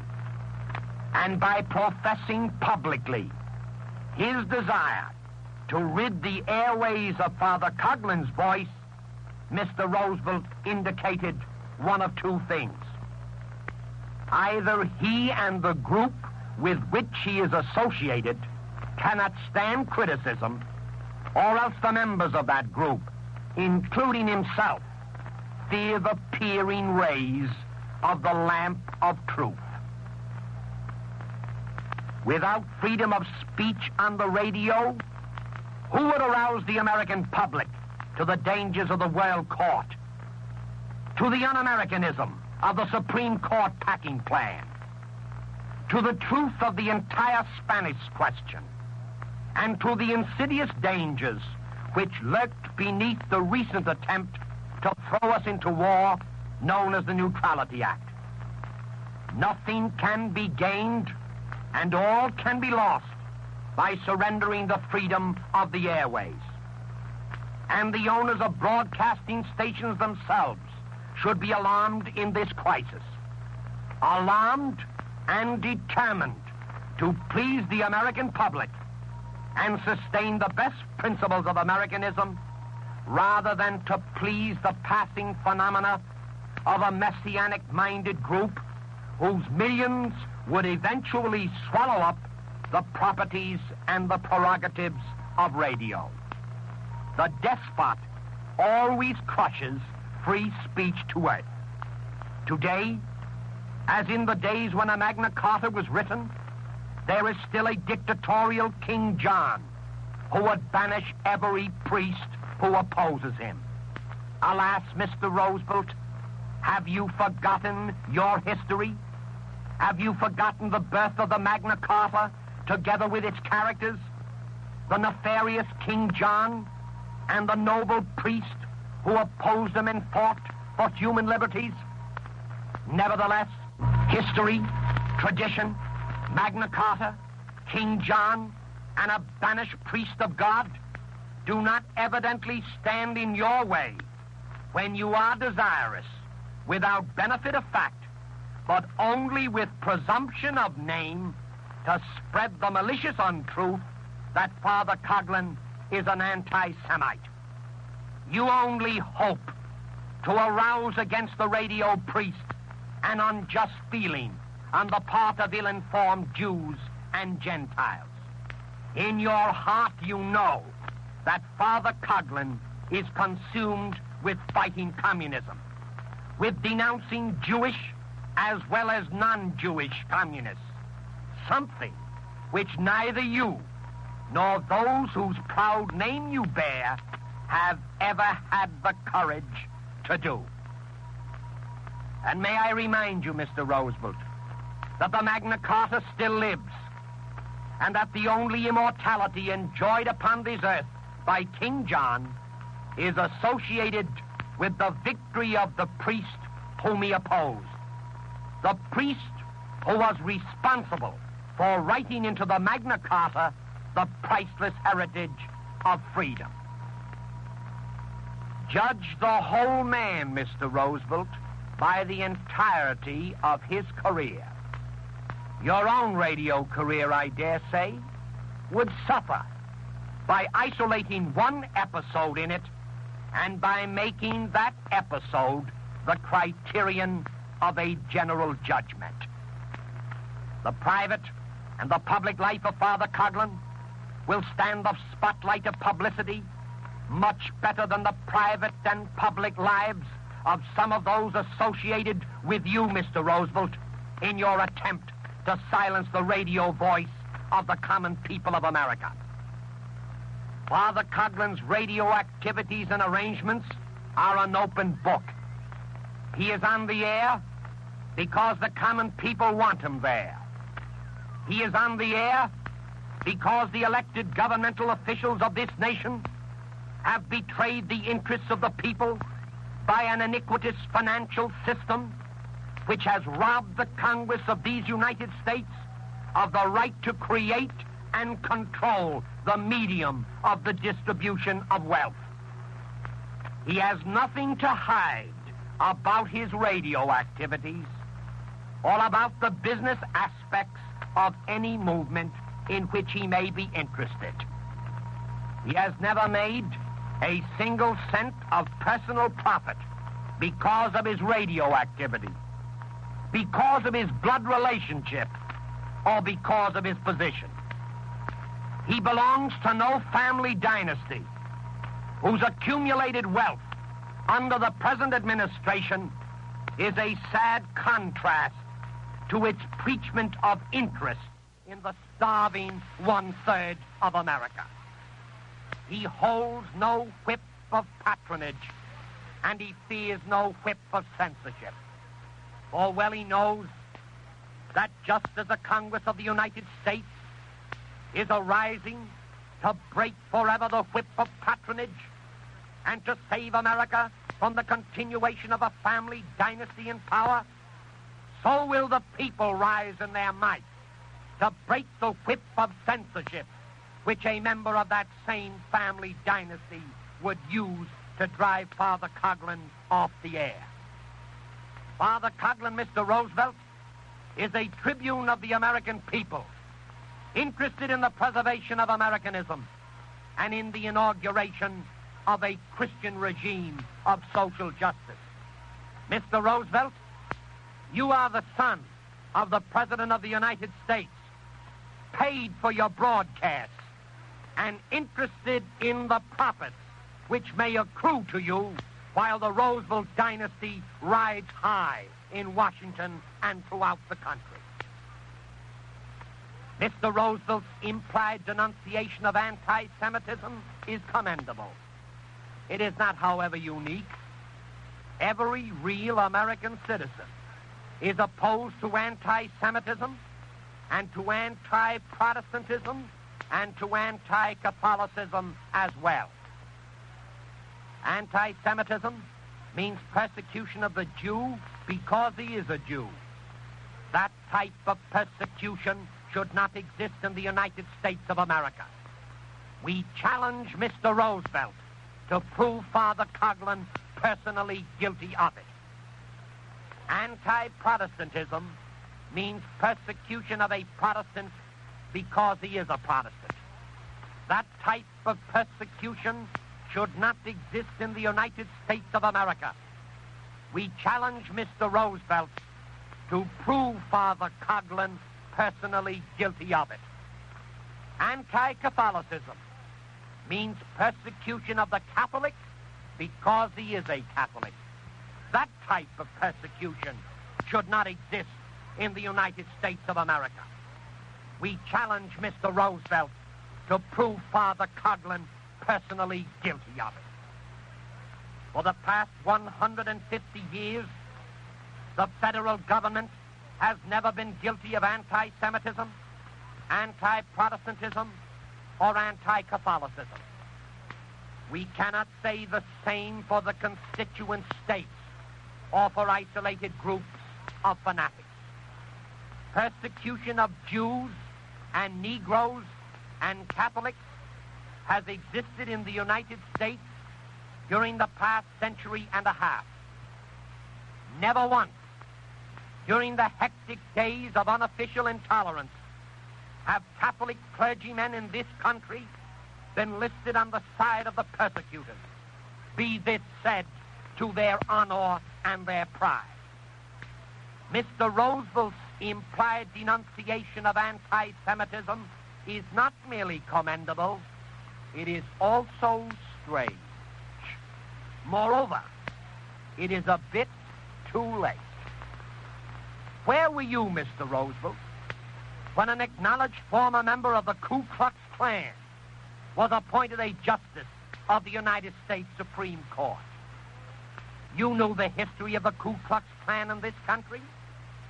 You knew, or you should have known, of the midnight rides and the burning of crosses and the terrorization of whole countrysides by bigots who sought to bury their identities in a nightshirt. You knew how Jews and Catholics and Negroes were marked for attack by the constitution and activities of the KKK. You knew the racketeering history of this anti-American organization. You knew, as everyone else did, of the KKK's terroristic campaign against Jews and Catholics and Negro alike. Where was your voice when United States senators asserted that they would not have voted to approve the appointment had they known before they voted of the candidate's former membership in the KKK? The Jews, the Catholics, and the Negroes of America did not then have the comfort of either the direct or indirect Rooseveltian criticism of the appointment of a former Klansman to one of the highest offices within the gift of the American nation. Rather, your family name supported that appointment. We Catholics, Mr. Roosevelt, all of us unitedly, make no distinction in our denunciation of persecution. We are against all persecutors and against all persecution. We denounce any persecution of the Jew because he is a Jew. We denounce any persecution of the Protestant because he is a Protestant. We denounce any persecution of the Catholic because he is a Catholic. We are against the persecutions of Nazi Germany and the persecutions of communistic Russia. We were against the persecutors of Christians in Red Loyalist Spain. Where again, Mr. Roosevelt, was your voice and family prestige when the troops of Red Loyalist Spain butchered Catholic men, women, and children by the tens of thousands? Where was your voice and family prestige when Fernando de los Rios, the representative of the government of Red Loyalist Spain, received comfort and support at the hands of many in the official life of Washington? Where was your voice and family prestige, Mr. Roosevelt, when the Red government of dictator Stalin in Soviet Russia liquidated millions of poor, helpless peasants in the Ukraine? Where was your voice and your family prestige, Mr. Roosevelt, when the Mexican government persecuted Catholics a decade of years ago? Your sudden denunciation of anti-Semitism is too opportunistic and too sudden to awaken our admiration now. I have in my hand a transcript of the broadcast which Mr. Eliott Roosevelt delivered against Father Coughlin on the night of Saturday, July 15th. I shall limit my reply to a discussion of two phases of Mr. Roosevelt's attack. The first has to do with radio censorship, which Mr. Roosevelt believes should be invoked against Father Coughlin. I read from the transcript. I am not exactly satisfied with the new radio code, says Mr. Roosvelt, because it is censorship, and I dislike censorship in any form. But even censorship might not be too high a price to pay if it will help insulate us against the anti-Semitic oratory of the radio priest out in Royal Oak, Michigan, who is also anti-everything that doesn't complement his own opinion. End of quote. That is an astounding statement to be made by anyone, especially by the son of the President of the United States. Mr. Roosevelt says in one and the same breath, I dislike censorship in any form, but I like censorship in one form, the radio type. If Mr. Roosevelt dislikes censorship in any form, it is inconceivable how he can like censorship in one form, unless young Mr. Roosevelt is trying to transpose into the field of logic the economic doctrine that you increase production by destruction, an economic doctrine invented by his friends in the New Deal. Mr. Roosevelt is not true to his own fellow national broadcasters of America. Last week, on Friday, July the 14th to be exact, there was a public hearing before the Federal Communications Commission in Washington. The hearing was called at the request of the American Civil Liberties Union. The National Association of Broadcasters joined in the request. The object of the hearing was to determine if a new ruling of the Commission, Section 4203, which referred to international broadcasts originating in the United States, contained even so much as a germ of antecedent censorship. Where, Mr. Roosevelt, would you have fitted into that picture? Your statement that you like censorship in one form absolutely denies your statement that you dislike censorship in any form. You would have found yourself opposed to the Federal Communications Commission, to the leftist American Civil Liberties Union, and to the rightist National Association of Broadcasters. Either you believe in antecedent censorship or you do not believe in antecedent censorship. There is no middle ground in this matter.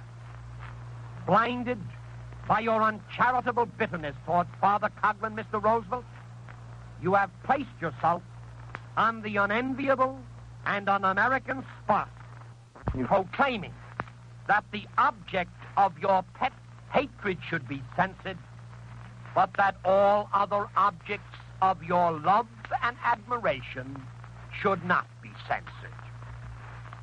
This is a denial of freedom of speech to which Father Coughlin has just as much right as you yourself.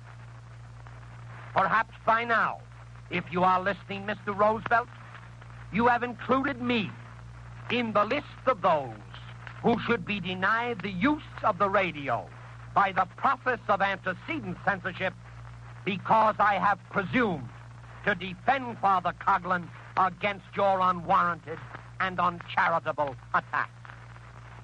I shall now take up the charge of anti-Semitism which Mr. Roosevelt has made against Father Coughlin. The wild charges of anti-Semitism which fill the horizon with rainless clouds is part and parcel of the leftist campaign in this country to distract attention from leftist penetration and progress. In addition to the use of the adjective anti-Semitic in referring to Father Coughlin, Mr. Roosevelt refers explicitly on page 3 of his manuscript to what he terms Father Coughlin's, quotes, known anti-Semitism, period quotes.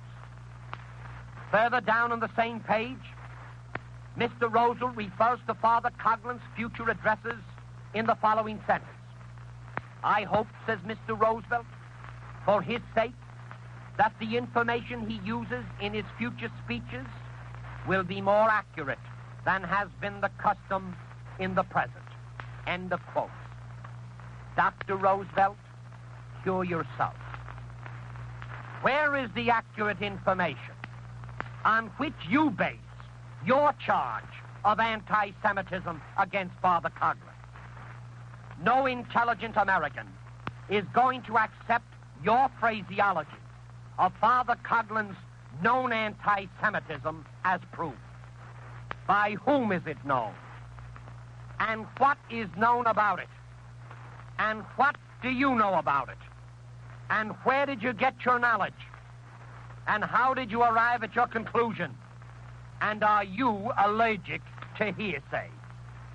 These are questions which you should answer. It is you who made the charge, and it is you who should prove the charge. Have you, Mr. Roosevelt, heard or read all the radio broadcasts of Father Coughlin since last fall?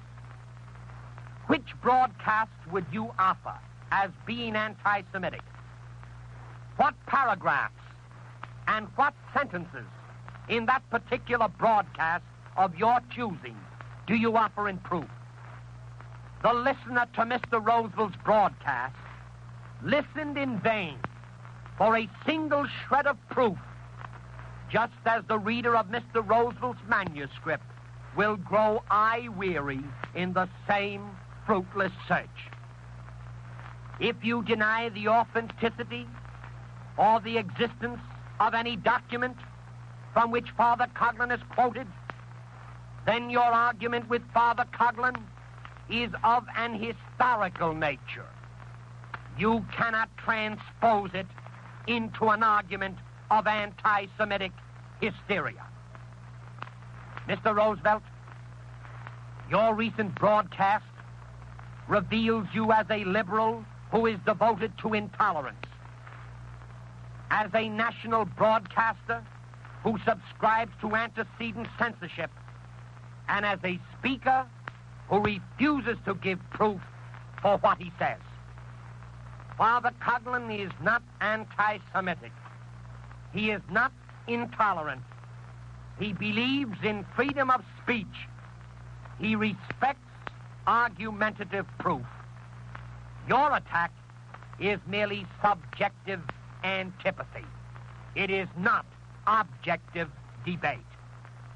Father Coughlin, as an American citizen, has the right to use the airways of America. Not even the son of the President of the United States has the right to deny him that right. The injustice, the uncharitableness, and the illogic of Mr. Eliott's attack on Father Coughlin condemns it in its entirety. When the weight of an entire attack has been broken, one can ignore the little pebbles that were thrown in the course of the attack. Mr. Roosevelt's demand for Father Coughlin's removal from the air by the enforcement of strict censorship in his regard is un-American.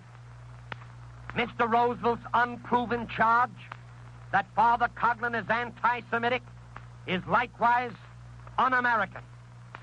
The un-American attack of Mr. Eliott Roosevelt against Father Coughlin therefore crumbles by his own weight. His other statements concerning the activities of Father Coughlin have been answered by Father Coughlin himself on numerous previous occasions.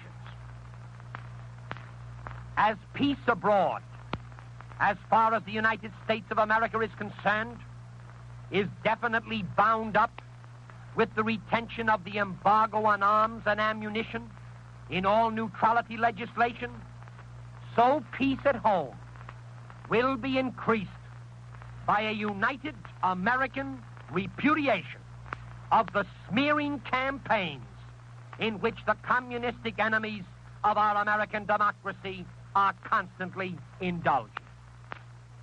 The communistic strategy is very clever. It is very shrewd. It is very diabolical. No communist will meet the arguments of an anti-communist either publicly or in private. Ignore your opponent's arguments. That is the first step in the strategy of communism. Smear your opponent's reputation. That is the second step. As part and parcel of the communist smear campaign throughout this country, every American anti-communist has been dubbed a fascist in the leftist press. No proof is ever offered to substantiate the title imposed by these communistic enemies of our American democracy upon those who oppose them. The latest smear title in communist strategy is to label every anti-communist an anti-Semite. Again, no definition of anti-Semitism is offered by the communistic enemies of our American democracy, and no proof of the charge is ever forthcoming. The tragedy of the matter is the gullibility with which the smear title is adopted by intelligent readers of our American press. Men and women who would resent name-calling against themselves or their families without proof find no difficulty in taking at face value the smears with which communist leaders and agitators try to have anti-communist and American leaders repudiated by their own. No Catholic priest that I know of is anti-Semitic. I have followed every broadcast of Father Coughlin since he returned to the air last fall, and I challenge any listener or readers of these broadcasts to prove by sentence and paragraph that Father Coughlin has the slightest personal tinge of anti-Semitism about him. The charge of anti-Semitism has been part and parcel of the communistic campaign to militate against the anti-communist campaign of Father Coughlin and of other anti-communist leaders throughout this country. Aiding and abetting the communists in this matter are certain individuals who proclaim that to criticize a Jew is not merely the sign, but the very substance of anti-Semitism. No real American Jew resents criticism any more than criticism is resented by any real American Christian. Only certain leaders who have no other way of crowding their temples on the Sabbath try to twist bona fide criticism of the actions of some Jewish leaders into a libel on the Jewish race or into an act of anti-Semitism. When some years ago Father Coughlin criticized the monetary policies of a certain leading Protestant, he was not labeled an anti-Protestant. When some years ago Father Coughlin criticized the monetary policies of a certain leading Catholic, he was not labeled an anti-Catholic. But when some years ago Father Coughlin criticized the monetary policies of a certain leading Jew, he was labeled anti-Semitic. Wherein lies the difference? Are Christians the only ones to be held up to criticism in this country? Is one forbidden to criticize a Jewish personality or a Jewish movement under penalty of being labeled anti-Semitic? Real American Jews repudiate this bigoted attitude and propaganda on the part of some of their self-exalted rulers. All real Americans should repudiate these tactics as part and parcel of the communist attempt to stir up disturbance and destroy the peace in which all people, irrespective of race or religion, lived in this country before the coming of the Ku Klux Klan and communistic propagandists in our midst. There is only one radio broadcast delivered by Father Coughlin in which he has been accused by the leftist press and by certain un-American Jewish leaders of being anti-Semitic. That was the broadcast of November the 20th, 1938. I have read that broadcast over and over again. I asked this radio audience to read it over and over again. The malicious gossip of Mr. Eliott Roosvelt makes this November the 20th broadcast a burning issue once again. I challenge anyone to find the slightest degree of anti-Semitism, meaning thereby the persecution of the Jew because he is a Jew, in any paragraph, sentence, or word of this radio broadcast. The title of that November the 20th broadcast is Persecution, Jewish and Christian.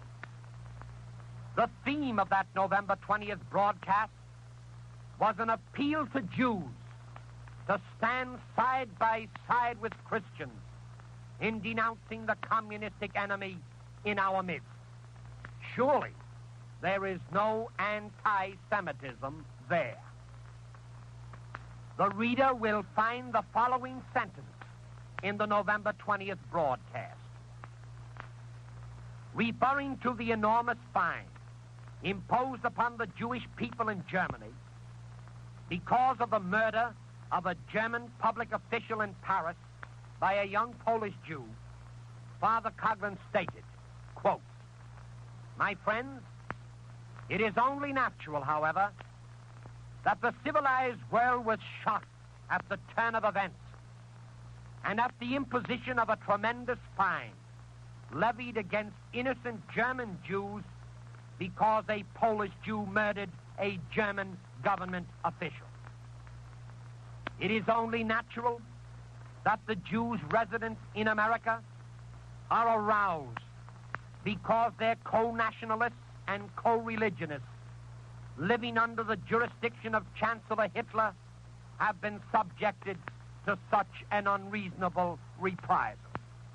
It is likewise natural that Christians in every nation, particularly in our own, condemn this unjust persecution, not only because it is unchristian, but because it is unwise." End of quotation. There is nothing anti-Semitic in that statement. In fact, that is not the language used by those who are anti-Semitic. That is the language of a Christian and of an American who condemns all persecution everywhere. The following sentences likewise appear in the November 20th broadcast. On that date, Father Coughlin said, number one, quotes, "I ask you, should not all good men, Jew and Gentile, Catholic and Protestant, Christian and non-Christian, coordinate their forces to restore sanity, peace, and justice to an era which for its ferocity, its barbarism, and its hatred has outstripped the Diocletians, the Neros, and Torquemadas of old?" Number two, quotes, "Therefore, we are in hearty accord with our government, which has seen fit to recall its ambassador from Germany for the purpose of discussing the injustice of a government which has been challenged for persecuting the Jews. Thanks be to God, both the radio and the press at length have become attuned to the wails of sorrow arising from Jewish persecution. May these notes rise in rapid crescendo until a symphony, not of hate but of love, not of protest but of determination, fills the heart of every human being in America. May every honest Jew, every God-fearing Jew, as well as every honest and God-fearing Christian, find themselves cooperating in this common objective. End of quotation. There is nothing anti-Semitic in these statements. Once again, these are not the thought and not the language of the anti-Semite. The only Jews condemned by Father Coughlin in his broadcast of November 20th were the atheistic and communistic Jews who have no interest in the preservation of our American democracy. There is no anti-Semitism involved in such denunciation any more than there was any anti-Christianity in Father Coughlin's broadcast of November 13th, wherein he denounced Christian leaders and Christian individuals who were false to the social justice teachings of Christ. If it were not anti-Christian to single out fallen away Christians for attack in the broadcast of November the 13th, then it was not anti-Semitic to single out fallen away Jews for attack in the broadcast of November the 20th. Only communistic hypocrisy, aided and abetted by some oversensitive or narrow leaders in the Jewish world, could have denounced the November 20th broadcast as anti-Semitic. Father Coughlin, like every priestly leader in this country, is the friend of all real Jews, of all real Protestants, and of all real Catholics. Objection to the authenticity or disagreement with the contents of the historical documents in the November 20th broadcast must not be used to substantiate the charge of anti-Semitism that has been leveled against it. One hopes that one can disagree with a Jewish gentleman about the authenticity of an historical document without being hysterically labeled an anti-Semite. The entire Protestant and Jewish population of this country should unite with the entire Catholic population in denouncing those leaders and those members in their midst who show the slightest allegiance to Nazism, fascism, and communism. The entire Protestant and Jewish population of this country should join with the entire Catholic population in denouncing anti-Semitism, anti-Protestantism, and anti-Catholicism alike. The entire Protestant and Jewish population of this country should join with the entire Catholic population in denouncing all persecutors and all persecutions. The persecution of Jews and the persecution of Christians. The persecution in Soviet Russia and Germany and Mexico. By so joining, a united America will deal a death blow to the communist smearing campaign of lies.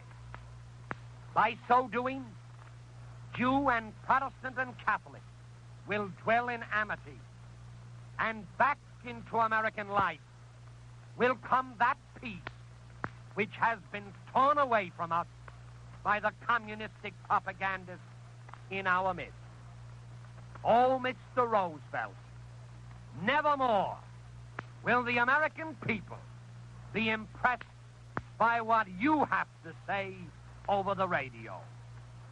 By your un-American attack upon Father Coughlin, by your endorsement of censorship, and by your false anti-Semitic cry of wolf, wolf, you have bartered away your status as a fair, independent, and sincere news broadcaster over the airwaves of America.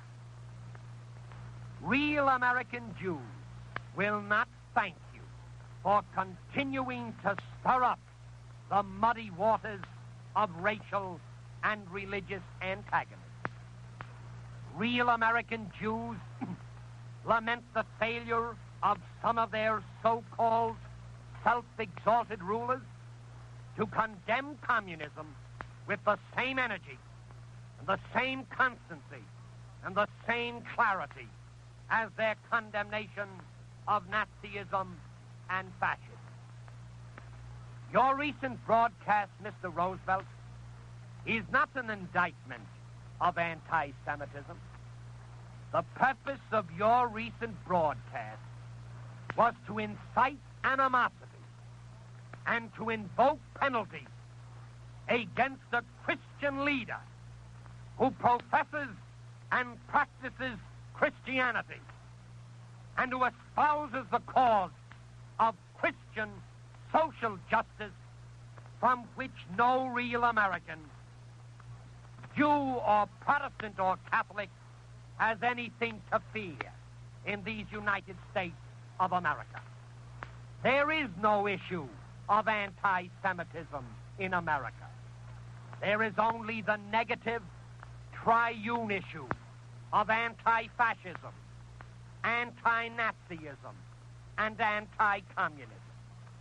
There is only the positive triune issue of peace, Americanism, and social justice.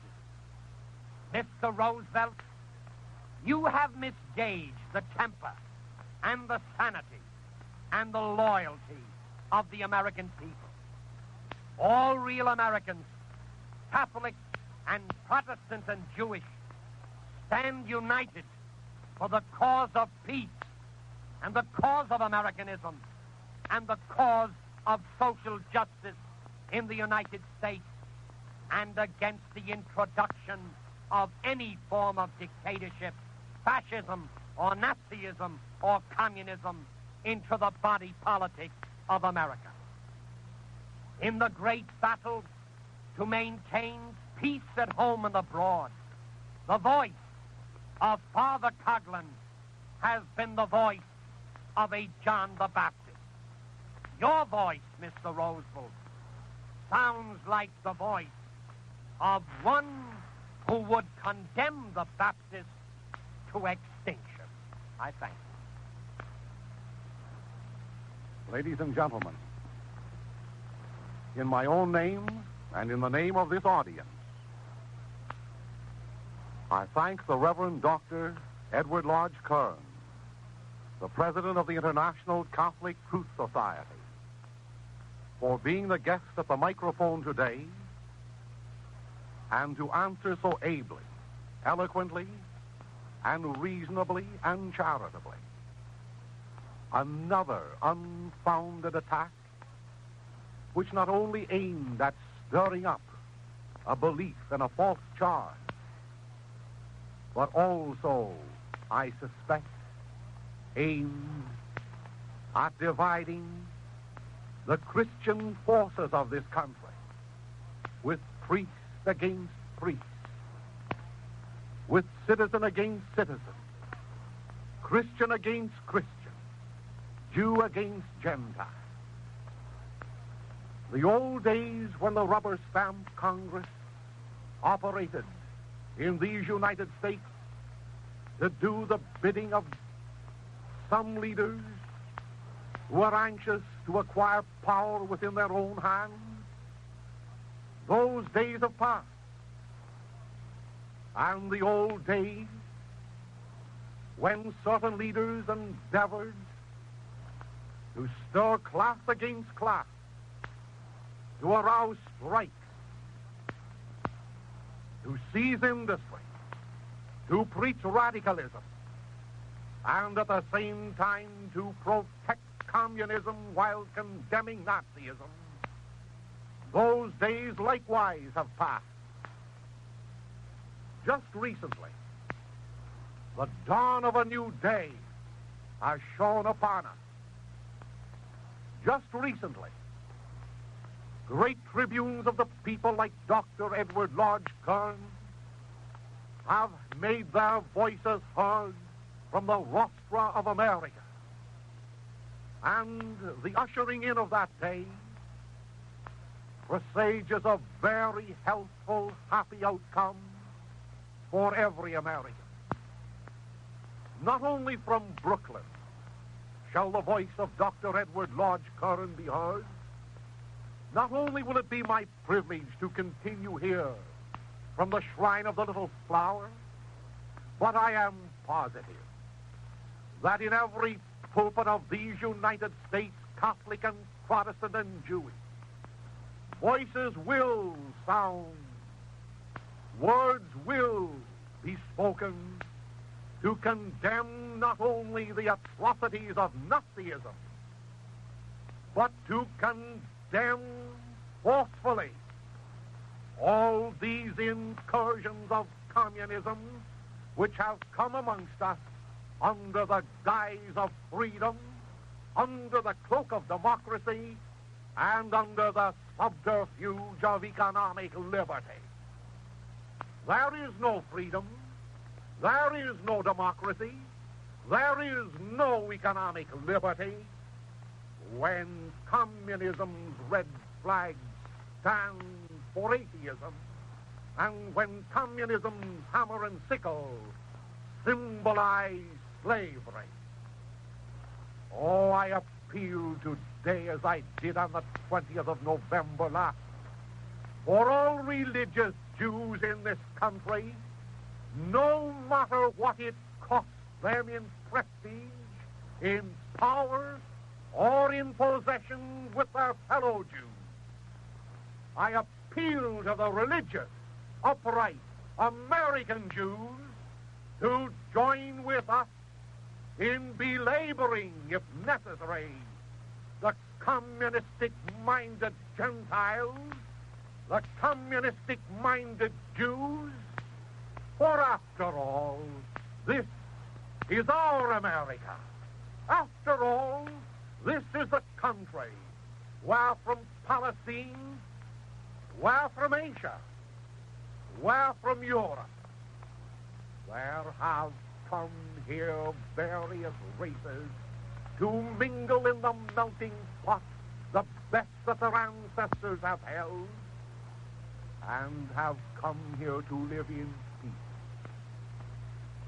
This invitation still stands, and believe me, there is no anti-Semitism in the Catholic Church or in the Protestant Church of this nation.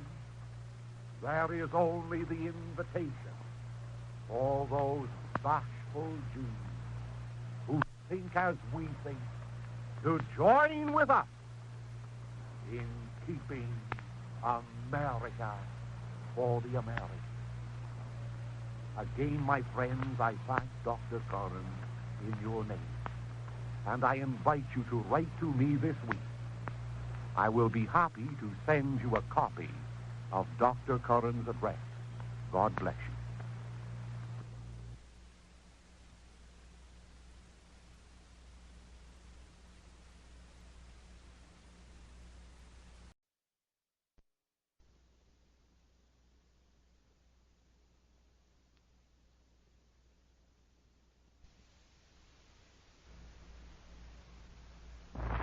Ladies and gentlemen, this was a presentation on your dial at 1250 kilocycles. WHBI, Hoyt Brothers Incorporated, Newark, New Jersey. Ladies and gentlemen, we present at this time the regular Sunday afternoon address of Father Charles E. Coughlin from Royal Oak, Michigan.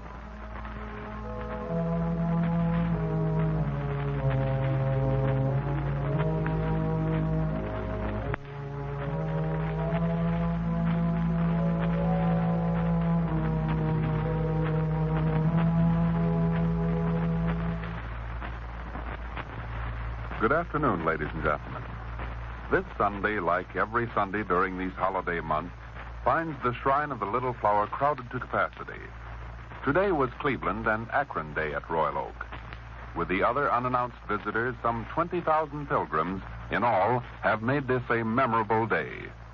Father Coughlin officiated at 2 of the solemn masses, participated in the benediction services, and he has already preached 3 sermons and is about to begin his broadcast. Next Sunday, August 13th, is Toledo Day at Royal Oak. The citizens of Northern Ohio have chosen this Sunday as their dedication day at the Shrine of the Little Flower. From the cities of Toledo, Troy, Columbus, and other places will come a vast number of loyal and faithful friends of Father Coughlin. They will assist at solemn services which begin promptly at 10:30 in the morning, and then return for a special service in the afternoon at 2:30 o'clock. Father Coughlin will officiate at both of these services.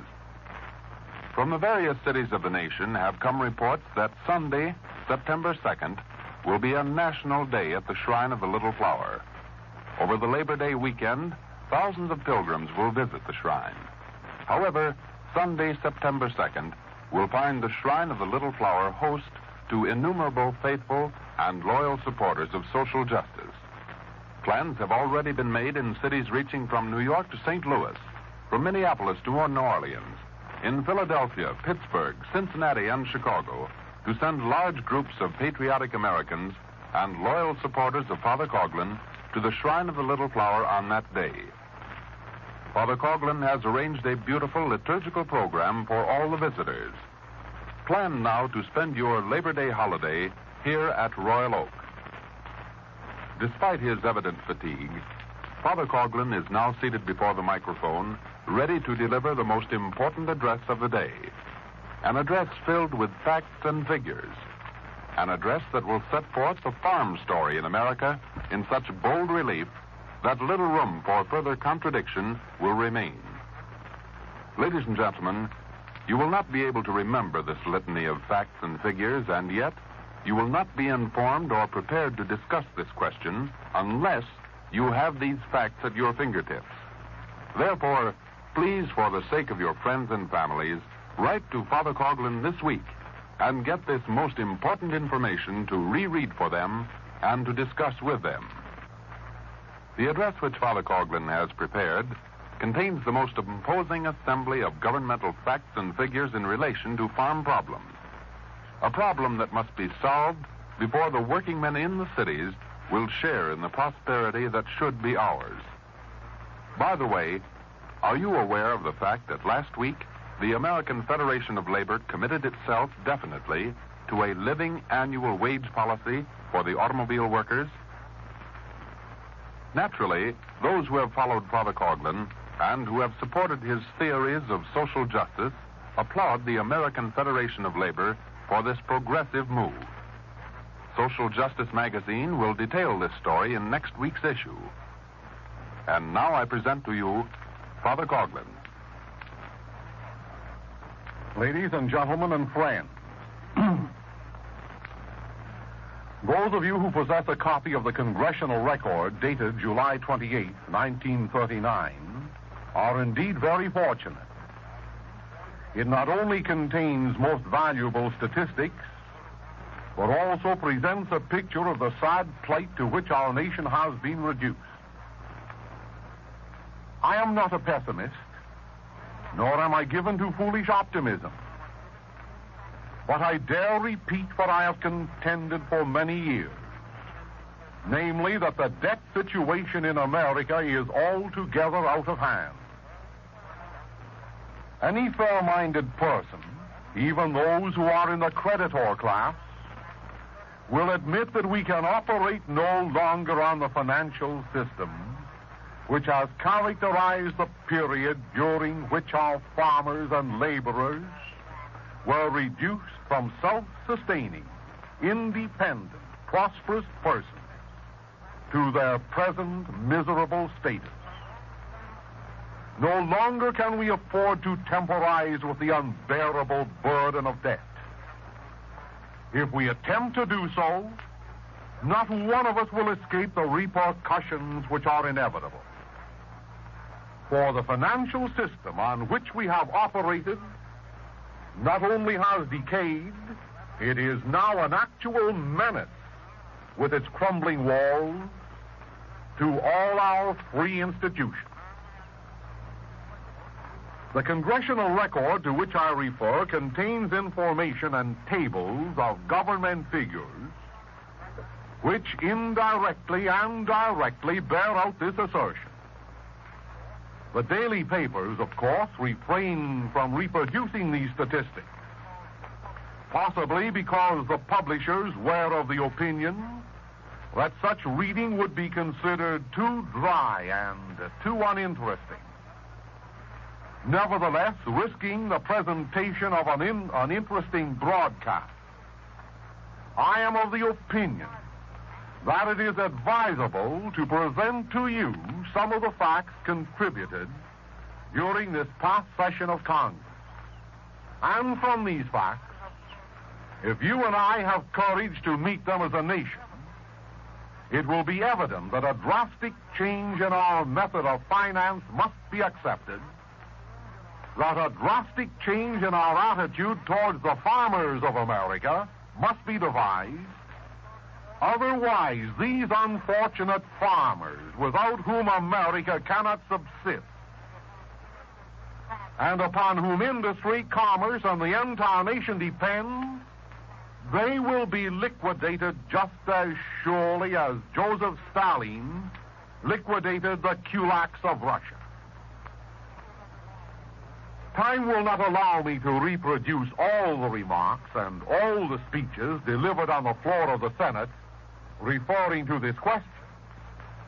However, at the risk of boring you, permit me to read from the speech delivered upon the floor by the Honorable Henrik Shipstead of Minnesota.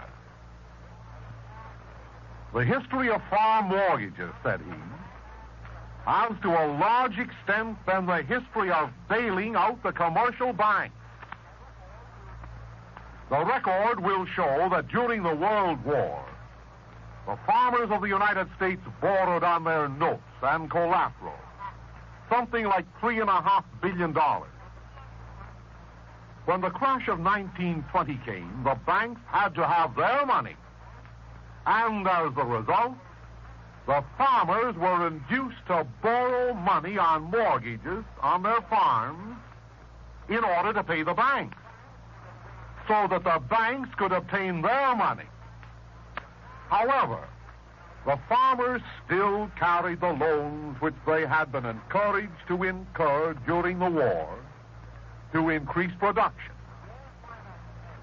The War Finance Corporation was created to make loans, therefore, to farmers in order that the farmers could pay the banks, but still owe the War Finance Corporation. Later, the Farm Mortgage Corporation was created to unload chattel mortgages upon a federal instrumentality in order that the commercial banks of the country might be able to obtain their money, which the farmer previously had borrowed. And so we find the history of this legislation, which is said to have been for the benefit of the farmer. We find that it shows that it has been for the purpose of bailing out the commercial banks. So far as improving the condition of agriculture and of farmers is concerned, I point out the fact that in the past 10 years, 30% of the farmers, or 1 out of every 3, have been sold out under foreclosure. The idea is quite generally held that we are making good progress in solving our economic problems, particularly those of the farmer. It would be ridiculous to contend that some improvement had not been apparent in the past year or two as compared with 1931 and 32. Oh, but what we're likely to forget is that such a comparison only contrasts faltering hope with black despair. There are those who would have us believe that the farm problem is rapidly moving to a solution. Here again we are dealing with a situation in which we are asked to compare a little of something with a great deal of nothing. Despite the fact that the federal government increased its payment in agricultural subsidies and benefit payments by 34% in 1938 over 1937, the American farmer had 11% less income in 1938 than he had in 1937. Much has been made of the fact that the farm mortgage indebtedness has been reduced by $2.4 billion. But how was it reduced, I ask? It has been reduced by foreclosing on farm mortgages, driving farmers out of their homes. When a farm mortgage is foreclosed and the farmer is taken away from the land, oh yes, the debt is wiped out. But that is how farm mortgage indebtedness has been reduced under this regime. In its 1948 report, the Farm Credit Administration discloses, quotations, the total farm mortgage debt dropped approximately $2.4 billion in the 10 years ending January 1st, 1938. And it dropped due to foreclosure, to less borrowing by farmers, and to refinancing after scale down of indebtedness had been made. As a matter of fact, continues this official government report, the scaling down of the indebtedness has been about $210 million, which is about only 2% of the entire farm debt of the country. And Mr. Norman J. Wall, the senior agricultural economist for the United States Department of Agriculture, in a publication prepared for the department last September, entitled A Graphic Summary of Agricultural Credit, Mr. Wall accounts for the sharp reduction in the farm debt largely in terms of mortgage foreclosures. Says Mr. Wall, quotation, from January 1st, 1930 to January 1st, 1935, the mortgage indebtedness of farmers decreased sharply from $9,214,278,000 to $7,645,091,000. This reduction of 17% during this period resulted largely, said he, from foreclosures and other requirements of mortgage properties by mortgagees. In another report, Mr. Wall also says the following, namely, the chief factor accounting for the decrease in total farm mortgage indebtedness has been the liquidation of debt through foreclosures or assignment of title to the mortgage holder. My friend, the 17% reduction in the debt which we hear so much about was accomplished by assignment of properties without foreclosure and the foreclosure by the Federal Land Bank and other lenders foreclosing upon farm mortgages. Let us look at some ancient history, starting with 1910, when the total farm mortgage debt was $3.3 billion. At that time, it amounted to less than 10% of the $36 billion at which all farm lands and buildings in the United States were valued. The peak of the farm mortgage debt load was reached in 1928, when it was $9,468,000,000, or 20% of the value of all the farm lands and buildings in our country. In 1933, when land property values were at their depression low, the debt represented about 28% of the value of land and buildings. So, despite the sharp cut of $2,400,000,000 in the farm mortgage debt following 1928, which brought it down to about $7 billion level at the end of 38, this smaller debt still represented 20% of the value of all farmlands and buildings. The total farm mortgage debt today is about what it was in 1920. In 1937, it was $7,254,000,000, and in 1920, it was $7,800,000,000. But in 1920, land and buildings were valued at $68 billion, and the mortgage debt represented only 12%. There's a great deal of difference between conditions in 1920 and 1937. By 1937, the value of all farmlands and buildings was cut almost in half. And they were then valued at $35 billion. Oh, but the mortgage debt, instead of being 12% of the value of the land buildings, was now in 37, 22%. So in terms of underlying values, the smaller debt of 37 is twice as hard to carry as the one in 1920. In terms of the farmer's income, the difficulties which confront him when 1920 is compared to 1938 or 37 are shown to be even more serious today. In 1920, the farmer's gross income was $13,500,000,000. In 1938, it was $8,882,000,000, and of this sum, mind you, $482 million were government benefit payments to the farmers.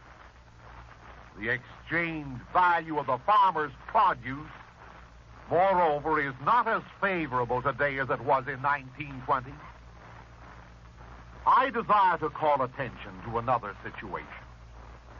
We have subsidized by government appropriations the payment of farm mortgages and federal land bank notes to about $130 million in the last 4 years. And still during these 4 years, 65,000 farms in the United States have been sold out by the federal land banks on foreclosure. So far as the farm mortgage and farm situation is concerned, we are approaching a period when we will be sitting on the top of a volcano that will explode with devastating effects. But to return to the subject of the reduction of the farm debt, there are some who point out to it as an accomplishment. Well, let's see. Since 1934, some 110 farms out of every 1,000 farms have been sold at forced sale. In other words, one farmer in every 10 has been dispossessed. In the 7-year period before that, taking us back to 1926, some 200 in every 1,000 farmers were dispossessed by forced sale. So over a period of a decade, almost 1/3 of each 1,000 farms in the nation has changed hands through forced sale. It is in this manner that the farm mortgage debt of the country has been cut down. There's the truth of it. Another result of these foreclosures is that the 5 principal lending agencies of the country held land valued at $1 billion at the end of 1938. This represents about 125,000 farms, or 28 million acres of farmland. It's about equal to the entire farming area, for example, of the state of Minnesota. Now, what has been the effect of this policy? Since 1920, the percentage of farms operated by tenants, non-owners, has risen from 37 to 42%. And the farmers now constitute only 25% of the total population instead of the 30% represented in 1920. These figures can only suggest the human tragedy that lies behind the farmers of America. Lost homes and savings, poverty and pauperization, relief and nomadism. These have been the only answer that we have apparently been able to give to the most serious economic problem we have ever faced as a people. More rapidly than almost any other country in the world, we are actually creating a landless class. 64% of the present total farm mortgage debt is on farms that are owner-operated. Obviously, if we are to save owner-operation of farms, we will have to meet the mortgage problem on the farm face to face. Let us examine in a little more detail the changes that have taken place in the distribution of the farm debt by lenders, and more particularly, the activities of the two federal farm loan agencies, the Federal Land Bank and the Land Bank Commission. In 1930, 12 9/10% of the total farm mortgages were held by federal lending agencies. Today, about 40% of the total farm mortgage debt is so held.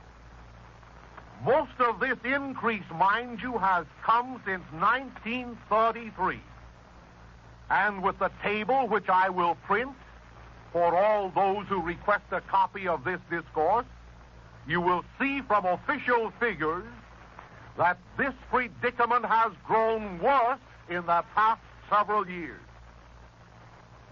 In 11 states, these two federal agencies now hold more than 50% of the farm mortgage debt, and in 40 states, they hold 20% or more.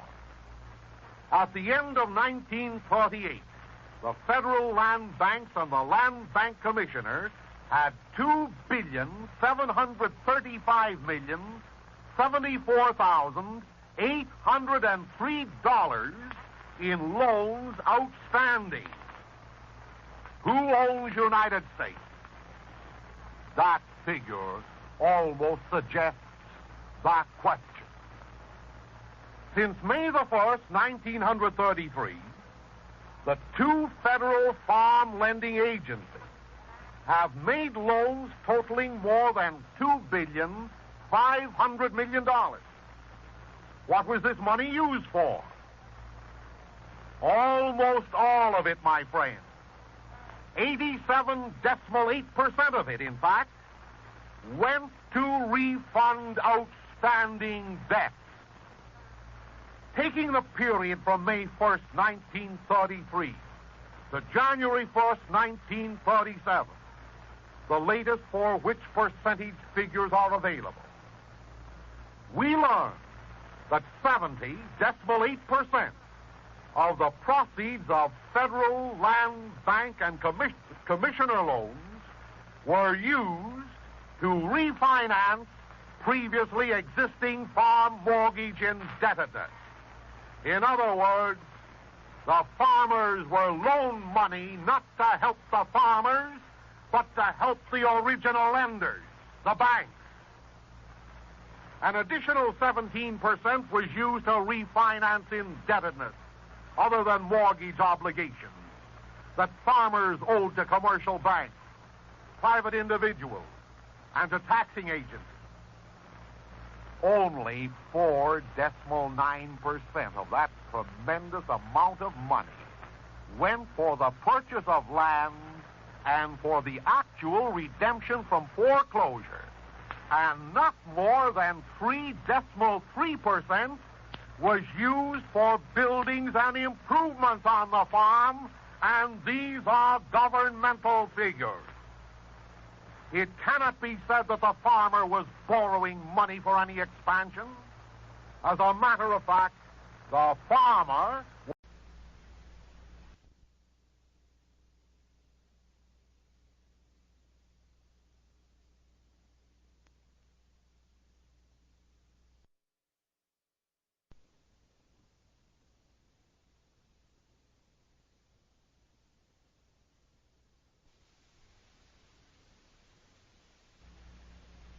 His Sunday presentations, but instructs me to formally announce that beginning August, Monday the 28th, he will begin through Social Justice Magazine a series of weekday broadcasts, Monday through Friday, over the 50,000-watt station WCKY to serve Southern Ohio, Kentucky, parts of Michigan, and Indiana. Next week, an announcement will be made of importance to persons living in Pennsylvania, particularly in the Philadelphia region. Today's broadcast is of such vital interest to the laboring men of America that I shall pause at this point while the Little Flower Choristers will sing for us Brahms' Lullaby. During the singing of this hymn, please phone to some friend and ask him to join you in listening to this broadcast.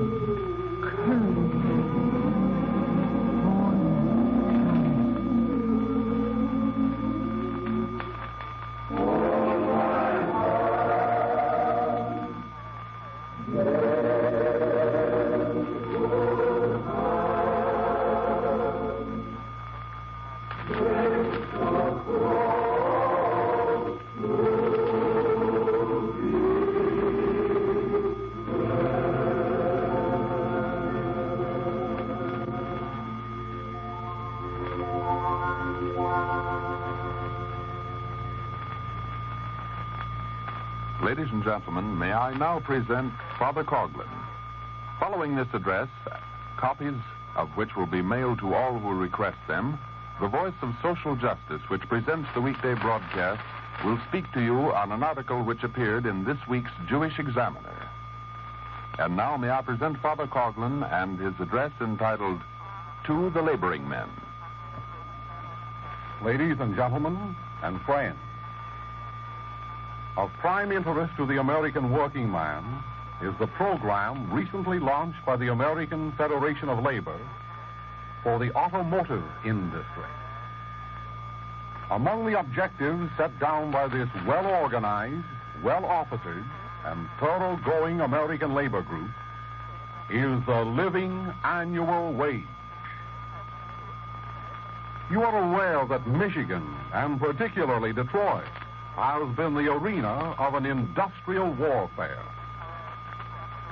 You remember that during the past few years, hundreds of wasteful, unauthorized strikes causing a loss of hundreds of millions of dollars to the citizens at large characterized this warfare. And more than that, you will recollect that the sit-down, now declared illegal by the government, assumed such un-American proportions in the Wolverine state that it was necessary to summon the military forces to prevent actual bloodshed and revolution. Although the automotive laborer received a better hourly wage than was given to laborers in other industries, his yearly salary did not average better than $800 for the past several years. I am speaking of the common laborer in the automotive industry, the mass productionist laborer.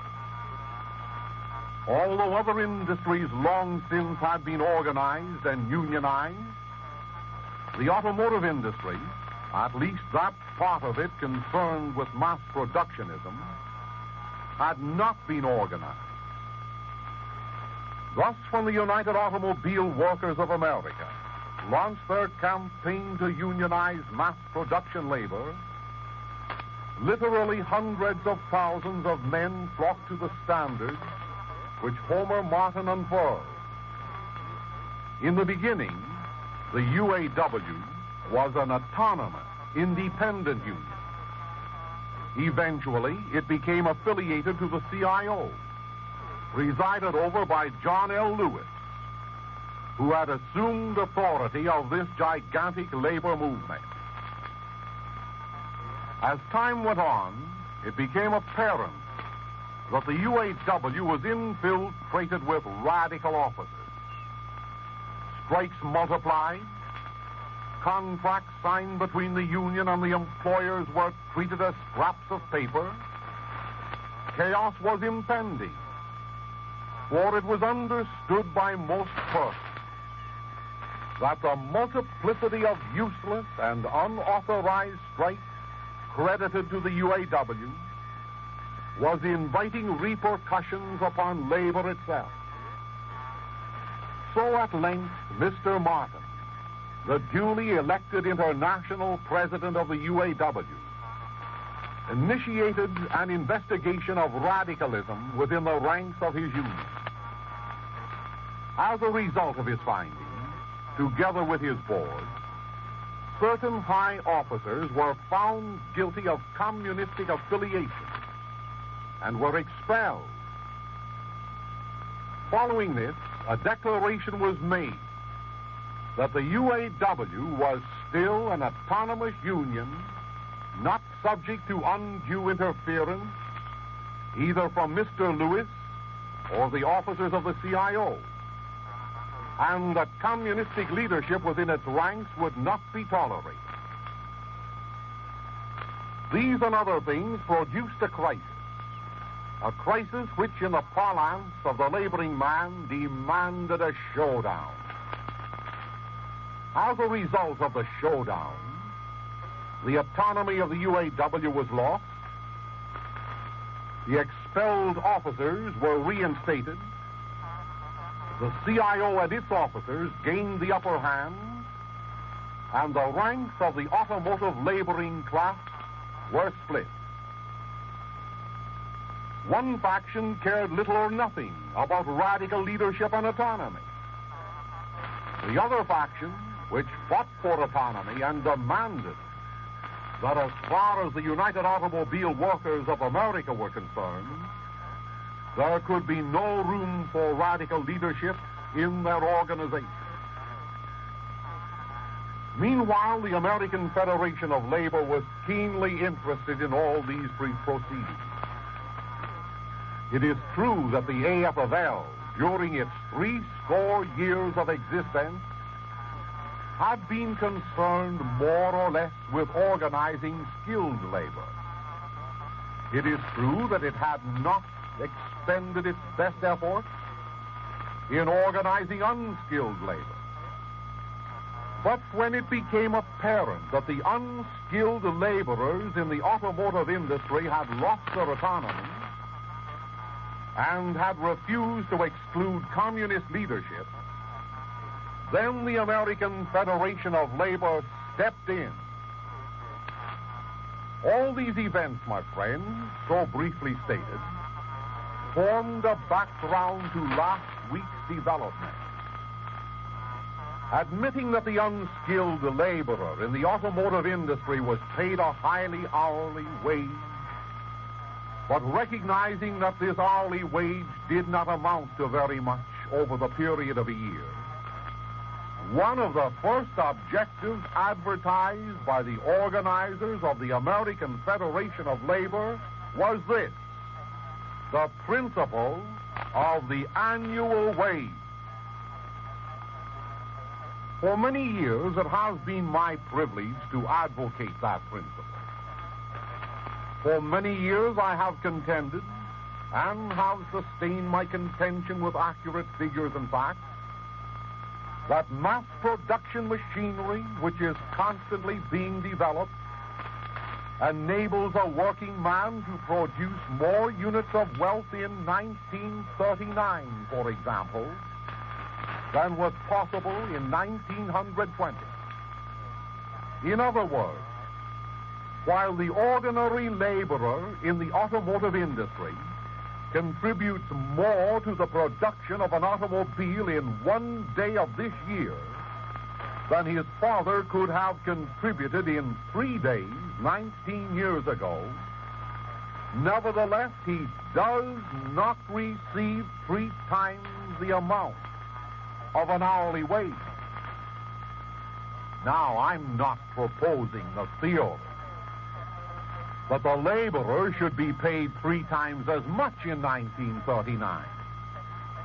I am only using this example to draw to your attention that there is a ceiling to production and a ceiling to the sale or consumption of automotive products, and to point out that despite the development of mass production machinery, the laborer must be paid enough to keep him and his family in secure, frugal comfort for the entire year, even after the ceiling of production has been reached.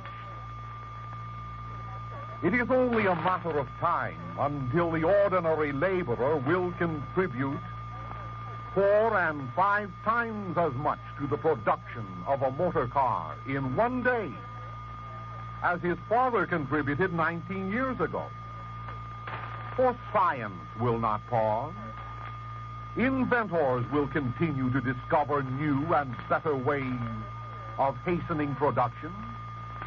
And as a result, either fewer and fewer men will be required in our factories to turn out the demand for motor cars, or else all those now employed in the industry will be forced to work fewer and fewer days.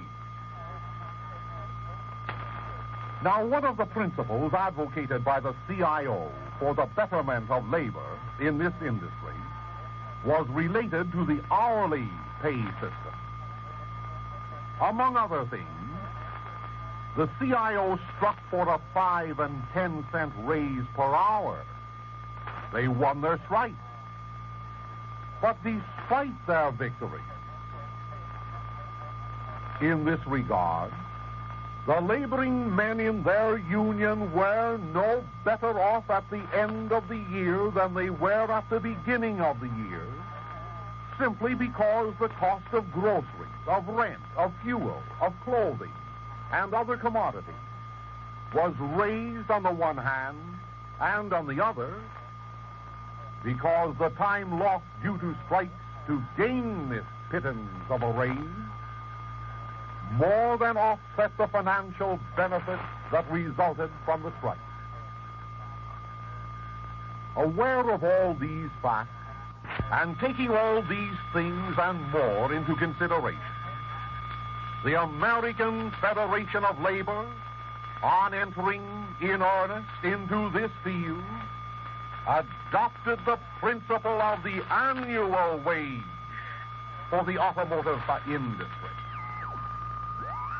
Now, I am not authorized to speak for the American Federation of Labor, but if I were asked to explain how I interpret this proposition of the annual wage, if I were speaking to a group of laboring men, I would use these words.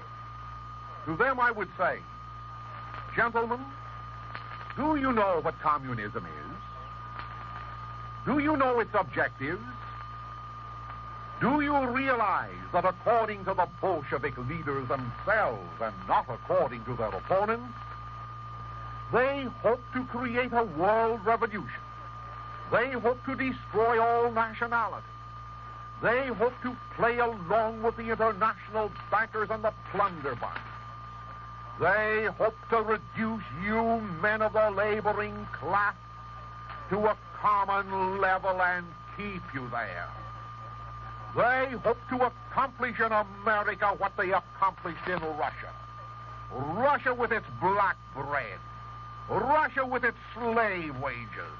Russia with its subjugation of 160 million people under the domination of not more than 3 million party members.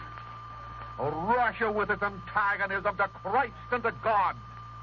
Russia with its communist political party that was paid for and which is sustained by the gold mongers of the world.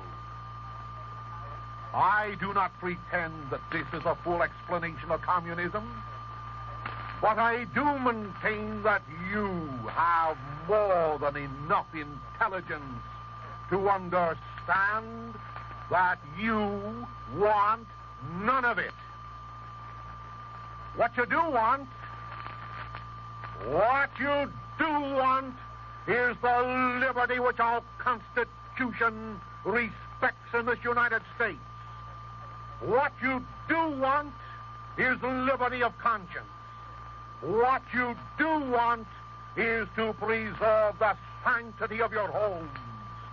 What you do want is to supply your wife and your children, not only with the necessities of life, Mr. Laborer, but with the conveniences which should be theirs and which must be theirs if this will remain a free country. Oh, you're not experts in economics. You do not understand, perhaps, the workings of the law of supply and demand and the intricacies of money and credit. Oh, but this you do understand. You know that America is a land of plenty. You know that in 1935, when persons were hungry, we slaughtered pigs and burnt corn.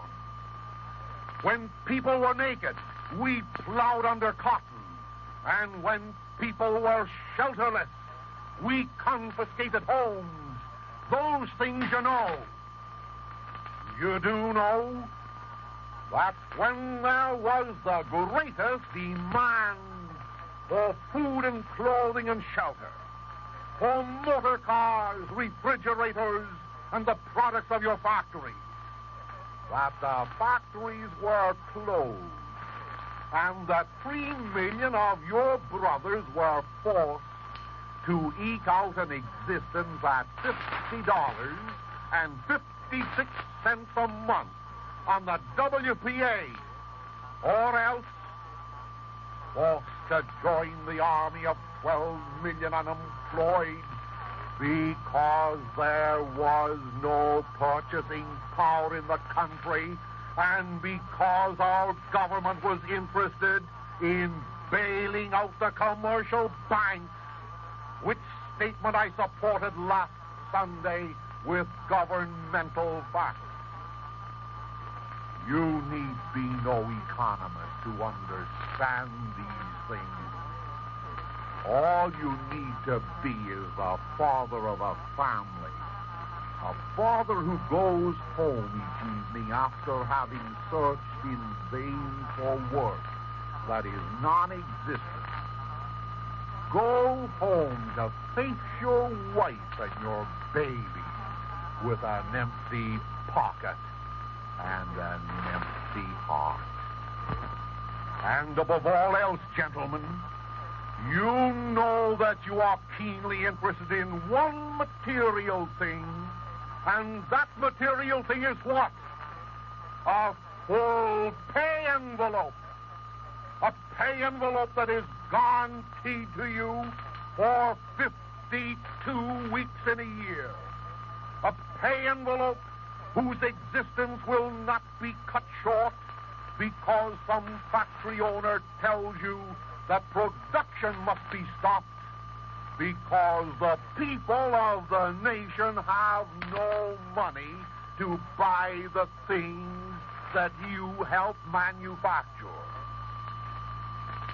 And there is another thing that you laboring men know, which requires no university professor's training.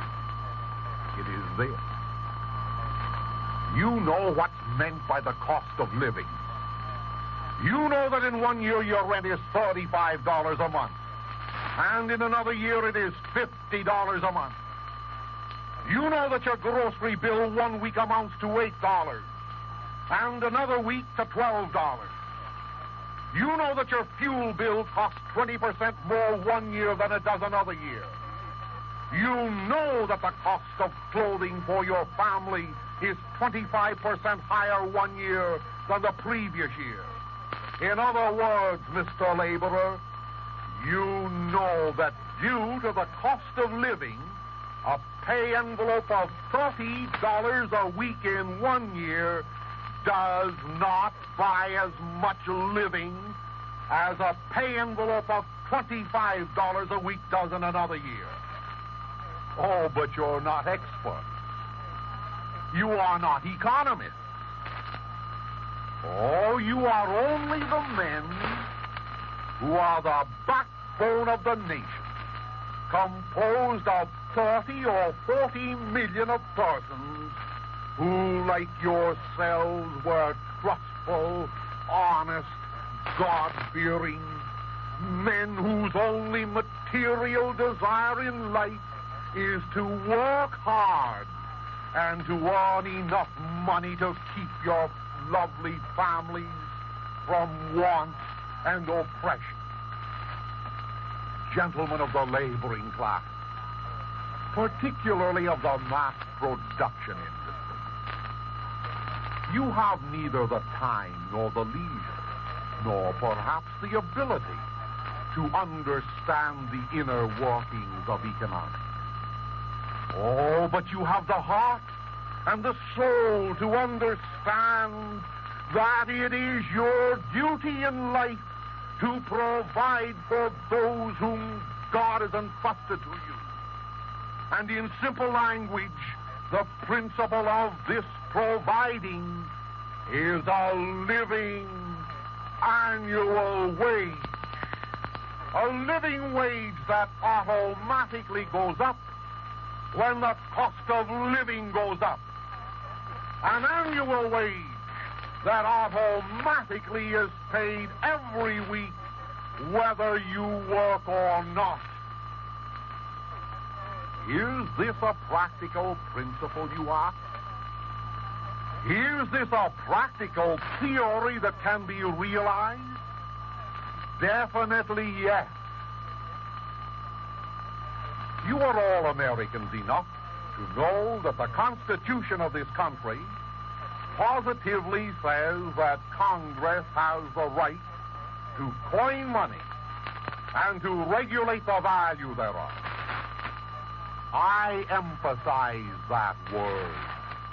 Regulate. Regulate. Congress has the right to regulate the purchasing power of a dollar. Congress has the right to regulate what a dollar will buy. Congress has the right to see that a sufficient amount of purchasing power is in the pockets of the public. Congress has the right to bail out the working men just as it had the right to bail out the commercial banks by pretending to give gifts to the farmer and to the potential home builder. And Congress actually has the power to do these things just as much as it has power to declare for peace or for war. Gentlemen of mass production industry,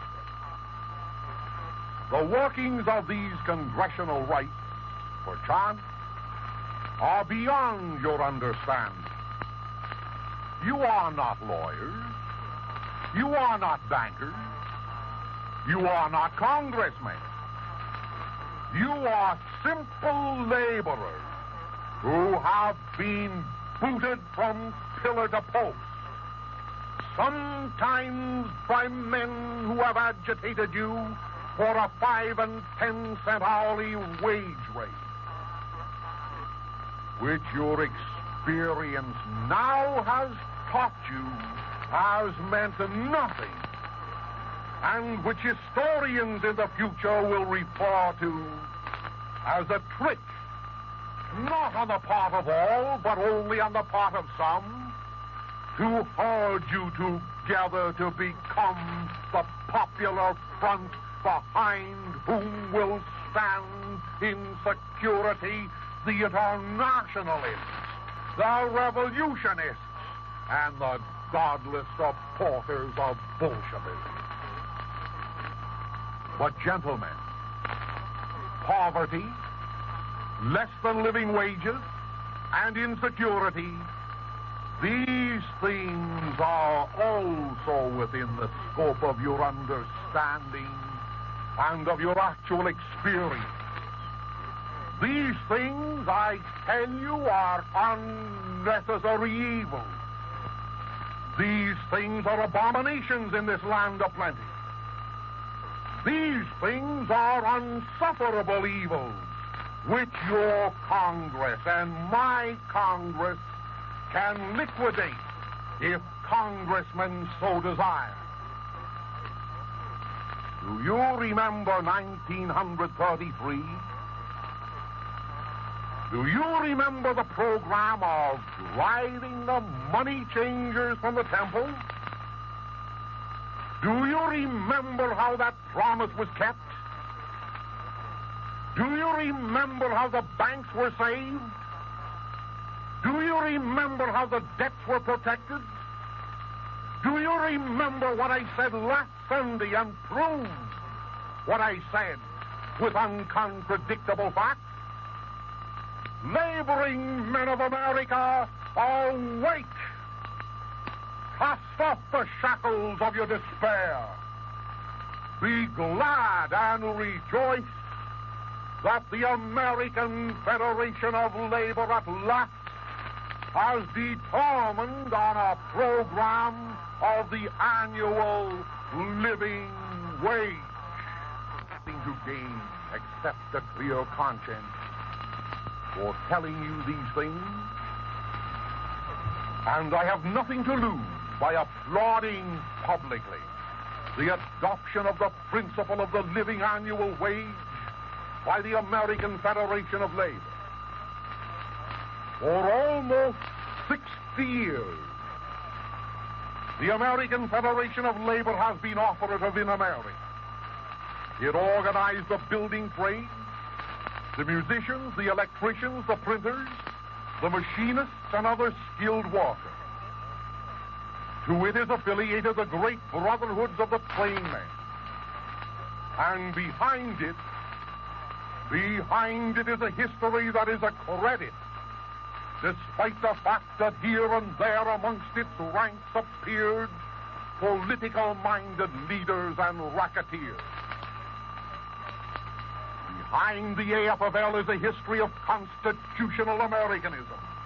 Behind it is the history of Samuel Gompers and his traditions of no partisan politics. Behind it is the history of opposition to Bolshevism. Behind it is the history of no foreign entanglements. Behind it are leaders who have held themselves free from the red rag of Russia and the black fund of Germany.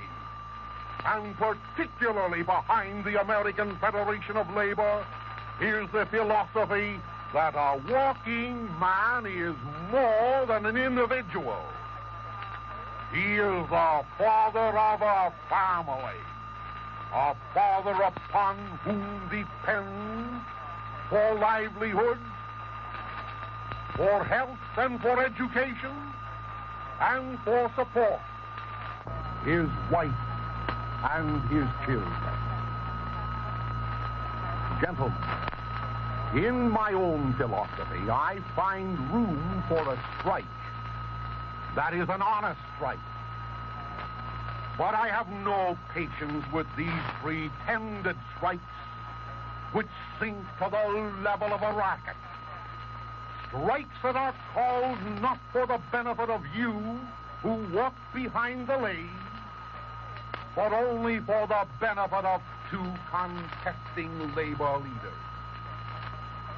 While I find nothing irregular in the proposed general principles of the CIO, I have watched you and your wives and your children as you are crushed between the upper and the nether stone of strikes here in Michigan and elsewhere. I have witnessed the calling of strikes when every informed person knew that they were in breach of contract, legally and lawfully signed. Thus I am happy to observe that as the American Federation of Labor enters into the field of the automotive industry, its officers have pledged that there will be no wildcat strikes, that there will be no intemperate strikes until your leaders, Mr. Working Men, together with the leaders of industry, will have an opportunity to come to a thorough mutual understanding. And your leaders in the American Federation of Labor will never be of the same type as Harry Bridges, the alien radical who has been more destructive of property in San Francisco than was the earthquake itself, who was no more constructive for the waterfront laborers when you take into consideration the loss in wages and time they sustained than was the fire which followed the earthquake. Oh, yes, the enemies of social justice will say that we pioneers of social justice are unfriendly to labor. The truth is, gentlemen, I have been unfriendly to what I have considered to be communistically led labor. The truth is, I have been unfriendly to those labor leaders who gambled your dues money. I have been unfriendly to those labor leaders who contributed thousands of dollars of your dues money to radical causes while your family suffered. Labor leaders who supported the red flag in Spain. Labor leaders who sent cards carrying communists into Michigan and elsewhere. Labor leaders who lacked the intestinal fortitude to expel the Bolshevik elements from high office. But God knows I have been for the working man and his exploited family, even to the point, gentlemen, of sacrificing some years ago your goodwill, when I preferred to stand on principle and fact rather than encourage you to fall into a trap, rather than applaud you when innocently you followed men who should know better into the errors which characterize the seizure of property. Gentlemen, I am opposed to the seizure of property by bankers, by government, by industrialists, or by labor leaders. The principle of unjust seizure is wrong. For it had been my dream, gentlemen, that instead of suffering the seizure of property by the rich, by the government commissars, it had been my dream, gentlemen, that property should be sacred when justly acquired. And it had been my hope that the millions of you who were never given an honest chance to own property should be paid an annual living wage which would allow you to own your own little plot of ground and your own humble home that you could really call your own. A dream and a hope that could never be realized until you were guaranteed security.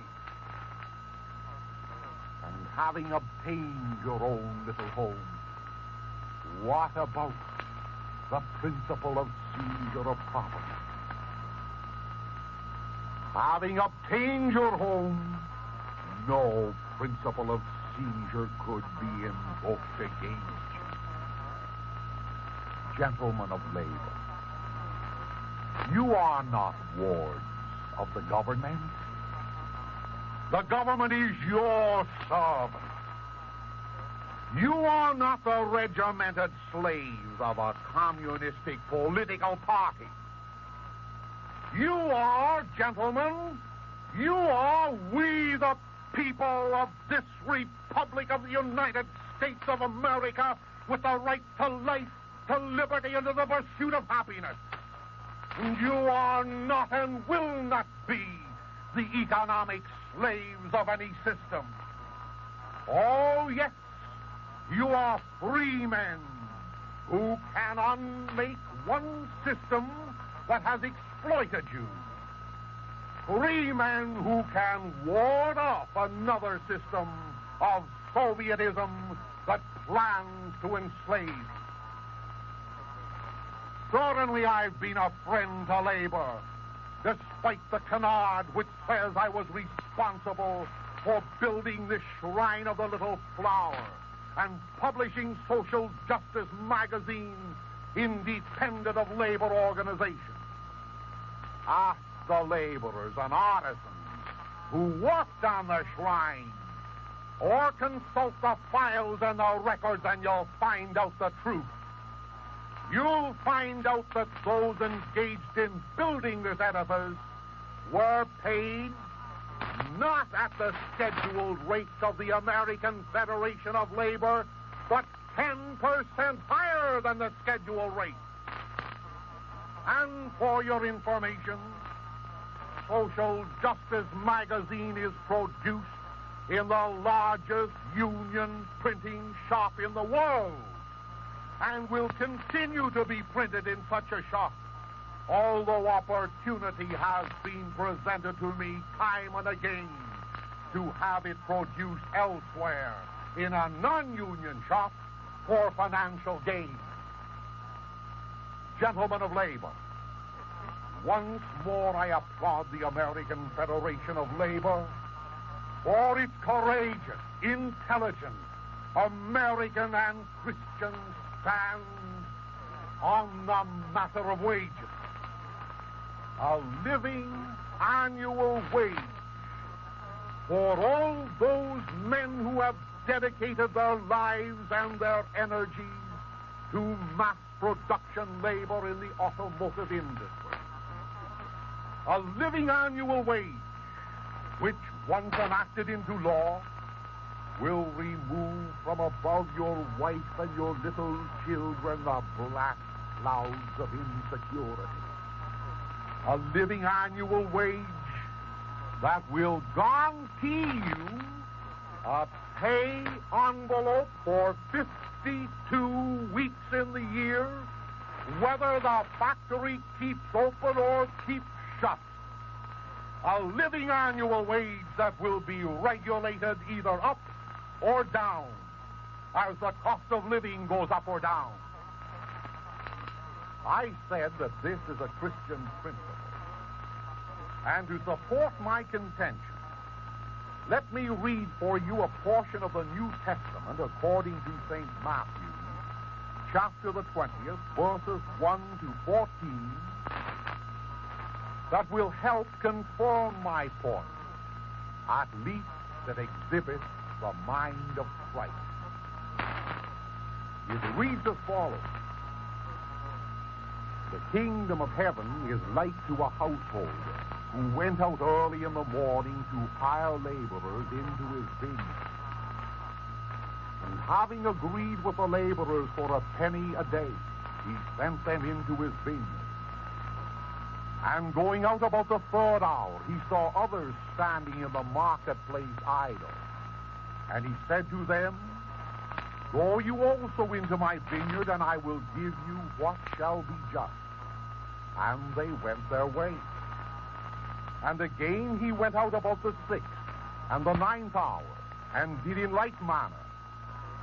But about the 11th hour he went out and found others standing. And he saith to them, Why stand you all the day idle? They say to him, Because no man hath hired us. He saith to them, Go you also into my vineyard. And when evening was come, the Lord of the vineyard saith to his steward, Call the laborers, and pay them their hire, beginning from the last even to the first. When therefore they were come that came about the 11th hour, they received every man a penny.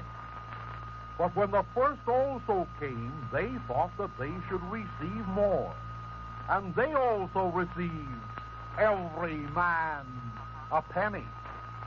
And receiving it, they murmured against the master of the house, saying, These last have worked but 1 hour, and thou hast made them equal to us that have borne the burden of the day and the heat.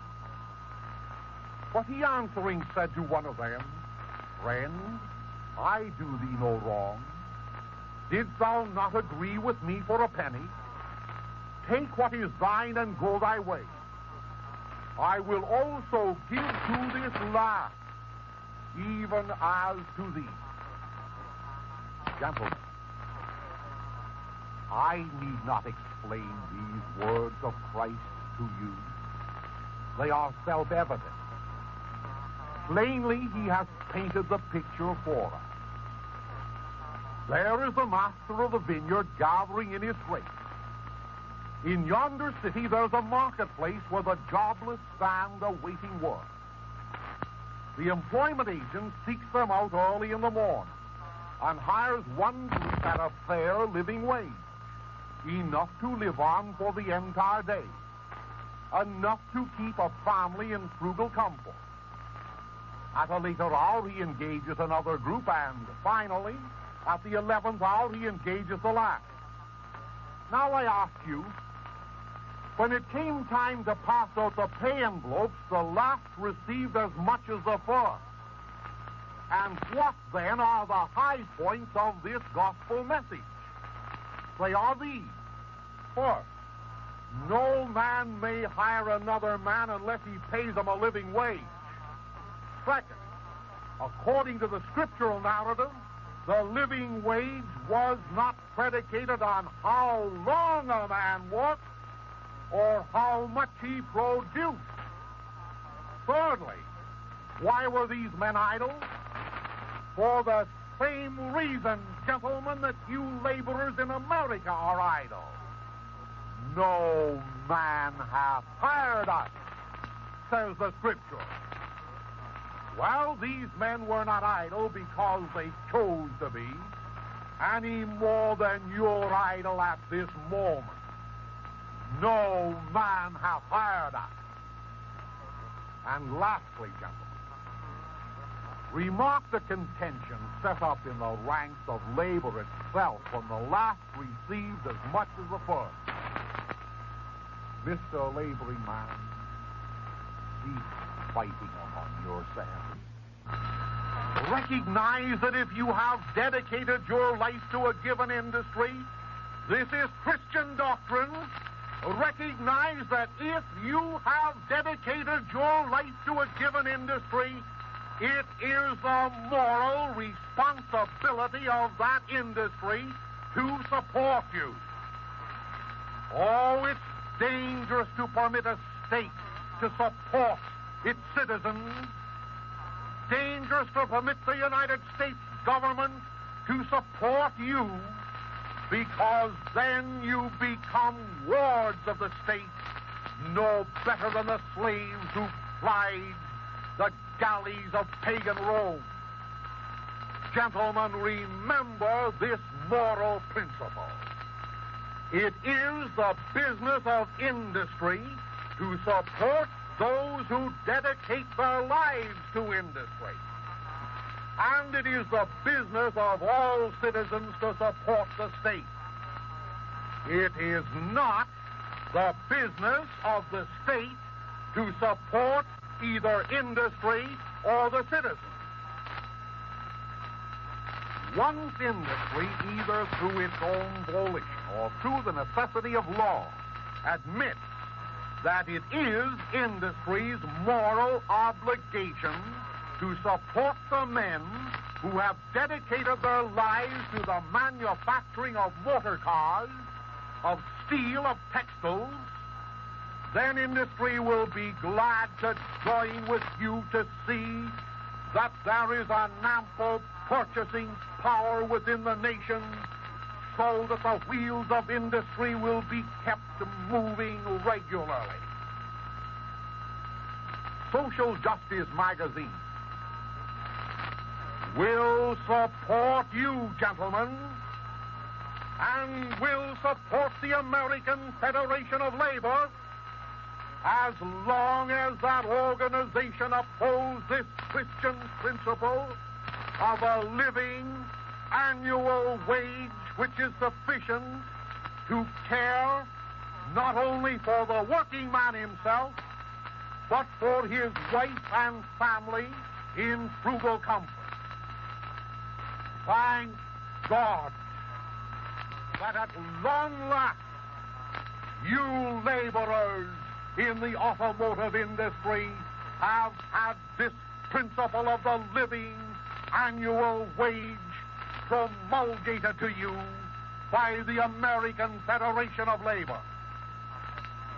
You laborers elsewhere, in other states, in other industries, for the moment, must content yourselves to hear of the progress made in Michigan, Ohio, Wisconsin, and wherever the United Automobile Workers of America have extended their activity.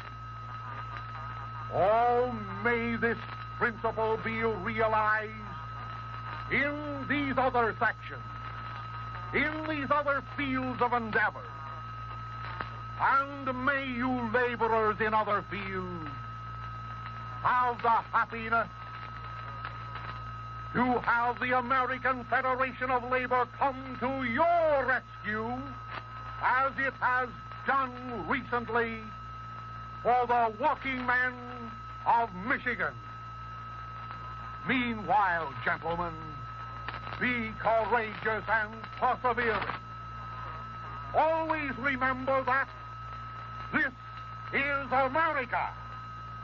And remember that this principle of the living annual wage is not a communistic principle, but is a Christian principle. It's a principle which deserves the support of every decent-minded person in this nation. Ladies and gentlemen, the address to which you have listened will be reduced to pamphlet form. I invite every one of you to write to me this week for a copy thereof. And it will be my happiness to send you a printed copy of this address, which you should read, and a principle which, to my mind at least, you should support: the living annual wage. God bless you. Ladies and gentlemen, may I now present the voice of social justice with an important announcement. The voice of social justice.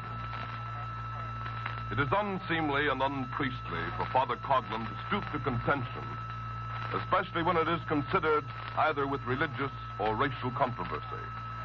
Thus, we, his friends and admirers and supporters, are glad that he holds steadfast to that opinion, are glad that he will not descend into the arena of such activity at the present moment.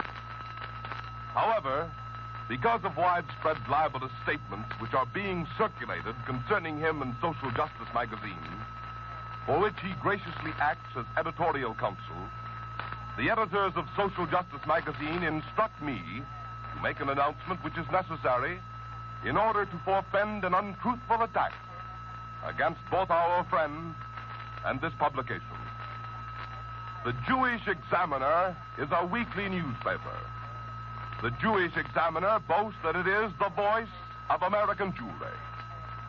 The Jewish Examiner claims to have the largest Anglo-Jewish circulation in America.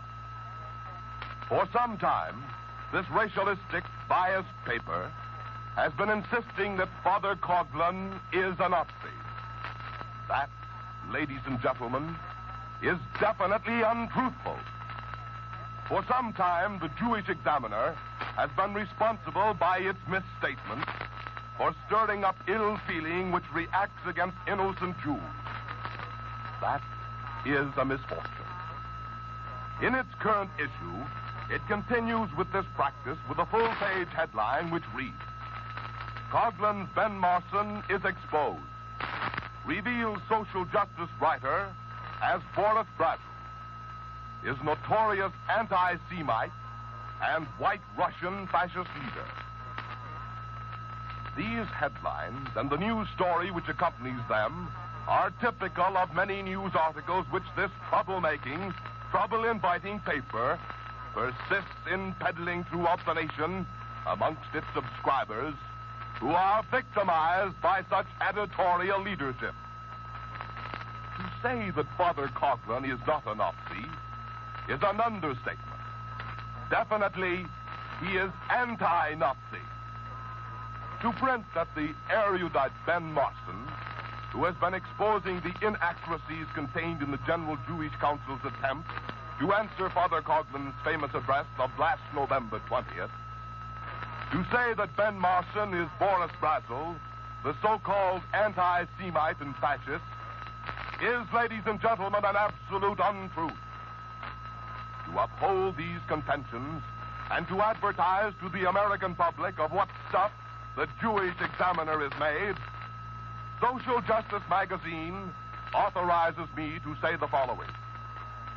Social Justice magazine hereby publicly offers to contribute $50,000 to the Jewish Examiner or to any charity named by the publishers of this highly inaccurate sheet, if it can offer any conclusive proof that Ben Marson is Boris Brazel, or that Ben Marson is even acquainted with Boris Brazel. Ladies and gentlemen, such slanderous, untruthful statements emanating from the so-called responsible editors of the Jewish Examiner into the homes of the innocent Jewish people relative to Father Coughlin and Social Justice magazine are a sample of the causes which are creating anti-Semitism in this nation today. Recognizing this, Social Justice magazine has suffered insults to be poured upon our beloved Father Coughlin by the Jewish Examiner and other racial publications which refer to him as a sadist, a sexual pervert, a Nazi, and similar libelous epithets. To attempt to bring such publications before the bar of justice is a waste of time in view of what has happened to the assets of the Daily Worker in its recent court case. Its treasury was found to be as empty as Mother Hubbard's cupboard. Therefore, there is nothing left for us to do but expose the Jewish Examiner and to stamp it by such an exposition with the hallmark of unreliability. Therefore, I repeat, $50,000 will be gladly given by Social Justice magazine to the Jewish Examiner or to any charity named by its publishers if these publishers can offer a legal proof that Father Coughlin is a Nazi or that Ben Marson is Boris Brazel. Furthermore, Father Coughlin authorizes me to say that if such proof can be shown, he will cause Social Justice magazine to cease publishing. Ladies and gentlemen, are you a regular reader of Social Justice? Do you recognize that by subscribing to this weekly publication, you are helping to keep these broadcasts alive? Do you appreciate that social justice means justice for all, justice for the farmer, the laborer, the industrialist, the American, the Christian, and the religious Jew? Are you aware that social justice boldly confronts Bolshevism and Bolshevists in a manner equaled by no other American publication? Please ask Father Coughlin to place your name upon our subscribers list at $1.50 for a half year. These are days when the fellow travelers of Bolshevism are trying their utmost to discredit staunch Americans and Christians. These are the days when support of a just cause is required more than ever. Please write this week to Father Coughlin asking him to mail you a copy of this day's address. And now, before concluding this afternoon's broadcast, here are a few words about this beautiful edifice, the Shrine of the Little Flower. There is never a moment in this beautiful edifice is not swarmed with devout clients of the Little Flower, St. Therese, humbly begging her intercession for some favor.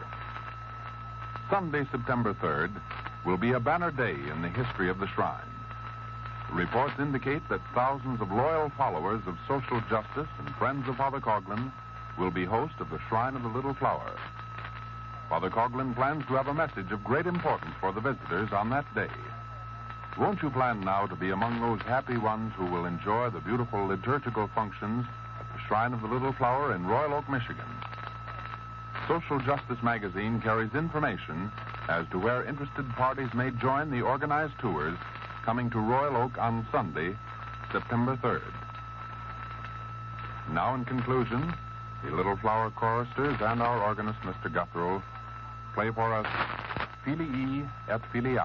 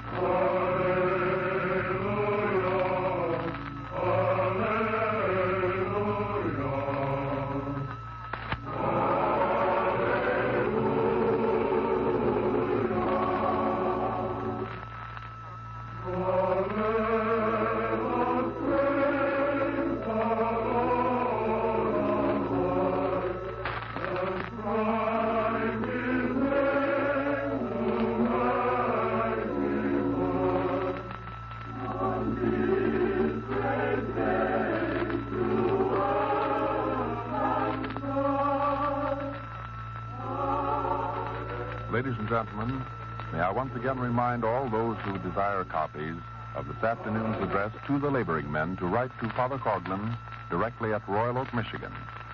And until next Sunday afternoon at this same time, this is your announcer, Franklin Mitchell, bidding you good afternoon. Ladies and gentlemen, we've presented the regular Sunday afternoon address of Father Charles E. Coughlin from Royal Oak, Michigan. Statements made and views expressed on this program are made on the sole responsibility of the sponsor and do not reflect the views of this station, its management, or personnel. Father Coughlin's address came to you as a presentation on your dial at 1250 kilocycles.